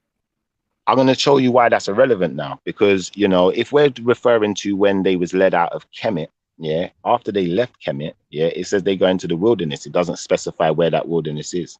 And as we know, the Bible, one second, my brother, as we know, the Bible is an incomplete text and many books were left out of it. I specifically asked you about the Red Sea. Where do you believe the Red Sea is geographically? The Red Sea. As far as I know, the Red Sea is in Africa. Where in Africa? I don't know exactly where in Africa. I know this is the problem though, because you don't really know geographically, but you're still making claims though. This is what I don't understand. I don't need to make that claim. That part is irrelevant. It makes no difference to what I'm saying. It does make a great difference, though. That's the problem. You mentioned corn to the people on the panel, which is fixed to a location. Egypt, right? That's right. You then insinuated that Egypt and corn, that was America, which is fine. You can make that insinuation. I don't know. And then ask, what about the Nile? Where is the Nile then? Because Moses touches the Nile and turns it into blood. Where is the Nile? Is that in America? I don't know if it's just me, but I can't actually hear you. Could you come closer to the mic? No, can anyone else hear me? Is it just... You sound perfect to me. So I think there's something. Yeah. Well, that's the problem. Shouting in it. There's a lot of insinuations. It's like, where is the Nile? Hold on, it might be my phone. Let me jump out and jump back in so I can hear you, because I didn't hear anything you just said. 1 second. He always does this. Ellery, while you're there, did you hear the guy that came on earlier and said that the corn that we're talking about today might not be the same corn, you know, because crops are developed and they're genetically modified and whatever, and crossbred to be different. What do you think of that? Do you think that's possible? Sure. I think what he said is possible. Yeah. I think it's possible what he's talking about. Yeah. It's more likely that the corn that's referred to in the Bible could have been a different crop rather than the location of Egypt. There are different families of corn. What I'm saying is if Shiva's argument is that for it to be Egypt, there has to be corn there. And there's different kinds of I can hear you now. So what was you saying? I can hear you now. I was just asking you, where is the Nile that Moses turns into blood when he strikes it? And it turns to blood. He does this in front of the Pharaoh. Where is that geographically? In Kemet. In Kemet. And where is Kemet? Kemet is in Africa, well, what we call Africa today. Okay. And is that where the Israelites were when Moses went them to help them on the behest of God? Potentially. Cool. So they weren't in America. They were in Kemet in Africa. I'm glad we've cleared that up. Yeah, they were. It's suggested that they were there. That's a suggestion. But you know, it's a statement, and you're changing your position because earlier they were in America. Mm-hmm. Earlier, what I said to you is, after they've left Kemet, they're definitely in America. And at some points before, 1 second, can I just finish? At some points before that, I could definitely suggest that there's, you know, possible references to America also. But as you just said, we've concluded the Israelites were in Kemet, which is He's in talking Africa, about Phoenicians. and that's where Moses was helping them. So we've confirmed that now. We've cleared that up. Israelites are in Kemet. They were enslaved Kemet in is that place. Yes, they were enslaved in Kemet. That's correct. And Deuteronomy, who wrote Deuteronomy? Was it Moses? I told you it don't make no difference. Where are we going with this? But if it was Moses wrote Deuteronomy in Kemet, talking about things in Kemet and corn in Kemet, how do you come with America? Well, this is that, like I said, there's many parts left out of the Bible. So I'd suggest that it's possibly in one of the books that's left out. And, you know, unfortunately, I haven't got that book. So how do you guys be left out of a book if you don't know what book you've been left out of? Well, unfortunately, you know, I'm not the one who wrote the Bible, am I? So, you know, no. For you to take the left out, it's in a book somewhere. That means you must know where the book is. No, it doesn't mean I know where the book is. It means that books were left out, and we know that for fact. It's been proven. Which books were left out, Shifa? Tell us. Many books were left out. Give us a few names. Bro, I don't need to give you any few names. What you don't even know the books that were left out. My brother. Yeah. Like, for instance, if I go to your King James Bible, we'll find that books of the Septuagint are even left out of your Bible. Give me some names. Bell and the Dragon. Okay, continue. Well, there's one that I don't need to give you no more. I've just proved it. How about I'll tell you this? Maccabee, Baruch, Bell and the Dragon. Yeah, we don't need all of them, brother. I don't need you to tell me them. I already know them. I'm just giving you one example. It's called the Apocrypha. Just giving you one example. You know the Apocrypha was in the King James Version. Some Bibles have the Apocrypha though. I was just about to say that. You don't even know how any of this even started, bro. Brother, you're making guesses and assumptions as you go. brother. What we're doing now is we're making irrelevant arguments again. So unless you've got something substantial to bring to me, you know, I'm listening to Larry's argument, and I don't think it's really an argument. He was just trying to get me to clarify something, and I think I've done that. So at this point, because I can see there's a lot of emotions, because I know there's a lot of emotions running wild, and I'm not going to play the disrespect game with you. I'm just going to say, you know, if you've got nothing else to bring, then, you know, if you can't prove that corn was in Africa before it was in America, then let's just leave it there. And just to be sure, so when you say corn being in America, are you also suggesting that Egypt, because that verse mentions Egypt and corn, are you saying that the Egypt in that verse is in fact America? I'm saying that the Egypt they're referring to is an empire which expands all across the globe. And where is the roots of that empire? The roots of that empire would be, you know, what they call Kemet. Have you got in the way they reference it? Have you got primary source to show that Kemet stretched all the way to the Americas? Well, are you suggesting that Kemet didn't exist? No. This is what I said. I said no. This is what I said. I know why you're laughing. Please stop the giggling, and this is what I'm saying, Chifa. Stop the giggling. This is baby food, but it's too easy. Can you stop the giggling? This is what I'm saying. Can you show us? I'm only laughing because you're making ridiculous statements now. You prove it. You made the claim. Can you show us? I've already proven it. Wait, can you show us? I've already proven my claim. Bro, can I finish, please? Can you show us primary source of Kemet reaching all the way to the Americas? I can show you a primary source of Kemet referred to as an empire. No. That's not what he asked you, man. That's all I need to do, though. I don't need to go any further than that. Once I can show it's been referred to as an empire, we know that empires do not exist in one specific geographical region. If you don't have the evidence, say you don't have the evidence. Then I'll move on. The Kemetic Empire stretched as far as Iraq at a certain period in time. Yeah, but never have I seen it in America. So I'm asking you to show me where Kemet had an empire stretching all the way to America. Okay, well, like I alluded to earlier, and I've already done this, but I'm going to do it for you one more time. The Phoenicians were directly emissaries of the Kemetic. One second, brother. Directly emissaries sent out by the Kemetic Empire to expand its borders. Where'd you get that from? That's a lie. You're making things up. Look at the Phoenicians. There's a lot of primary sources within the British Museum and many other museums. You bring the primary. If there's a lot, hold on, Shifa. If there's a lot, you could show us one. Show us one. Yeah, since there's a lot, go on. You got time.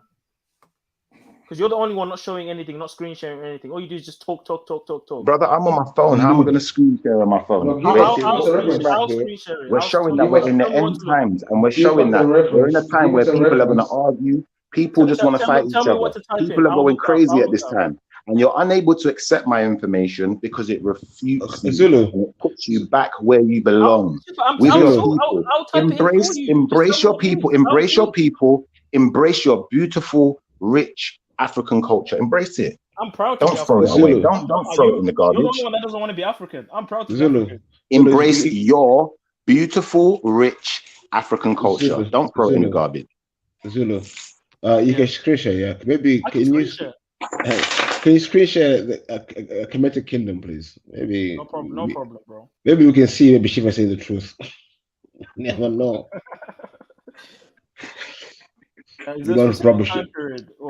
Just embrace your people with it. What's wrong with that? What have I said wrong? Okay, I'm screen sharing now. I typed in Kemetic kingdom, yeah. Type in Kemetic empire. You want me to type in Kemetic empire? Yeah, type it in. Let me say Egyptian because it's not coming up with Kemetic. See, it's just showing you other stuff. Egyptian empire. Type in from the first dynasty to the 18th dynasty. Type in. Okay, let's see here. So Tutmos III. So you've got all of Kemet here, going all the way, like I said, to Iraq and Assyria. Just like I said, right?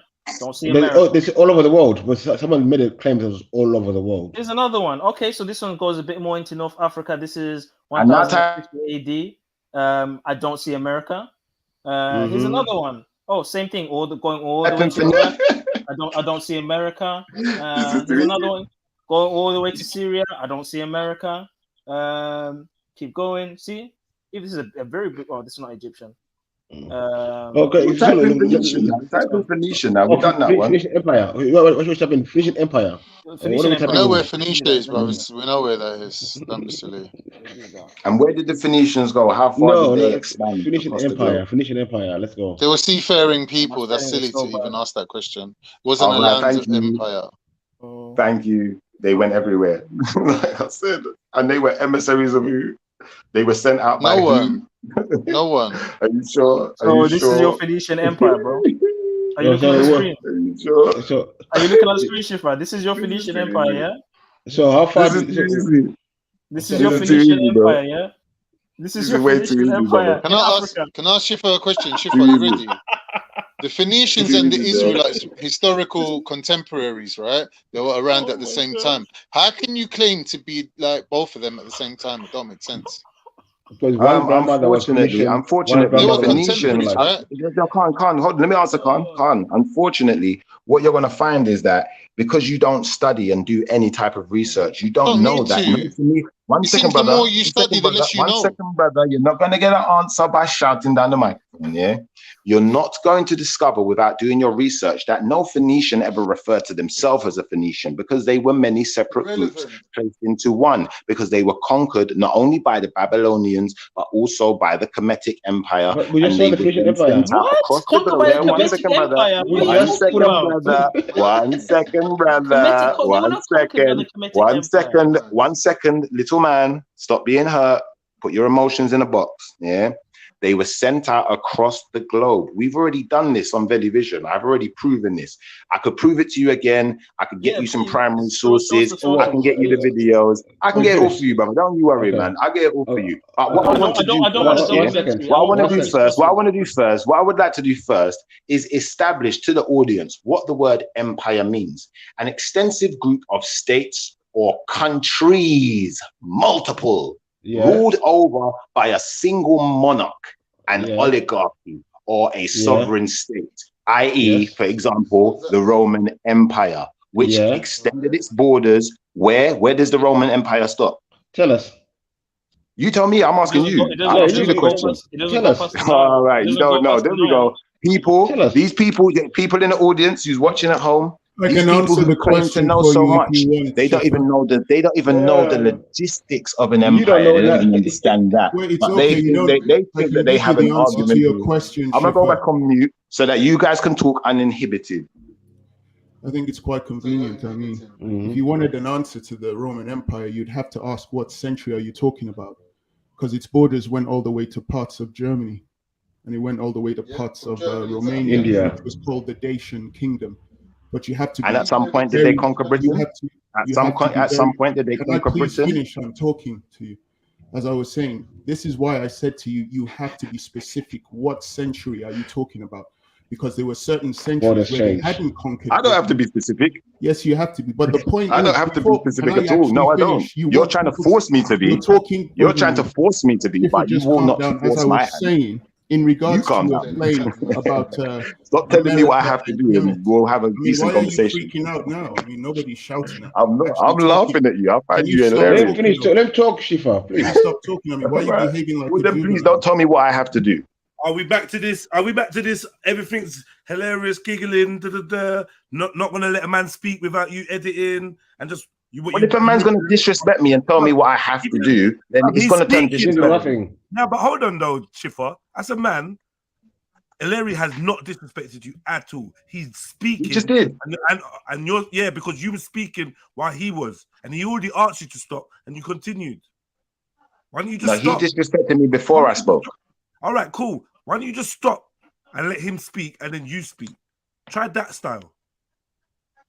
Go on, Larry. Thank you very much.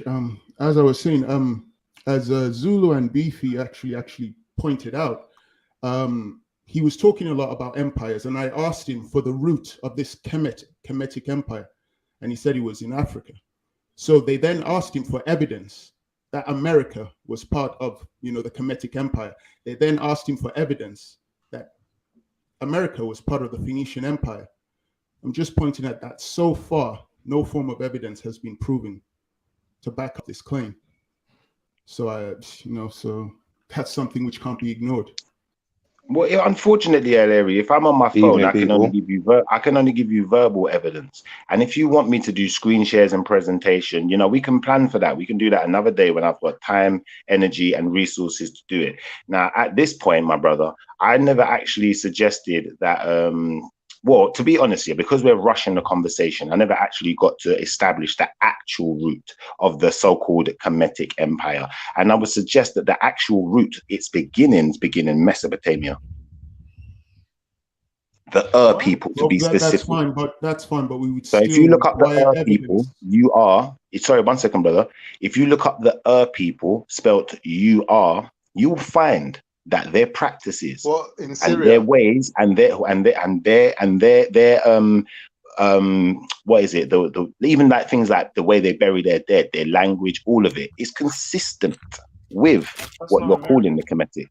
That's fine. He can make that claim. The claim still stands. Yeah, I'm making that claim. We still require evidence that America was part of the Kemetic Empire, and also that America was also part of the Phoenician Empire.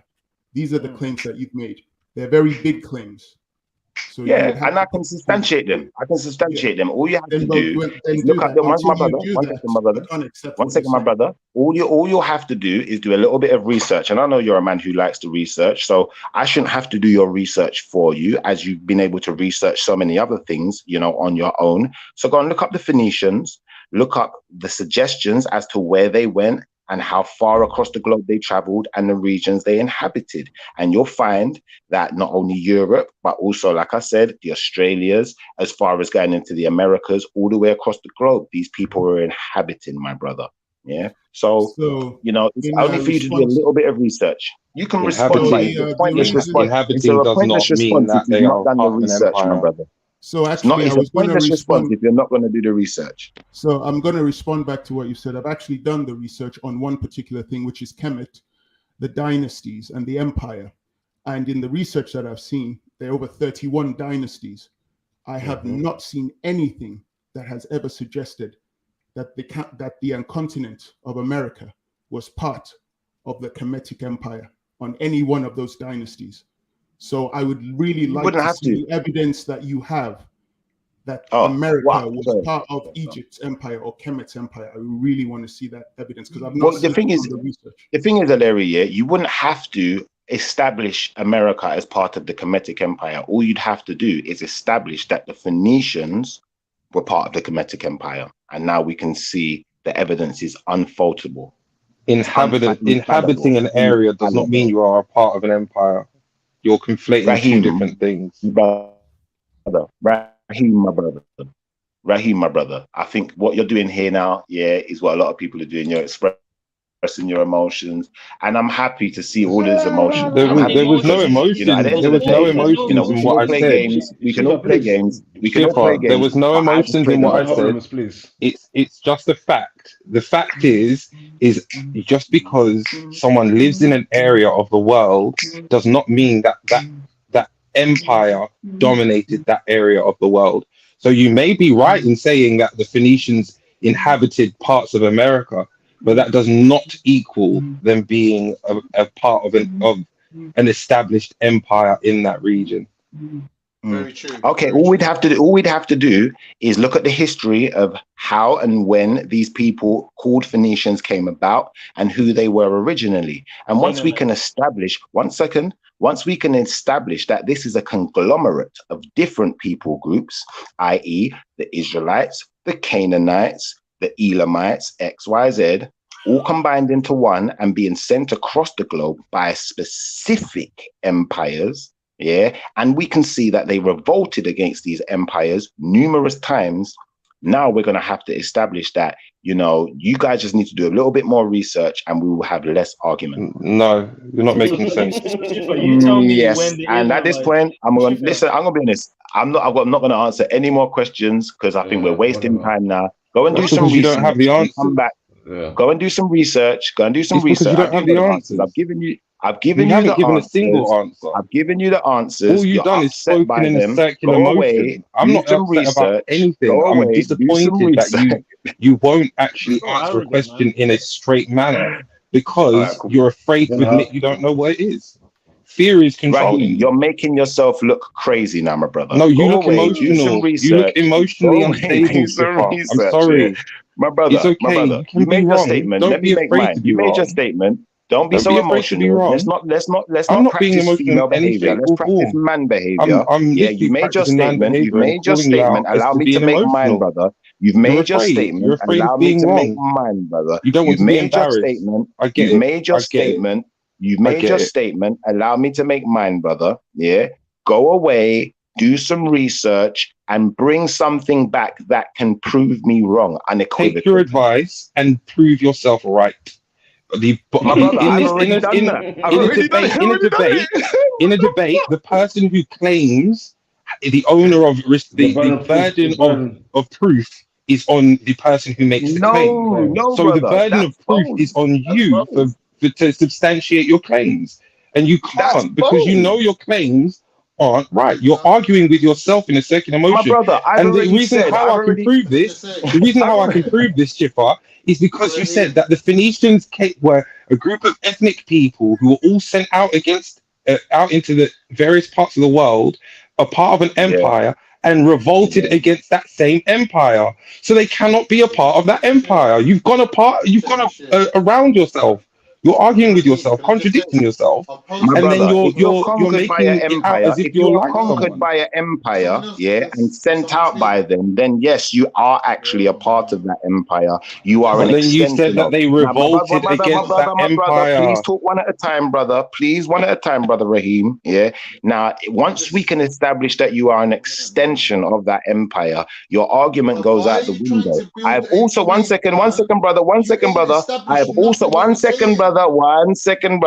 I have also made it very clear that if you want to plan this as a debate or have another discussion where we prove and present primary sources, as well as, you can do videos, you can do, museum exhibitions, to do that, whatever you want to do, whatever. One second, brother. I'm not finished, brother. I know you're hurting, but please. No, you're monologuing. Wait till I'm finished, brother. And then you get when you're monologuing, I wasn't talking, brother. When you was monologuing before, I wasn't talking over you, brother. Put your camera on and do some dancing then. Put your camera on and do some dancing then, because I wasn't talking over you. Ladies first. I am not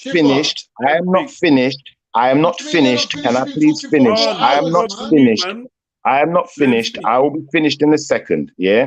Now, like I said, if you want to do this presentation, I'm happy to do it, and I will bring all of the sources which will prove everything I'm saying. Thank you. Sorry, man. Sorry. Go on, Raheem. As I said, you're contradicting yourself by saying that people are parts of empires and then they revolt against those empires, and then inhabiting that land still makes them a part of that empire. That's a literal contradiction, because that means those people don't want to be a part of that empire. If the Romans went around the world and conquered, I think, just over a third of the globe, and they did not have a revolt that where people did not want to be a part of it. The Mongolians, the same. Nearly the whole of the globe, they did not have a revolt where people did not want to be a part of that empire. Because if they are established in that empire, they're happy to be a part of that empire.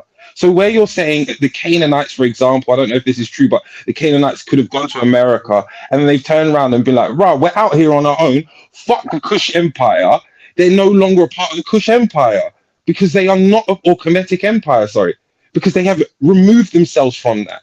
So therefore, you're defeating your own argument. You're not making any sense whatsoever, and you get all ad hominem when you feel like someone is calling you out on it.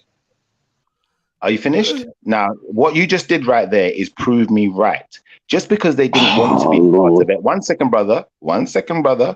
His specific words. Listen to Raheem's words, people. They didn't want to be a part of the empire, so that makes them no longer a part of it. This is absolutely ridiculous. I expect better from brother Raheem. You know, so a brother who sounds so educated to say something so ridiculous. He's quite, you know, it's hilarious to me. I'm going to go back on mute. All right, go on mute. I was trying to say one thing to you, Shifo. If you look in the Discord yesterday, 13:45, I posted the article called the Pre-Indo-European Haploid Group J2, yeah, which is J2. It says in that thing here, yeah, it says all great seafaring civilizations from the Middle Bronze Age to the Iron Age were dominated by J2 men, right? This is the case of the Haitians, the Huranians, the Etruscans, Minoans, Greeks, and Phoenicians. This is saying that Phoenicians were predominantly J2 by their DNA. That means they're not from Kemet. They're a different race of people. For you to make out that Phoenicians, Kemetans, and Assyrian, what they called, so Israelites, are the same race. We know the Israelites weren't J2 as well. So Phoenicians are a different haplogroup. Group. They're a different race of people. They're not Israelites. So for you to make out like you're an Israelite and a Phoenician and a Kemetan all at the same time, sorry, but the science doesn't back that. The DNA evidence doesn't back that. Phoenicians were J2, same as Etruscans and Minoans and Carthaginians. So unlucky for you, bro. Like, you was wrong, innit? You tried a stab in the dark and it just didn't pay off. Because unlike you, some people around here like do read like, you know, proper articles, like scientifically backed articles, which you're just coming out with bullshit at the minute. Sorry to tell you, it's amusing bullshit, but it's bullshit though. That's it. That's all I got to say. The science doesn't back what this clown is saying. End of. Yeah, but it's about the corn. It's all about the corn, man. But it's like like it was mentioned earlier, I mean, we need evidence to prove that America was part of the Empire of Egypt. I haven't seen anything in hieroglyphs, tablets. Because there is none. sorry, wisdom. But you know this, brother. Oh, man.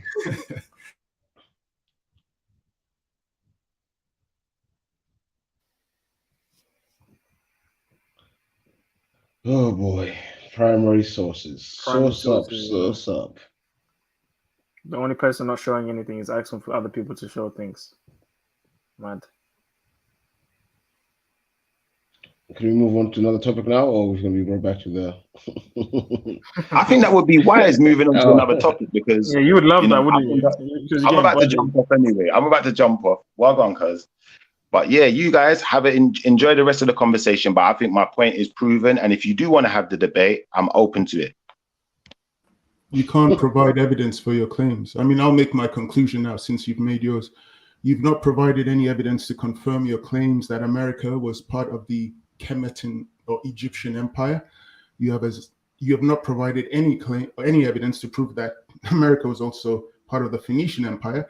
The likes of Zulu and Beefy were able to share information showing us the various times the Phoenician Empire existed, its borders, and the same with Egypt. There was nothing there relating to America. So from that, I'll make my conclusion. You haven't provided evidence for that, and I think you're going to. Yeah, I've pointed you to where the evidence is, Larry, and I agree with you that at this time I'm on my phone, so I can't do screen shares. I can't share anything with you. But if we want to do the debate, I'm happy. If you guys want to team up, you can all be on one team, and I'll be on my own team. I don't mind how you want to do it, and I will decimate you in this debate. I'm ready for it. So anytime you're ready, guys, book the date, book a time and a place, and it's over. Okay, I'll just say one thing. All you have to do is answer one question. When America was under this empire of Kemet, who was the pharaoh? Oh, who was the pharaoh? My brother, let's save that. Let's save it for the debate. Do the research now. Let's save it, my brother. Listen, let's save it for the debate. I'm ready for you. If you want to book the debate, if you're not living your life in fear, if you're not living your life in fear, you've got a whole team of people, with you. I'm one man on my own. You shouldn't be afraid. Book the debate. Let's have it. So you just want the show to be about you. That's what that is. It's absurd. No, it's attention seeking. It's not. It's attention seeking. It's going to turn into a silly conversation. Now, guys, have a nice conversation. Book the debate if you're not living your life in fear. All right. Yeah. Notice how I was the one who brought fear into this, and now you're bringing it back up. So Schiffer was not able to provide us with the name of a pharaoh who was ruling Egypt when America was under Egypt's rule. So my conclusion, he's lying. He's made it up. It was Pharaoh Aquaman. I don't know what's happening, man, to this world, man. Grown ass men behaving like this. It's madness. Because it's not actually fair, as in FAIR. It's not fair to indulge a man's self-delusion. I mean, it's not really good to. I mean, some people might want to see it as entertainment, but I don't think that's actually fair. There's some form of mental illness. I won't say that. I'm not a qualified psychiatrist, so just scrap what I said. No. Yeah, but it's the certainty with the absence of evidence that amazes me. You know what I mean? Some people take time to look into things, to read things, to validate, to authenticate. But he can just sit here and talk, and everyone's supposed to lap it up. Like, I don't get that. You know what I mean? Whereas others are putting in work, showing screen shares and quoting things. He just talks, and people just have to accept it. Like, you just to allude to it. That's new evidence, isn't it? Wait, why are you complaining? He just came on. He had a couple of things to say. Why is everybody complaining up on this panel? What is it? What it's a man. So why have you come to complain? I'm just why here have you come to complain? I'm not complaining. I'm just everyone's complaining. Everyone's complaining. You sound like you're about to add to the complaining. I'll tell you why. I'm saying that, because all I'm seeing is fingers pointing at this one, that one, this one. But the whole time you're saying he sounds so emotional. People say, all I'm hearing is emotion come from this panel. The only person I'd say that's actually had controlled, calm thing, maybe a Larry, you at times, Jez, but you definitely lose your fucking marbles more than half the time. And that's all I can really say. But apart from that, apart from that, you got Khan, bro. In the background. Thanks for your evaluation. Thank you for your evaluation. Like some fucking, I don't know, bro. It's like, yeah. You know when you ain't had enough fat in you. Thank you. Thank you. Yo, King Gold, cheers. You need more fat grease in your body. We all hear your evaluation. That's right. And Sarah, go suck a big penis, man. Don't talk to me, bro. I keep on telling you, girls. No, she's not here. She's not here. Yeah, she's in the chat. Yeah, so like, go back to the chat. You was typing with her, right? Yeah, cool. But it's way easier. Listen, have you got anything else to say, bro? Like, honestly, you seem like you just get annoyed. No, listen, man. Hold on. You seem like you just want to do all the complaining now. So now you've vented. Okay, felt like it, but now you've vented. Now we can move on, isn't it? Right? Is that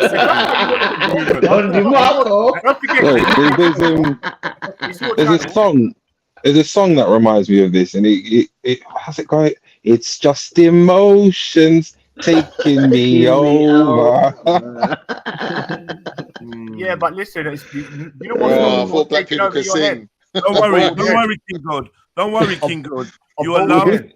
King God, don't worry. You are loved. You are valid. You are a human. Yeah, and we recognize you. So you don't need to Just feel like about. you're not being left out of anything or anything, bro. All right? That's cool, man. That's all right. Yeah, cool, man. But You're I valid. just feel like people just need to respect if they're asking for it, they need to give it, innit? That's what I'm I saying. hear you, bro. Kingo, drop your postcode. I'll send you around a couple of large donors from Uber Eats. Yeah. Pause, Big up man. yourself. Bruv, you are a donor. Come on, All right, man. man. Big up yourself, man. Big up yourself. Cool. Yeah, no, but honestly, like I don't mind going back and forth with carbs. I know it's just yeah, but I don't know if that's what we kind of. I don't know if it's that time for back and forth, all of that, man. I know you itching to get something. You want more? You want to get more off your chest? I just want to see what some people got to say to me, because to be honest, I want to see them say it to my face. I actually want to see it. I actually want to see what? Do you know what? I want to say something to your face. Talking to you, man. I want to say something to your face. How big your balls? I want to ask you one question. I want to ask you one question. So just what? Can you do me an No extra favor? Now I'm going to throw him some extra red cabbage. No, I want to know, listen, yo. I'm listening. You see that hook with the little maggot on it, yeah? I beg you don't swallow it. Yeah, right. That's very simple, isn't it? Just relax. Yeah. Can I ask him one question though? Oh, this brother's just. You're not getting it, Khan. You're not getting go on it. me, you little fucking faggot, Rahim, man. But it's like it's the levels. It's the levels that man. You fucking faggot, bruv. Shut up. I was going to ask him that. Can you spell Phoenician? For real. All love and blessings coming your way, Kingo, man. Trust me, you know. They better be. They better be. Big up, bro. They better be. Anyway, you better be coming with some gifts, bro. Hold on. I want to trick. Now that you're not emotionally triggered, yeah. Now you're not emotional and you're not complaining. I guess we can get on with just having a conversation, right? Yeah, I don't mind. As long as Rahim ain't trying to run his lips, because if I see him, bro, I'm gonna smash his face in, bro. Everyone's on mute. On my mother's life, I'm gonna smash your face. Everyone's on mute. Everyone's on mute. No one's even speaking. No one's even speaking. Unless you want to go jail or be dead, bro. Don't. All right, man. Big up yourself, but let's just move forward now. Nobody is speaking. All right, man. Big up yourself, King Gold, man. I appreciate that. Do you know what I mean? And I appreciate you fellas for staying on mute and not reacting to anything, because I just feel like not every day reacting it, especially when they want it. So when they want the reaction so badly, just kind of like it's not every day. You know, everyone don't have to get mad all the time. Sometimes it's my day. Sometimes it's sometimes, man. But yeah, Julie, what you saying? I told this little pussy to come on and stop typing my name, stop mentioning my name. Don't say nothing about my name, Rahim, bruv. I don't know you. I don't want to know you. You're a bald-headed weirdo, bruv. That's it. That sounds posh. And you just got a lot of shit to say. You don't say nothing positive about no one. You come on here, you remind me of... You're right. The Kingo, you're right. Moaning and gossiping, bruv, about dudes. I'm a million miles away from that. Like you're right. That's not me, bruv.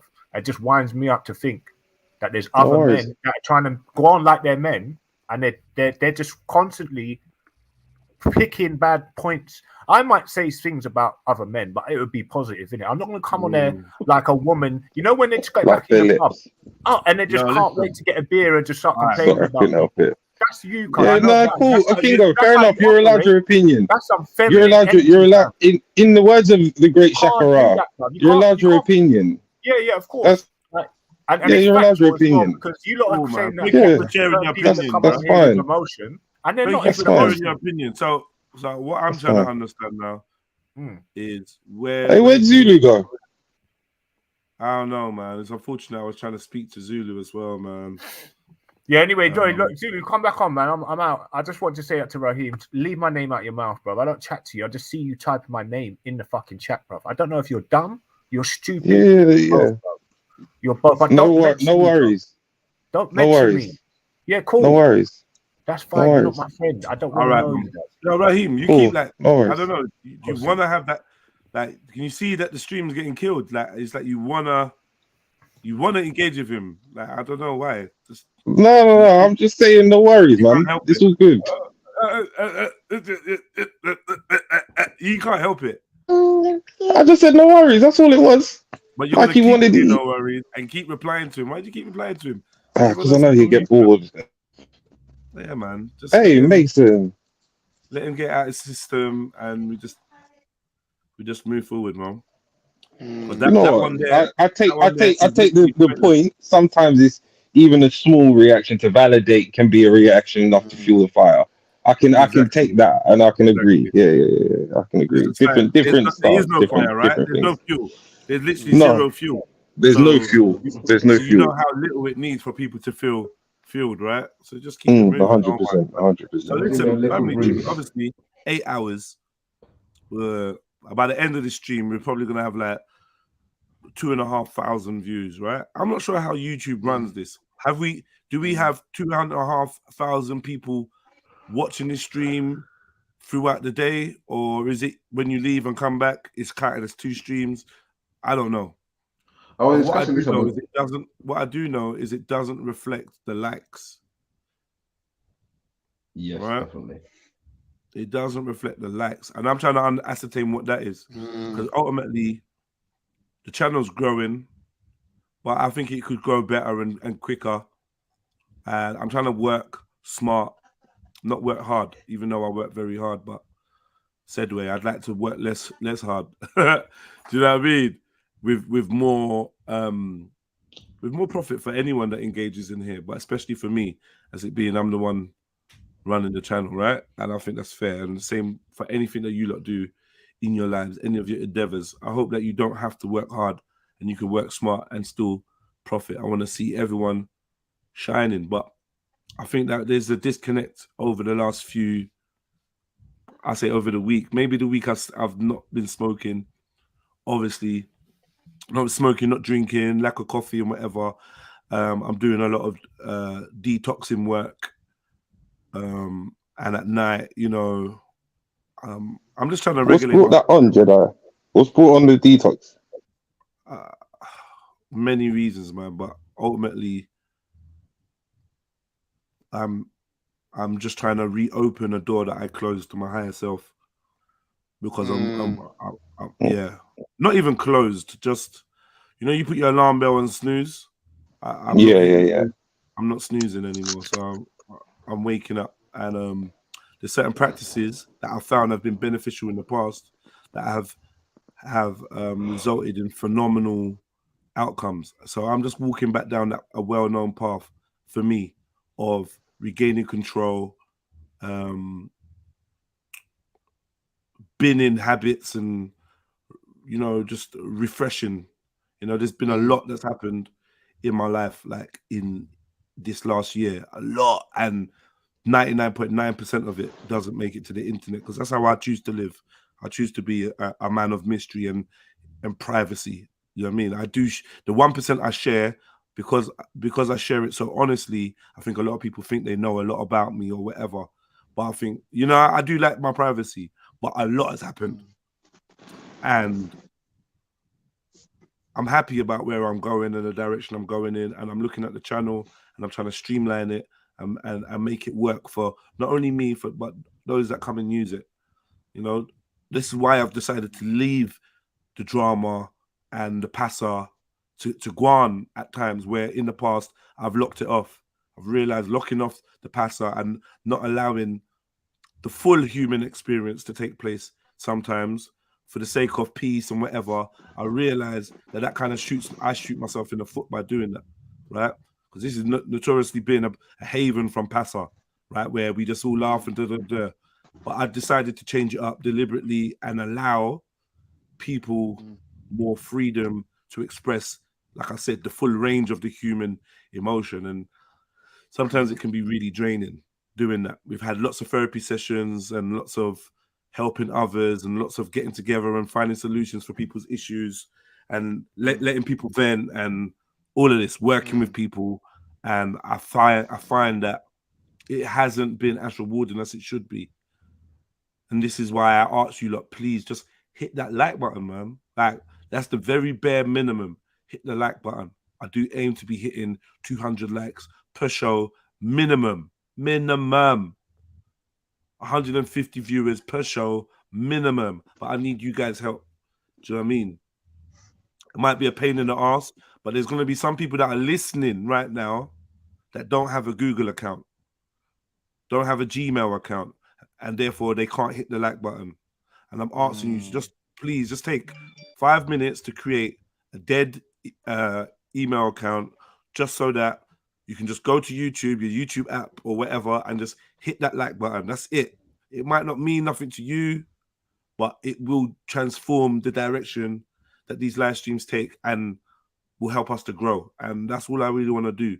Because at the end of this year, man will spend all day here, every day here, and then diss me about being on live stream all day. Man will spend all day here, every day here, working, earning money, and then diss me when I ask for a donation. Do you know what I mean? I don't know if it's the UK or what, but they really just, they don't root for the underdog. They really don't. They really don't like rooting for the underdog. Yo, family, help me in it with the likes and that. I'm not going to keep preaching. Help me with the likes. Help me in any way you can. Share the stream and whatever in it. Yeah? Big up yourselves, though. We got, like, so we've had Schiffer on here. Schiffer on here. He's filled his belly with energy, right? That's my opinion. Yeah? We've had, yo, come back. We've had King Gold in the chats. For some reason, he was targeting me as being the cause of whatever he's feeling, whatever he's annoyed with. And even though I was just telling him, just drop me out. Now we got facts. Oh boy. Now we got facts in the back, yeah. Go on, let him on. He's like, he's left now. I think I left him waiting too long. But he's probably listening. As I just said, come back in it if you want to come back. He's left now. But I just find it so strange. I just find it strange. Do you know what I mean? Like the sequence that these people move in. This is absolute madness, man. I just don't know. This channel is an anomaly. Anomaly, man. Yeah. Do you know what I mean? And I know that I fueled it by being. I know when I get all heated and rah rah rah rah rah, the energy goes up and everyone starts getting a bit rah, rah, and I know I can affect people. And there's a lot of powerful personalities that also can affect people. And I don't know, man. I just want to know if I'm creating this or I'm just a part of this, because it's getting a bit mad now. Do you know what I mean? It's getting a bit mad. But big up everyone that does tune in. Yeah, no, you can't be. You're entertained. I know you're definitely entertained. And and he's back. Facts jumps on. Well, go on, facts. Well, yeah, you gone on mute, bro. You went to speak and then you went on mute. Yeah, hang on. You know, I like to blast up the microphone when you let me on the panel to show, that you let me on the panel and that. And so, yeah, I missed World War Wednesday and I believe it's Thursday today. So, yeah. All right, man. Yeah. You've been good. How you feeling? You feeling better? What's going on with you? Man, you sound good. You sound good. You sound coherent. You sound different. You sound closer to the source than a lot of, anyway, it is what it is. All right, man. I don't know. Have you guys sorry, you remember yesterday I showed that whole domestic violence thing? Right, yeah. It's mad. Have you seen that video of Tommy Sotomayor? What happened to him? Bruh. I did, So, what do you guys think? Like using the two things together, what do you think about it when a woman puts their hands on a man? Is it acceptable the way that a man? It's not acceptable when a man does it to a woman. Nah, I don't think it's acceptable. It can't be acceptable, can it? Because then what are we saying? We're going to put people in weight categories. Like a 20-stone man can't hit a 10-stone man. Like, what are we going to do? Doesn't make sense, does it? I think it'd have to be class categories and emotional categories for a woman to react like that to a man, to step to him like a man. Like, what's all that about, number one? And who's created that? Like, how has it got to this point? we've all had played our part. So I don't know if you've been in them circles where that sometimes those things happen, and it's like you don't judge the book. That's just the page you met the person on. Or maybe. I think it's still acceptable for everyone. I wonder if I could show the clip. Should be able to. I don't think there's any. Is that the one that was on like a panel show type thing? Yeah. In a studio, something I think it's started called. fighting. Yeah. Allegedly, it's because. Go on. Sorry, brother. That's two individuals that had a fight, from what I can see there. Simple as. See, you don't think there's anything wrong with the woman because it's the woman who put her hands on him. Yeah, she I think farted him in his face. There's definitely something wrong with her if that's what's happened. But I found it unclear. But at the same time, like if we did, because obviously the headline of the thing that I was sent was like, "Oh, man fights woman." But all I could see was the woman mouthing off, and then shit kind of got hazy. And then because I watched it on my phone, and I ain't really seen it as zoomed in as I could, let's say. But that's two individuals having a fight, and one of them was acting out of turn, and it seemed like the woman. So yeah. And what about? You know what? Let me play. I think I've got the audio here. Yeah. I mean, I've got the video. I'm gonna play the audio, and then because to be honest, like you said, you don't see too much. So if you listen from the bit audio, of a blurry video. Yeah, I could maybe save myself any repercussions if I just play you the audio. Then I'll play you some stills so you can see how the situation. Yeah, that's the smart thing to do. That's what I'm gonna do. Sure.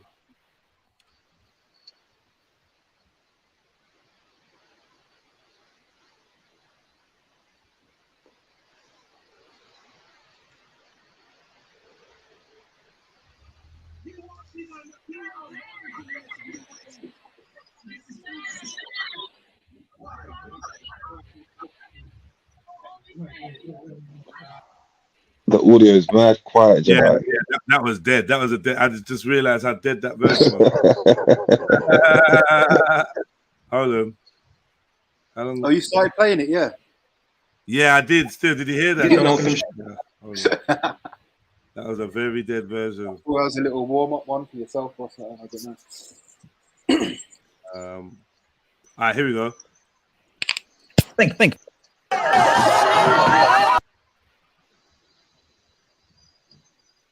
Like that. But anyway, some of the stuff I'm basically alone, right?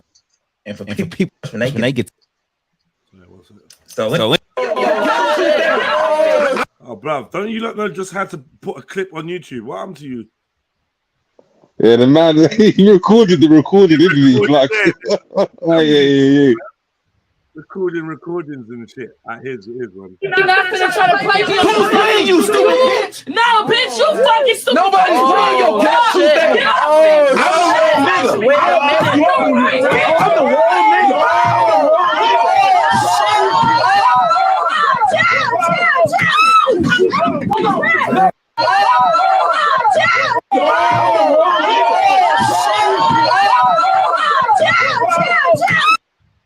I don't miss that. See, now listening to the audio, you wouldn't think that it's a man being beaten. That was dead. That was the because you need there's stuff was said. You get me? Stuff was fucking said. Don't just show that. Stuff was said. All right, give me a minute. I'll be back in a second. Yeah, cool. So let me get some background to this. What happened, Ryan? Don't mind. So Tommy Sotomayor was on, I can't remember, it's Fresh in something. It's a panel, an American panel, where they're all around. There's about 10 of them in the studio around the table, all drinking and chatting. And allegedly, Tommy Sotomayor and this girl who was right next to him started talking about how he had sex with one of her friends and either wasn't interested in her or wouldn't fly out the friend or something like that, something very materialistic. So then she started mouthing off. He, as you heard, said something, you bitch, and then it kicks off in the video. Like them two start saving them two. She stands up above him. He stands up to make sure, obviously, he doesn't get punched in his face while he's sitting down. And then someone comes in between them, and she swings and clarks him in his face. Wow. So the whole thing is now is if he responded, would he have been in the wrong for hitting that woman back after he's been hit?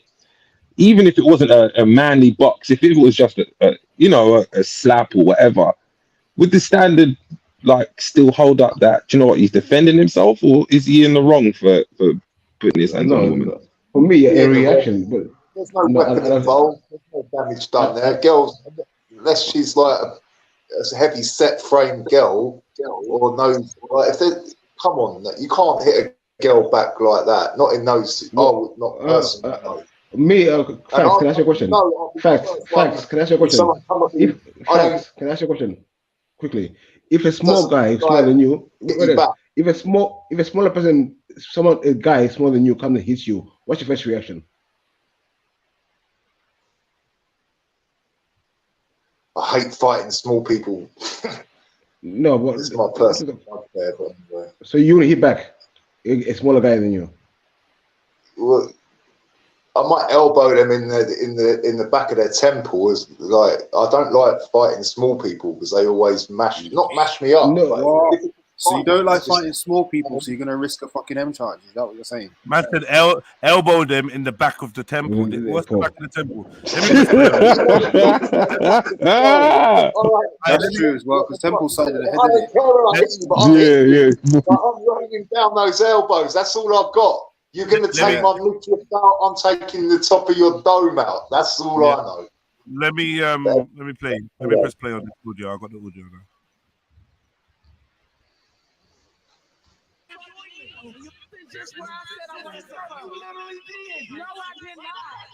I'm talking about a man, not a woman.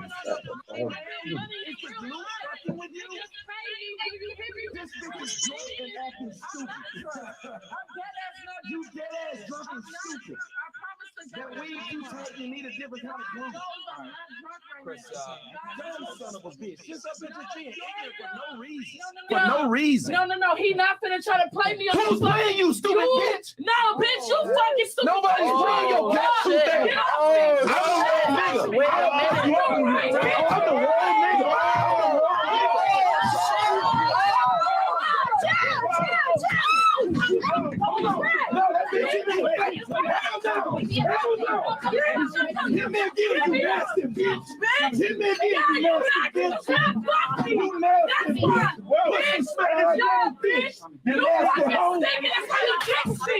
That's why your dick stink. Bitch, get off me. Get off me. That's why your dick stink. Why do women always draw for that? That's why your dick stink. Well, have you had that said to you before? Nah, you're like, they always talk about your sex, your dick, your this, your that. Anything like, they always draw for your level of intimacy and then degrade it. So yeah, but is that to do with what they think your like prized possession to them? No, it's about belittling yourself in front of any other potential partners you may have that are listening to this because you're on a world-renowned podcast, right? So it's time to humiliate you, or try to humiliate you and belittle you. Oh, you got a small dick, or your dick stinks, or whatever shit like that. You can't fuck. Boom, boom, boom. That's why you had your tongue in my asshole and some shit like that. I've heard it all, not from me, but like, you get me. But Kevin Hart says the you ate booty face. So they're arguing here. He obviously he's called her a bitch. She's been saying stuff to him. I guess it's something to do with you wanted to have sex with me. You was mad I wouldn't have sex with you on OnlyFans or some shit like that, right? And then this guy comes in, and it's often when the third party comes in to quell the anger that somebody decides, right, now is the time to act up, right? Yeah. So this guy in the middle comes over, and then she just like escalates, gets up, right? Well, that's because she knew she was safe, innit? So she's standing up, he's sitting down. They're both giving each other insults. The third party has come in and is trying to calm her down because she seems to be the aggressor, and plus she's not Tommy Sotomayor. She's just an Instagram chick or whatever. She's not. She's the talent. She's the the body. She's the eye candy. That's what I meant to say. She's the eye candy, and he's the actual personality. So they're obviously not going to go and grab him up because he's not moving aggressive. She stood up. No. You gonna hear? You gonna learn? We know what that means. You're gonna try to do a dumb move and then bounce because you can see you're being asked to leave, kind of thing. He's like, yo, move, man. So when she tries to lunge at him, I think she picked up the mic to try and hit him with. You see the mic in her hand, and the guy's holding her arm.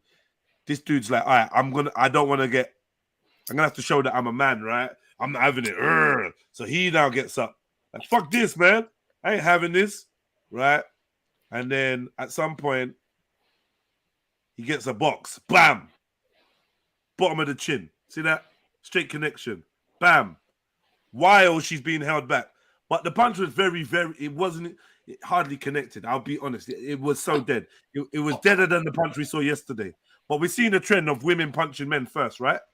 We can all agree. Yeah. But then I think with the caliber of the punches, there is something to be said about it. All right, what's that then? I don't know. Like, I feel like if people aren't connecting and you know someone can't punch, do you really have to lose your shit and beat them up?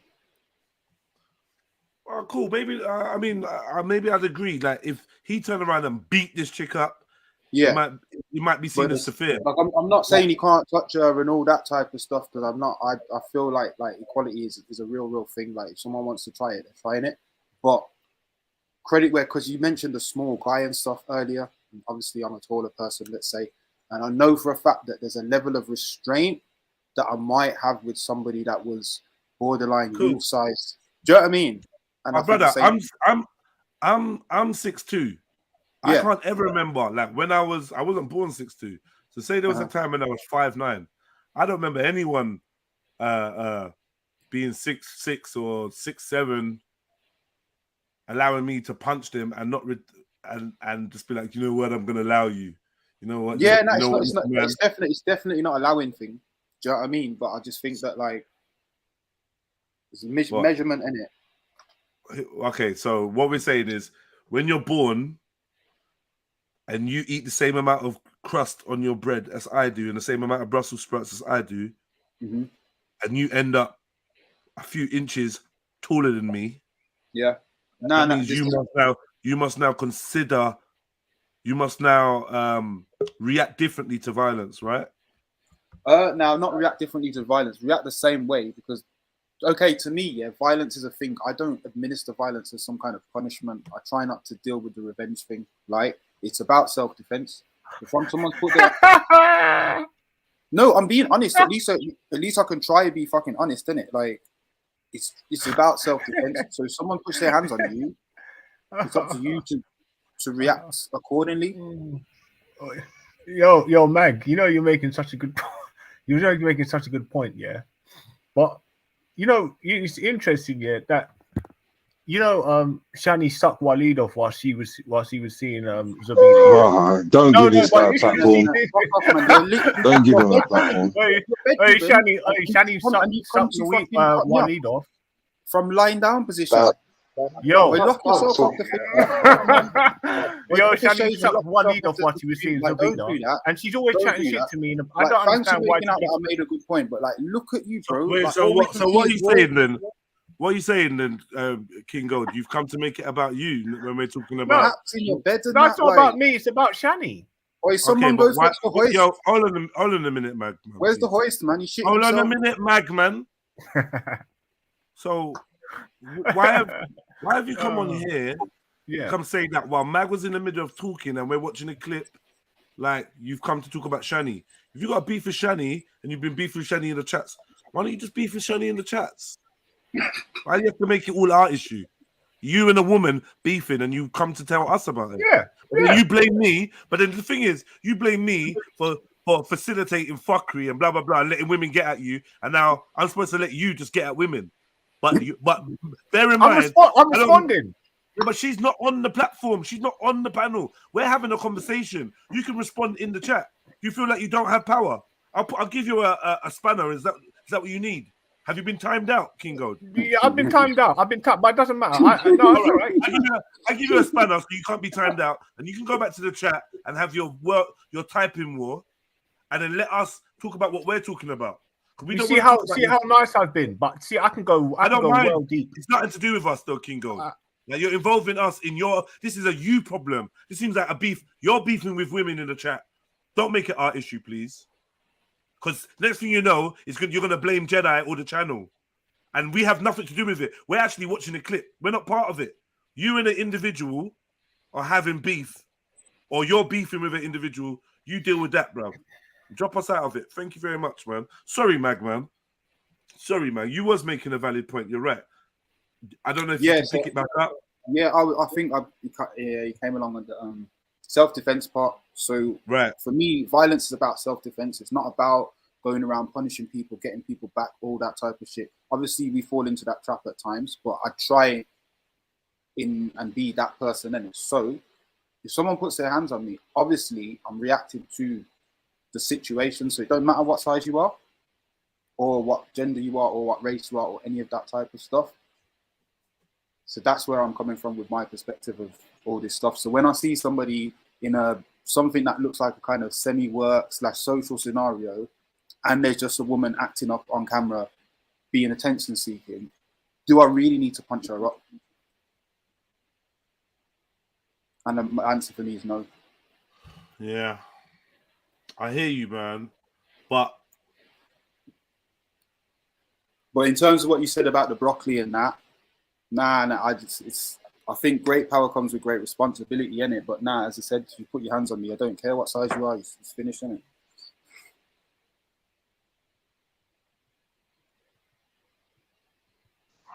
Does a vagina mitigate that same thing? Because if it's a 6'2" woman who puts her hands on you, does the fact that she's a woman mitigate the fact that anyone can get it, or is it literally the same? It don't matter. Equal hands for equal opportunity. So she's a woman, yeah. The key thing is the womanness. So I'm there expecting her not to be a certain way. Like naturally, you're not supposed to be in the beef, fucking sticking up your dukes and all that stuff. So when that shit starts, she's already caught me off guard.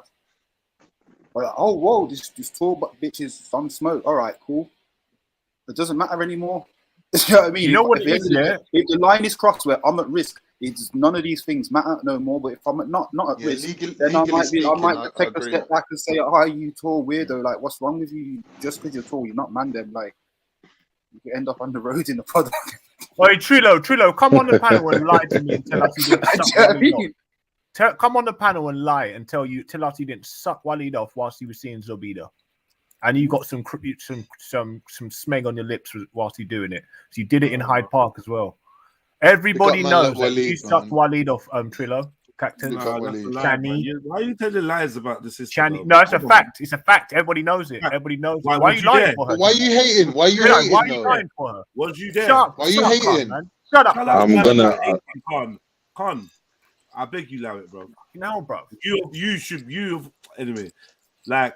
You're making up lies, bro. That's a lie, yeah? Yes, it's 100% lie, and you know it, bro. I don't know why you're doing that. Ooh. I tell you what. All right, cool. So listen, hear this. You're saying that a woman that dresses in hijab, yeah, was given oral sex in Speaker's Corner, right? Yeah? She has had sexual. Is that what you're saying? Is that what you're saying? Yes, she has. Yes. A woman Everybody in hijab. knows she had sexual relationship cool. Well, with let that be on Waleed. your. Cool. While Waleed was banging around with Zobida. Brother. Let me say what I'm saying first. Everybody knows it. Let me say what I'm saying first, and you say what you're saying. Yeah, I'm not sure how many. You need witnesses, innit? You know you need to be able to prove what you're saying. But it's all good. All right. You make your allegations. It's fun to slander a woman. It's fun to say that she did this and did that. But just to be clear, you're saying that a woman that wears hijab, gave oral sex in Speaker's Corner I don't care what. I don't know if she had a hijab on or not. You can add. Okay. You can add. You know she wears a hijab everywhere she goes, right? And that's her prerogative. You know that she's what they call a hijabi, so you know she wears a hijab everywhere she goes. That's her prerogative. That's her prerogative. You know that. Well, and you're saying, she's also corner, You're saying that Speaker's Corner, she was giving oral sex to a man. That's what you're saying, yeah? Now, if she wants to wear her hijab, is that what you are saying? Why are you scared to stand by your words, man? She's giving someone head, that's up to her. I want you to say it with your chest. But if you want to add that extra effect, all right, man. Now, because I'm being very, very clear of the type of woman that you are talking about and what you are trying to insinuate. It shocked me as well. I was shocked myself when I heard about it, but it's the truth because everybody knows about it, Jedi, and you're literally lying. I'm not lying at all. I don't know about it. I don't know nothing about it. I'm not going to take it personally. I'm not going to take it personally because I could that you're calling me a liar, blah, blah, blah. I'm going to say I'm not lying, bro.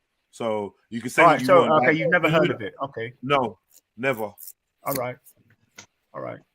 Never. A lot of people have told me. And if I heard it from someone, I would bun fire on them completely.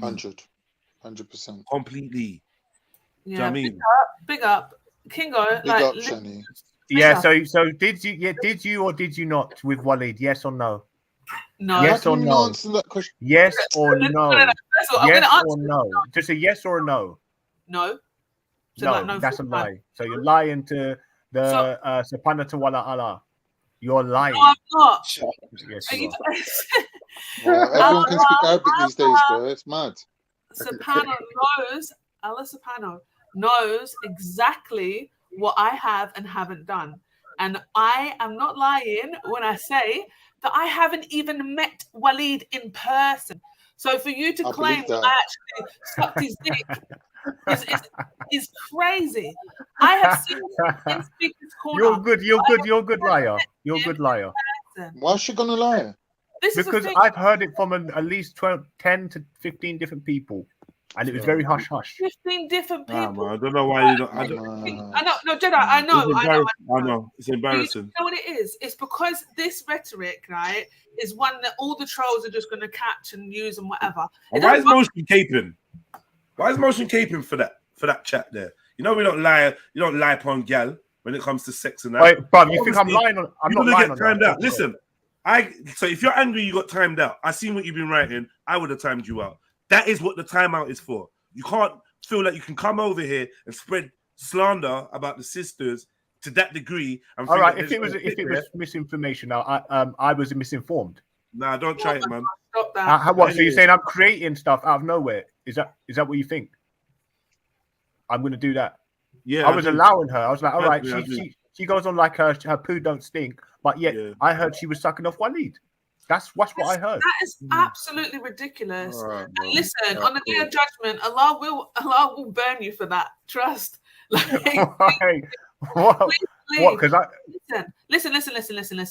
The thing why? Is, what? He'll burn me because I was misinformed. Sarah made it so. He burned me because I'm misinformed. Yesterday, Sarah was really on point yesterday, or the day before when she said that it isn't even a fair battle.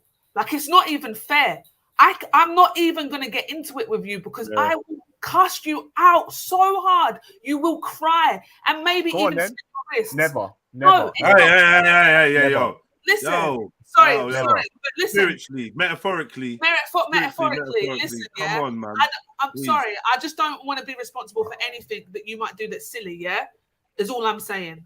I don't want to be responsible for that. So just drop me out, yeah? I've not even said anything to you apart from I'm going to walk away, something that you can't do. After you've already called me out in the chat, begging for my attention. Now, I've given you attention. I haven't given you attention.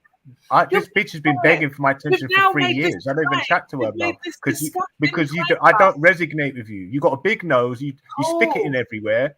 And you're fucking emotion. Are you you're nasty. You're not emotion. Emotion. Are you motion? Resonate, not resignate. Resonate. Hold on, man. Motion. Are you caping for this, my brother?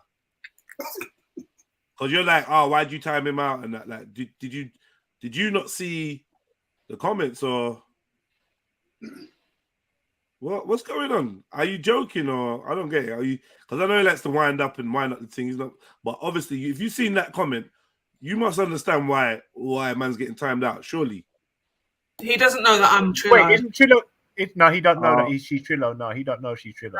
That's the point. No, he don't cape for me at all. He's always on my But either way, he said Trillo. Okay, yeah, cool.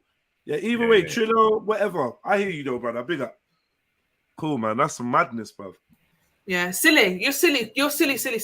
And you're now not going to go, oh, have I heard wrong? You're silly. You know. Yeah, but you mock to say you mock me on just my but you don't make lies up. Why are you making lies up about? Anyway, let me shut up. Fucking bitch, bro. Yeah, I think you just shit about my disability every single time you can. There's enough men on the. I hope there's enough men on the panel.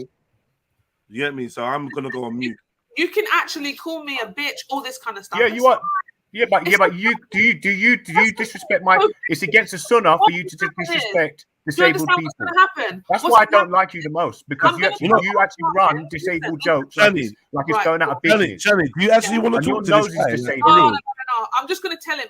I'm about to go, so I was just about to say why I'm going. Because Kingo, you can call me all the names under the sun. But what I'm going to do now is come off of the internet. Why are you disrespecting disabled people? Come off of the internet. Why are you disrespecting disabled people?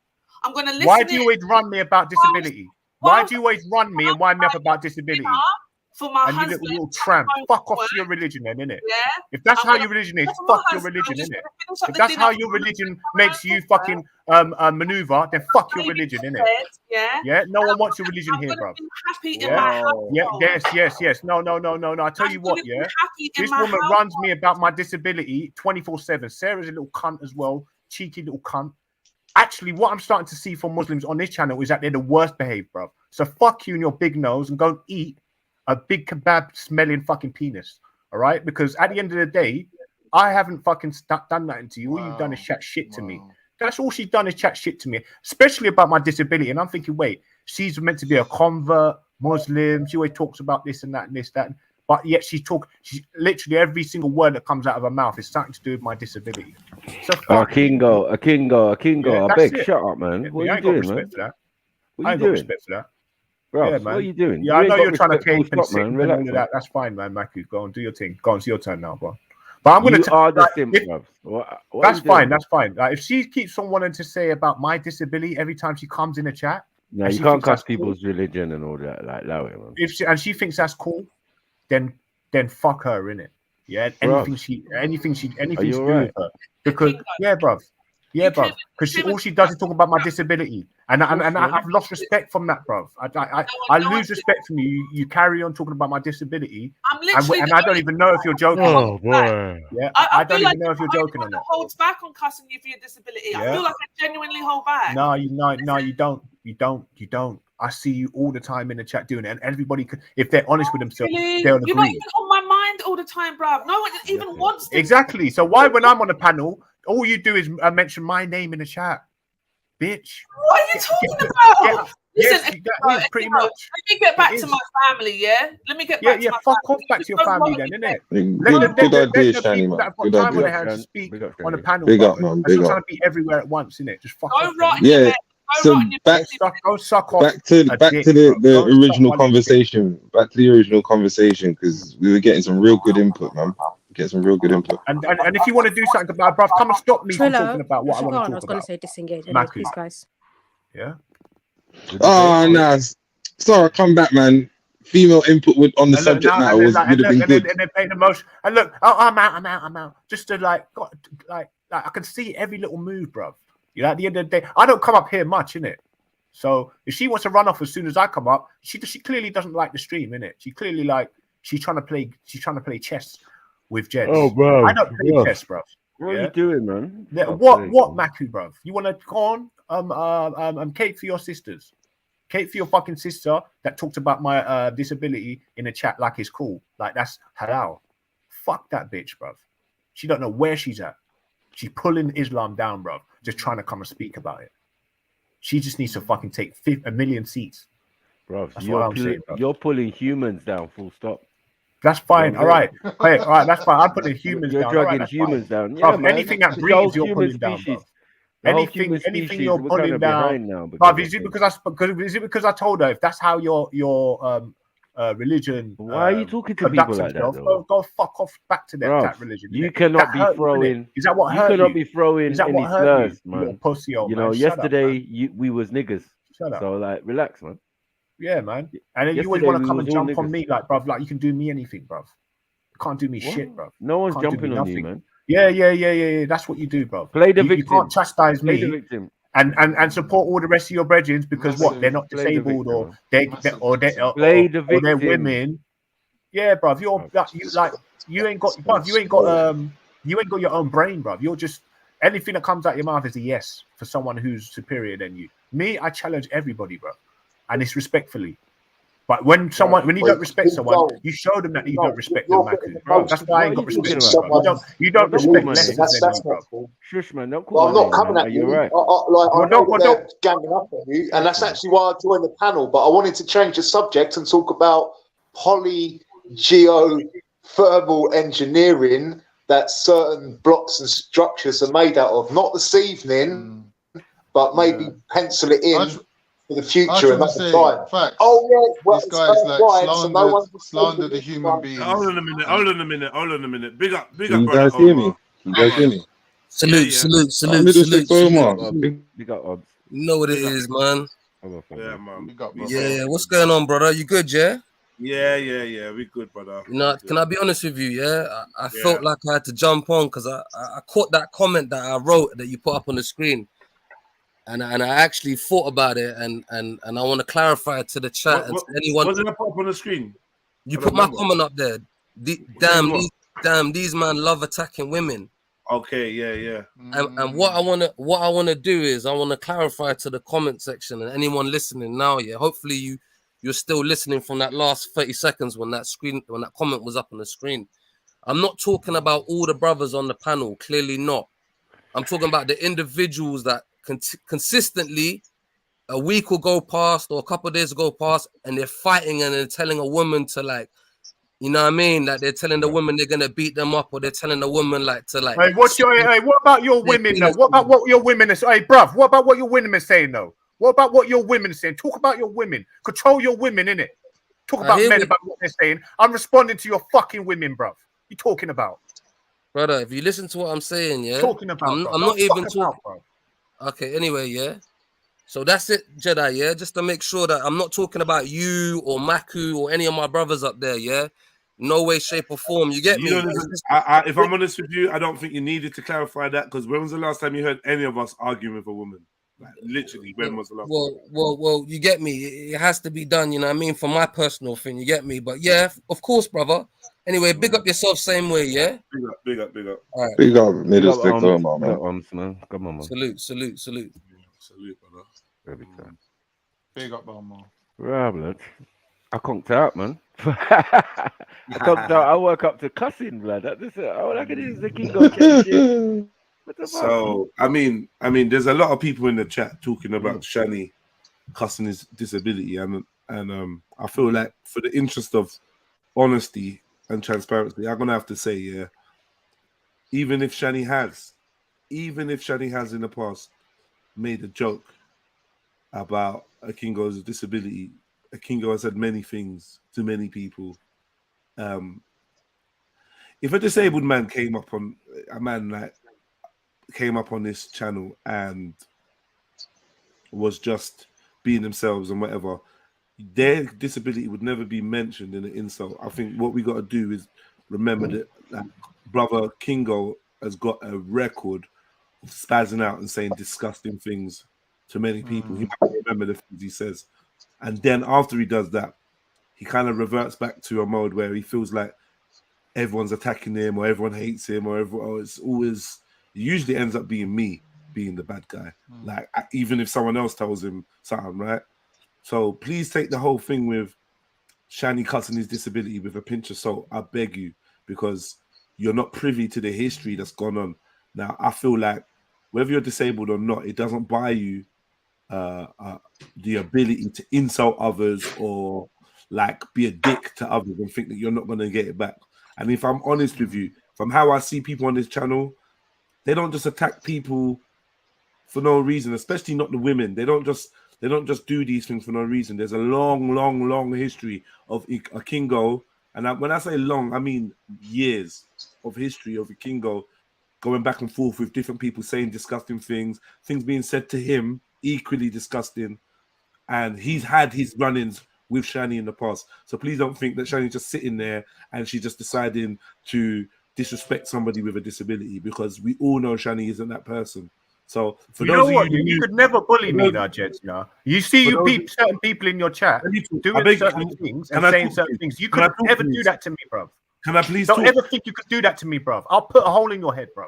Here we go. Don't ever think any of you can chat to me like that, bro. And try and bully, man.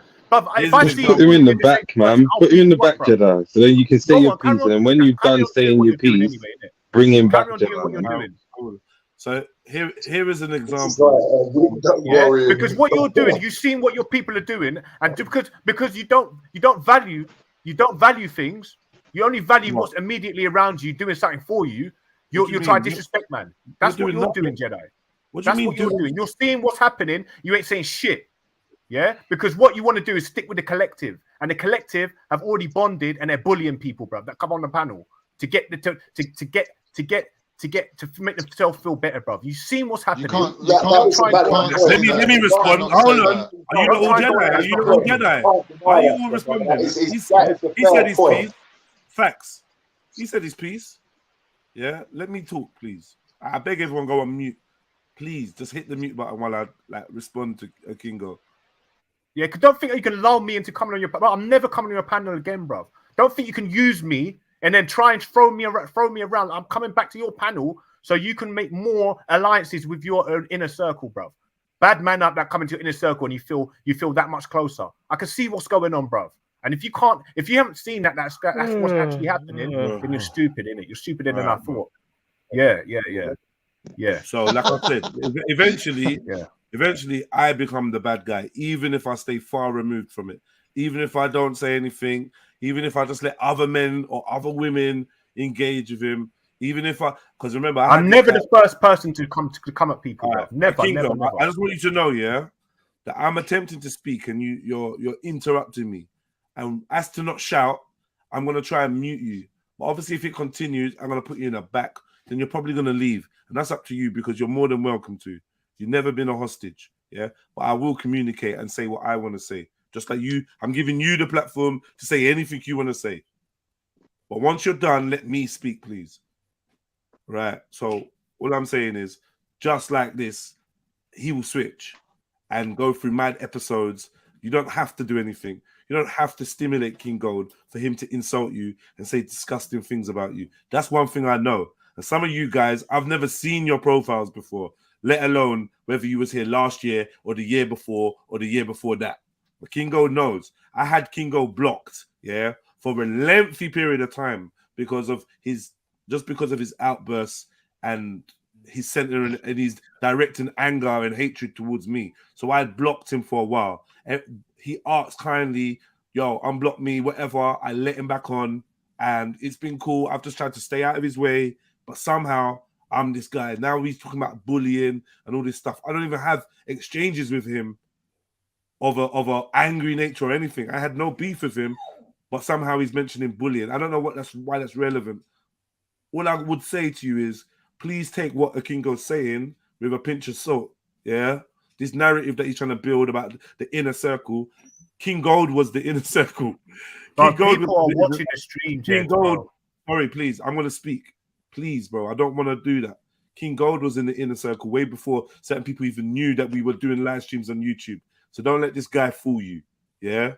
When he's ready, he comes close. He chats. He gets all the advice and all the help. And all the time and all the jokes and all the banter and camaraderie that he needs. And then when he's having a bad day, he takes it out on me, yeah? And starts threatening to do this and do that, blah, blah, blah. He said certain things that actually took it to the next level. And I felt like I was going to do something stupid. Because we know some people, some of the same people.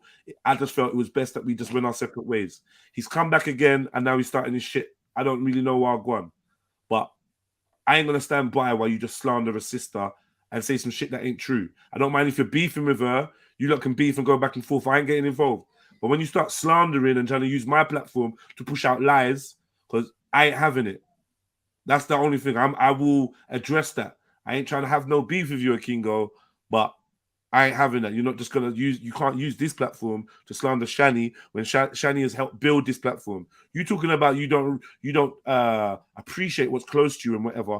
I'm not sure what it is you think that you're providing or giving but it doesn't compare to the input that the sisters give. So yeah, if you want to ask me if I have a loyalty towards the sisters, then I definitely do. If you want to ask me if I'm going to get involved, if you ask me if I'm going to get involved in the beef between you and the sisters, no, I'm not. But I'm not asking you to. I won't. Well, then I don't know what you want me to do, because you was complaining about me enabling. Oh, you let them come up here. Same way I let you come up here. That's what I keep saying. If your girlfriend... Somehow I'm the bad guy. Somehow it's me. And Can I ask you a question, me. Bad man this and bad man that. Now all of a sudden... one question. No, 1 second. Please, 1 second. Now all of a sudden, because you are in the beef and you said what you said about this sister and that sister, now it's, I'm never coming back here again. Oh, this channel just this channel just that. And it's the same old thing. What I recognize is frenemies. And I see the pattern. There's something in your soul, in your spirit, that doesn't want you to be cool with me. That's why you keep looking for an excuse to have an issue with me, even when I'm clearly avoiding even speaking to you at times, let alone having an issue. But it's cool, innit? Say what you got to say, bro. Do you know what, bro? Do you know what the funny thing about it is that I hear these girls saying their things to me. I try and ignore them. I try and say it, try and bite my tongue for literally a year or two with this Shani girl. Now it's just gone. I'm not having it now, bro. Now she's getting a taste of what she's been doing to me for the last 2 years. I thought, let me just come in today and then see what the temperature is. I'm seeing the guy that clearly wants to get on with people getting attacked again on the panel for whatever reason, right? And then I'm like, all right, same fucking story. Who's there? Little like weirdos coming in the chat, putting their 5 pence in, don't even know what's going on, or they do, but still they're trying to like go against one person, bro. Why has it got to be everybody on the fucking stream dropping their little 5 pence, saying their little nasty, little sniggly fucking comments? And this is actually coming from Muslim women, the most worst behaved up here, bro. Yeah, so I ain't got time for none of them waste fucking ghettos who call themselves Muslims in your chat, because they're just like men, or they're disrespectful, or both. Yeah, none of that resonates. What about the men and women that aren't Muslim? Because I feel like people saying they're behaved. They behave, but so you don't beef with them too, no? Well, I will beef for them as well. Obviously, if they want to start shit. I'm not going to sit here, bruv, and get attacked. I'm not going to mention names. But you've had this same beef with everyone on this fucking panel, bro. No. They've been attacking me. Let me talk. You say you're not going to do the niggly, did the jump on and do the niggly. That's exactly what you did. You jumped on, started going at Raheem. You jumped on, started going at Khan. You jumped on and started going at the next man. Like, come on, bruv.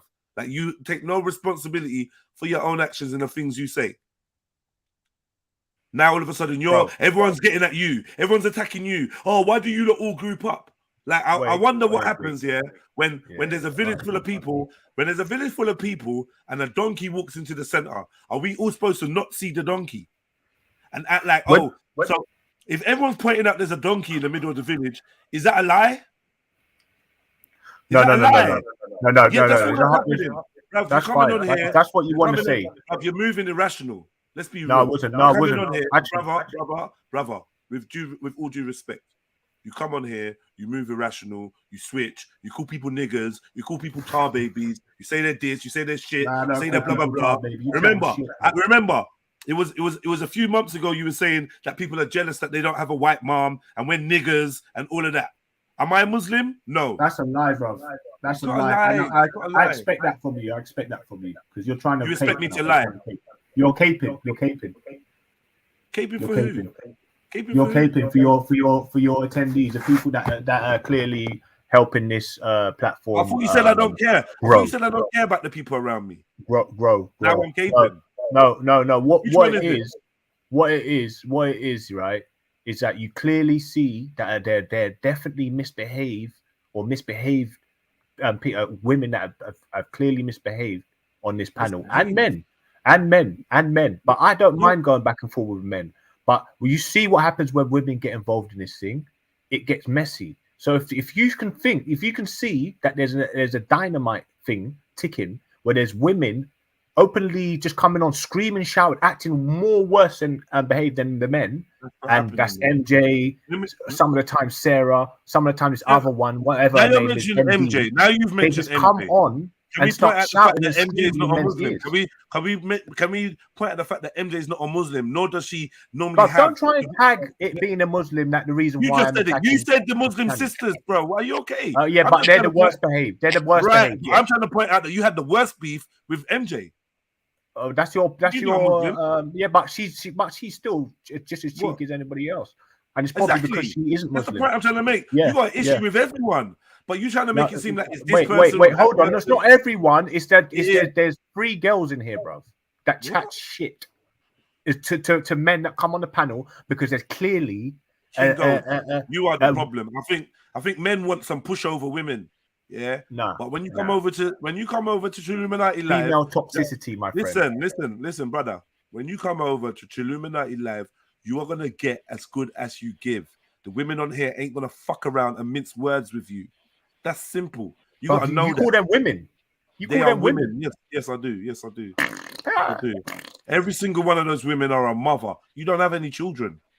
Did he just shit himself? They got jobs. They got relationships. They got personal lives. These are all the things that you don't really have, King Gold. You come on here, King Gold. You come on here and you have mad spazzes, and you're allowed to come back on. But you can't. Yeah, but you had mad spazzes. You have mad spazzes, Jedi. What are we talking about? I only react. I don't come on here and spazz. Oh, no, you sound like me now. No, you spazz. Okay. Oh. You need no stimulus. No stimulus from here anyway. Whatever stimulus you get is from your personal life that you bring to the channel. I argue with people. Yeah, of course I argue with people. I lose it. I go angry. No one's saying that everyone here keeps their composure. What we're saying is it's rational when I do it. It's rational. It's for a reason. There's something going on. There's argument. There's actually someone that's going at me. It's actually a conflict. With you now, you need no stimulus to start telling people that's all kinds of weirdnesses. That's a lie. I'm not responding. I already respond, my friend. And if you don't, and if you can't handle, you know how I respond. If you want smoke, carry on chatting shit to me, innit? And that goes for the girls. I don't come up here chatting shit expecting people just allow me. Like I try and maneuver where I don't come into contact with people like on that level. I don't come in here saying, "Oh, Nigerians are this. We need to go back to Africa. Nigerians have done this." You said the most foul racist stuff. On here. I've said certain things. Right. I've said certain things, but to whom though? To whom? Anyway, man, it don't matter. I'm not gonna argue with you. Come on, man. Mackie, you said foul racist shit. Hold on, brother. You call people the P word. I am not gonna argue with you. I've never called anyone no. You have someone, and they pulled you up about it as well. I haven't. Listen, no, he ain't called no one the P word, right? Yeah, he has. Yeah, he used it the other day. I haven't, man. What are you doing? You did, dumb fucking cripple. 1 second. Yes, you did. Yes, you did, bro. Yeah. I cussed you about your disability. No, man. What am I talking to? Like, sorry, G. I don't want to. Like, come on, man. Search you. Like, you lot have to learn this process. You have to learn the process. Man's not bickering with you. Man's not bickering with you at all. However you feel, you feel. If you want to come on and speak your mind, speak your mind. The minute you come on to slander a woman, yeah, where I think that could be detrimental, I'm going to say something. I didn't stop you. I didn't kick you off. I just intervened, or I just spoke after and said, you know what? My man's chatting shit. I don't believe you. I questioned you, and that was it. You still on the panel. All now you ain't been kicked off. But you will swear down that you don't get a chance to voice yourself. You actually don't have any grounds to have any anger towards anyone right now, because if you checked yourself and checked the energy you bring, you would understand. But you can't control yourself because sometimes you get erratic. I'm not polite, am I? Sometimes you. I don't come on here with respect. I said sometimes you get erratic. I didn't say you're erratic all the time. You definitely do the Jekyll and Hyde. But what I know is when you do the Jekyll and Hyde with me, I know round the corner you're gonna switch and tell me about me and and blame me for every fuckery in the world and what a bad person I am and what a shit channel this is. You do it all the time. It's a cycle. We're used to it. It's not the first, second, fourth, or ninth time, bruv. But you're trying to convince the new people in the audience that, oh, you're the victim and people are just out to attack you and people just hate you. Oh, look, there's a disabled man. I tell you what, let's all start cussing the disabled man. All these mothers, all these Muslims, they all just want to hate on you. All the man them, they just hate on you because you're just such a hateful character and you do nothing wrong. And I'm saying, when are you taking responsibility? When are you saying, you know what, I do instigate this shit. I do start this shit. I do say shit that I shouldn't be saying. When are you going to take responsibility? All right. Do you know what? Okay, the other day, actually, fair's fair. Triller was talking about how what I was presenting was garbage and gobbledygook and whatever. So I responded with saying the same thing back to him. It happened to be, well, I think it was about his Sikhism thing. All right. Yeah, maybe that was a bit far left field, but I was only responding to him chatting shit, bro, whilst I was trying to present something for like 20 minutes, right? So if you're and the fact that this other weird ginger smelly woman started chatting shit in my ear, bro. I'm not even talking to the woman. It just shows that that woman now feels like she can just come and start trying to abuse me when I'm coming on your panel talking about investing into digital land. I was saying nothing about Ireland, nothing about white people, but she wants me to put. So when we're talking about you're trying to get people to step out of their comfort zone. That's what these women are doing, bruv. They come in, they're clearly doing Shifa. They're clearly doing. They're trying to get him to switch so he shows his bad, worse side. And when they do, they're like, it's like they get a fucking rise out of it, bruv. Yeah, these are toxic fucking women that will tear away from their family. Okay, you can clearly hear it in Sarah. She's a terrorist. She probably got beaten up by her dad because she had a runny mouth, and that's it. She's just a tearaway. She's no representation of a Muslim in my eyes at all. I've never met I've met Somali girls and that like her. I wouldn't want to go nowhere near them, bro. Yeah, I see that as a fucking a detriment to the race, bro. That in my eyes, someone like Sarah, someone like that bitch, bro. Just got no manners. She sounds more Jamaican than she sounds British. In my eyes, she sound like she want to sound like Nynefa, and she's mixing the lingo with being rude. Just because you're speaking Caribbean, I mean, why are you going on a rant about someone that's not even here? You got no, because she's a frequent person who frequents and abuses people. See what you do, bro. She abuses people in your chat. You actually have, and so do you, and so do you. I'll slap her in her face, bro. And so do you. Yeah. So you do. If she abuses people, so do you. So what makes you so righteous? How's that? No, I don't just come out and abuse people, brother, out of nowhere. Neither does she. What are you talking about? Neither does she. So what makes you so righteous? Yeah. Because the thing is, yeah, what I noticed is people think that we're all here just to listen to fuckery and bullshit, and people are not gonna say nothing. If you chat shit, someone's gonna call it out. If they chat shit, you can call it out. Simple as. You take it personally, you start getting all in your feelings, and next thing you know, you're saying some crazy shit about the sister, and you think that she's gonna forget that and not shoot at you when she gets an opportunity. When you say whatever you want to say, come on, brother. Yeah. Now, man up. Yeah. You give as good as you get, so just man up. So crying. No, that's my response, my friend. You after 2 years of you allowing you seeing her chat shit to my ear. No, you give as good as you get. I think you. But I don't mind. I'm not triggered, bro. I'm just telling you how. I think you forget. Listen, please wait. I think you forget exactly how the energy exchange starts. That's one thing I noticed. I think like you throw rocks and then hide your hand and then forget you threw it. And then when rocks come your way, you're like, nah, I'm just retaliating. But unfortunately, this shit is logged and people see. Now, if people like, you can listen to the new accounts that haven't been here for the 3 years, or you can listen to accounts that have been here for the 3 years, 2 years, even the past year. And let's see what they have to say about it. Because I'm sure they all got their own independent minds. I'm sure you put it all down to them all being zombies and followers if they told you, now, Kingo, you actually do give as good as you get. You're not actually going to listen to them. You're going to convince yourself that are you watching your fucking chat, bruv? You're stinking fucking bitch, dick sucking chat, bruv. You're part of that chat, every one of these girls in their face, bruv. But you're part of that chat, though. Yeah, no, I don't mind, bruv. Like, I will beat your brother up. I will stab your brothers up, bro. One time. And anyway, Chevelle Anderson, he's not bad, even though she don't like me. I don't mind Chevelle, innit? Flipping. I'll bore all of their brothers up, bro. Bring any of your brothers to me and they get bored. Whatever, One bro. time.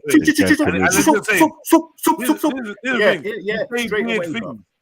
Yeah, so don't ever think you can run up on man, everything you can do, because that's the vibe I get when I come up on this panel. Like someone wants to do me something, the way your people chat to man, the way, and you don't even monetize that, you don't even try and talk to them and say, hey, why are you getting at this brother? No one not just even starts attacking you. No one just starts chatting shit to you. You don't respect me, innit? You don't rate man. Not really. You allow Not these much. dickheads to chat shit in my ear. But I still tolerate you. It's All hard right, to cool. respect you. You can't force me to respect you when you do things like this, and then you fabricate exactly how it starts. No, this is the first time I've done this. If you was a warlord, yeah, if you was a warlord, This is the first time I've done this. If you was a warlord and you owned it, yeah, then I'd rate it. But what is, you start war and then you start acting like a victim and acting like people are on your case, and it's not the case. Bro, it's not the case. Bro, When you I come swear on here, you actually want to see one of these girls get slapped in the face, bro. Carry on enabling that. And so when one of these girls gets slapped up, Jeds, or get beaten up by a girl, by a sister that doesn't like their family getting abused, then you're the one, bro, who's going to be in a problem, isn't it? Yeah, when Sarah gets beaten up by my sister, when she gets beaten up, it's your fault, family, yeah? all right, listen, wait a minute though, bro. Wait a minute. This is the thing. You don't like to take responsibility. Somehow, it's my fault if you cause violence to befall a woman. It's nothing to do with me. Violence. All right, cool. Yeah, you said beaten up, right? So if you wanted to get beaten up, if then any of these comments might say, come chat shit to own me it. like the way they're doing the thing, I'm gonna beat them up, bro. Can you stop for a minute, please? Can you stop All right, for a cool. minute? And so would you. So stop chatting shit, bro. Can you stop for a minute, please? I'm just saying, if you want to get violent, if you want to throw out threats, if you want to call people dick suckers or this or bitches or whatever, tell people about their mom or stab their brothers or whatever, do that. But don't do it in my name. Don't now try to involve me like, oh, it's your fault. I'm not here to hold your hand. I'm not advising you to act like this. I'm not advising you to say these things. I'm not advising anyone to say anything to you either. So why do you have to make it to do with me? Okay, I'll tell you why. Because when we respond, okay, the people that you don't rate clearly up on here, you mute, you talk down, you try and say, oh, well, you're doing this, you're doing that, but you don't even blink an eye at your inner circle. Do you know why? Because they're helping this channel perpetuate itself. Other than that, if you're being genuinely honest, you wouldn't have half the dumb bitches who feel like what they're doing is right here, bro. You'd be chastising them. They'd be getting huff and puffed about it because that's what they did with their parents when they told them to stop being rude, and they walk away from your channel, bro. But you'll tippy toe around for them, step on eggshells, just so when the girls chat, it's entertaining. I understand that. So obviously you're in a predicament, innit? You're between a rock and a hard place. But you can have these little tramps on your shit. I'm out. I'm not around that. All right, allow it. Big up yourself. So, Yeah, man. so get this now, though. Yeah, this is what's ironic, because I feel like this is the narrative you've built for today or for now. But the last time you was around, your narrative was Jedi just throws his panelists under the bus. He don't care about no one. Like they could be with him, they could be his friends, who just throw them under the bus. That was your narrative that you ran to G Block with. I got a good memory, bro. So now your narrative is Jedi just protects his panelists, and it's like, bro, allow me, bro. Like, if I think you're wrong, I'm gonna tell you you're wrong. If I think any of the people that you've mentioned are wrong, I'm gonna tell them they're wrong, and that's just it. You can't force me to think that you're right just because it's through some emotional blackmail. Unfortunately, I don't agree with you because I don't think you're right. Not because of this panelist or that panelist. If it was Sniper right now going at you or saying all this, I'd tell him he was wrong. That's what I do. Sniper's the co-pilot. And I tell him, you are wrong. I'm not saying that you're wrong, bro. I'm saying that you could do more to stop them. So what you want me to do as a man, go and wade into a disabled man and a woman beefing, or a disabled man verbally attacking a woman and then her defending herself. You want me to go and wade in and get involved in that. But I'm not going to do that. I've attacked what women? What women have I attacked? Take responsibility for the energy that you bring to any room you're in. That is the highest sign of manhood. I don't, listen, brother, I'm not gonna lie. Look, I'm gonna be honest with you, fellas. Just to hear the way that they speak, it's road ghetto trampy. I'll beat the shit out of you if you come into my face with all that rare tear.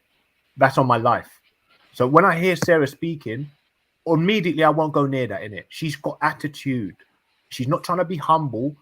At any given drop, she's gonna be up in your face. I ain't got that. And I ain't got that time, bro. People get stabbed. I have had so much shit in my life, bro. That I'm not trying to get around that because if I am around that, I'm gonna do them something wrong, bro. I want to do them some harm. Jan Smith says, look at this. Look at Jan Smith. Jan Smith says, Jedi, how come you're nice to him and everyone else you're hard on? No, because one, he's disabled. Two, I actually believe that there's a whole mental and psychological aspect to him. Three, because I really like his brother. Get me? That's it. That's why. But he would never recognize the lenience he gets. Everybody knows I was so lenient to the point I was like, do you know what? Rather than me going to the next level, I'm just gonna block this youth. The guy was blocked for maybe a year.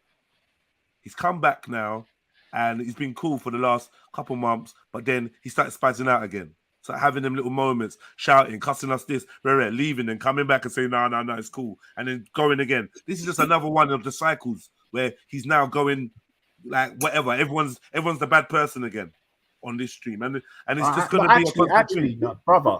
I can promise you, yeah, that I actually love the brothers. I really like the brothers that I hear speaking on here. Yeah, no homo. I don't know why. Even Raheem, as much as he annoys me, but I've never ever met girls, bro, as nasty, so trampy. Like I think Axton's cool, but Sarah and MJ are totally different kettle of fish. Like totally, like I wouldn't want to go anywhere near that Sarah bitch because if she was in my household, but I'd be beating her up.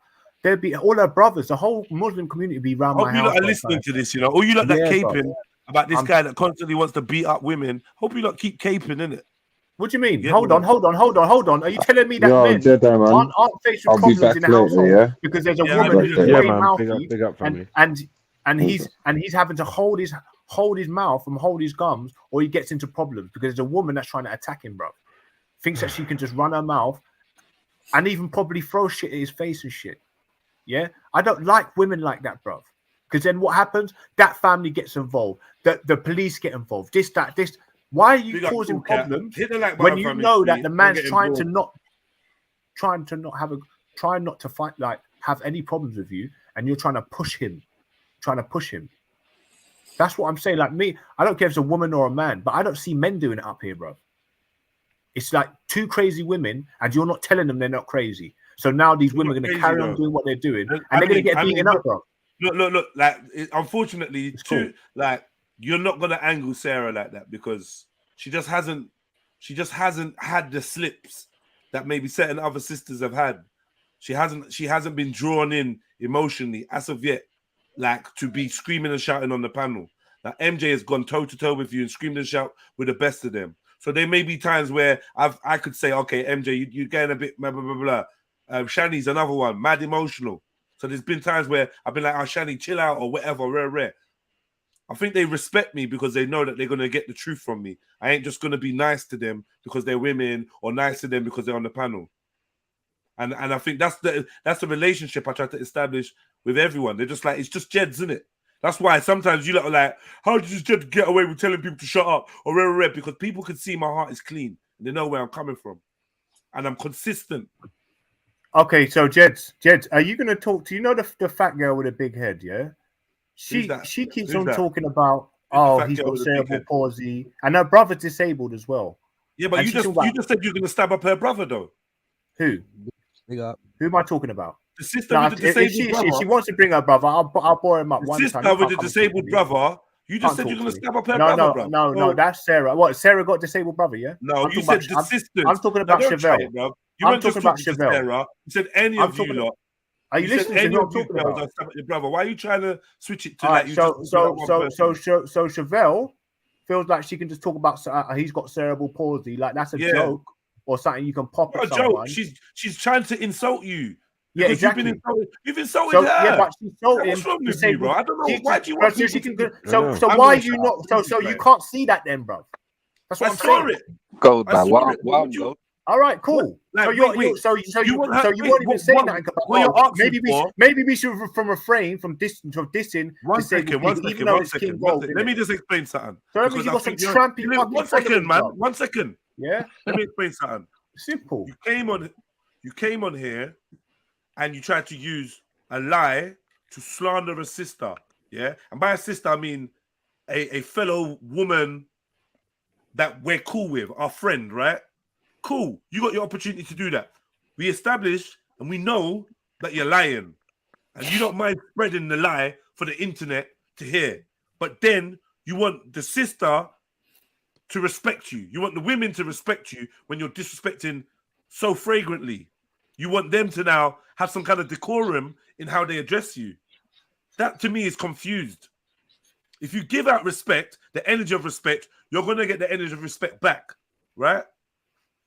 Remember, Chevs was around when we was trying to get Impressive to come to your yard and give you massages. And do you know what I mean? What I'm saying? Chev is my little sister. You know what the funny thing is? And as far as I'm concerned, bro, I wouldn't be surprised if everybody heard what you were saying about suck a dick, fuck Islam, fuck this, boom, boom, boom. I didn't say fuck Islam, bro. I didn't say fuck Islam. Hold on. The level of disrespect that you're willing to dish out, I don't get why you're surprised. So I said fuck Islam, did I? Yeah. Bro, why do you keep talking? Right, cool. Please.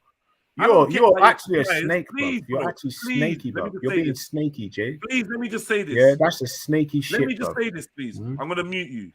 Yeah.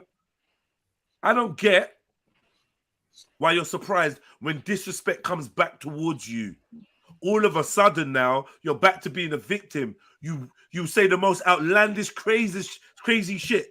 You're even trying to appeal to my sensibilities after telling me you put a hole in my head. So I said fuck Islam, yeah? Just like that. I just said fuck Islam, yeah? That's what you said. You said fuck your religion. No, I said if that's how you are conducting. No, don't try and soften it up now, bro. Yeah. You're a bad man, innit? Stand on your square. Pull it up, me saying Stand on your square. If I was to say that, I would say it, but I didn't say it. I don't say things like that. But pull it up, and then I'll forever hold my peace. All right then, cool. Sorry, I'm here to address the faggot on the panel, yeah? So I was not talking about you when I said cerebral palsy, by the way. I was talking about my brother. I said there's no excuse for your fucking behavior. Yeah, right, that's what I'm talking about. How the fuck? Jed, yeah? So what? Now you can't read. You can't read now.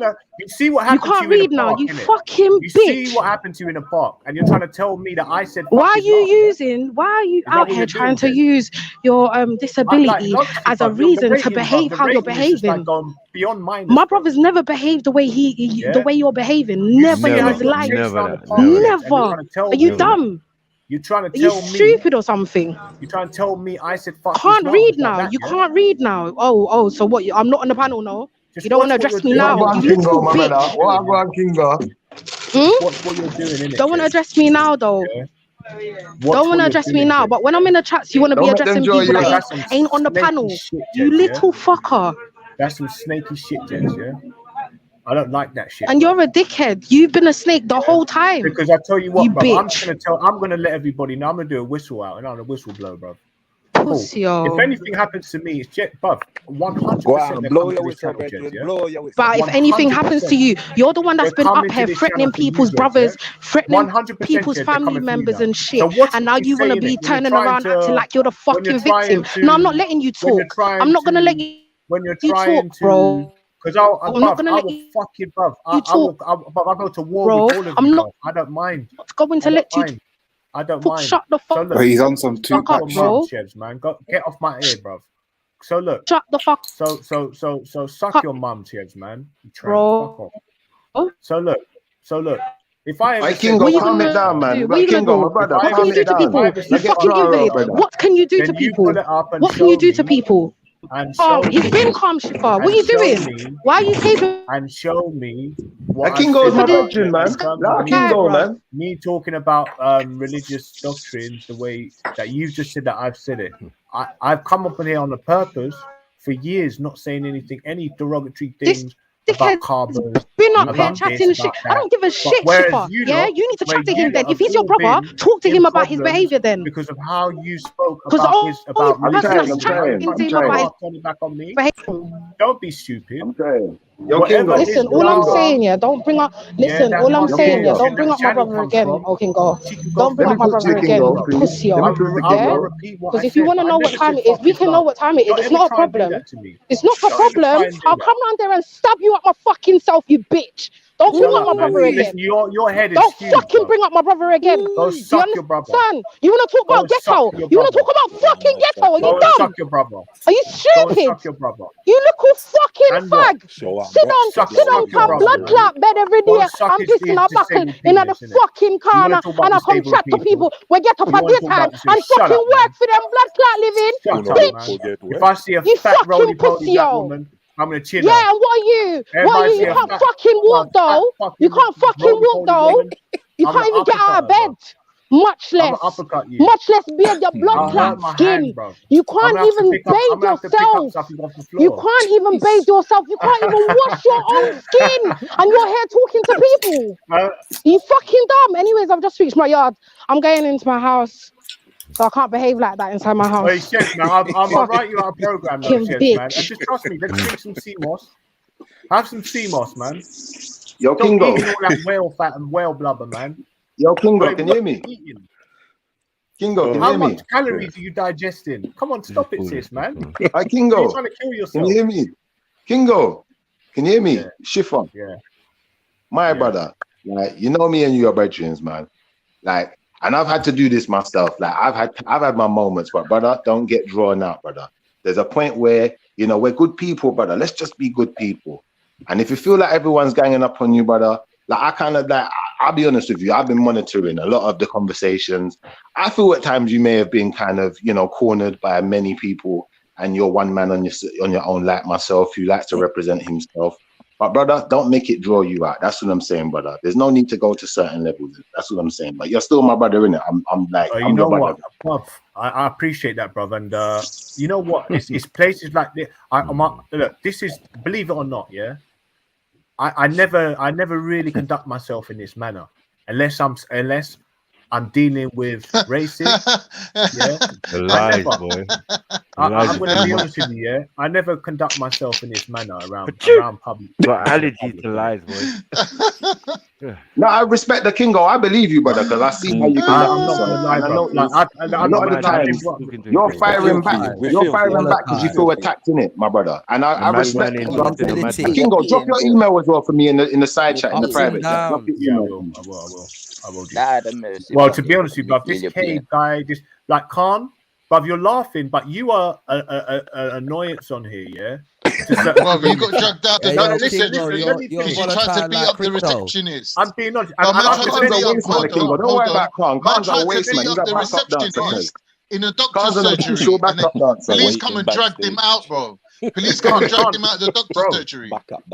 Listen, bro. I was been trying to fucking defend you when you were having nearly a a heart attack when everybody was attacking you up on here a couple months ago.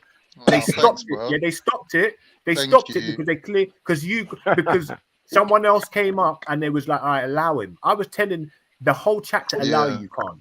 Yeah, and a quick one. Like but we've all done that for you as well in the past. That's not the point.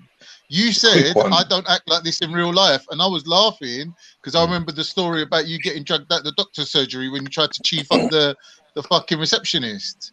Well, that's a great story, man. Is that if you want me to make jokes about how Islam got invaded, the Middle East got invaded, then that's basically what you're doing to me. Because what's happened to me, in my belief, and you know what you're doing, Khan, is that I believe that I've been racially attacked by the system. So if you want me to start dissing the way you, man, have been racially attacked by the system, carry on doing what you're doing, innit? Because you know that you try to say that me getting dragged out of a fucking NHS or doctor's thingy was actually the main cause of why everybody's up on this planet talking about systemic racism, all the rest of it. So don't try that, bro.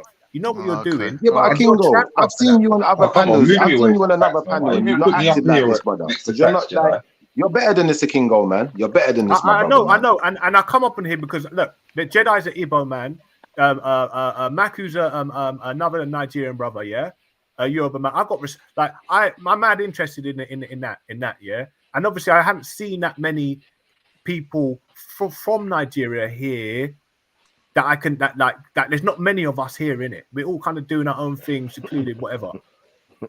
So when I do hear some people that are of a similar age, it's interesting for me to come around and just talk and see what's happening. But when they're around people and their people are disrespecting me, then what can I do, bro?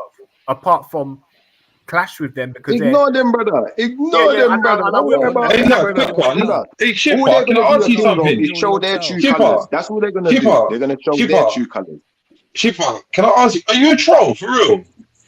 No, Kingo's my brethren. I just told you what happened to you, brother. I said, if he's your brethren, why are you not being completely? Why are you not being unbiased and saying, do you know what? You're saying shit which is completely out of order. As much as you may feel provoked, the response is wrong, because that's what a good I brethren don't need would to do. go there. That's my brethren, innit? If my brethren feels like he's being provoked, I'm here to support my brethren and also to say to him he's better than that. And most importantly, you don't have to go to that level. Let other people go to that But you're level. not saying Now, that. people are You're listening. vindicating I am it. saying it. I am No, saying you're it. not. You're vindicating it. You literally said you've been drawn out. Don't let them draw you out. You've been ganged up on. When the past hour and a half, he's been here talking to the point where I was falling asleep and jumped off of it. That's what you're talking about. Yo, tiny dancer. Like literally, you must be trolling, Shipper. You must be trolling. I am not going to address my brethren in no derogatory way. I'm going to address my brethren. I'm going to address my brethren in the best way I see fit. Not in the way you do that. You do that the best way you feel fit. 100%. 100%. The best way you feel fit. The best way. See the backup dancing like Kingo. You see, Kingo, this is why you don't react, brother. Because there's pure backup dancing. All good. Yeah, all good.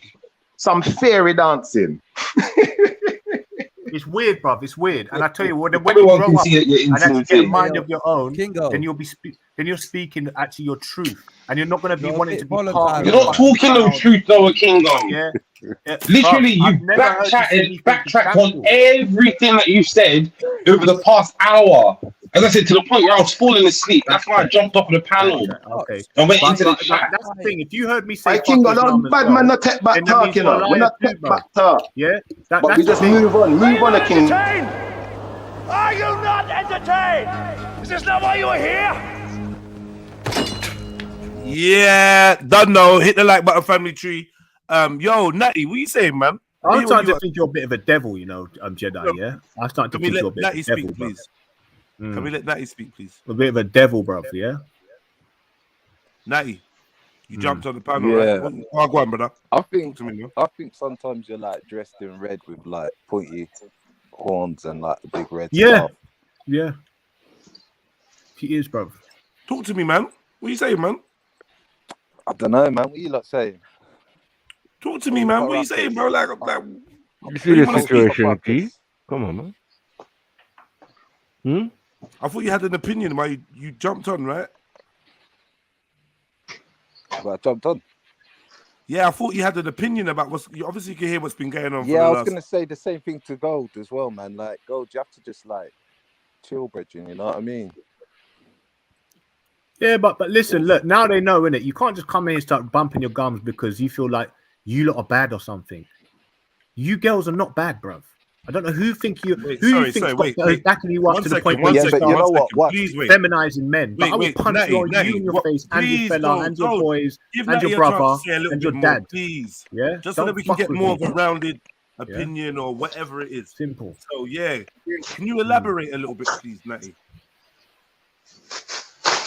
Yeah, you have to like pull back a little bit, Gold, man. Like, you know what I mean? There's like, I think what Motion was saying in there are certain boundaries, man, that are a little bit like raw. That's a bit extreme. But then there is a bit of, you know, banter, joke, snidiness. You know what I mean? You can dish that out. Obviously, as you know, people talk about violence and all this shit, and it's very hard not to act violence against someone who's acting violence against you, innit? It's very hard to act like a saint.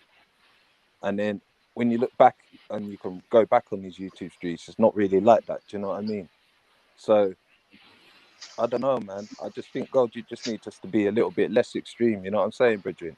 Especially when you're talking about like you're fighting up women up here a little bit. You know what I'm saying, G? Like, I know it's not really that but at the same time, someone did say, but at the same time, someone did say, you know, if a woman's gonna fight you, like lash you, hit you, you know, you'd hit a woman back. So it's whatever you want to do, Bridget. You know what I'm saying? Yeah, but he's not fighting no one. He's just saying it's all online. And he's been saying it for the past 3 years. For as long as I've been on these panels, it's the same thing. I'm going to fight you. Then it comes to time I'm going to get my dad. Then it comes to I'm going to get my cousins, my uncles, my brothers, the this and the that, and the da-da-da. It's all just chatting shit for the sake of chatting shit. Hey, Raheem. Raheem, you sound like you got your knickers in a twist. Shipper, just don't start because you are the fakest guy on this panel. Hold on, man. Because when I give up and I decide I ain't got no more energy, I'm just going to jump off. But please, yeah, let's one at a time. So you want to respond. Who wants to respond? Shiffer, you got something to say to Raheem? Yeah, I think Raheem's getting his knickers in a twist. Like, at the end of the day, yeah, like, if Chevs and the Kingo are going at each other, having an argument, at the end of the day, we're all equal, innit? Yeah, and if a woman wants to address a man, like, as a man, and he wants to address her a certain way, I'm going to let them say what they got to say, and I'll speak after. I'm not here to advise anyone or to jump in the way like I'm some referee or some kind of backup dancer or some kind of theory. I'm not here for none of that. So, you know, Raheem, I think you just need to start getting your knickers in a twist, brother. It's not your argument, innit? Let people have their own arguments, innit? You don't always need a backup. Sorry, did he say, sorry, can I just respond? Did you say you're not going to come to back people up when you jumped on screaming, a king of my brethren, a king of my friend? Don't let them gang up on you. I've got your back. Don't chat shit, Shipper. That's not backing him up. I never said I got your back. I said to him, he's my brethren, and me now got advise him and try to speak down to my brethren. I got said to my brethren, I quote, don't let them back you into a corner, a Kingo. I've seen you. Don't let them back you into a corner, a Kingo. Yo, all that don't like confusion can stay on. If you like confusion, then I'm gonna have to kick you off. I don't want to hear bare man shouting over each other. Since that you lot all want to be calm and you want to just say how you feel, then there should be no argument here, right? So yeah. So Raheem, what was you saying? Sorry, Raheem's a coconut, man. He's a fucking coconut.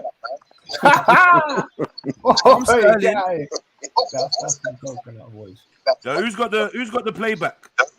That's not me. Raheem. That's not me. It's not Raheem. Is on mute. Who is that got the playback? Is it UP? Nah, blood. I just checked my thing is on mute. It's UP. Someone's trying to play me back to check what I said, but you're never gonna fault me. No, it's facts. It's facts. Cool, I got it sorted. Yeah, man. I had to tell some of you stank-hole bitches. Yeah, Raheem, man. can you hear me? Yeah, brother, I'm here, man. Sorry, you were saying, because we didn't really get to hear what you were saying. I can't even remember. I just said, like, you literally, I just said what I said. You turn around and you're saying about caping and... Yeah, I can't remember. I've lost it now. I was getting something. So let Schiffer go. If Schiffer wants to talk, let Schiffer talk, man. Schiffer's comments about not wanting to get involved. You had something to reply about that. Yeah, I said it. He jumped on talking about, you're my brethren, don't let them back you into a corner. You're talking about other people jumping on and getting involved, and you're not giving advice, but you're literally sitting there giving advice, backing up a Kingo, putting batteries in his back, making him feel like he can actually do something.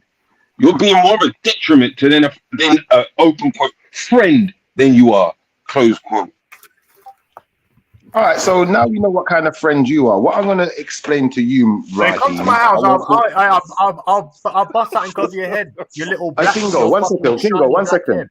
Let me just address what he said. Yeah, comedy, man. Yo, Kingo, don't go there, brother. Remember, you're my brethren. Let's try and keep it cool, innit? We're on the same level, my brother. Yeah. See, now I'm advice. to you, Kingo. Advice. Kingo, don't go there. That's advice. I said to you, Kingo. I came on and no one noticed my brother Kingo some advice. I said to him, don't make people draw you out. I didn't start going at anyone who You said that you don't offer advice, yet you're showing that you offer advice. You're a walking contradiction. You're showing your You got feminine side again. Pull the Sorry, skirt down. see, I'm mute up. some advice. All right, thank you. Pull the skirt down. You're All right, circled thank up. you. He's not putting it Nah, down too much. nah, my brother Kingo. As you notice, my brother Kingo, yeah, I did offer you a little bit of advice, and I said maybe you should stop going to certain extremes, but you're still my brother. And I also said to you, don't let people draw you out. I have not gone at anyone who you was arguing with, though, and I didn't say anything derogatory or try to defame anyone who was going at you. I haven't said anything bad about anyone, so I'm not backing you up. I don't need to. You got your own back, and you're well and strong enough to back yourself, my brother. So I'm gonna let you do that. But I've offered you my advice, and you've humbly, listened to it. I don't know if you're gonna take it, but you've listened to me, so thank you, my brother. Yeah, no, big up yourself, man. You know what? I can actually take constructive criticism, people telling me what I've done wrong, and that's not a problem. But when someone like pecking at you, woman, man, like, no one's gonna have it, bro. And you lot have seen what's been happening, so be honest with yourselves, and that's it. It's no biggie in it. Whatever topic you had going on, Jed, was big. So let's go back to that. I'm gonna jump off, and hopefully the stream goes back to normal. But I'm just gonna say, bruv, like these girls. Got your email though, Kingo, first before you jump off. I don't know why he wants these girls to be speaking the way they are, so they're heading for beatings. Obviously, he's not. You can't police everything, but bruv, this is your server. There's moderators for a reason, and if you're all gonna allow people to be in a chat abusing people the way they are, little sly shots, with people that aren't facilitating it, that's it. That's abuse in it, and that's happening in your chats. But don't feel like you can't point at me. Yeah? You can't point at me. If you feel like what you're saying is, yeah. Let me respond. What you're saying, go. Let me respond. Let me respond. Who's that talking? Somebody that wants to respond, isn't it? So what I'm saying is, yeah, if you feel like you're being abused in the chat, that's unfortunate. My best advice would be to you, if you feel like the chat is abusive, then leave the chat. That would be my best advice to you. If you feel like it's unwarranted and people are attacking you and it's making you feel some kind of way, then I can't guarantee your safety on YouTube or the internet. I can't hold your hand when you log on, and I can't monitor because I'm trying to run a show. So my best bet, your best bet would be to just disengage from the chat and forget about it. Maybe find somewhere else to patron. And even though I'll be sad to lose a viewer, I'm sure it's for the best, and everyone's well-being is probably what should be more important than anything else.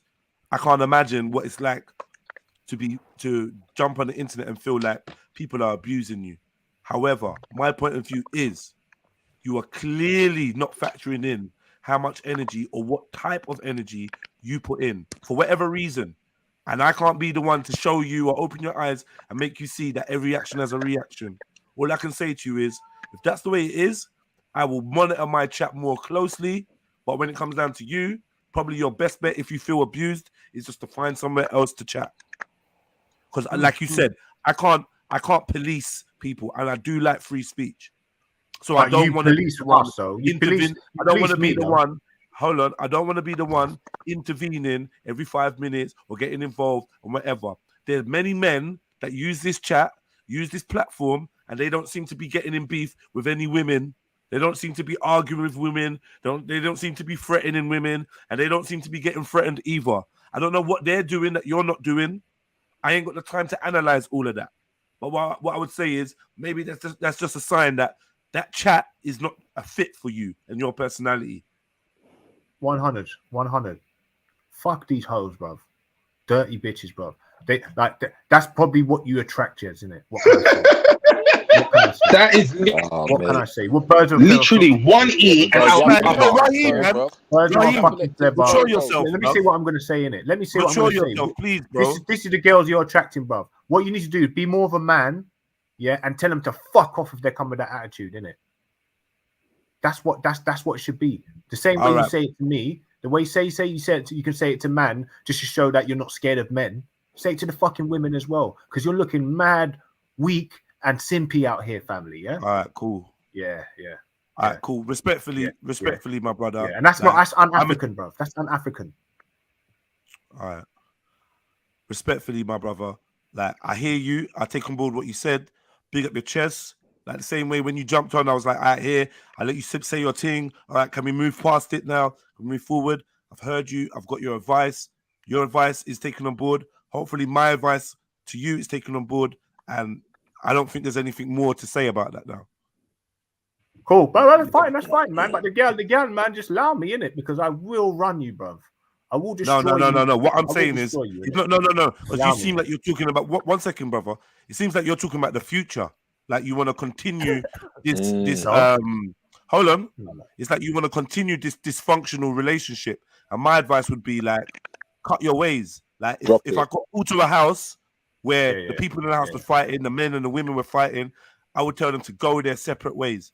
If you can't go your separate way, because obviously, for whatever, just go your own way in it. That's what I would say. So there's no next time. You don't have to care what they say, how they say, when they say. You can just live your life and do your thing and not be a victim of abuse. I would say that's the best thing for everyone all the way around. So, like, I would suggest that that's what you do in it. Wouldn't it be best to address both parties, though? No, because some things have been said to Kingo that's not necessarily good. In this case, I don't think the women are in the wrong. So no. I disagree, though. I don't care if you disagree. Because I've been listening to some of the things that's been said to a Kingo, and I think if you disagree. Please, I don't really understand your involvement in this. A grown man is having a conversation with another grown man. You said you're stepping to the side. You've given your advice. So why does your opinion come into how I feel? What's that got to do with me or King Gold? You've said what you need to say. Now, do you know what? 1 second, bro. Yeah. Unless you want to make this about you. In the words of Mary Chen, it's an open panel. In the words of Mary Chen. Right, it is. Yeah, it's definitely an open panel. But I don't want your opinion on what I'm doing. So you can have an open panel. Like I let you on, right? You can chat, right? But you're now talking to me about I disagree, and I'm like, well, I don't care if you disagree. Not about you. I gave an opinion of what I've seen, how I look at it. Like I've never asked, what do you guys think? How I think? Like I'm not asking that. King Gold said something to me. You lot laughed and cracked up. It was funny, right? It was all funny to both of you, right? Now I'm saying something. I'm saying something to him, and like other people got an opinion about what. Allow it. I didn't have an opinion when you laughed.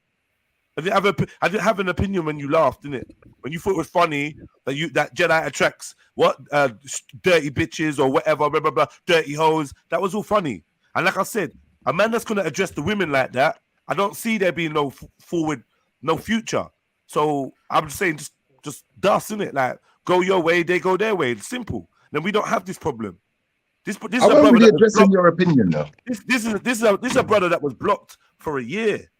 He's come back and he's again in passive with people. I don't know what to do. I've tried different techniques. If you was here at the beginning of the conversation, you would have heard how calming I was trying to be, how I was trying to diffuse it. I stopped everyone from talking. Maki tried to talk, Raheem tried to talk, Khan tried to talk. All now I'm having to go at Raheem like, yo, bruv, what are you doing? But you lot don't hear none of that. Hold on, you lot don't hear none of that. You don't hear me kicking. You don't know. Hold on. You don't see me. Hold on. You don't see it. 1 second, please, man. Please. Carry on. Allow it, blood. I'm actually giving you something like a gem. You don't hear me, and you don't see. You don't notice me kicking off. You don't notice. Remember, you haven't been kicked off once, and you've abused me. You've insulted me. Now these so-called women are getting kicked off the panel. Get a fucking foot Hold on, brother. Don't do the whole thing. I'm going to lose my cool because Jedi's being calm, so I'm just going to go the opposite. Match my energy. I'm not in no beef with you. So what I'm saying to you is, valued members of the panel are being kicked off and not allowed back on. They're appealing in the chat. Let me back on. And to be honest, this same platform was used to actually make a serious long-reaching allegation against her. And I still kicked her off. And I'm still not trying to make her come back on there to argue with you or beef with you. I'm trying to diffuse it. Chevelle's not coming back on. So I don't know what more you want me to do from this side. As far as I'm concerned, you're a man. And everything I keep hearing is, it's these women. It's your fault, Jedi. It's these women. It's your fault. You lot are just grouping together. It's you lot just bullying me. You lot are just doing this. So I'm saying, it seems like you just don't seem to be a fit for the group that's here. And if that's the case, then I can just say, you know what, farewell, innit? Big up yourself. I ain't kicking you off, but you got to do what's best for you, innit? And what's best for you is not to be around somewhere. I've been wound up today. Not to be around somewhere where you're being abused. I could never ask you to endure that. I would never endure it myself. Jeds. I've walked in Shepherd's Bush. I've walked around Shepherd's Bush, yeah. I had a nice girl on my shoulder, on my hand. I went towards a shop, Londi's, and there was about 5 Somalians there. One of them younger than me. One of them tried grabbing my girl. Is that my because I'm walking in there with a nice girl? Is that my fault? So what do I have to not go into that area because there's fucking dirty Somalian trying to grab some dirty Somalian trying to grab my girlfriend? Wait, hold on. See, now I can use that example. I can use that example, yeah, and that's a proper example of how you use it. Not about there's a donkey and then everybody calls that a donkey for being a donkey. Don't try and use that analogy, because I can use an analogy where I'm coming into somewhere and there's a bunch of hyenas that are uncouth that are trying to disrespect man because they're all in a group. That's exactly how the fuck it is, bro. Yeah. I can recollect now exactly the energy I got when I went into a bush and there was some fucking dirty tramp tried to touch my girl. Now, can I say something? Now? No, I love Somalis now. I love Somalis. But all right, brother. Either way, that's the scenario. Either way, I'm trying to be. When it comes to this conversation, I'm trying to go back on mute, fact, because you got echo. You need to sort out whatever's going on. Put your headphones in or something. Something's going on. All I can say to you is, brother, like, I hear you, and I'm sure that you have been through certain scenarios. I don't know how that's very relevant to this, but in order to find a solution, I'm saying the best solution for this is, and I'd say this to anyone, right? If you're being abused somewhere, leave that place. That's the best solution, because there's nothing forcing anyone to be here. There's not even no compulsion to be here. And if you feel like you're not it's just pointless. If you're being abused and you feel like you're being abused, I will speak in private with any of these sisters and just tell them, yo, look, this is how man them feel. This is how a Kingo feels. But either way, I can't guarantee it will stop. And because this has been a recurring issue for years, my best thing is to say, you know what, big man, cool. You're not getting on with these lot. They're not getting on with you. Just like I do in the playground as a youth worker, just like I do with a group of kids. One kid's not getting on with the rest of the youth club. I can't shut the whole youth club down, and I can't kick everyone out the youth club. So my best thing is I sit down with that child and their parent and say, for some reason, this child is not a fit. We've tried many different strategies to get everyone to get together, some team building and whatever. Ultimately, it seems like your child or this child will have to find a different youth club to frequent. And I'm sorry that I couldn't find a solution that would meant that you could all be and cohabit, but it's just not working. Simple. What are we now talking about now? Because now you've got all the control. Hold on. Now you've got all the control. Now the ball's in your foot. So how are you going to blame anyone now if you stay? Hey, Jeds, you know what the funny thing is, yeah? Is that, like, I come up here and it's a thing like, all right, yeah, it's a group of people that are talking. So it's interesting to want to hear that it's London people I can understand. But don't ever get it twisted like I'm dying to be here because people don't want me up here, or people are just like you think it's like some sort of love-hate thing. You think I want to come up here and be disrespected. But when I come up in here consecutively, just to come and actually talk to people or make an announcement, I might even not be wanting to speak to anybody here. I might just be wanting to speak to someone in America, and then hopefully someone can see from watching from America. This is a platform that that we might be able to do some networking. That's genuinely what I come up on here, just a network. But consecutively, people are running jokes, not being serious. There's people like little children trying to get reactions from people when people are actually trying to come up here and be genuine. But all that does says to me is that you're not filtering out like dickheads, bruv. And if I'm a dickhead because of what I say and what I believe in, then correct me on it. But I don't come up here purposefully trying to annoy people or trying to bring them down or try and get creative. That's one thing I don't run off. I don't run off anybody's energy. I just think it's too far gone now. So like, I accept all of that and I hear all of that. But either way, like you still here, innit? And I feel like this ain't. I just don't know, because we're not gonna come to a solution in any other way, and you're not gonna convince me that what I'm thinking is wrong now, because I've assessed this for years now. So I don't know. I got like I got no ill feeling to you, towards you. I got no hard feelings. So it is what it is, bruv. When you came on, I was like, yo, what going, King Gold? And then you went into your little tirade, and I had to say, yo, I don't think that's right. What you're saying about a sister. So you're saying I move like Betty? Okay, let's just put it out there. I'm moving like Betty, yeah? I'm not saying that. I'm not saying anything like that. But you think I'm asking you. No, I'm not comparing you to another human being. No. And I'm not trying to bring up another human being's name that doesn't need to be mentioned. All right, so I'm not saying that. What I am saying is, like, for whatever reason, it's time to just call it a day, and then that's it. But before we like keep beating the same fucking subject and going around, does anybody else want to like have something to say? Shifa, I'd love to say something. I wasn't really trying to go against anything that you said, because I think like you're a man in your own right. You're entitled to your own opinion, so I don't need to speak about what you've said.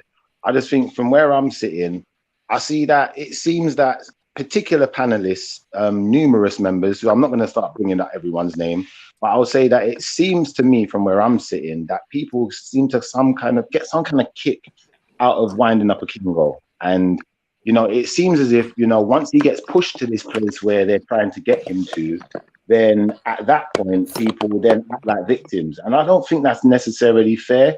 I think, you know, to some extent, you know, it's your panel, so I can't tell you how to run your panel, but I think using the youth club reference that you used, if I was running a youth club and I noticed there was a gang of 6 people or 6 children bullying one particular child and trying to draw them out every minute, I think the onus would be on me as, you know, the leader of that group, as the adult there, to let the other kids know that, you know, that behavior is not going to be tolerated. And I don't think it's about shutting a youth club down. I just think it's about everyone understanding, you know, the levels of their own behavior, as much as we want to highlight a Kingo's behavior, because I'm not going to say a Kingo's behavior is great. You know, I'm not trying to sit here and say that it's good to say abusive things or to make threats of violence, X, Y, Z. And I'd say it's not good coming from the opposite direction neither. So I think, you know, it's for all of us to learn how to deal with each other and, you know, how to be a bit more accepting of each other, you know. And I think a Kingo maybe he's getting out of control because he feels like people are, I don't think he's being bullied, but maybe he feels that people are trying to bully him. And I think the Kingo, you could do better, you know, like myself, you know, at times I've gone to, you know, certain levels in conversation. I've had to look at myself and say, right, you know what? I'm not letting people draw me out no more. Because we all want to be able to use the youth club, innit? So, you know, you're my virgin, innit? So I'm addressing you, a Kingo. I'm not going to address anyone else. But you as my virgin, I can address you and say, brother, I think you're better than this. And, you know, I think that maybe you could do better at not allowing it to get to you, not allowing it to rile up your spirit the way it has. All right, my brother? Yeah, man. Big up yourself, Jonesy. Yeah, man. Anybody else? You know, it's funny. Sorry, yeah, 1 second. Go on. Anybody I was gonna say, like, look, I can hear from both of them the same thing. Nobody's trying to accept responsibility for their own actions. Yeah, it's quick to say, people, panelists, other people, but you've got to be mindful of what you do. You know what I mean? We are very accommodating. That's what we say. We're very accommodating. Otherwise, none of this would really transpire. You know what I mean? Man could just say, like, you know what? I don't need to engage or blah, blah, blah. But, you know, it makes for good entertainment sometimes. But you got to know the limits. And again, we do not sit here day after day planning on how to bully anyone. Yeah. When man comes on the panel, it's a surprise certain time. You know what I mean? And we're happy to see man. But man has this turmoil, and you know about that, Shifa. Do you get what I'm saying? That he's bringing with him. Yeah. Last time I was the one caping for him, telling people, nah, you got to understand, a king goes this and a king goes that. Do you get what I'm saying? Be easy with him. Be easy with him, everyone. Do you get what I'm saying? Yeah. But he still continues to come, have outbursts and blah, blah, blah. And I can't sanction any of that. I got to be real to my brother and say, bros, you're acting like a fucking madman. You yourself are acting like a madman. So madman endorsing a madman, for me, seems a bit crazy. Do you get what I'm saying? Because you're not acknowledging his faults. You know what I mean? You're just kind of, as a next brother said, pushing the bruv, battery in his back. One thing I don't like. Addressing me like that. Nah, he's not. Wind me up. He's just. Nah, I'm just saying, man. He's just giving his point of view. But anyway, we're gonna move forward. Big up yourself. As an elder here, though, don't you think he should do better? Wait. Just chill out. 1 second, I'll tell you what I see. Hold on, man. Yo. Yeah. One thing I hate is having to keep, like, honesty, brothers. This is the thing. I'm moving a certain way, and I'm moving the way that I move. And if some people understand it, some people don't. I guess it's just a frequency thing, yeah. But I ain't trying to endorse. I didn't even have a response for Shifa, yeah. And I don't know why you did. I don't know why people come on wearing a t-shirt saying "Give me attention," and then you pay into it. I'm not interested in it, right? Because as far as I'm concerned, anybody that can't see what is going on right now, they're either deliberately choosing not to see Wagwan because it shoots their agenda, or their mental is skewed. Either way, that's enough information for me. We can move forward. I don't need to hear a new back and forth develop because the next man's feeling that their ego has been triggered and then blah, blah, blah, blah, blah, blah. It's long. So, yeah, we're just going to make moves. Anybody else want to say anything that hasn't spoken already this round? That was a good point, though, because it does suit my agenda. All right, brother. It's all right, Shifa. I'm waiting for someone else to speak. 1 second. Right. I'll go back on. Yeah, just me. If I may, I think. Again, is it normal now? Or is it still? That's facts. Yeah, I'm trying to speak. Yeah, I think part of it. I agree with facts, man. Mute up, man. I agree with a lot of what everyone has said, especially the last bits that were given out in terms of responsibility. No one is trying. Like, the word bullying is a very serious thing to throw around, and I feel like in this day and age, it gets flung around without no real sense of meaning of the word. Because to be bullied is to be ostracized, is to not be engaged in any shape or form. And while people may have a go in response to certain things, sometimes provoked or unprovoked, I don't think that anyone on this panel, especially as an adult surrounded by other adults, has been bullied. There has been a level of aggression and a level of assertion at times, but no bullying, in my opinion, has gone on. So we need to check how we're actually looking at this situation and what we see is going on, because a lot of the time what we're forgetting is what we put out into the universe, irrespective of it's in that situation or at a situation before, is what we will get back in to ourselves.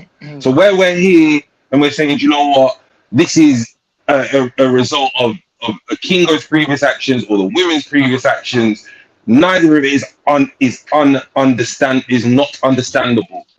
That's what my point is, that we must look at the whole situation as a whole and say, you know what, right and wrong on both sides, it is what it is. But I think the whole thing of this bullying thing is a theme that don't fit right in here, and it's no one on this panel or in the chat is a bully. I agree. You know what is Raheem? Why it can't be bullying is anyone is able to jump off at any particular time. There is no bullying.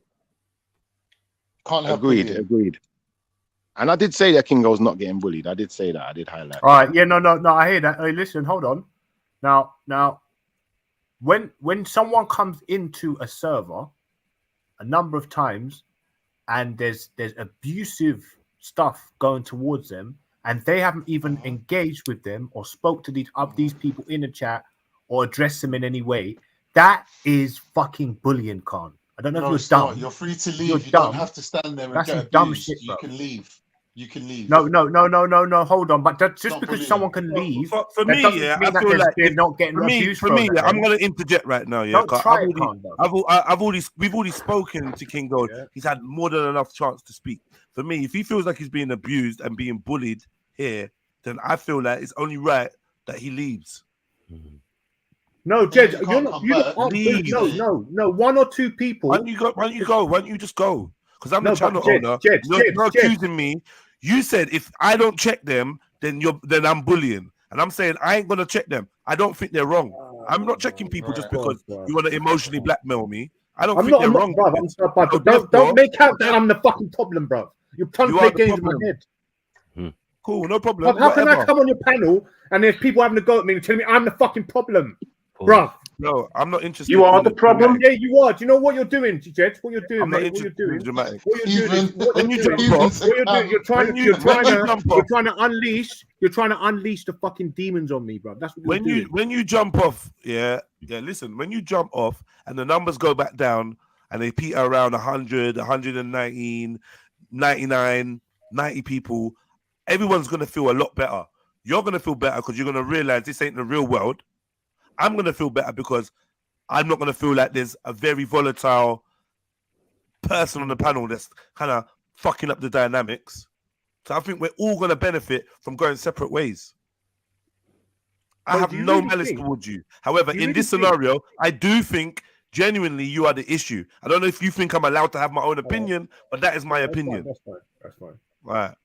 That's all right. I can't see how you come to that conclusion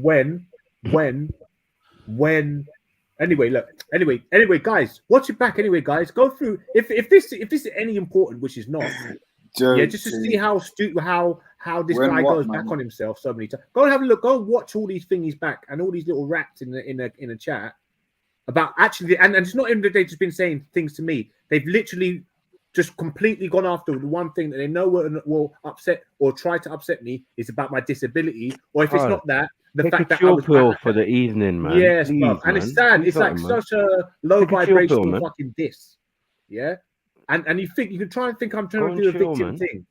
You can try and show this is a victim thing, but go and watch back, family. It is a bit of a victim thing, bro. Nah, go and have a look. The proof is in the pudding, my buddies. All right, I hear you. All right. Cool. You feel aggrieved, yeah? You feel aggrieved. Yeah, no, it's not. No, I'm not. Right. No, I said you feel aggrieved, bro. Because I feel like the more you talk to the brother, the more he's got an excuse to stay in a place where he feels abused and bullied. Yeah, that's what I'm saying. I'm trying to. So, if we care about a Kingo, if we care about people, if we're taking this seriously, then we should allow him the space to just leave, innit? Yeah. Okay. I said abuse. I said I got abuse.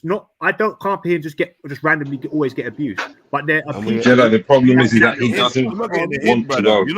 You're not getting the hint. Man, don't exactly. He's not understanding. Yeah.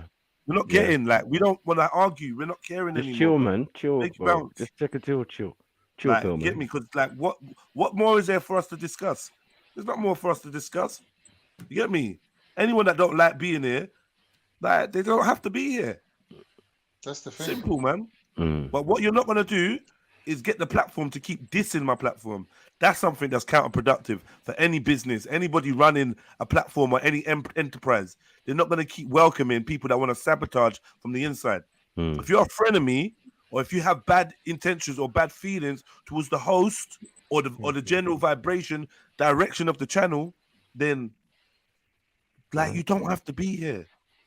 I don't mind people that have their opposing views. I don't mind people that think the sky is black or the sky is green, or that Islam is shit, or that Christianity is shit, or that the earth is ground or flat. I don't mind if people that think all niggas ain't worth nothing or whatever.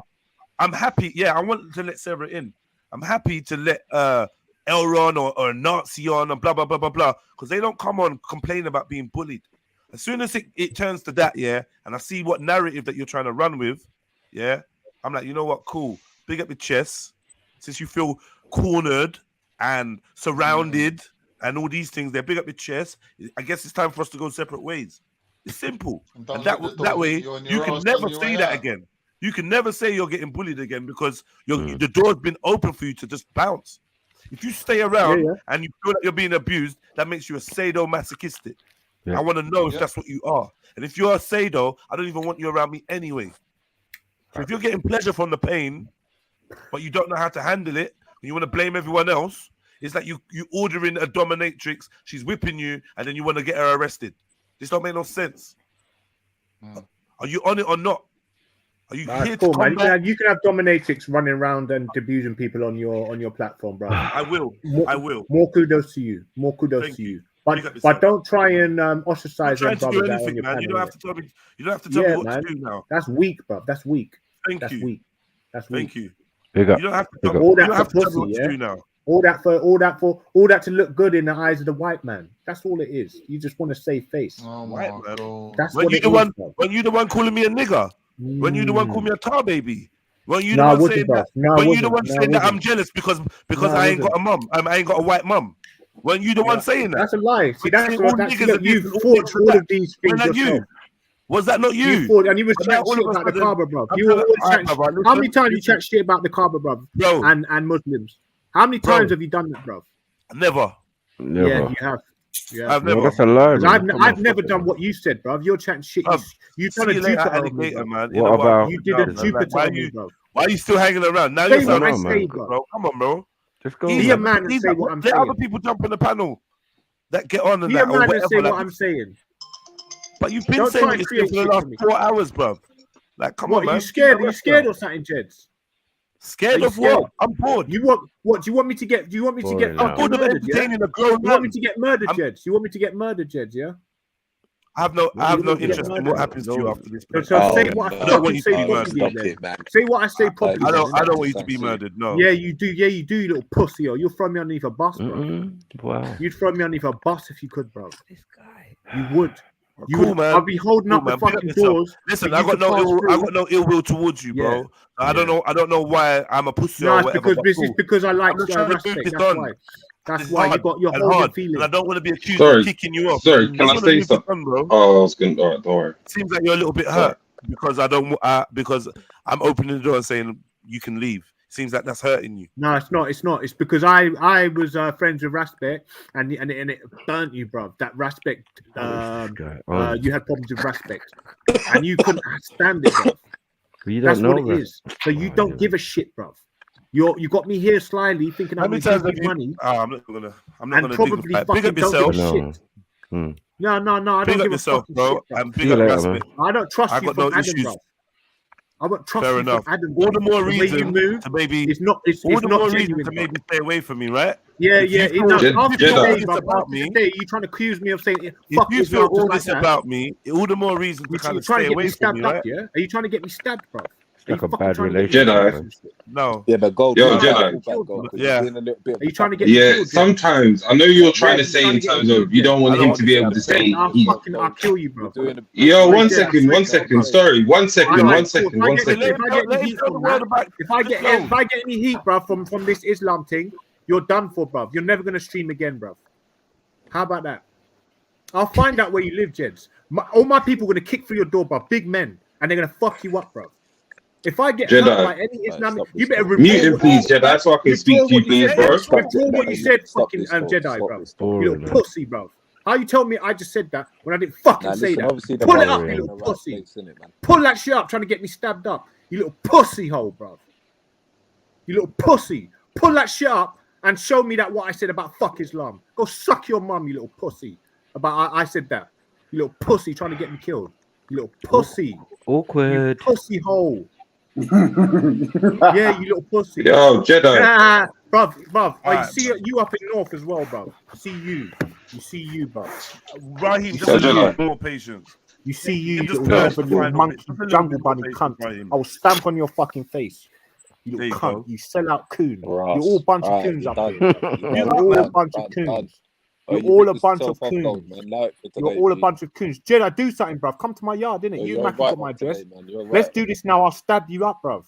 I'll stab you lot in your face, bruv. Come to me, bruv. Come to me. Kingo, let's allow it now. You little pussy hole snake. Pussy holes, bruv. You like Hector, bruv. I don't trust none of you dogs, bruv. Get me when I'm dying. When I'm dying in the face of fucking devils, bruv. You lot will be fucking facilitating them, you little pussy holes, bro. Die, it's been a long day, fucking burn, bro.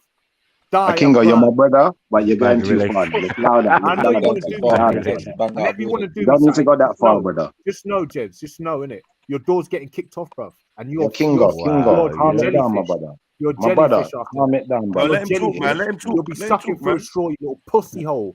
If you know anything about me, bro, ask about me, innit? I'm nobody, but. Bruv, who I know, they're gonna boot off your door, bro. They'll boot off your door, Jed. Your life, Matthew, they'll boot off your door, you little pussy. Yeah, carry on. I've been in your thing. You've been trying to abuse, man, slyly through your fucking little degenerate fucking following, suck ups. Yeah, and I've come up in here trying to show the world how to make more money, how to, you know what I mean?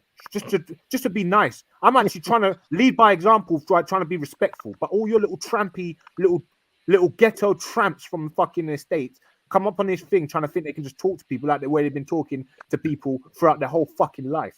But I'm not having it, bruv. I'm that fucking guy that will shut you down, innit? No matter how bad you think you are, you're not badder than me. You trust me, bruv. You're not nowhere near badder than me. I'm getting a dead arm from holding his. I don't give a shit. That's the thing, yeah. And Jeds, you can defend all you want and try and make yourself feel big and righteous by telling me that I said fuck Islam just like that. Fatal attraction. Just based on that alone, you're a ask snake. Anybody bro. about me? I'm a nobody. You are a snake. Yeah, no, I'm not no one big, bruv. But trust me, I've got big family in it, and they will fucking do you something. If you think you can just talk about me and think that you can just say things that will get my life in danger, bruv, carry on doing, because you're smart as well, Jedi. So you know what you're saying. You've got that Wendy Wu thing, yeah, blind rage right now. And you're too angry. No, right you now, know bro. what you're saying, Jedi, and he knows what you're saying. No, Bruv. you're too angry. You're too he could have said angry right anything now. else. He could have said what I said, but he shortened it No, but down you're completely to in say attack I just mode said rather fuck than Islam. being in defense. Like you're attacking rather pussy than hole, defending bro. yourself. Why you got to bring up all Like you're a that fucking personal troll. issue stuff? You've like had that? enough of life. You've had enough of life, and you can't stand anybody else fucking being happy, bruv. So you're going through your life like a bull in a china shop, right? But you're a righteous man. But you know what you're doing is wrong. But you're saying fuck the world because your world's been fucked and your parents got murdered, right? And your people got murdered. So you don't give a shit about the world. Now, But at the same Kingo, can you hear me? Fuck Kingo, you, hear man. me? You little pussy hole, bruv. Man, just come up to here to fucking help you out in some way, shape, or form, and a community that's suffering. And you're trying to fucking pop shots at someone who's trying to be righteous. You little pussy hole, bruv. Burn. You little Default your pussy. face. Let's go, bruv. I just go to war. I stab any of you cunts. If I see any of you again, bruv, and you're chatting to me in any way, bruv, any fucking way. When I get fit, if I ever get fit again, bruv, I'll come for you, bruv. Just make sure, bruv. Just make sure when I'm fucking fit, you address me in the correct manner. Just make sure, bruv. Because I've come through hell. I've gone to hell and I'll come back. And if they're smart, they'll kill a mad dog. But at this day, at this time, I'm still alive. So if I'm still here, fucking respect me, or I'll take you out, bruv. Because I ain't got nothing to live for. I'll fucking take your life out as well, you little pussy. Listen to yourself, lad. Yeah, go suck your mum, heathen, as well, you little Listen to yourself. Can anybody help me turn this to a movie? No, just chill, yeah, lad. man. That's why I Sometimes you sound, and then other times you just have this nasty tongue, lad. This nasty tongue. Jedi, come to my yard now. We'll Don't need to Bring go. a knife. I'll No one take wants a to knife. go. Let's go. Yeah, let's go. No one wants to go. They're coming now. They're coming now. Well, listen, Let's go. I'm not getting involved. You know why? Because really, he's not directing at me. So yeah. And Raheem, let me see you. Let me see you. You've been winding me up for 3 years, Raheem. Let me see you, bro. You thought you. No one's been winding you up. Kingo, listen. Hey, Kingo, listen, man. Kingo, listen. Kingo, you've been speaking. All right, listen. Everyone's giving you the platform to speak. Kingo, stop talking and listen. Just stop talking and listen for 2 minutes, and then you can go back. Listen for 2 minutes, Kingo. A Kingo,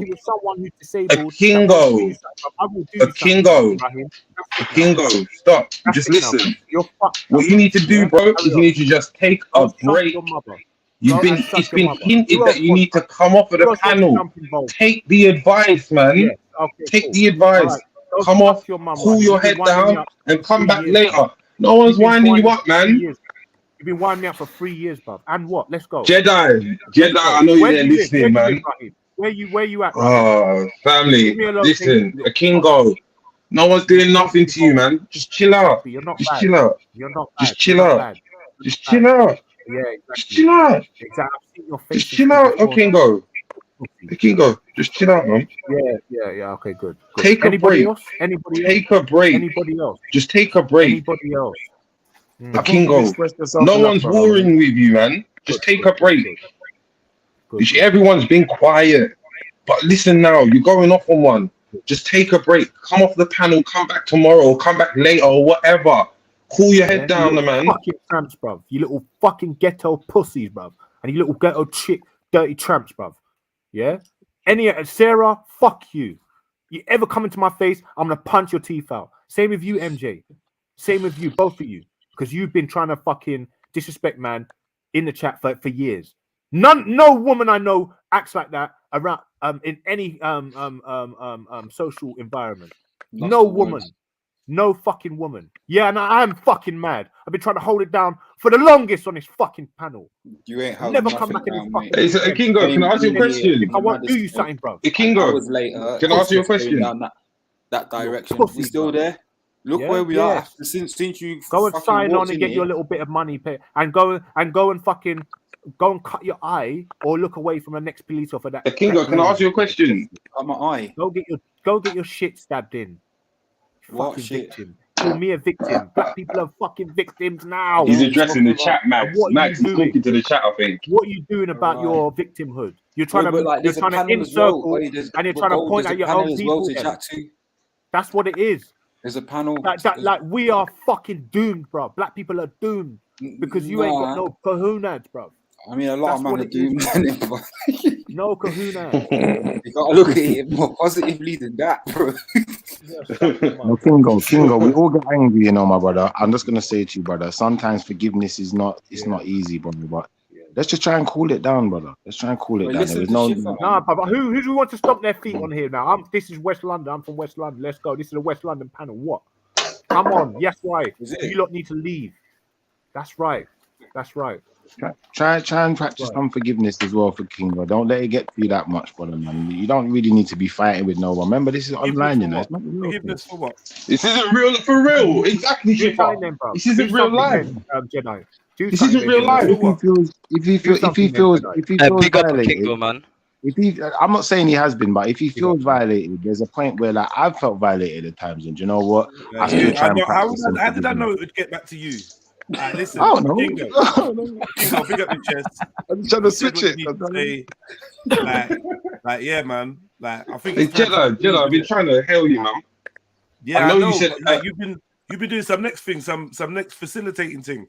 No. I tried to calm the situation down because you jumped. You're really good, Raheem. You're really good, yeah.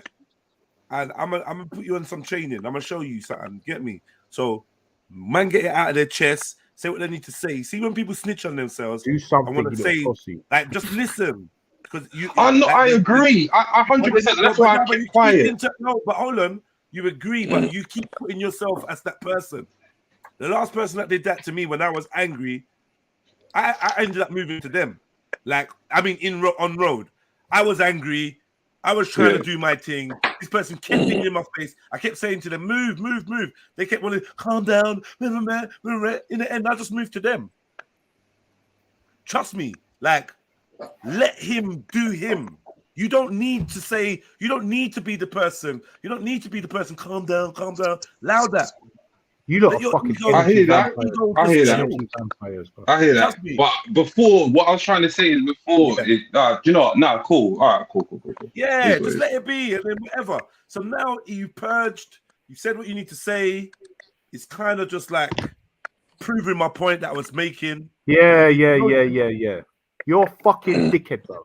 Yeah. Thank you. Yeah. Thank you. Bro. Yeah. Either And way, you know what? Because you're an alpha male, you think you can run around with people's minds, bro. You think I met men like you, bro?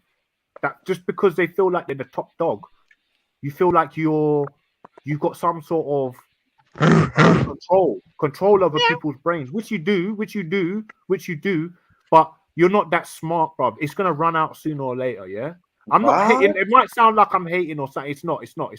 But trust me. Wait. It's like because wait. Because you've got your clout, because you're an older man, because you're a strong built, obviously clearly a popular black man. You're using your platform and your thing. Because I can speak to any black man. They ain't got to be hood or bad or whatever. I can speak to any person that can just talk and we can speak. But what you're doing is you're using your shit and you feel like because you can speak the way you speak, everybody else around you is going to speak that way. Do you think if you spoke with actual common decency and respect all the time, do you think people would even try and talk to people the way they do in the chat? I don't think so. So they're learning from the elders here. I admittedly, you guys seem to have got a bit more mature and serious about things. But bruv, I know they're doing that because of you lot. I know they're doing that because they see you as a leader. They see you as a leader. Either way, King God, I think you're missing a very important point. Is you don't have to be here to listen to any of it, bruv. It's just the internet, man. Go and live your life, bro. It's all good. Cool. No hard feelings. You know what, bruv? I'm not gonna look. I get upset, yeah. Go and live your life. But I wouldn't King expect God, that bro. from you, brother. Yeah, I wouldn't expect that from you. We're not brothers, bro. We're not brothers. Yeah, I know we're not. I know we're not. But Go and live your life, I wouldn't expect King that from you, bro. I wish you all the best. I wish you the best. You try to get me stabbed up here, bro. Are you trying to get me fucking stabbed I don't up? want you stabbed up. Are you King trying God. to? I don't know why you're so make sure what you say is correct in it. And then pull the fucking Delil if it's not in it. But don't tell me I've said fuck Islam in it. Because I will fucking come for you, Jed. I will fuck you up, bro. If I get touched from any Muslim, because I know I've been blessed to Muslims. If I touch from any Muslims from this, bro, Jeds, I swear to God, like you're gonna roll up? Anybody can tell me I've said things that I haven't said to that degree. Are you dumb? Do you think you know what you're doing, bro? Are you fucking stupid? If I've said it, let me fucking say it of my own accord. Don't try and wield something like your name's Jupiter, like your name's Jeditor. What the fuck is that, bro? I don't expect that from you. Well, listen, at the end of the day, man. At the end of the day, I don't see that. That's not man. We've come to a point. We've come to a point now where there's no more to be said. You've expressed yourself. I've heard you. Everyone's heard you. Like, I don't know. Like, just take care, King Gold, man, and just man. Just know that, man. Just watch the world doesn't stop at the internet, right? Yeah. There's a lot more to life than just being on the internet. You don't need to worry about what's going on over here. You can just switch off and just do your thing. That's it, bro. I want you to know that as well. There's no hard feelings. No one don't hate you over here. It is what it is, man. But you can leave and just free yourself from all this. And you won't be pursued. Snaky buff. No one's going to be talking about you tomorrow behind your back. Nothing. Never I won't allow the subject. I won't allow the subject of King Gold to ever be raised on this channel again. Whoever witnessed this, bro. Snaky. You hear me? Nah, bro. You're a snake, bro. I'm sitting on your panel telling you, Jedi, you're a fucking snake. After that, bro. After today, it's a snaky, bro. I would never do that to you, Jeds. Never do that to you, bro. Actually, when I saw what was percolating in the park, I jumped on fucking camera, bro, to say no one's doing that. No crazy shit. But fuck you, innit? Right? All right, man. I could have got murdered for my fucking some crazy nutcases, bruv. Yeah. Just for fucking being on your panel, you little pussy, and you're gonna try disrespect man like that. All right, brother. So yeah, and like you know what it is as well, Jedi. You know that's the case as well. You know that's the case. Like I said, bro. Like if you could just kindly just get my advice and just keep it moving, that'd be amazing. Yeah, I will. We don't really have nothing more to discuss. I don't think you can ever come up on me and there's not going to be any comeback in it. That's what I'm saying to you lot. That's what I'm. Big up yourself. Yeah, man. Anyone that wants to speak now, there's free, but like I ain't gonna be dealing with them like I dealt with King Gold, because you lot ain't King Gold. So it is what it is. I'm just saying, innit? Man, them want laugh, man, them want giggle, man, them want cape, man, want facilitate and enable. We can do it now, innit? Yeah, I'll speak first. And I don't know what it was. It's what it is. Coming across that, but it weren't an enabling or facilitating thing. It was trying to get him to get the hint. And I was also trying to say to you at the same time. I weren't talking about you, right? Fair enough. But I thought it was because of what you said before. But fair enough. If it weren't, then all good. All right, all good. Good, man. We know how it goes over here, I'd man. like to speak.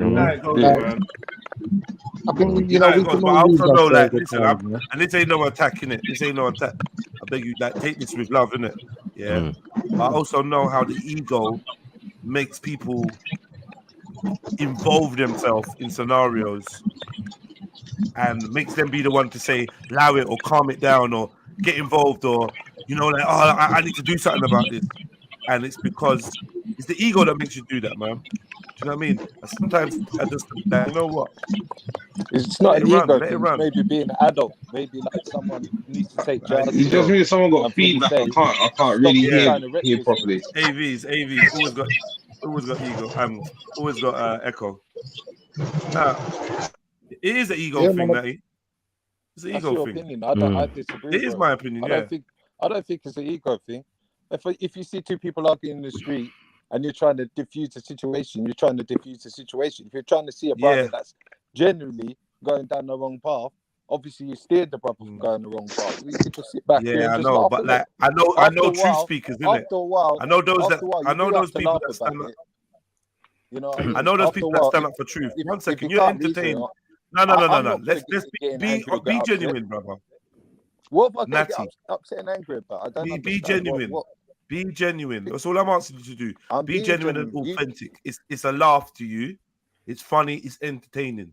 You don't actually have much concern for a king or his mental state or what's going on. It's a fun little topic. The numbers are high. You're gonna come on and have a giggle. And to be fair, he was halfway caping for him, and his disgusting behavior. And you know better.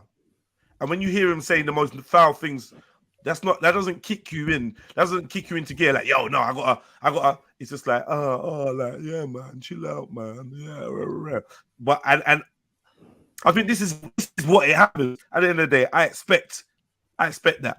I expect that dead, lackluster energy. I don't even know why man jumps on the panel when it's kicking off to get involved. But one of the things that people don't like me for is seeing the truth and saying the truth when I see it. They don't like it. I see through a lot. I can't say I see through everything. That'd be egotistical. But I see a lot. I see stuff that maybe people think I shouldn't see. I see and I can see the lack of sincerity in the so-called moderation that goes down, especially when it's me getting dissed. It's a pleasure. It's fun. Do you know what I mean? When it's girls getting dissed, it's jokes. It's hilarious. But when I start firing back, or when I go in, it's never as funny. I do it properly, and I aim for the heart. But it's all good. I understand. We all got different powers, and we all got different responsibilities with those powers. One of my responsibilities is having to see shit that's actually happening. Yo, Trillbilly, come back. Yeah, and sometimes just keep my mouth closed and just let it run, and then I can speak about it afterwards. You get me? There was blatantly an attempt to cape, but it just got so awkward, and that's like I knew it would, where you're gonna look dumb for caping for man. You're gonna look dumb for entertaining that it's a back and forth or that people attack him, because Brother Gold has done this multiple times. Flown off the handle, said weird, crazy, mad shit. Shit that you can't take back in 1,000 lifetimes. But yet, we facilitate him and say, oh yeah, I do see when people try, like, you know, maybe there's more people on you than... It's that you expect people not to speak up when they see the truth. I keep saying, when the donkey goes in the middle of the village, he expects people not to say, look, there's a donkey. And anybody that points out he's a donkey or there's a donkey in the middle of the village is somehow a bully or joining a gang. Or it's because you're part of a village while you're all saying I'm a donkey. No, you're a fucking donkey, bro. And we can all see it. But we're supposed to play these games. We're supposed to play these games or whatever, point scoring. Man, them's egos get hurt. And then they just don't know how to be at normal. And then it's whatever. But I'm used to it, bro. Enough man to be cool and catch the best jokes. And feel like, yeah, man, these men are sick. And as soon as it goes wrong, no, man, all of you lot, man, you're some one group, you gang up, and all of you lot, and you girls, and you and Jedi, you and Sniper, and a man's used to it, man. It's called frenemy. Man's used to the frenemy enemy and frenemy energy. Man fully used to it from primary school. It's all good. It's all good when we're cool with it. It's all good when we're cool. As soon as it goes tits up, everyone's got some deep, dark truth to say about the way Jedi goes on and carries on. Big and up the primary school. I think we've all got that ability, though, Big up Jedi. primary school, secondary school. That's up to you, bro. And youth centre, because I like that analogy. From primary school, P. From primary school to youth centre. And it's like moths to a flame. You don't really like someone, but you still come round, innit? You hear me? And it's like, yeah, but then any chance I get, I'm gonna let you know how I really feel about you, because and I'm like, bruh, I don't know what to do, bro. I can't help you. I have to let people exercise their own demons, get out their chest, get out there. You hear that? Yeah, you think about man's mom, you're thinking about this, you're thinking about all these things in the back of your head, but yet you're claiming that everything's all good. It's weird, isn't it? You know what I mean? See, I don't disagree with that point. I think that, you know, at the same time, we all have the ability to lose it at times, you know. I was quite disappointed in him attacking your mom, you know, like, God rest her soul, you know. I don't think anyone really deserves that. I think that, you know, at the same time, though, like I was saying, you know, alluding to, we all have the ability to lose it at times. And, you know, we may say things that, you know, we wouldn't have necessarily said in our normal state or frame of mind. And I think that at this point, it was for the best for a Kingo to, you know, maybe leave, have a think about what he really wants to say. You know, if that's how he really feels, maybe, you know, taking your advice might not be the worst thing he could ever do, you know. And I think that, you know, sometimes it's difficult, you know, even like for any person, you know, when you maybe feel attacked, even if you're not being attacked, just feeling attacked can be difficult for any person, you know. And obviously, you know, we're all on the panel, you know, at one point I felt that, you know, maybe a Kingo was in a situation where he felt that there was many voices versus himself. You know, there's loads of comments in the chat. It can become frustrating, but I think, you know, you have to have a bit of more resilience sometimes and, you know, be able to just, you know, deal with it in a better way. So, you know, it's like a looping cycle. You know what? I think a Kingo, similar to you, Shifa, really craves attention. Because let's give you a quick timeline here, yeah? You're on the panel with Ellery. You're getting a lot of attention, yeah? And you're doing your usual whatever. A Kingo's in the chat. He's not getting attention. I say in the chat, oh, Ellery's got really great manners, but I don't know why Shifa's pushing him to come out of character. Oh, Kingo ats me and calls me this, big nose, that, blah, blah, saying that I do that. I said, look, I'm gonna do something that you can't do, and that's to walk away. And I left it on that point though, yeah. And then he came, because I noticed that onto the panel and made up a lie. And you're here. His lie was so disgusting. His lie was so. Did you hear his lie, Shifa? Sis, I'll be honest with you, yeah. I'm listening to you, and I feel like I'm hearing your lies right now, though. So let's not focus on someone who's not here. Let's just focus on us. I wasn't reading the chat. I don't involve myself in it. And I think that, you know, you've come up here, you know, to take shots at Shifa in the slyest way you can. It's not affecting you. I don't really it's not. This is what I'm saying. I'm just telling the truth. One second. You're telling your truth, not the truth. No, it's their truth. Now, it's their truth, Shifa. No. Go look in the chat. Everyone will say the exact same thing. It's their truth, Shifa. It is true. You kind of tapped like him. You're right. But let me speak to you. We don't need backup dancers, innit? We're talking to each other. That's this. Your truth is your truth. My truth is my truth. That's okay. But this is one thing. It's not about you, Shifa. First of all, right? If you're gonna get all upset and excited, I'm going on mute. Okay. All right. Listen. Can you do me a favor, Shan? You think you can turn your mic up, or like talk more in your mic or something? I don't know what you do. I mean, it's okay if you can't, but it'd be better if you was clearer, if possible. Oh, I'm sorry, I got cut out there. Was you talking to me, I'm sorry, cut out. Yeah, can you get closer to your mic or something like that? You know what? I'm using a headset. Is it not working? It is, but it would be better if it was clearer. But it's cool. We'll work with this. It just definitely, there's definitely not going to be two of you talking at the same time when your audio is like this. We can hear you though. Okay. I'll try and speak. Is this better? I don't know if it's working. Not really, but go for it. Okay.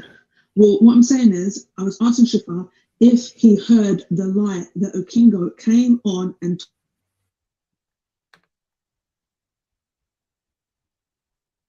We can't hear you now. We can hear you now. I don't know what's going on. I did hear the question. She said, did I hear their lie that Kingo came in and told? And in reply to the sister, I'll say this. I'm not interested in, you know. Oh my gosh. No. Stop that. Stop it. Stop it.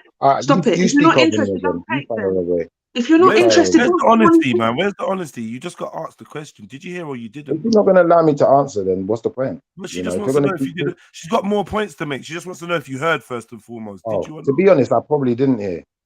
Right. So I think it's not very wise. It's not very wise to come on and cape for somebody who speaks the way that you're he referring to, sis?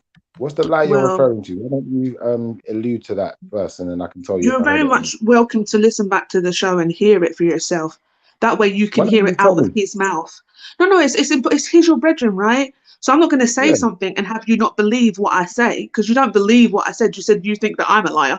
So why don't you listen back to the show, and then you can hear it from his mouth, and then you can think, should I have actually come on this panel and caped for this guy?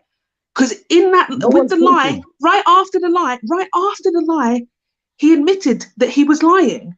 So what's going on? And then on top of it, and that's how it all started. And then on top of it, he's been given multiple chances to turn things around or whatever, but he just craves attention. He just craves it. He's an energy vampire, literally just loves it. And then starts talking about other sisters and all this kind of stuff. We as sisters, all the sisters here are not interested in Okingo Gold. We don't care. We're not interested in you. We don't have any romantic feelings towards you, any friendship feelings towards you, really any hate towards you or malice. You're annoying, right? You can be entertaining, but you're annoying. And we kind of just stay away from you. So for the lies that you make up, it's ridiculous. And then on top of it, that's just the start. It escalated and got more and more disgusting. And Shifa, you're caping. How can you cape for somebody that was so filthy? The mouth was disgusting. No, but now you're lying, no, sis, because no one's caping. Where's the lie? Where's the lie? Can I have a chance to speak, please? Okay, all right, one question. Where's the lie? Where's the lie? You said that I was caping for a Kingo, and a Kingo is more than capable, like I explained to everyone when I jumped on the panel. First thing I made very clear, I don't believe he's being bullied. I believe he's more than capable of defending himself and handling himself. And I don't believe no number of people could bully a Kingo. I don't believe that's possible. So as far as caping, no one's here to cape for anyone. And now, because you're in your feelings and, maybe I've upset you to some degree, you want to try and send sideways shots at me. It's just not working, though, sis. I think what you have to do is be a little bit more honest. I made a mistake. I made a mistake, Shifa. I actually mentioned your name. I made a mistake because what I've done now is mention your name and made you feel really relevant, and you want to eat off that. You want to build that and eat off that. That's what you do. When someone just mentions guess what though, Shani? But this is what I said. I've made the speech and said I move in a certain way, and I would thought by now people would understand. It looks clumsy to some people because it's natural, but I thought people would understand when you cut. This is why I kind of was like, not pissed at Sniper, but like, stop giving people, stop feeding, like, if you know what it is, you know what it is, then just do better. Like, just do better. And this is why I was getting pissed at Raheem. Like, just, we need to stop doing what we know. If you know somebody wants something from you and you don't want to give it, and you give it anyway, then more for you, innit? We got to stop doing it now, innit? Like, it's, you know what it is, innit? Like, 100%. You've seen the donkey in the village. Like, that's it. The donkey's there. We know what it is. And if no one else don't see it, if they don't know what, that's up to them. But don't keep falling into the trap. Yeah, you shouldn't have come on and mentioned Shifa. You shouldn't have done that at all. Because I would agree with you. I think Shifa would enjoy that. Because it gives him more reason to chat. Because he ain't really got nothing to do with this whole conversation at all. Nothing. But aside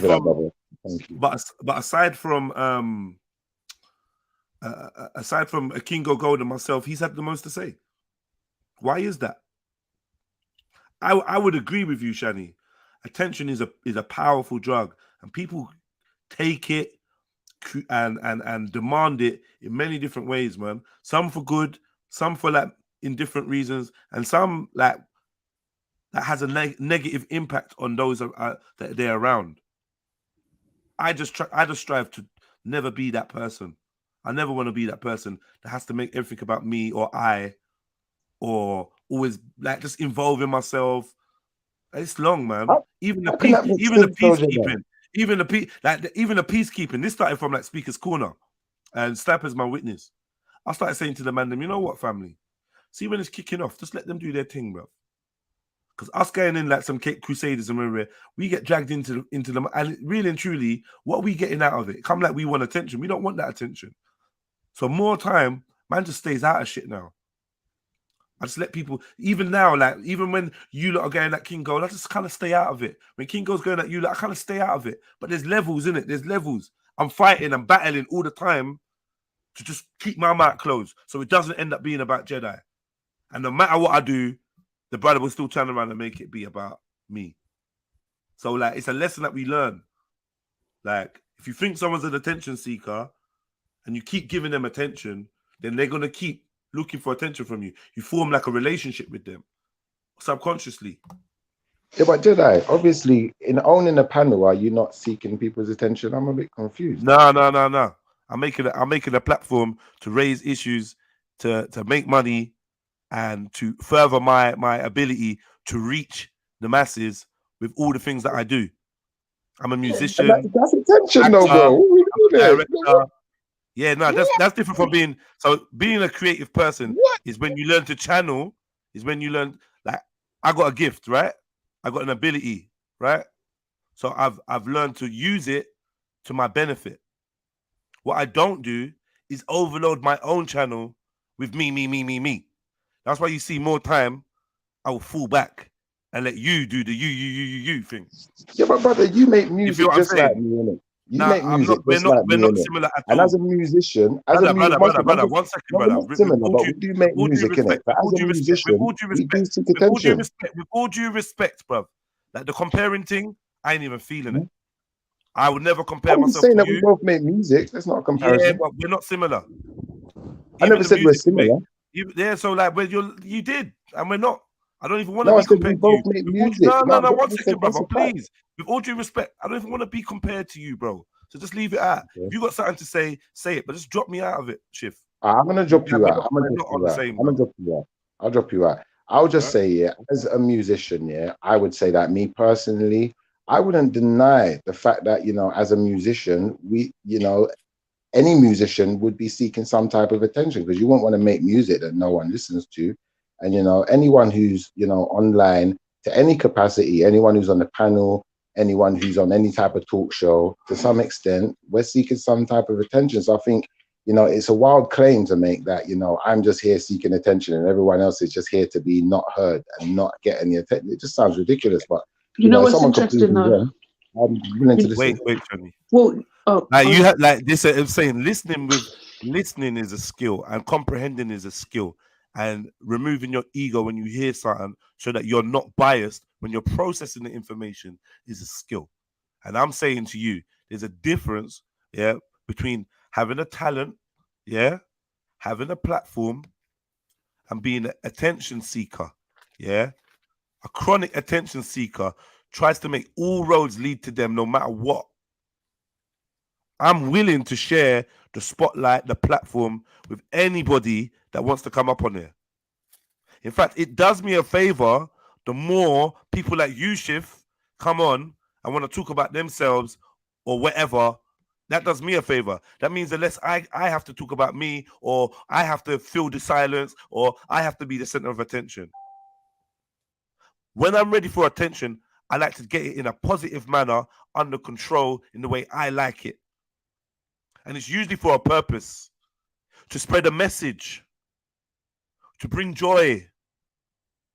It's not to fill myself up or build up my self-esteem or fill some gap or or whatever, some chronic fucking personality disorder that needs fucking patching up with other people's energy. So there's a difference between being talented. There's a difference from holding a platform on YouTube and being an energy vampire. So do you verify your own talent, or do you wait for other people to tell you you're talented? I'm a bit confused. What's that got to do with anything? He's fucking talented, bro. What? That would be that would be verification. What is that got to do with anything? You think I don't know a good rap when I hear it? No, but it would make what you said. Think I don't know a good rap when I hear it? What's this guy doing? So what is that even got to do with anything? The judge of that. I The think man's other people talented, should bro. be the The judge man's of that. talented, bro. But that's you Yeah. though. I'm not saying. asking. I'm not. Yet again, I'm not asking for your opinion on the way I live life or what I see or what I think. I don't need your opinion on who should tell me I'm talented or not. I don't need that. The fact that a man would drive from Rascal up Bristol to come and freestyle next to me on camera lets me know that I'm talented. Yeah, I think you're talented. Right. So what were you even asking me dumb questions? If I rap to myself, if I rap to myself in a cell, I have ears. I have a taste for music or whatever it is. I know when I'm doing something good, and I know when I could be better at something. That's I it. hear that. So what is it? I don't need someone else to validate me. And I'd say, you know, in having a talent, I know what I have. I know what I have, and I know what I have, and I like to share it because I'm an artist. Yeah, and in having the talent, I don't just want to paint pictures for my bedroom. I want to paint pictures and put it in a gallery so others can enjoy for it. other people. Exactly. Right, And that's getting the attention of others. So, like I said, you know, in having a talent, I'd agree not for with them you, to but tell me I'm talented, for them to enjoy. Like there's validation, there's validation, and then there's sharing a gift. I'm sharing a gift, brother. Right. The last thing I was speaking about was energy vampires. You start asking me about whether I need other people to validate my talent or whether I just need myself. That's irrelevant, brother. I'm not an energy vampire. It's not irrelevant. It's not irrelevant because I'll tell you why it's not irrelevant. In having a talent, you can know yourself that you're talented in doing something. But in being successful with that talent, you would need the validation of others. So I think that kind of invalidates your point, to be fair.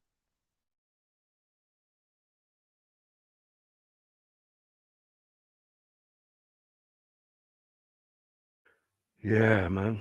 Sometimes, boy, arguing for arguing's sake, it's mad. You know, like, come on, man. The brother's talented, man. We know that, and he's told that quite a few. But I would hope it would reflect more in the views of the music and all of that, which you can't wrong a man for trying to, you know, highlight his music, his talent, the many things he does. Look in the description alone and see what you get for free. Do you get what I'm saying? Yeah, agreed.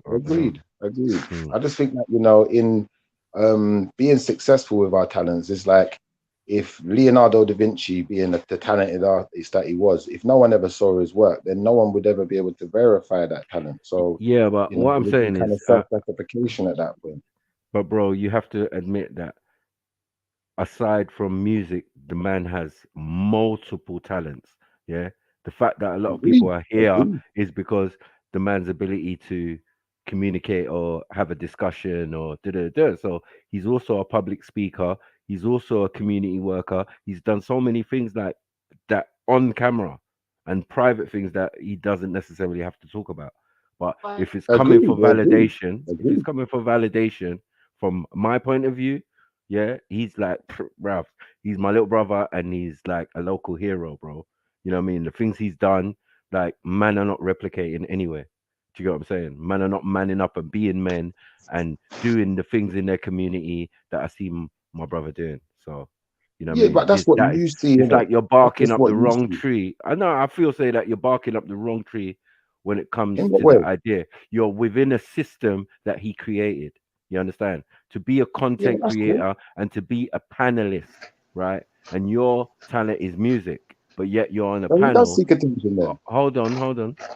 Yet you're on I'm a panel confused where... now. You know, let me go on mute and listen. I'm real confused. Yeah, please don't talk when I'm talking, please, man. Relax, man. You know what I mean? Be much better that way. Yeah, so as I said, like, man's got bare talents. You know, the fact that you're here, you're within a system that he built, and he's building something. As you can see, he's building something, and he wants it a particular way. There's freedom of speech here. There's freedom of expression here. There's all sorts. This is why you can come here. But people keep forgetting their capacity in this situation. Yeah, you're acting like you're a content creator. You know what I mean?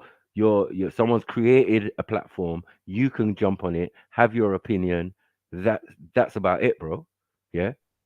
Yeah, but you've missed the point. The point is, you've missed the point I was making. God, you finished first. Yeah, but I'm saying that you can only, like, what you're doing, talking about yourself, did it on a man's platform. If a man didn't feel like, like he wanted you to do that, he wouldn't, basically. Do you get what I'm saying? But you know that you've got that freedom. You know you can come here and say sometimes reckless stuff, sometimes crazy stuff, sometimes good stuff, all of it. Do you get it? But I'd agree that I can say what I like. But hold on, yeah, I hear that. But you and him are not in the same bracket in that sense. Do you get it? He's the one who's created the channel, so he has to behave I'd in a agree with certain that way. too. We're not in the same bracket. We're definitely in, in two different lanes. And I'd say to you that, what you're saying to me, I'm going to be honest with you. The reason why I'm feeling a little bit confused, it would be like someone saying to me, they've created an Instagram account and, they're taking pictures, they're doing things on camera, but they don't want attention. Now that, to me, I don't know, it sounds kind of controversial, but obviously if I'm wrong, I'm wrong. But I'm just giving you my point of view. Okay, I'm not trying to take shit. Even if you've got attention and you've got a platform or you've got something, don't you think that you would have ultimate control of it? No, the point is, like the point is that hold on. No matter what happens on the channel, or on the platform or what you're doing, the buck stops with you. Do you get it? Yeah, but if you're not craving attention, you wouldn't be out there. No, I'm saying, like, if you're craving attention or having a platform is not the same thing. Having a platform and inviting people, it's not the same thing, bro. Really? Craving attention. A person can crave attention, and not have a platform. And it seems that people who mainly crave, brother, people who mainly crave attention, are not panel owners. If that's how your religion is, fuck your religion, innit?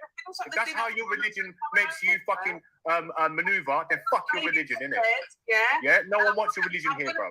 Yes. Not me and why nap about disability. And you little tramp. Fuck off your religion then, innit? If that's how your religion is, fuck your religion, innit?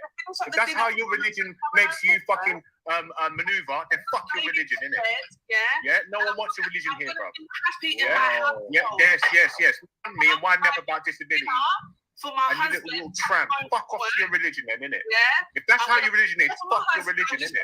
If that's how your religion makes you fucking maneuver, then fuck your religion, innit? Yeah? No one wants your religion here, bro. Yes. Not me and why nap about disability. And you little tramp. Fuck off your... I only ask that people own the shit they say, innit? That's it. If you say it, own it, innit? If you say it, own it. That's it. Don't try to blame. Don't try to blame anybody else. Like, say so. The difference is you didn't say the word Islam. Cool, innit? Like, I take I'd say that the back. same though. I'd say the same, Jedi, in the sense of you said you only want positive attention. Brother. You proper like you're proper hot on man's heels of any brother. I'm not even talking to you, cuz. What is it you'd say the same about, bro? No, I was just saying, obviously, we was having a conversation about attention and that just came in the middle of it. So I was just saying, obviously, in the same respect, you said that you don't crave attention, but in the same conversation, you've said that you only seek positive attention. So you're seeking attention. Listen to me. Because I think that you're trying to skip past something. Yeah? You can enjoy attention. Yeah? There's a difference from enjoying attention and seeking attention to validate yourself, or seeking attention or energy or focus because you're an energy vampire, or because you got a hole in your soul and you don't know how to fill it, or because you got some kind of personality disorder. I said all these things. But then why would you have played that? One second, brother. So I'm saying to you, if you want attention, if anybody wants attention, then there's no problem with that. It becomes problematic when you go from wanting attention to being an attention seeker at the expense of those around you, and then you become an energy vampire, a vacuum, and you suck everything out of the fucking room and make it about you. That's the difference. So I make music and I want people to hear it. I do art. I want people to see it. I do live streams. I want people to watch them. I don't want your fucking energy, bro. I want us to build and make energy. I make my own fucking energy. I might even be supplying energy. How about that? I think you're getting a bit emotional now, so I'm gonna leave. Think, man. I don't care what you think. If I'm upsetting you, I'll leave. I don't want to upset you, brother. You don't upset me, bro. You don't upset me. It's passion, bro. You don't upset me. I just hate repeating myself. And I hate people that are stuck on the same point, even though I try to correct them. That's frustration. You ain't upsetting me, though. Big up yourself, man. You can continue whatever it was you was talking about. I didn't even hear. Well, I was just saying to Maku that, you know, I don't disagree that, you know, you're talented and X, Y, Z, you know, the things that you said, I don't disagree with. My only, well, not, I wouldn't say I've got an issue. It's just that I was a bit confused. Can we talk about someone else? Can you talk about something else, someone else? Like, you could talk about the topic. Definitely. Why are you focusing on me for? What's the issue? Definitely. So I think where I was at originally, I was talking with Shani, and Shani was saying to me that I crave attention, and I think I disagree. I think I like having conversation. I think, you know, I like to discuss things, discuss issues, discuss anything, you know, especially on topics where, you know, it may be focused on things that I'm directly involved in, or, you know, like my own beliefs. You know, a lot of people like to question me on them and highlight me at certain points, but I would say that that's people maybe giving me attention, not me craving it. I've never really been a craver of attention like that, other than, you know, with, like I said, I'm a creative person. I make music, and I believe that, you know, without getting people's attention, no one's ever really going to hear my music, and then I can't really get the gratification that I'm looking for, to know from other people's point of view whether they believe I'm talented or not. So, you know, and just in reference to myself, obviously. But I'll go back on mute in case anyone else got anything to say.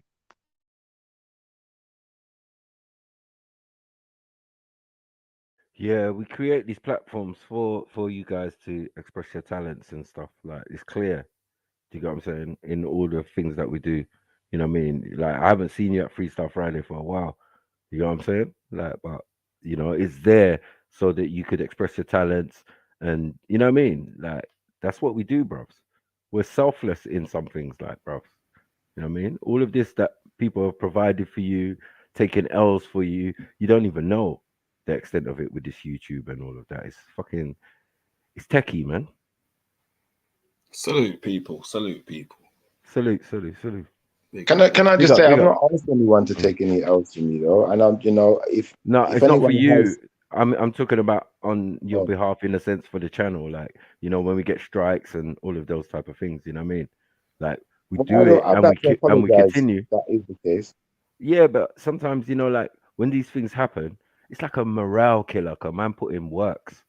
You understand? Man put in work into these live streams, and it's energy draining.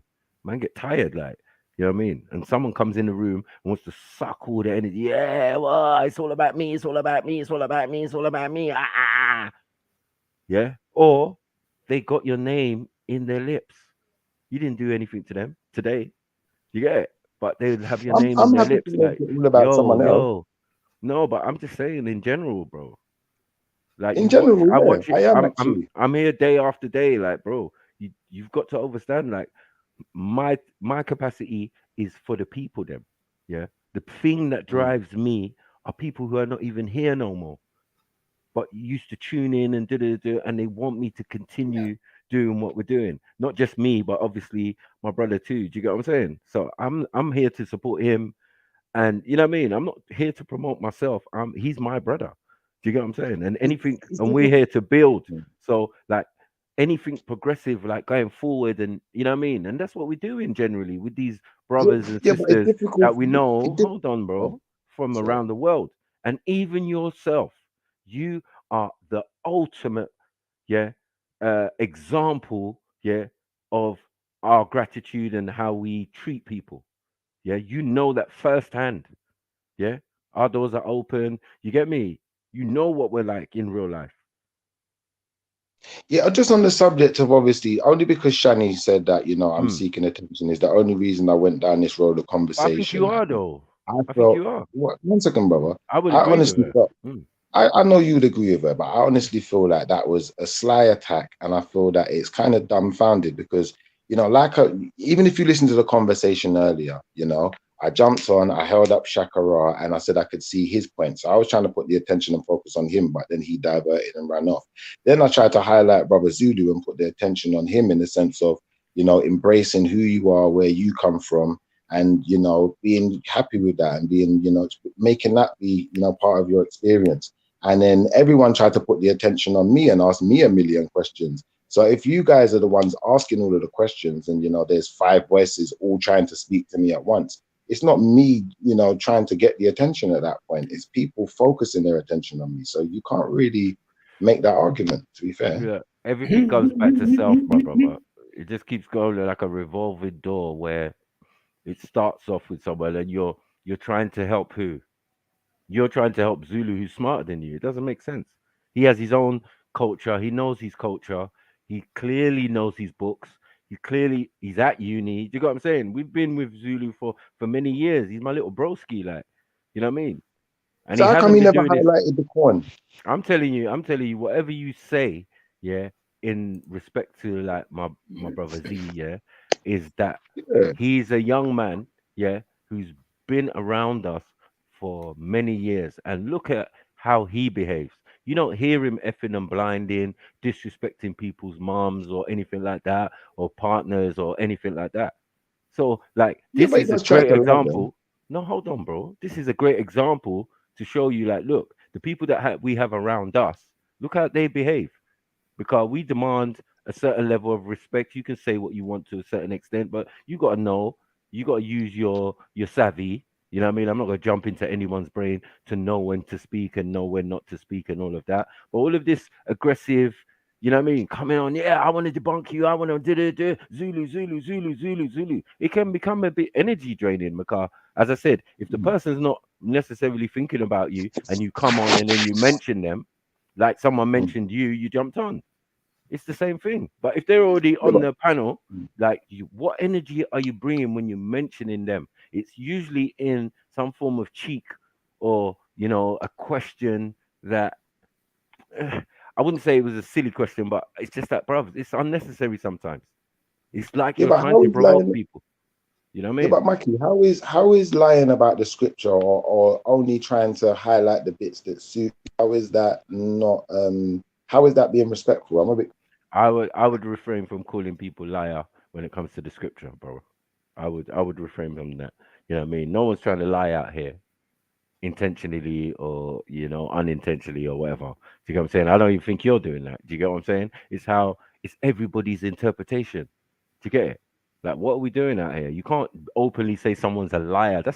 Those words are strong, you see, and some people will find those offensive. They wouldn't even care about what the rest of what you said, and you're trying to go into an explanation. Their brains has already switched off because you've put liar next to their name, just like a Kingo earlier putting certain things next to my sister Shani's name. It's like, rah, why would you do that? And you know it's not true. But I didn't just call him a liar though. I jumped on the panel earlier, yeah, and I disclosed to you guys, you know, that in Deuteronomy, Moses is speaking to all of the people of Israel. And then I actually proved it. I went back to Deuteronomy 1 and showed where he makes it clear he's speaking to all of the people of Israel. What Zulu tried to do, he tried to play a game where, you know, he went to Deuteronomy 8 and he said, but, you know, this part of what he says is addressed to... My broski. One second, brother. I'm not going to look, we can't have a discord. No, but I'm not trying to discourse. You keep interrupting me. Hold on. I'm not trying to discourse about a debate. I'm not. Like, why are we doing that? We're talking about energy. We're talking about energy vampires. We're talking about attention seekers. Let's stick to the topic. Like, we can't just keep moving and all of this and going into... I don't care about none of that, bro. No, but I've done with that conversation because I've already proven that it's not actually me, you know, craving the attention. It's people focusing their attention on me. And now we've moved the conversation on. I was trying to highlight that, you know, what the brother tried to do. He tried to lie earlier and then tried to use a particular verse to make... One second. It's like golding someone out. If you call someone a liar, my brother, hold on 1 second. Hold on, man. No. I held him already. I've held on already. I can hear you're getting upset, but brother, please control your emotions and allow me to finish my sentence, because I'm going to allow you to finish your sentence. As adults, we should do better than this, and you're older than me, so I'm going to let you finish. Please allow me to finish. Like I was saying, now I wasn't finished. You cut me off, so please allow me to finish, and I will also give you the same respect.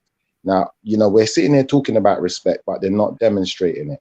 And, you know, by a brother, you know, who I've demonstrated earlier that something is clear and evident within the dynamics of the Bible.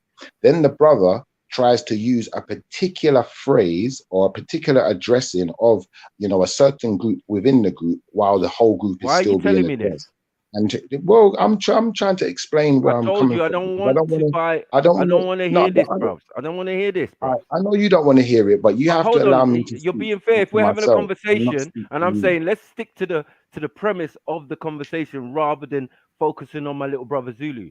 Yeah, I'm gonna let you have the attention that you're seeking. I'm gonna go on mute. Fire away. Go on mute, man. Go on mute, because this tactic. So you are seeking attention. See, people. Told you.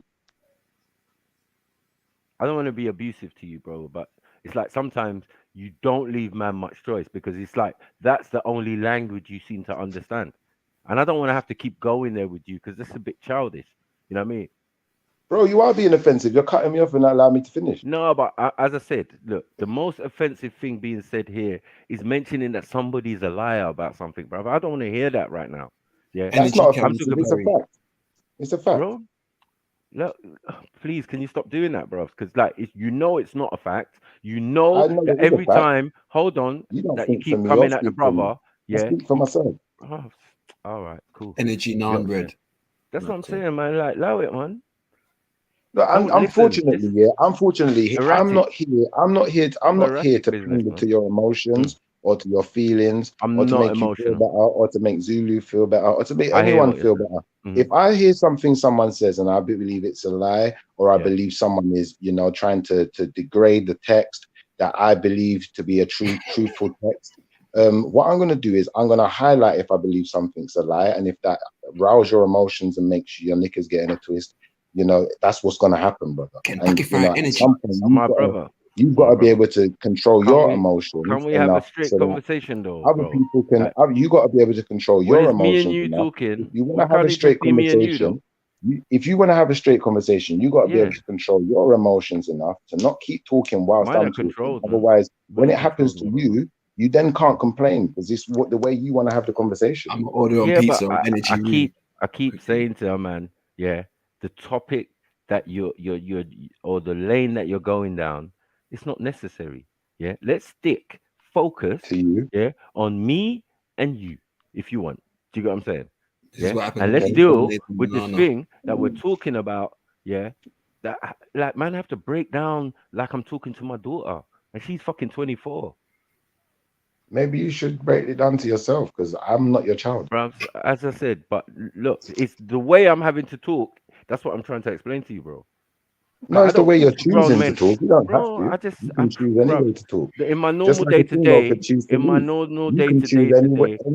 you can choose any dynamic you want to choose to your conversation. So you don't have to do anything. Just like a king. Man's got a headache, man. I'm gonna get some energy tomorrow. Yeah, energy. I Moj, I beg you. I Moj, you got anything to say, Moj? Yeah, you know what? Go on, Moj. On the thing, I don't even want to go back to it, but still, on topic earlier, that I think the levels in it. I think we need to set some clear boundaries, my brother. You get me? And that's that in it. That's what I'm gonna say. What the man them should be saying and whatever.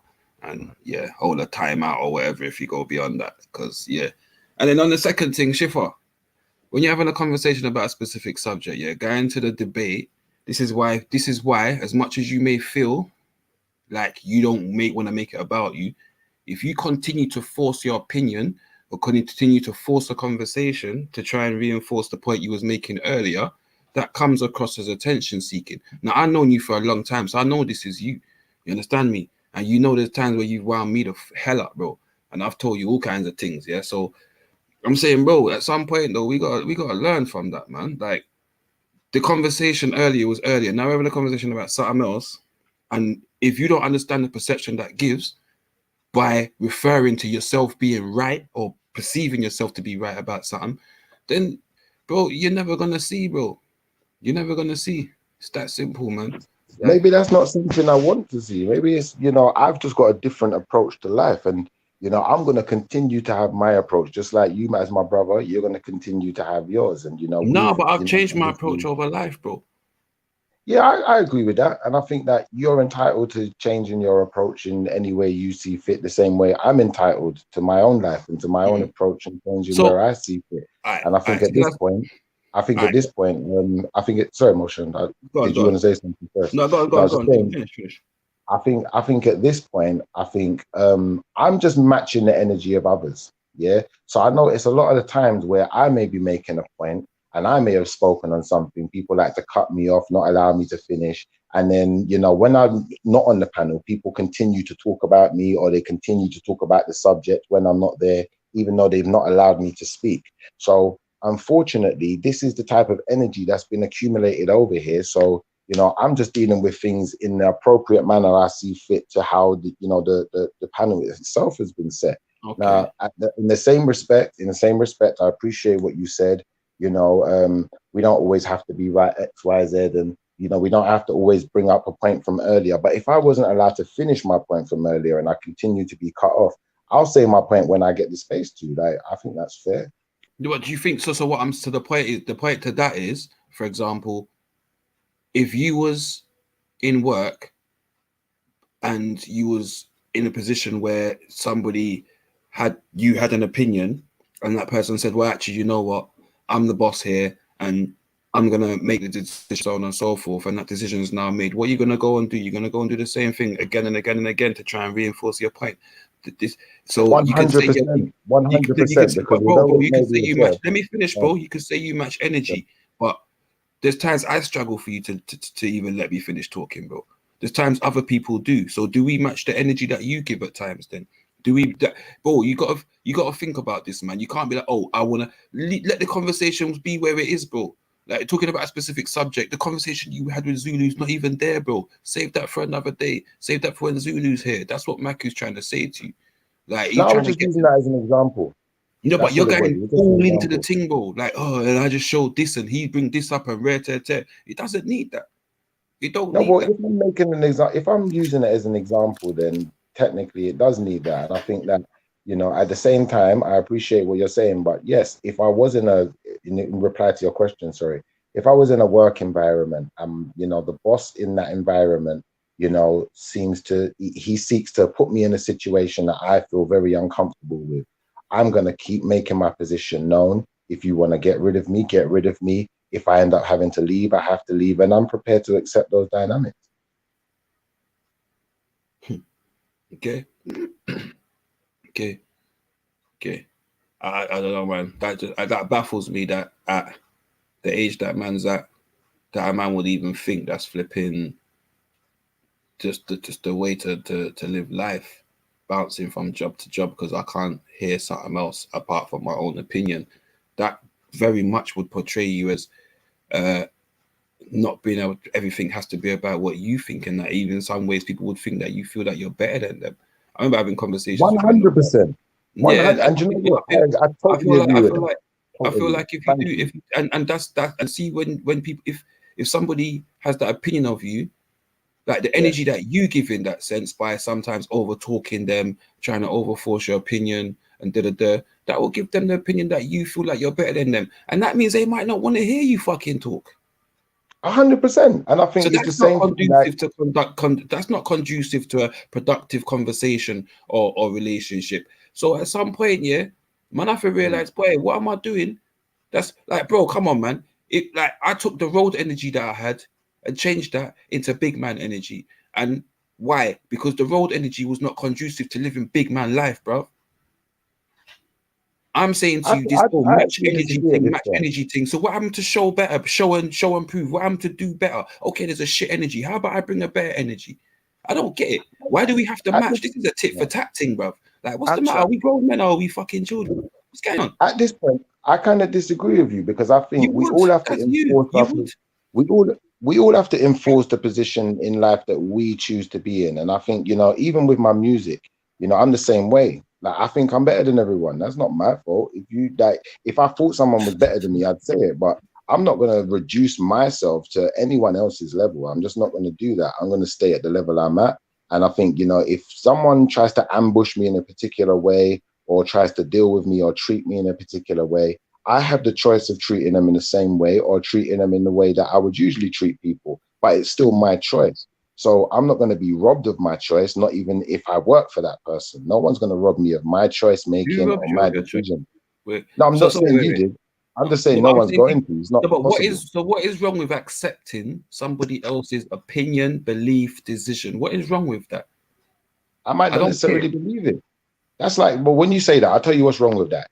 It's like someone saying to me, I say I'm an Israelite then, yeah? And someone else says to me, no, Israelite's wrong. And my opinion is that you should be a Muslim. Why would I accept that? That doesn't make sense, Mosh. That's totally different, bro. No, it's not. Of course it is. Of course it is. You're talking about, you're arguing about a heritage, bro. Like, you're arguing about a heritage that you cannot physically prove. I can prove it, though. You can't physically prove it, bro. How do you know that? I know you can't. Really? Yes. Fully. I don't even need to guess, bro. I know you can't prove it. I know many people that claim Israelite can't physically prove it. Honestly, if you met my dad, because that was the way it was set out to be. I keep hearing you people talk about this. Listen, people those that are talking about Israelites, you won't know till the day of judgment. You can just pray using motherfucking Israelite. That's what I'm telling you. Yeah. What talks about it, understand this book, book. The book tells you that you lose your fucking identity and you won't know who you are. All of a sudden you telling people you're Israelite. Don't stop this thing, man. It also talks about an awakening. I don't claim no shit like that no more, bro. I don't hear. I read the fucking thing, bro. Stop claiming shit, man. You can't prove that. Bro, you could be a Canaanite. You could be a Rascal, Hamite. They say you could be anything, but you don't know. You don't know. Does also talk about the people that you call Hamites. You don't think they was enslaved too, huh? It does also talk about an awakening. Was enslaved. Like, why people was enslaved? Like Arabs was enslaved, bro. Stop this, man. It does also talk about an awakening in the book, though, does it not? Bruv, if you was awakened, bro, you wouldn't be co-signing certain things, and you'd have so much more fucking about you in terms of letting people talk and not trying to enforce your opinion and just, bruv, and being a light to the nations, bro. Because like I'm saying to you, you cannot be telling me you're Israelite and not trying to show better, because the book says you're supposed to do what, bro? Be a light unto the nations. But you're going to turn and say, I'm going to match your energy. Really? But not necessarily matching people's energy all the time. But at the said. same time, no. What I actually said was, I don't have to match it people's energy. But if I feel that that's the only way I'm going to get the change which I seek, then, you know, at times I may have to. And I think that, you know, what you're saying here actually proves me right, you know, in being a light unto the world. I'm not going to be one of these synchronized people who's going to be part of the lie. I'm going to be part of the truth. You're going to be part of the truth. But how do you show the truth? So let me show you something. Imagine in your music, you have some real truth, right? And you come off with this attitude, yeah, nobody don't want to hear your music. How they gonna hear the truth, brother? So be it. So be it. So it's I'm willing to accept my fate. You're willing to accept your fate. So what's your fate? I'm willing to accept theirs. My fate is whatever the Most High wills it to be. I don't accept shit, because you know what? If I accepted fate, bro, you know what? I'd be sitting in a fucking cell all now, but yeah, I don't accept shit. Yeah, I create my shit. You better start doing the same, bro. That's what I'm telling you. Russ Clark, to accept fate. Which fate? Fate's in your bumper Clark hands, rude, but I don't know what I disagree. I disagree. I think, you know, in accepting my fate, you know, what I do is anything I want out of life, you know, I know there's a chance that the Most High may grant it, he may not. And if it's not granted, I'm not going to get upset about it. I'm not going to start cursing about it. I just deal with the situation that I'm in, and I'm quite happy being the person I am. That's third party, bro. You see that? You know what I learned, bro? That's that's putting something down to the exterior, yeah, to then have an excuse as to be a failure, in my opinion. Yeah, I'm not gonna lie, yeah. Like the last few weeks, bro, I've been doing my little fucking CBT thing, yeah. with this company, yeah. And one thing I have realized, bro, certain things I make even rugby, the way that I used to make rugby, Rascal, determine how I cope with stress of the week. It's an external factor, my brother. Yeah, if the Most High lets me, it's an external factor, my brother. All it is putting the parcel into someone else's hands, bro. When the bomb goes off, I didn't have the bomb. The Most High had it. No, bro, you've been carrying the bomb for how long? And just passing the bag around your circle that you make be your excuse, bro. Allow it, man. And this goes for everyone, man. That is everyone's prerogative, yeah. And I would just say that that's the point where, you know, people may get confused at, you know, how strong my faith is. So others may not share that strength. Strength. It's not strength, bro. It's called a weakness. To be able to put your faith into something else, something that you can't even bloody see certain time, yeah? Or you don't even feel when you're wilding out, bro. Because this is what I'm saying to you, yeah? You're talking about your faith. Your faith should keep you resolute in your fucking... Bro, what's the matter with you, man? I hate even to swear when I'm chatting like this, bro. But I hate when people talk about faith. Bro, you don't know faith, bro. Do you see people with faith, bro? Do you know how humble they motherfucking are, bro? Because faith shows you that there's something greater than you.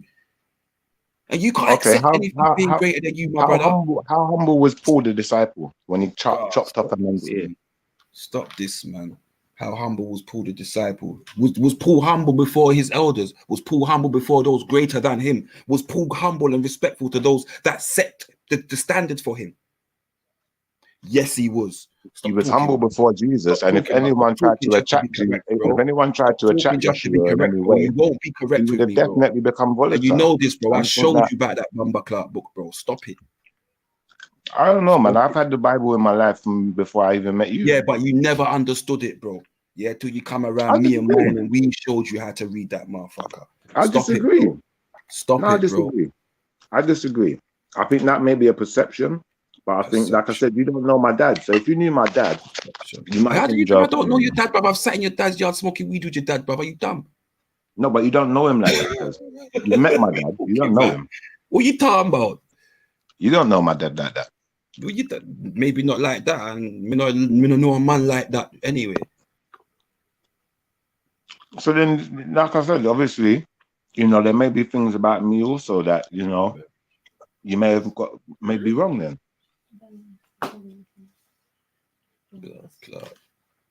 Yo, big up, Born Rich. You got me? What up, Mosh? What's up? What up, fam? Yo, what up? Chilling, man. Nah, shit, man. What y'all brothers talking about? Trying to get Schiffer to chill the fuck out. I'm majorly chilled. What was you talking about? I've been the most chill. He chilled tonight, but you know Schiffer like, man. Schiffer's one of them brothers, man. He will hear it, but not hear it. You get what I'm saying? That's Schiffer. Schiffer will tell you, man, I hear what you're saying, my brother, but I'm gonna do what I want because I feel I'm right. And that's it. You get me? That's Schiffer, man. That's Schiffer. Gotta love him. Gotta love the brother.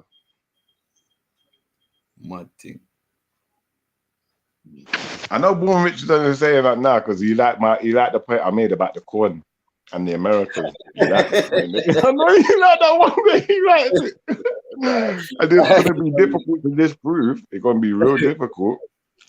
We know that corn was cultivated and made into the state that we know it to be as corn within the Americas. Before that, it was like a grass. It wasn't even the corn that we know today. So, you know, unfortunately, you know, people are going to be hurt by, you know, different people's truths. And I've heard some people's truths. I don't get hurt by them personally, but I may just disagree. But I think a lot of people get hurt by, you know, other people's truths.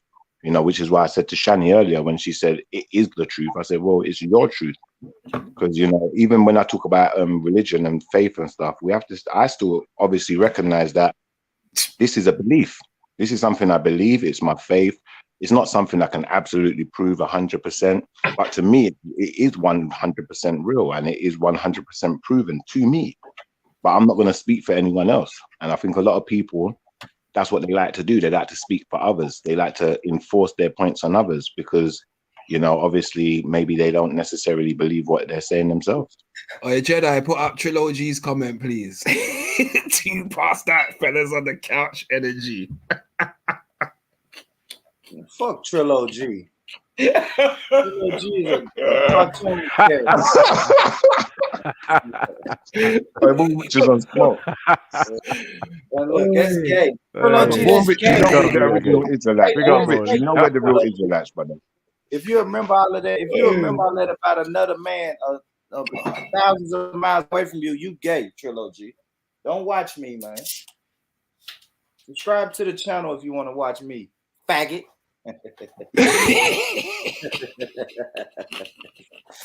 Nah, but for real though, I do like the information they was dropping about the Hamites and Israelites. You feel me? Because I know I get the whole what you call it, the One West doctrine, right? That's gonna tell me that most Africans are Hamites and not Israelites. You feel me?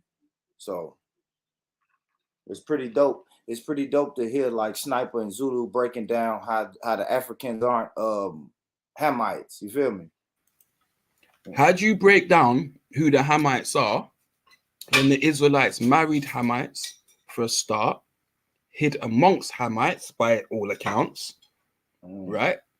How do you break down who the Hamites are? Somebody told me, and then also lost their heritage, their language, their names. Like, how do you work out who the Hamites are, my brother? That's mad. Partly by their practices, because like I alluded to with Zulu, again, you know? much of Israel, specifically the 10 tribes, went to where to keep the ordinances that they didn't end up keeping anyway. So they took in the practices of those they was around anyway, my brother. So talk to me. How do we discern who the Hamites are from the Israelites, my brother? And the Egyptians. Well, we can discern it by, like I said, little things like the botanical evidence, which I presented earlier. The fact that, you know, a lot of Israelites they turned away from Israel and became idol worshippers, like you said, and decided to, you know, integrate with Hamites. So, you know, their future generations would be that. And obviously, by things like I said, what we can see within the Bible itself, you know, it describes who we are, where we're positioned, how we were treated, you know, what happened to our children, X, Y, Z. And I think it would be very difficult for, you know, a lot of, especially African nations, to paint themselves in with the same brush, knowing the text and knowing how it describes us. Yo, ask Getty. It's good, man. Got my brother. What are you saying, brother? You good, yeah? I just had one question, bro, for Shifa that I really wanted to know, bro. Bro, basically, you know the white Jewish people, right? That asking.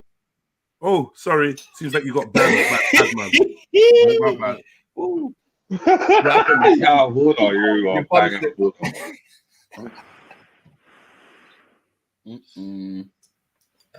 Yeah. So go on. Anyway.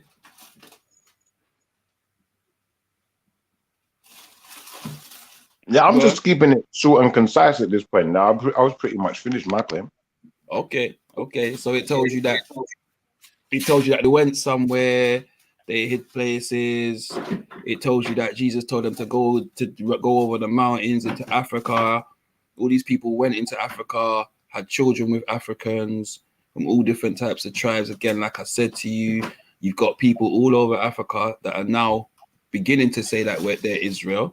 Yep. But before that, how would you discern? How could you tell who was Israel? So up until a year and a half, 2 years ago, maybe 3 years ago, I'll give you the benefit of the doubt. Did you know you was Israel? Because you keep saying Israelite. Bro, if you understand, the Israelites didn't actually go into slavery, bro. Only Judah did. Judah and Benjamin with a remnant of Levi. So you must be a Judean then. No, he's Elam. Well, if you know the history of Israel, like we said, you know, a lot of the tribes turned away from being Israelites and, you know, involved themselves in other practices and amalgamated themselves into other cultures. So, you know, there would only be small numbers of certain tribes left. And, you know, the other tribes, the small numbers that they were in would have, you know, joined up and joined forces with Judah, X, Y, Z, who went into exile, which is why when we get to Deuteronomy, you'll find that Moses is talking to all of Israel. He's not talking to half of it. He's not talking to a quarter. He's not talking to a third. All of Israel. Was there Egyptians amongst them that left Egypt? Facts. Well, Didn't he talk to Israel about how to treat and how to deal with the stranger among you? Correct. Sojourn amongst them. Correct. And what would happen is those strangers would eventually be amalgamated into those people. So their DNA, their heritage, their practices would be amalgamated into that tradition. So they'd become Israelites at some point. So what's the Elamite business? Tell him about the Elamites that you are. Sorry.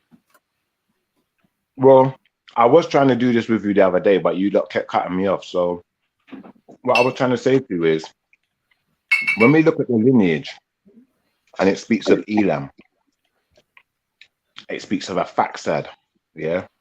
It speaks of all of these people who are the sons of Shem, yeah? It puts them in a particular order, yeah? And the one I highlighted for you especially was Canaan, because Canaan is identified as the son of Shem. But then later on in the next passage, he's identified as the son of a Faxad. So he is still a son of Shem, but a grandson. And I would then say that if the lineage is done in a particular order, Faxad is the son of Elam, more than likely. So to that degree, they're all the same family, the same bloodline. It's very consistent. Well, the fact that they're the same bloodline, it would mean that some of them would carry the same names, right? So you would get Canaan maybe in the bloodline of Shem as a similar name, but not the Canaan of his family member, which is Ham, right? So Ham had 4 sons, yeah, Thot, what do you call it? Cush, Mizraim, and Canaan. Yeah, and then Canaan had some sons, and one of his sons was called Jebus, and he is the father of the Canaanites. So I don't know. Are you claiming that you're Canaanite, Israelite? What was the point you were trying to make? What you'll find is the Canaan I spoke of was not the father of the Canaanites. And this is why a lot of people get confused, because when you read the Bible, you've got Cain, then you've got Canaan, who is the son of Shem, then you've got these other Canaanites. And a lot of people get confused by that, but now we've just unconfused them. So thank you for that, brother. Unconfuse them. No, so which Canaan are you talking? You're talking about the one that came from Shem, right? I'm talking about Canaan, who was the son of a Faxad. Yeah, which came from Shem, right? Shem's line. Which came down to from Abraham Shem's line. And A Faxad I believe is possibly the son of Elam, and Elam is the son of Shem. Elam is one of Shem's sons. Correct. Are you sure? Would you like me to read it for you? Yeah, please, if you must.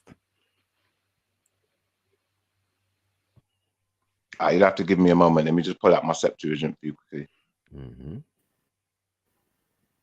No, Elam is one of Shem's sons. Mm. However, No, Canaan is not from Shem. That's what I'm trying to say, bro. I'm like, he's trying to say that I mean, the passage he read did say that, yeah, but I was like, right, I don't know if that was a spelling error or it's just another Canaan. Cool. Because they're family. So, we've got Enoch, Enos on both sides, Cain named his son Enoch. And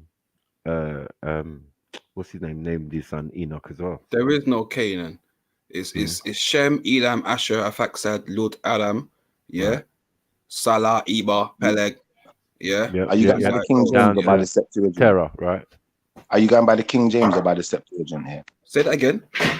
I'm going by the patriarch. I'm going by the patriarch tree, fam. I know, but are you speaking from the book? I'm not splitting hairs. Let me finish. I'm not splitting hairs between whether it's the Septuagint or something else, because every single image I have up here is showing me the same thing, my brother. Yeah, I told you before, like, you keep talking about this Septuagint, bro. Like, We don't all subscribe to the Septuagint, and the Septuagint is not the be all and end all of things biblical, my brother. So let's stop this right here and right now. The Bible comes out of the Septuagint. Just to No, make that bro. And secondly, How can the Bible become out of the Septuagint when the Greeks went to learn somewhere, my brother? What are you talking about? How can you go and learn something, write it down and say, oh, the original came out of the fucking copy? Brother, are you mad?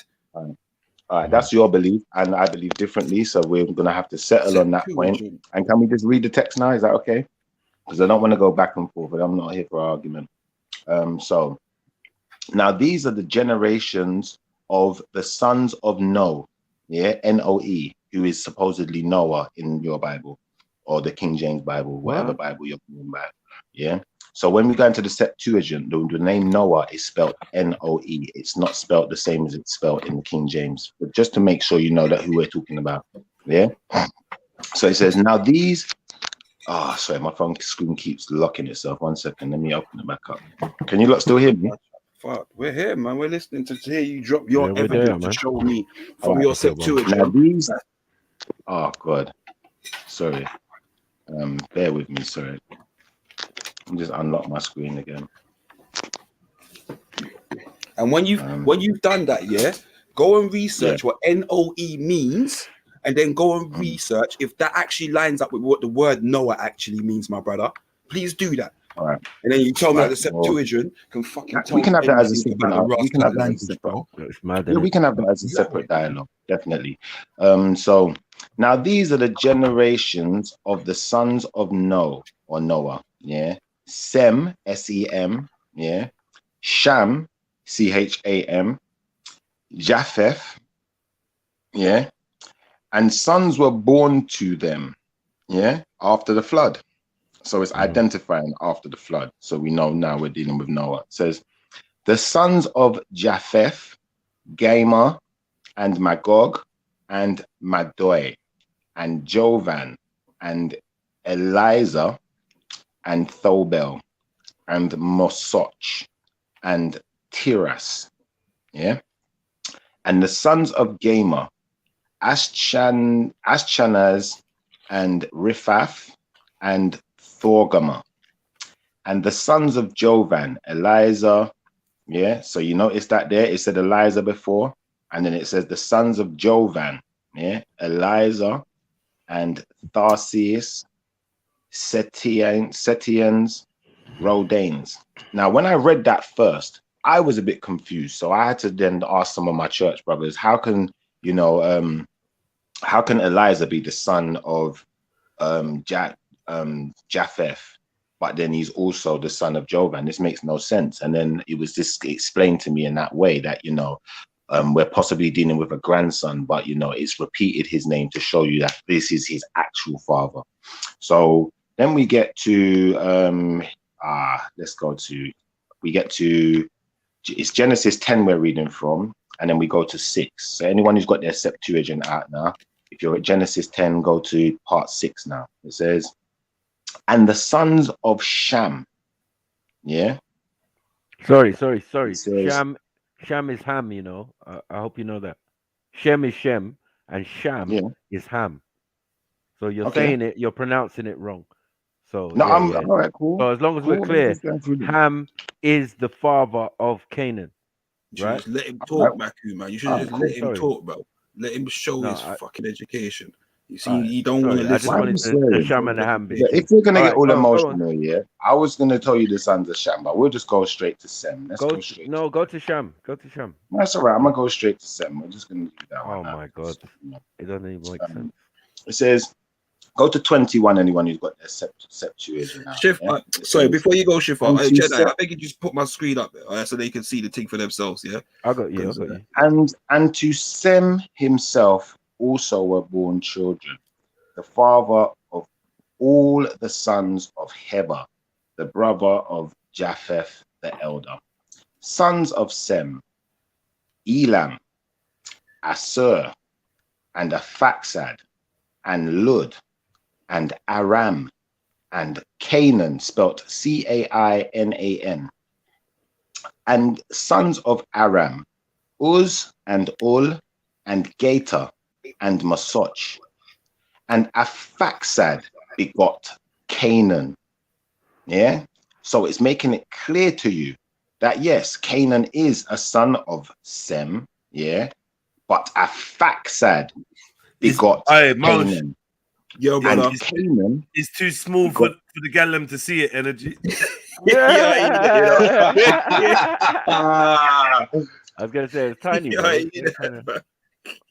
right. Well, I I was reading something, but anyway.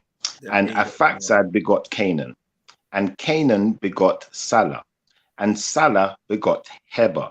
Yeah. And to Heber were born 2 sons. The names of one, Phaleg, because in his days the earth was divided, and the name of his brother Jektan.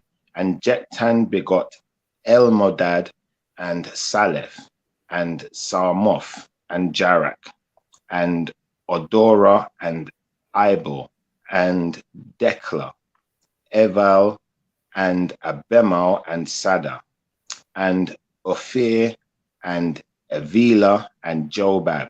And these were the sons of Jektan. Now, I can continue down that lineage for you, but I just want to go back just to highlight something for the people so we understand and we're not getting confused here. Yeah. And to Sem himself also were born children, the father of all the sons of Heber, the brother of Japheth the elder. So it's describing that he is Japheth's brother. And it says, sons of Shem, the first son listed here, Elam and Assur and Aphaxad and Lud and Aram and Canaan. So as I explained to you guys before, Elam is the first son in the lineage. It says Canaan in his book. Which would definitely indicate that he is possibly the father of some of the others. Don't say that in the Bible. Well, you show me your Bible. Do you want me to go to the King James Bible and read that part to you? Would that make you more satisfied? Go to the King James Bible and read the descendants of Ham. Well, I'm dealing with Shem right now. We can deal with Ham afterwards if you like. No, I'm saying if you go into the Bible, that would be the where you start. That's fine, but we're going to still deal with the sons of Shem first. If you want to tell us the sons of Ham afterwards, I'm willing to listen. Also. Even the sons of Shem, it will not have Canaan in there. Okay, let's go. Let me just type it in so I can bring it up and read it properly for you, because I don't want to, conflate anything. So here we go. We want to go to Genesis 10. Sorry about this, people. I'm just got to type this in now. Genesis 10. And we want the KJV. All right, here we go. So, Now, these are the generations. You've been talking a long time. Let me read it out. Now, these are generations of the sons of Noah. Shem, Ham, and Japheth. No, let me finish. Come on, bro. Let me finish. Bro, you've been talking a long time, bro. You read out the whole thing on some, bro. I'm here, bro. I'm here. I'm at it now. I'm at it now. Listen. Let me finish, because obviously you're going to get your time also. Say you love to hear your voice. Genesis 10:22. The children of Shem. The first name that comes up again, Elam, and Ashur, and Aphaxad, and Lud, and Aram. And the children of Aram, Uz, and Hul, and Gether, and Mash. And Aphaxad begot Salah, and Salah begot Eber, and unto Eber were born 2 sons. The name of one was Peleg, and for in his days the earth was divided, and his brothers were Joktan, and Joktan begot Almodad. So now I've read that to you. What I want people to do is go back and check what I just read in the King James against what I read in the Septuagint. Right. And what you find is it doesn't say in the King James, and Aphaxad begot Canaan, does it? No, it only refers to Salah. So this is why I said to people, there's times where if you want to get the entire lineage, if you want to get the entire family tree, you have no choice but to go to the Septuagint, because they miss parts out. So I'm gonna go back on mute and I'm gonna let you guys divulge what it is you want to share with me. Fire away. So when you went to the King James Bible, like I told you, go on. Whoa. So wait. So hear this then. Then you read on it, says, and Arphaxad lived 5 and 30 years and begat Salah. And Arphaxad lived after he begat Salah 403 years and begat sons and daughters. And Salah lived 30 years and begat Eber.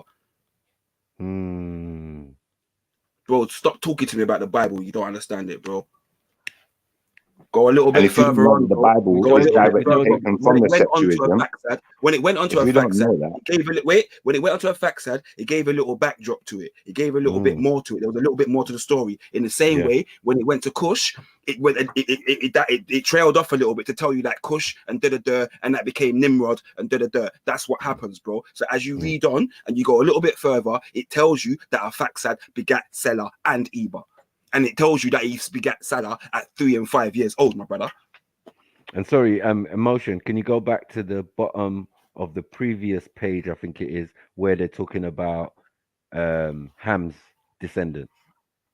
Oh, let me go back here. Let me go.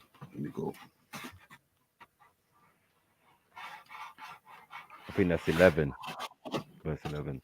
Right, let me go. I don't know if you realize the mistake you're making here, yeah, but let me just point out to you. And the sons of Ham, Cush and Mitzrayim. Wait. Okay. Well, you can waste people's time if you like. I'm listening. And then what was Canaan's descendants? Did it say Canaan? Wait there. And sons of Cush, Seba, and Cush begat Nimrod. Let me see. See, because the Canaans, there you go. And the border of the Canaanites were from Sidon. And Canaan begot Sidon and his firstborn Heth. You see, now they even mentioned Sidon, who was the secondborn after the firstborn, my brother. Right. Go on. Yeah, and the Jebusite and the Amorite and the Girgasite and the Hivite and the Arkite and the Sinite and the Arvadite and the Zemarite and the Hamathite and the afterwards were the families of the Canaanites spread about abroad. Right. And the border of the Canaanites was from together unto Gaza as it goes onto Sodom and Gomorrah. Right. Bonfire upon your mute there. So thank you for proving me. Thank you for proving me right, Motion. I appreciate you. And the Canaanites I'd like you to Motion. One question for you, brother. As obviously you know, you're the teacher at this point in time. Can you please answer this one question for the people so that they can know the truth? Which comes first, the Bible or the Septuagint? What do you mean? Which comes first? Or the Septuagint Bible or the King James Bible, just to be specific. But that's you. But you. The point is that's just obviously. Wait. No, it's not a but thing. Obviously, you know. Huh? Obviously, you know the Septuagint came first. But was the Septuagint the first holy book? Was the Septuagint the first copy of the book? No. In its entirety, yes. Was it the first copy of the book? Yes, in its entirety. No, what does Bible mean, my brother? What does the word Bible mean, my brother? You tell me, brother. Library. So now, can we go back to this no? You mentioned no before. You mentioned no before in the Septuagint. No, you wouldn't have. Exactly. What does no mean? What does N-O-E mean in the Septuagint, bro? What does that mean? Please tell me. I showed you how these man Hellenized the Rascalot Septuagint, bro. What does N-O-E mean, my brother? I'm going to say that's irrelevant, and I'm going to now allow you to brother. No, it's not, my brother. What does N-O-E mean? You teach it to the people, then. I'm listening. You teach it to the people, bro. I'm saying it's irrelevant. It means thunder, bro. What does Noah actually mean? I'm saying it's irrelevant, and I'm saying they're two different languages. You do all that things, you don't understand it. That's why, bro. No, it's not that I don't understand it. I'm saying it's irrelevant, and they're two different languages, and now you're conflating languages and linguistics to try and make a point. No, I'm not, bro. If somebody changes the name, of something into the name that they use as a Greek god, my brother, that's not me conflating shit. I'm asking you, why would they change the name of Noah to N-O-E, which means thunder? How do you say Noah in Hebrew, brother? One second, brother. One second, Raheem. I know you're excited, but let's not start acting like a female. Let's keep it manly over here. No one's talking to you. Motion. I can't lose here, Raheem. There's no way I can lose here, Raheem. Raheem, I've already won. It's too late. It's too late, Raheem. Pull down your skirt. Pull down your skirt. Maybe change your thongs for some man drawers. Change your thongs for some man drawers and pull your skirt down because we're now starting to see how feminine you really are. Now, Motion, can you tell us, Motion, how do you say Motion? How do you say Noah in hold on, Motion? How do you say Noah in Hebrew? Oh, you know what? I'd have to read it up again, you know. But I was learning that shit still. And it's not it's not NOE. I guarantee you that. It's not Noah neither, is it? It's like the word. It's not Noah. Exactly. You can play linguistics. I'll give you one that I do understand. No, I'll give you a few that I do understand. Though I don't recall it. I recollect it totally, but it's not NOE. I can guarantee you that. But I can give you a few that I do understand, like the name John. I know, but I've still win though. Thank you. Wait. Thank you for proving me. How do they put John in the Septuagint, my brother? Yeah. Talk to me. Because you know how to say John. We're not going to conflate languages and get Raheem all excited again. Because Raheem's starting to have I'm going to let you bring Raheem to climax, and I'm going to go on mute. In fact, I'm not going to listen to Raheem's climax. I'm not listening to anyone's climax. That's the Septuagint called John Yahukanan, my brother. That's all I want to ask you. Mad thing. Don't tell me about the Hebrew. You don't even understand the thing, but you don't ask me a question like that. Mad. Keep telling you, bro. I inspired you to pick up a blood clot Bible, bro. I'm coming back. You some bitch right here. Hey, I thought man was gone. I'll be back.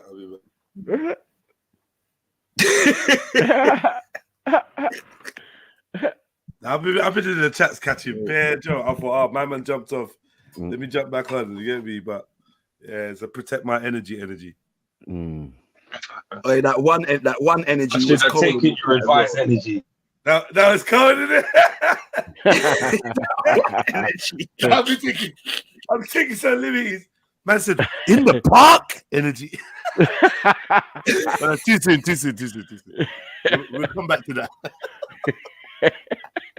Taking liberties. Yeah, the next thing you'll be saying is Jehovah's a Europeanized way of saying Yahweh. So Yahweh doesn't exist because they made up the word. Okay, I'll be honest with you. I don't play these type of games. What I do is I let you guys conflate. I'm gonna let you guys conflate some more. And I've already won. Thank you for this victory. Thank you for another victory. Big up Shakara as well. Shakara, where do you go? Hold on. Claim my one when I ain't won any. Look, I don't need to claim anything. Everyone can hear it. It's live. We're doing. It's live, brother. I read the Septuagint for you, and I read the King James Bible for you. They mirror each other to a point. They mirror each other to a point where a piece of information is directly missing. They mirror each other to a point where a piece of information is directly missing from the King James. So it's proven my point. Like at the end of the day, did you read the Septuagint in Greek or English, my brother? Brother, let's not go there. Now we're going to start conflating languages.